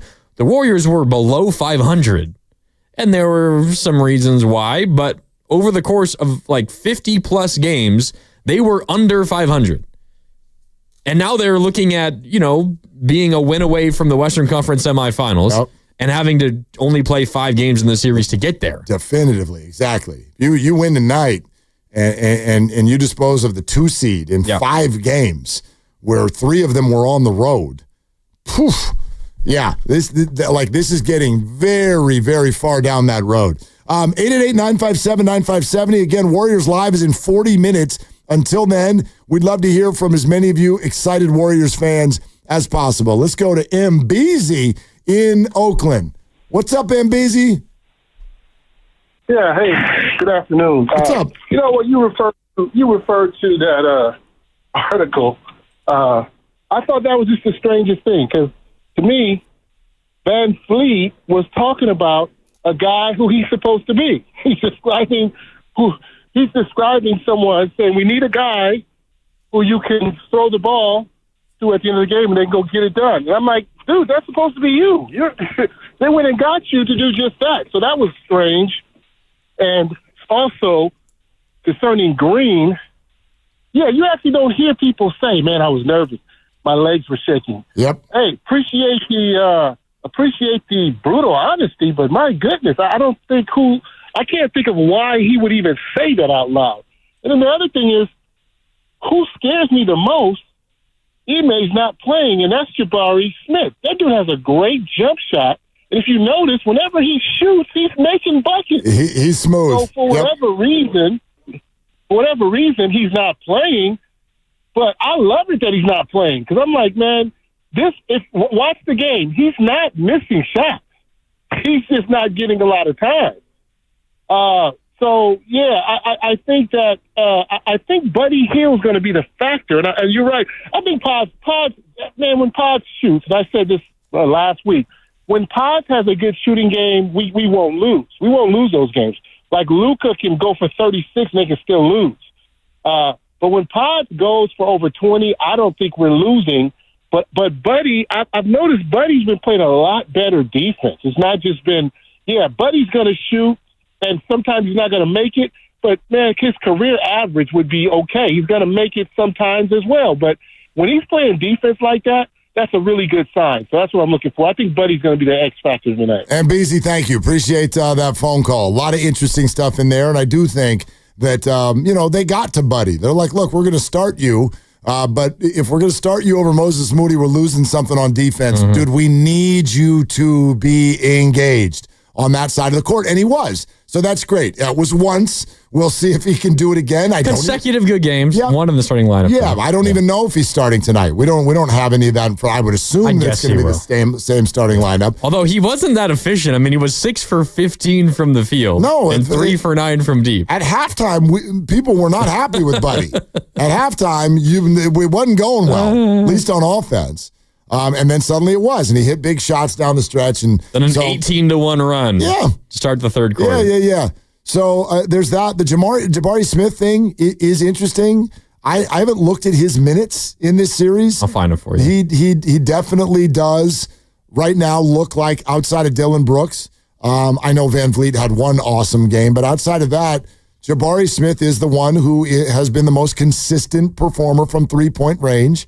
And I don't love him shooting shots, but I also know that playoff rotations are what they are. These teams have gone through a lot to get to this point. They know what their rotations are, and it's not just because of who's shooting the ball well. It's what's going on the other end of the floor and who matches up well with who. So I can't really speak to be an expert on why the Rockets are doing what they're doing, but he's not wrong. When that guy lets fly from a corner three, right now, it feels like those are going in most of the time. He's played 25 minutes, 24 minutes, 26 minutes, and 22 minutes in the first 4 games. Yeah, that's a pretty good number. I get why you might want it to be a little closer to 30 the way he's played, but that's probably what he's there to do, 25 minutes. 11 for 19 from the field in the series and 6 for 11 from downtown. I mean, nice. They're good. He's been shooting the ball well. Really good numbers. In a relatively small sample size.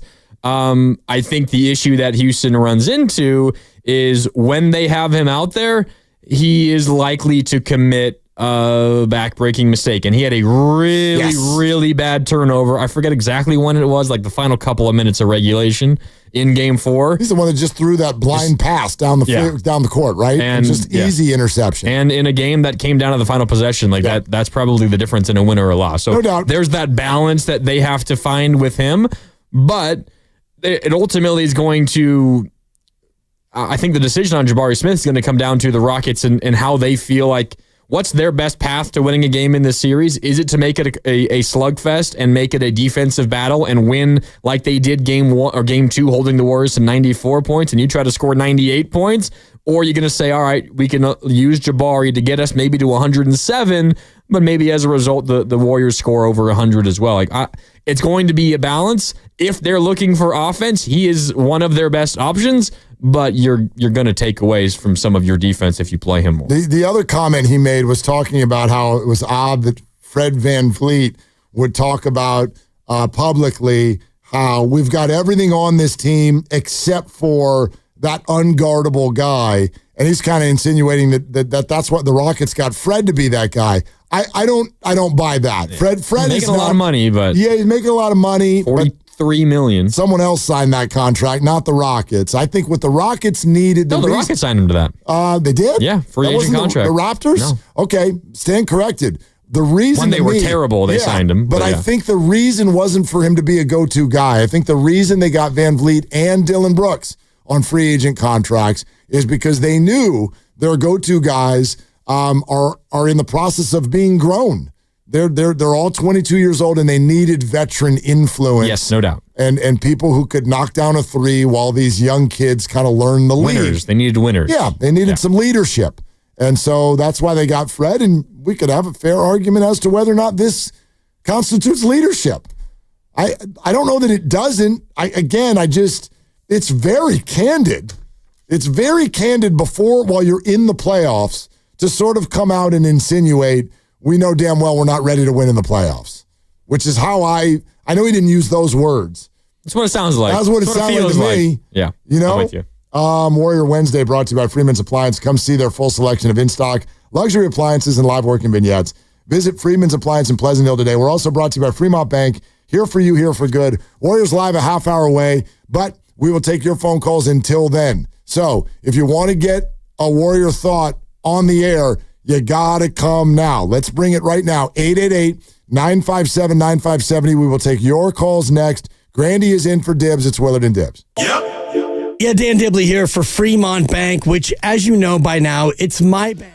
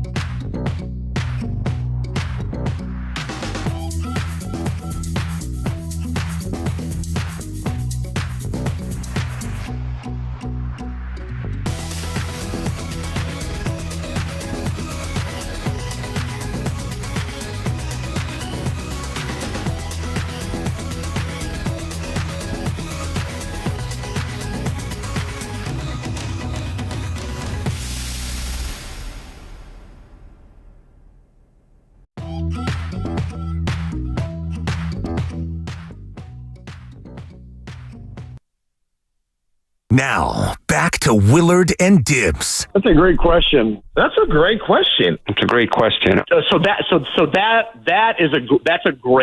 great question. On 95.7 The Game. I don't like this little blurb that I'm looking at right now on ESPN. What? They're doing a live shot in Houston. The teams are warming up. Rockets face elimination tonight after blown fourth quarter lead last two games. That's stupid. That's not accurate. We've got to stop this. Anytime somebody was up by 6 points, oh, they blew it.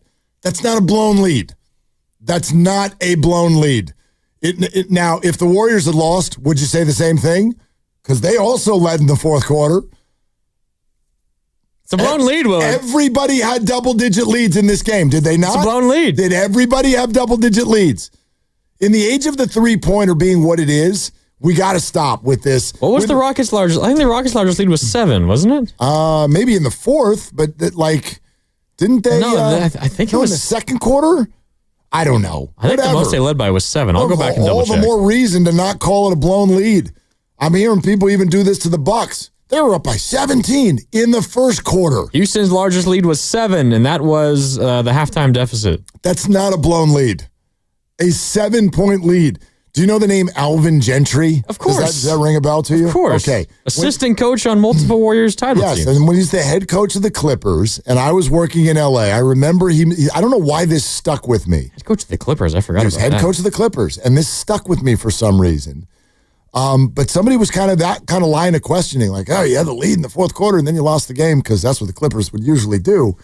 And he would go, a 6-point lead in the NBA is nothing. That might as well be a tie game. And how long ago was that? Oh, God. 20 years. That's probably what people think about a 15-point lead now. Exactly. That was before everybody and their mother could knock down a 3 with their eyes closed. And do it with 20 seconds on the shot clock. So like a 7-point. Oh, the Rockets blew it. Okay. Okay, that's 2 possessions. I mean, that's how the Rockets are thinking about it. We were in the games. We had fourth quarter leads. We let it slip through our fingers. You had an opportunity. You didn't blow it. I didn't say blow it right there. They did. That's what I'm pointing to. But that's how the Rockets are spinning it for themselves. Robert De Niro is not somewhere going, you blew it. No, stop. That's not what this is.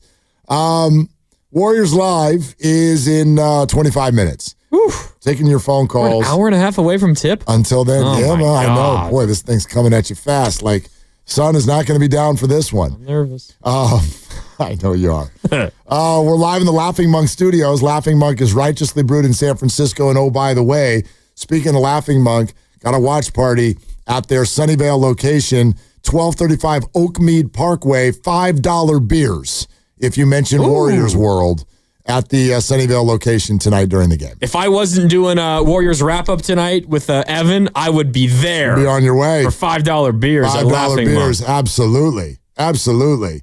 And Laughing Monk, we love you, and we are sorry for the massive crowd that's coming your way. Yeah, sorry. Oof. They are coming. Power that we have. You know? Jonathan in the city. Hi, Jonathan. Thanks for calling. Jonathan? Pressure test. There you go. Right here, bro. Start over. Okay. 3, 2. All right. Jonathan. Hey, what's up, guys? Good afternoon. Thanks for taking my phone call. And you know how the Rockets passed their first pressure test, losing game 1, but they came back in game 2 to tie the series. So now they're facing another pressure test much greater than the first one. And unfortunately for them, the Warriors are in their face, and the Warriors got killer instinct. So the Warriors are like that mountain lion, in a perfect position, looking down on the prey. And all they got to do now is pounce. Deliver that death bite on the neck and go crunch, crunch, crack. Bye-bye, Rockets. RIP. Good luck next year. Jonathan, you got to tell that to Grandy because he's nervous tonight, Jonathan. Don't be nervous, bro. This Warriors, they know how to exercise proper killer instinct, and you're going to see that tonight. I appreciate it, Jonathan. Thank you, Jonathan. It's not that I'm doubting that they can do it tonight. It's just that I think it's really, really important that they do. And I think tonight is hard. It is hard. This is going to be the hardest one of the 4. Always. Yeah. The closeout game is always the hardest. Yeah. Can I give you the night? A closeout game. I love that cliche. Ask Boston if the closeout game was the hardest. Was that the hardest? Or did you light a cigar halfway through the third quarter? Okay, not always. Okay. Oftentimes, the closeout game is the hardest because you get a team up against the wall, backs up against the wall. Okay. For sure. Let me just give you the nightmare scenario, okay? Oh, boy. Same thing 2 years ago in 2023. I know we've pointed to Warriors Game 6 versus the Kings as like the game that maybe cost the Warriors in the second round. Yes. That day, it was Friday, April 28th. You were talking about it earlier this week because it was the day that Steiny and Goo were singing all day long. Friday, April 28th. Warriors hosting the Kings, Game 6. Lakers hosting the Grizzlies, Game 6. Winners of those series played each other. Lakers were up 3-2. Warriors were up 3-2. Warriors lose that game. Lakers win that game. Lakers rest while you have to exert yourself and play Game 7. They take Game 1, series basically over. Mm-hmm. That's the nightmare. You could lose today. Minnesota could win today. They could be resting and getting ready for you. Let me tell you why it's actually even worse than that. Okay. If memory serves, that situation when the Lakers lined up to play the Warriors a few days later, the Warriors had home court advantage. They did because the Lakers were the play-in team that year. All they had to do was come home from Sacramento and rest for a couple of days, and the Lakers were on their way. In this scenario, if Minnesota wins in L.A. tonight, they head home on a Wednesday night and sit there in their own beds on Thursday and Friday and Saturday while the Warriors have the stress of yet another game. Who knows what that game brings? Every time you suit up, somebody can get hurt. And then potentially another game after that. Exactly. Right? And so Minnesota literally sits in their own building. Whenever the Warriors are done with this series, assuming that they win one of these games, they've then got to hop a flight and head halfway across the country to Minnesota.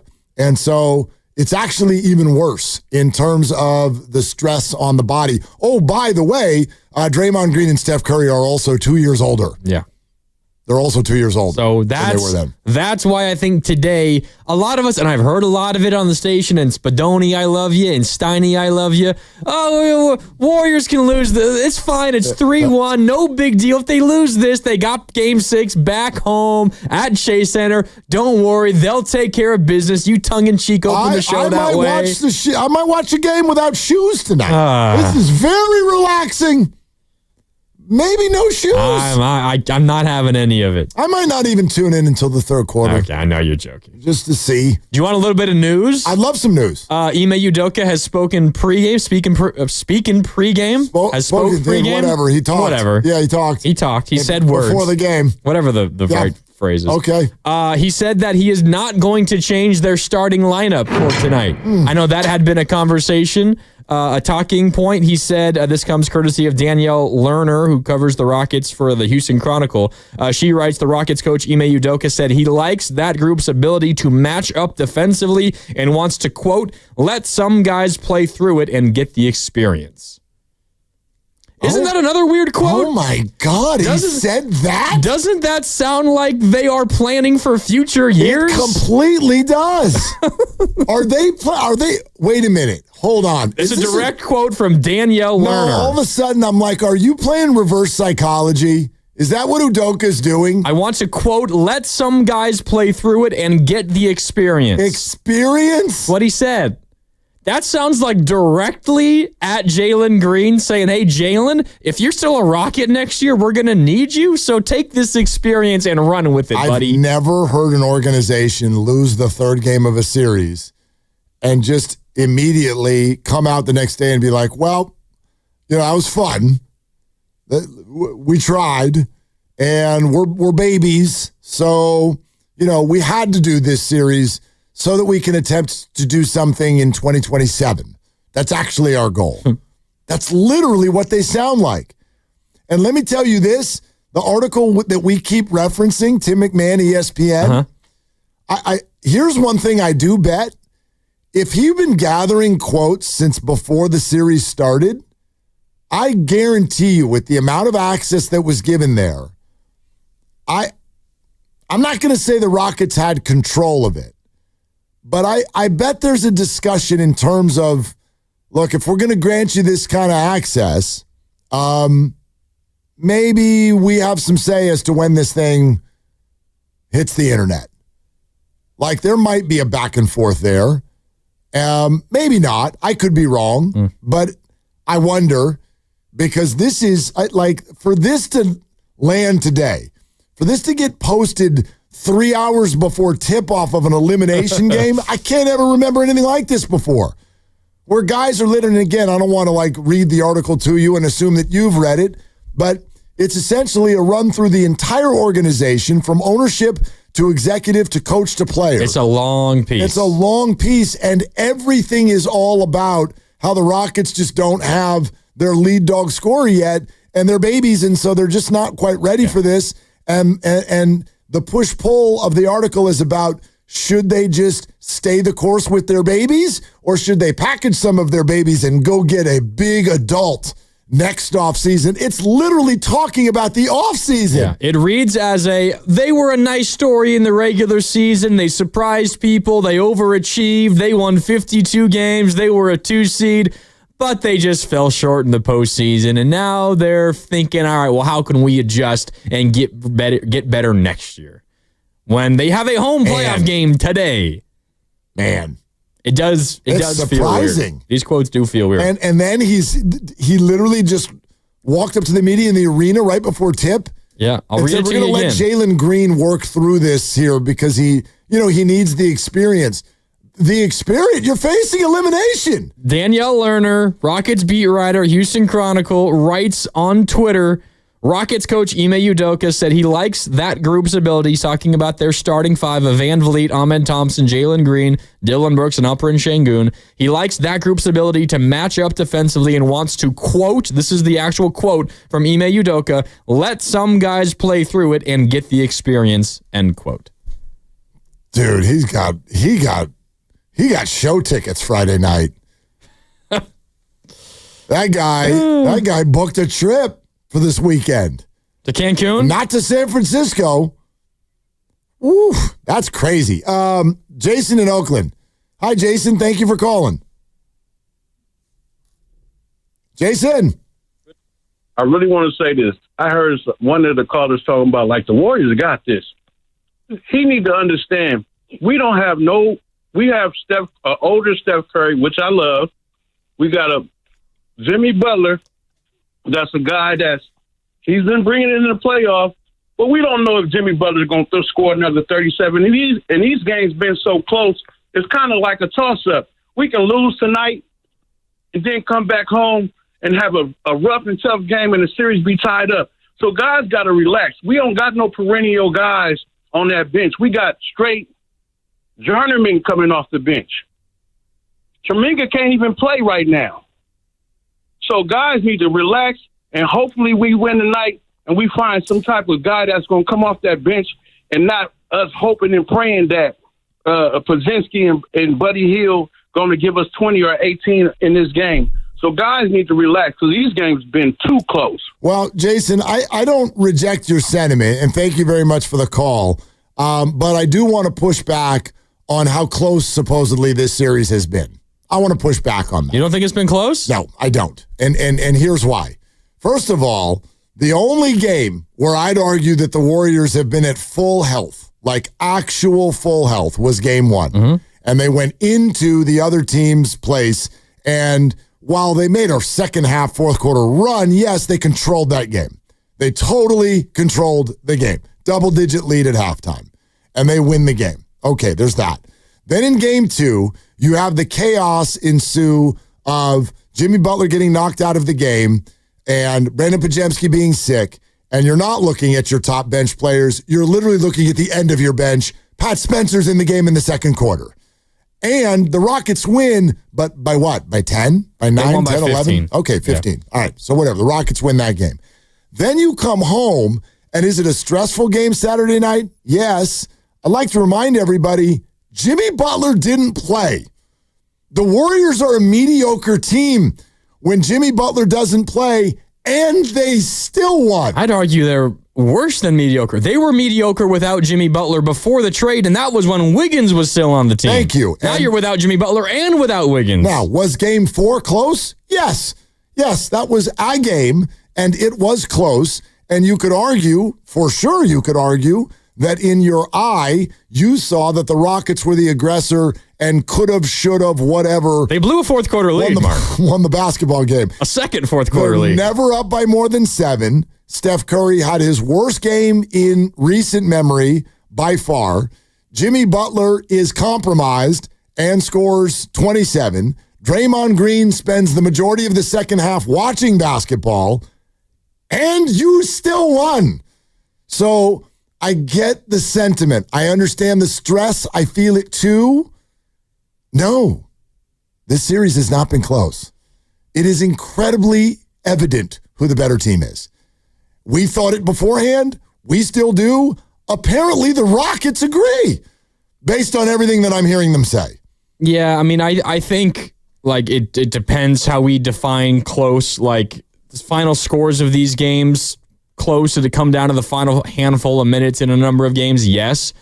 But I think the Warriors have such a drastic advantage in close games in this series specifically that the way for the Rockets to win games this series is like how they won in game 2, where you just have to have like a double-digit lead for the entire game. Because if this is a clutch game, if it's within 5 points in the final 5 minutes, I have an insane amount of confidence the Warriors are just going to find a way to win that game. Like every single time. Well, that's literally the Rockets' weak point. Yes. That's their weak point. And it's the Warriors' strength ever since Jimmy Butler got here. And when you put those two opposites against each other, I think it's even more lopsided. So, like, yeah, has the game been hanging in the balance in the final few minutes in the majority of games this series? Yes.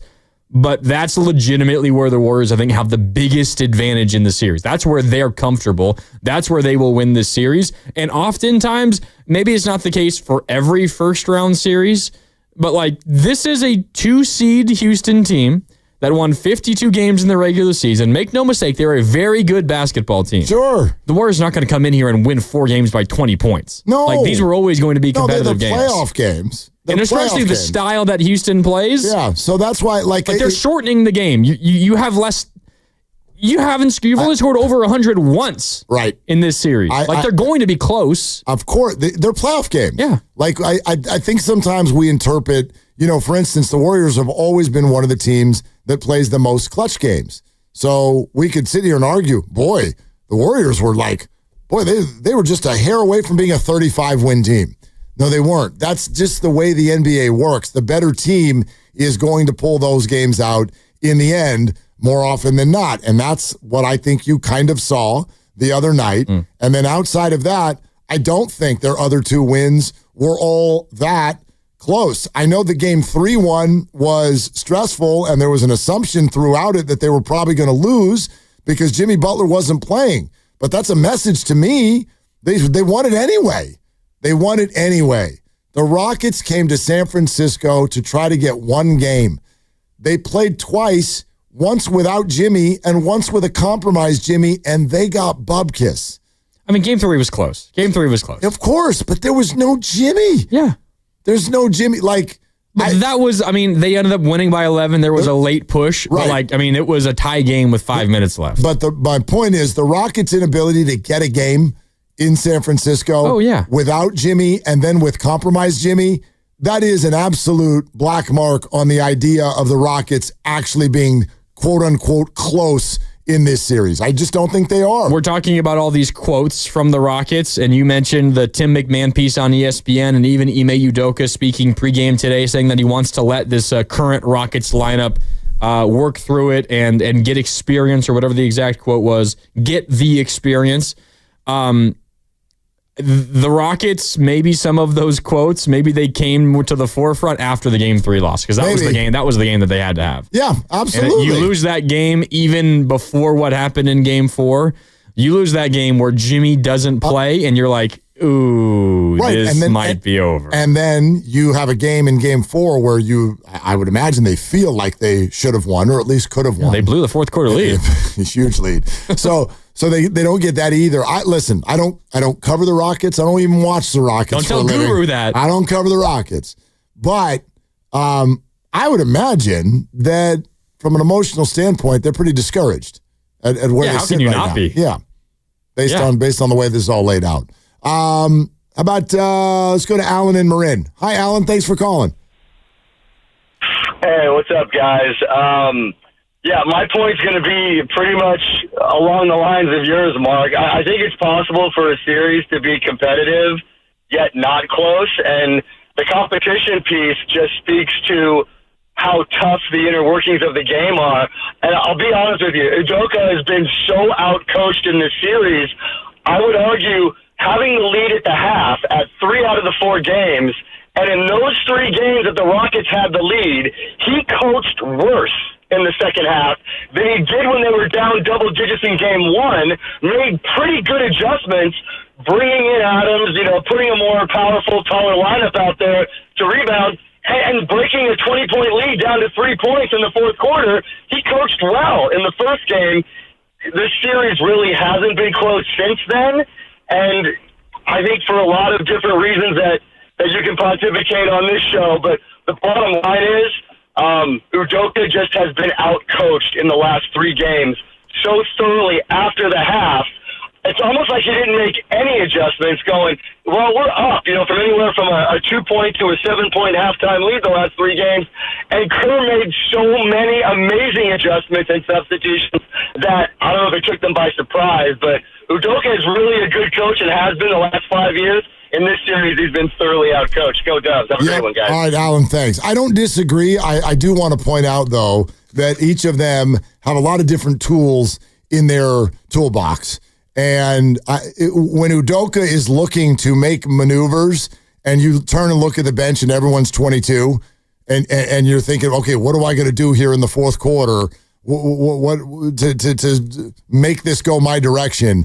And all I've got is 22-year-olds, and none of them are like that dude type of a scorer. Steve's got a few more things that he can point to. I'm not disagreeing with the larger point, but it's not like Udoka has embarrassed himself in this series. Where the hell has Reed Shepherd been, Willard? Yep. Go even younger. The rookie out of Kentucky. He can light it up. McMahon's article suggests that of all the young guys, there are some in the organization that think he's the most talented one. Oh. And just so you all know, Şengün, Green, Jabari Smith, Amen Thompson, all of them have not turned 23 yet. None of them. And then there's another one, His name's Reed Shepard, and he doesn't even play. Not even in the rotation. They might decide to make a big move for a big boy this offseason. Reed Shepard would probably be on the way out. Van Vliet would probably be on the way out because he's big money. Maybe even Jalen Green would be on the way out. But Jalen Green's the one. You never know. Engagement is everything on the court and in life. Vote in our Engaging Dub Nation poll on 95.7 The Game's Twitter page before every game, presented by Shane Co., your friend and jeweler. All right, today we asked which of these Warriors role players will score the most points in Game 5 tonight. Buddy Hield, Brandon Podziemski, Quentin Post, or Moses Moody. The winner is Brandon Podziemski, going away, actually. 65.2%. What stands out to me on the poll is how little all of you believe in Buddy Hield. You've even got Moses Moody ahead of Buddy Hield. And based on what we saw last time out, I don't even know how much Moses is going to play in this game. But I don't think he's going to start. Moses is second at 14.8. Buddy is third at 13.2. Quentin Post bringing up the rear at 7.4%. Come on, QP. Hit a couple. Seriously. Hit a couple. All right. It's time for Warriors Live. Sponsored by Ceremony Ford. Employee pricing for all is on now at Ceremony Ford in Colma. You pay what we pay. No markups, no nonsense. Stop by Ceremony Boulevard or shop 24/7 at ceremonyford.com. Ceremony Ford, from America for America. And Warriors Live is next, presented by Xfinity Stream Sports. From the best seat in the house with Xfinity. Grandy's in for Dibs. It's Willard and Dibs at Warriors Live next. The Warriors looked at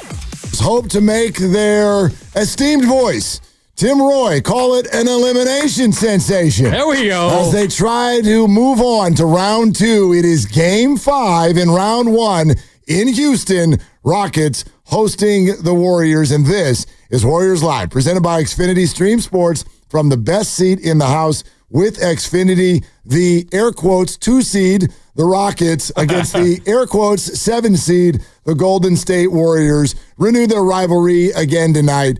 And I kind of love where you've put this, Mark, where you look at a game like tonight, and I think that the average fan has to almost kind of fight against the idea of, okay, we got this. Once you go up 3-1, we are conditioned that it is over. And even if that's the case, I kind of like where you're coming from in terms of putting urgency on this game tonight, because it's not that the Warriors maybe are or aren't going to win the series so much as the importance or the opportunity that exists if they win this one. Yes. Also for all of our mental well-being, imagine they lose tonight.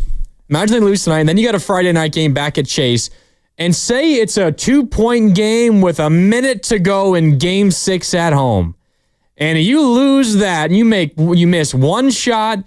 Fred VanVleet gets one prayer to fall. Jalen Green hits a shot. He probably won't even be playing. I shouldn't bring up Jalen Green's name in the close game in the fourth quarter. Alperen Sengun gets the better of Draymond just once, and you lose that game. You got to go back to Houston for game 7.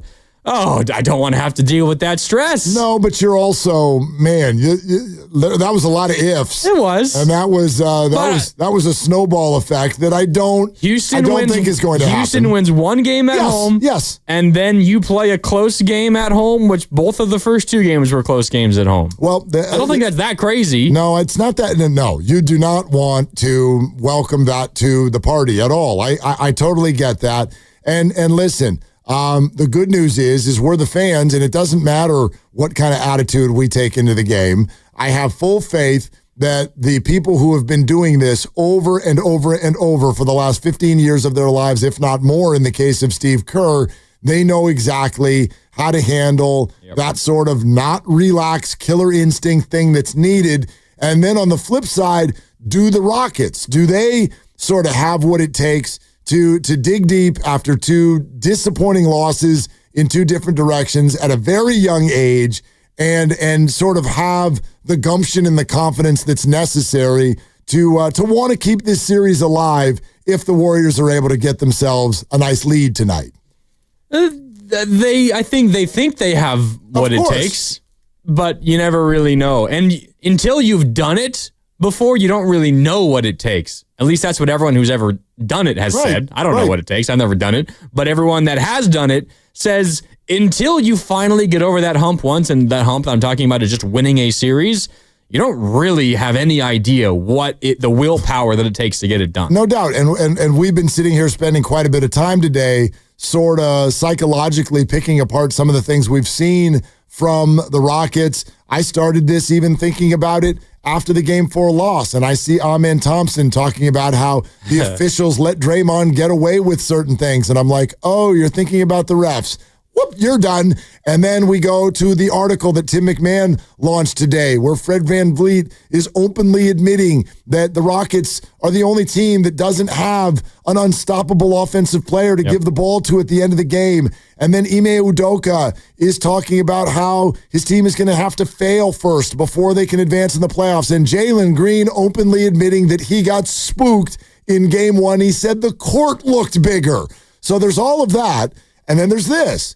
Udoka comes out, this is only about an hour ago, and announces that the starting lineup will stay the same. No too big lineup. Nope. Steven Adams off the bench. Steven Adams will stay where he is, and Jalen Green will stay where he is. And then he was pressed on that a little bit and asked, why are you keeping the same lineup? And listen to the word that comes out of his mouth. Defensively been really good. Struggled a little offensively, and love the matchups, really. I've been keeping them in there and Dylan there, and let some guys play through it, get the experience, and when we play well, we'll be all right. Let the guys play through it and get the experience? I'm sorry, you can spin this any way you want. That feels like somebody who is playing the long game, not the short game. To next yes, year. absolutely. Yeah, and I mean, he says it struggled a little bit offensively. That's putting it lightly. For sure. But they like the matchups defensively. The Warriors did make a counter, and not necessarily tonight. I would imagine it's going to be the same counter that they went with in Game 4. They put Buddy Hield in the starting lineup instead of Moses Moody, and the reason the Warriors did that was because they did not like Houston being able to kind of hide Şengün on their defensive end on Moses Moody. So they're going to put Buddy Hield in the lineup. I would imagine we're going to get that again today. We don't have that confirmed. If we get it in the next 20 minutes or whatever, we'll let you know. Otherwise, Tim Roy will tell you. But I would imagine it'll be the same, and that makes it much more difficult for the Rockets to find a body to put Şengün on. It's probably going to be Şengün on Draymond. No, maybe. Yeah, you would think. And so, yes, you're right. We do not have that confirmation. However, there is one change in terms of availability for the Warriors, which we will tell you about in today's injury report, which is brought to you by Boxer & Gerson, Northern California's premier workers' compensation law firm, helping injured workers get their lives back for over 40 years. For more info, visit boxerlaw.com. The injury report that had been released yesterday only listed Jimmy Butler with his obvious pelvic contusion, listed him as probable. Steve Kerr has confirmed he's in tonight. Yes, still in some pain, but Jimmy is good to go and will play tonight. However, Jonathan Kuminga is out tonight with an illness. And so, what's in the water in Houston? I don't know. And did he catch it from Brandon? Not if it's food poisoning. That's not contagious, but I have no idea what the illness is. But Jonathan Kuminga has been added to the injury report and listed as out. You can go ahead and let your mind go wherever it goes with this news. But it does mean something, especially with Jimmy Butler already somewhat compromised. If there was a, throw up the bat signal, we need Jonathan Kuminga in there. You don't have that tonight. He's not available. Yeah, one less card that Steve Kerr can play. But I think Steve Kerr would probably tell you in an ideal world, he wouldn't have to ever play that card. That's definitely what the plan was. Yeah. Yes, based on what we've seen. Jae'Sean Tate is the only player listed on the Rockets injury report. It's been that way for a while. He's got an ankle thing, and he is out. Warriors Live is presented by Xfinity. Stream sports from the best seat in the house with Xfinity. So I don't know, man. It's interesting. I come in and just the whole vibe around the Houston Rockets, unless they're playing chess, sort of feels like, and I get it from Udoka, because, by the way, referring to that article again, the tone that Udoka took, because the whole idea of the article is, do you guys need to go get a superstar in the offseason? Giannis, KD, do you need to package a bunch of these young guys and go get one of those dudes so you got a dude, and that way you can start moving through the playoffs? A lot of them sort of like answer the question in a, well, you got to see what you can do here, got to see what you can do here. This is what we think about our young guys. Udoka was the only one who was clearly firm, where he basically stated, look, when I was hired, I was brought in to run the course with these young players, and I think it would be silly to suddenly change that course now. So take that thought and apply it to what he's saying in front of the media today. And you know that Ime Udoka is the coach of this team, wants to be the coach of this team for the while, and his assignment was not to go win a championship this year. They're too young. Yeah. And that's been the franchise's stance as well. I mean, they had an opportunity to try to pounce on big names at the trade deadline. I mean, Kevin Durant was about to be traded somewhere until he said, I don't want to go to the Warriors. And then the Suns were like, okay, well, what the hell do we do now? Obviously, Jimmy Butler got traded to the Warriors. He wanted to be a Sun, according to reports. But the Houston Rockets are one of the teams, one with enough young talent to entice somebody, and another with big contracts that they could make the money work. Fred VanVleet and Jalen Green. No you could doubt. throw in any other of their young players, and you could make a deal work with the Houston Rockets for just about any player in the NBA. And by the way, if I'm one of those other teams, and I don't know what the Milwaukee situation is at all, it's way too soon, but we flat out know that the Suns are here to deal and that Kevin Durant is going to play on a different team next year. And if I'm the Suns, boy, the Rockets would be the first team that I call because of the young talent that would potentially be available to me. That's the kind of return that I'd be looking for if I were the Phoenix Suns. Yeah, but to your point, in terms of how Udoka is feeling about this franchise and this team and this year and next year and beyond, that has largely been the way the organization has felt as well. But maybe that changes now after potentially they lose in 5 games in the first round as the 2 seed. Time for the Take It to the Bank prediction, brought to you by Fremont Bank. Full service banking, no compromises. What do you got? What do you like in this one tonight? I'm going to go under Fred VanVleet points tonight. 15.5 is the number. It got pushed up a little bit because of the big game 4 that he had. I think that's an advantage. You take advantage of that. I did it for Jalen Green game 3 after he went off for 38 in game 2. Take the under for Jalen Green in game 3. Didn't get to double figures. I think something similar is in store for Fred VanVleet. Those numbers a little too high after what he did in game 4. I think he falls back to earth shooting wise. Trust the numbers. His season-long averages, not great from downtown, was awesome in game 4. I don't think he has as much success. So under Fred VanVleet. I think that is a very, very good selection. I would like to keep mine on the Warriors side of the fence. And I was thinking to myself, because I hadn't even looked it up yet, I was thinking to myself, I want to do something Buddy Hield related. Oh, it's dangerous. And I wonder what his number is.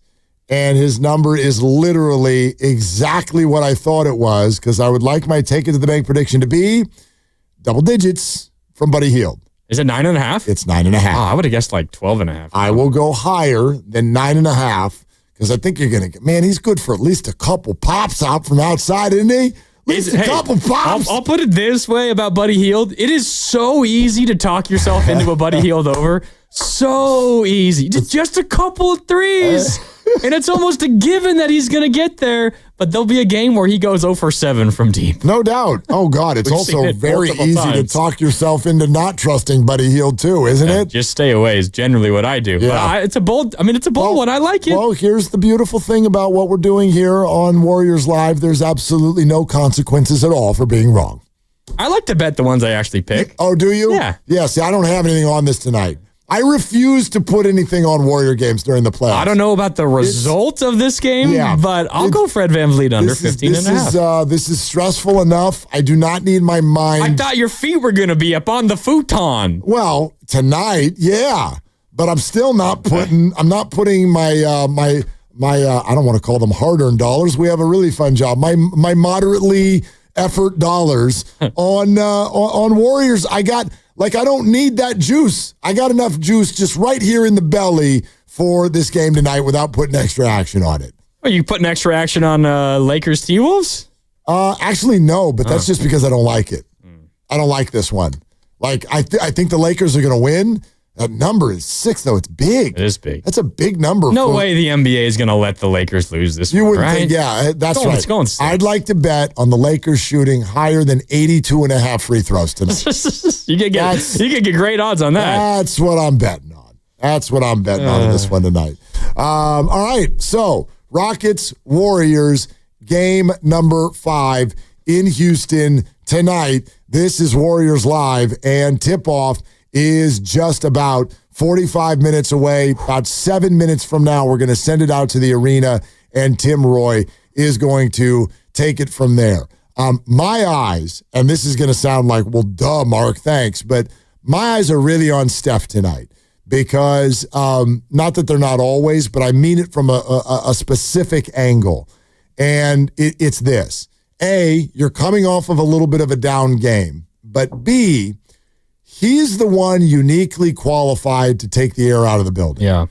Because the whole fan base and the whole organization is so triggered by his presence. They're so rubbed raw from getting beaten by him so many times. If he can come out, and even in some of the games this series where he's played well, he has not started well. There've not been any real, first quarter flurries from Curry so far in this series. He had 2 points with 6 minutes to go in the first half of game 3. Right. And he finished with 36. Exactly. So that's great. But if there were a way where you could sit down like a menu at a restaurant and order something up tonight, I'd order a big first quarter for Steph Curry, because I think the whole organization would throw their hands up and go, here we go again. one thing that I really loved watching Steph of late, and I think this kind of began in the 2022 playoffs, and specifically probably the 2022 finals. He's never going to be like hated by fan bases the way like Draymond is. Sure, Draymond's a more visceral hate. Like you just hate the way that dude acts and the things that he says and how demonstrative he is. You respect Steph for the player that he is, but hate what he's done to your franchise and what he's done to you as a fan. Buster Posey of the NBA. Exactly. Yep. But he has like over the last few years really embraced like being more of like the villain and like just absolutely snatching the soul away from opposing teams. And it began with, I think, that game 4 in Boston in 2022 when he just like single-handedly let everybody know that he was one of the 10 best players to ever play this game. And I mean, he's obviously always had a penchant to come up biggest in the big moments.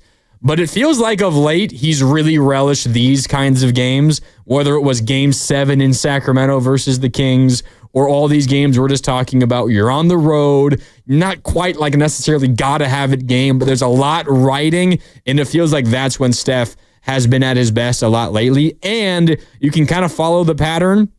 Game 1, 31 points, efficient. Game 2, 20 points, not efficient.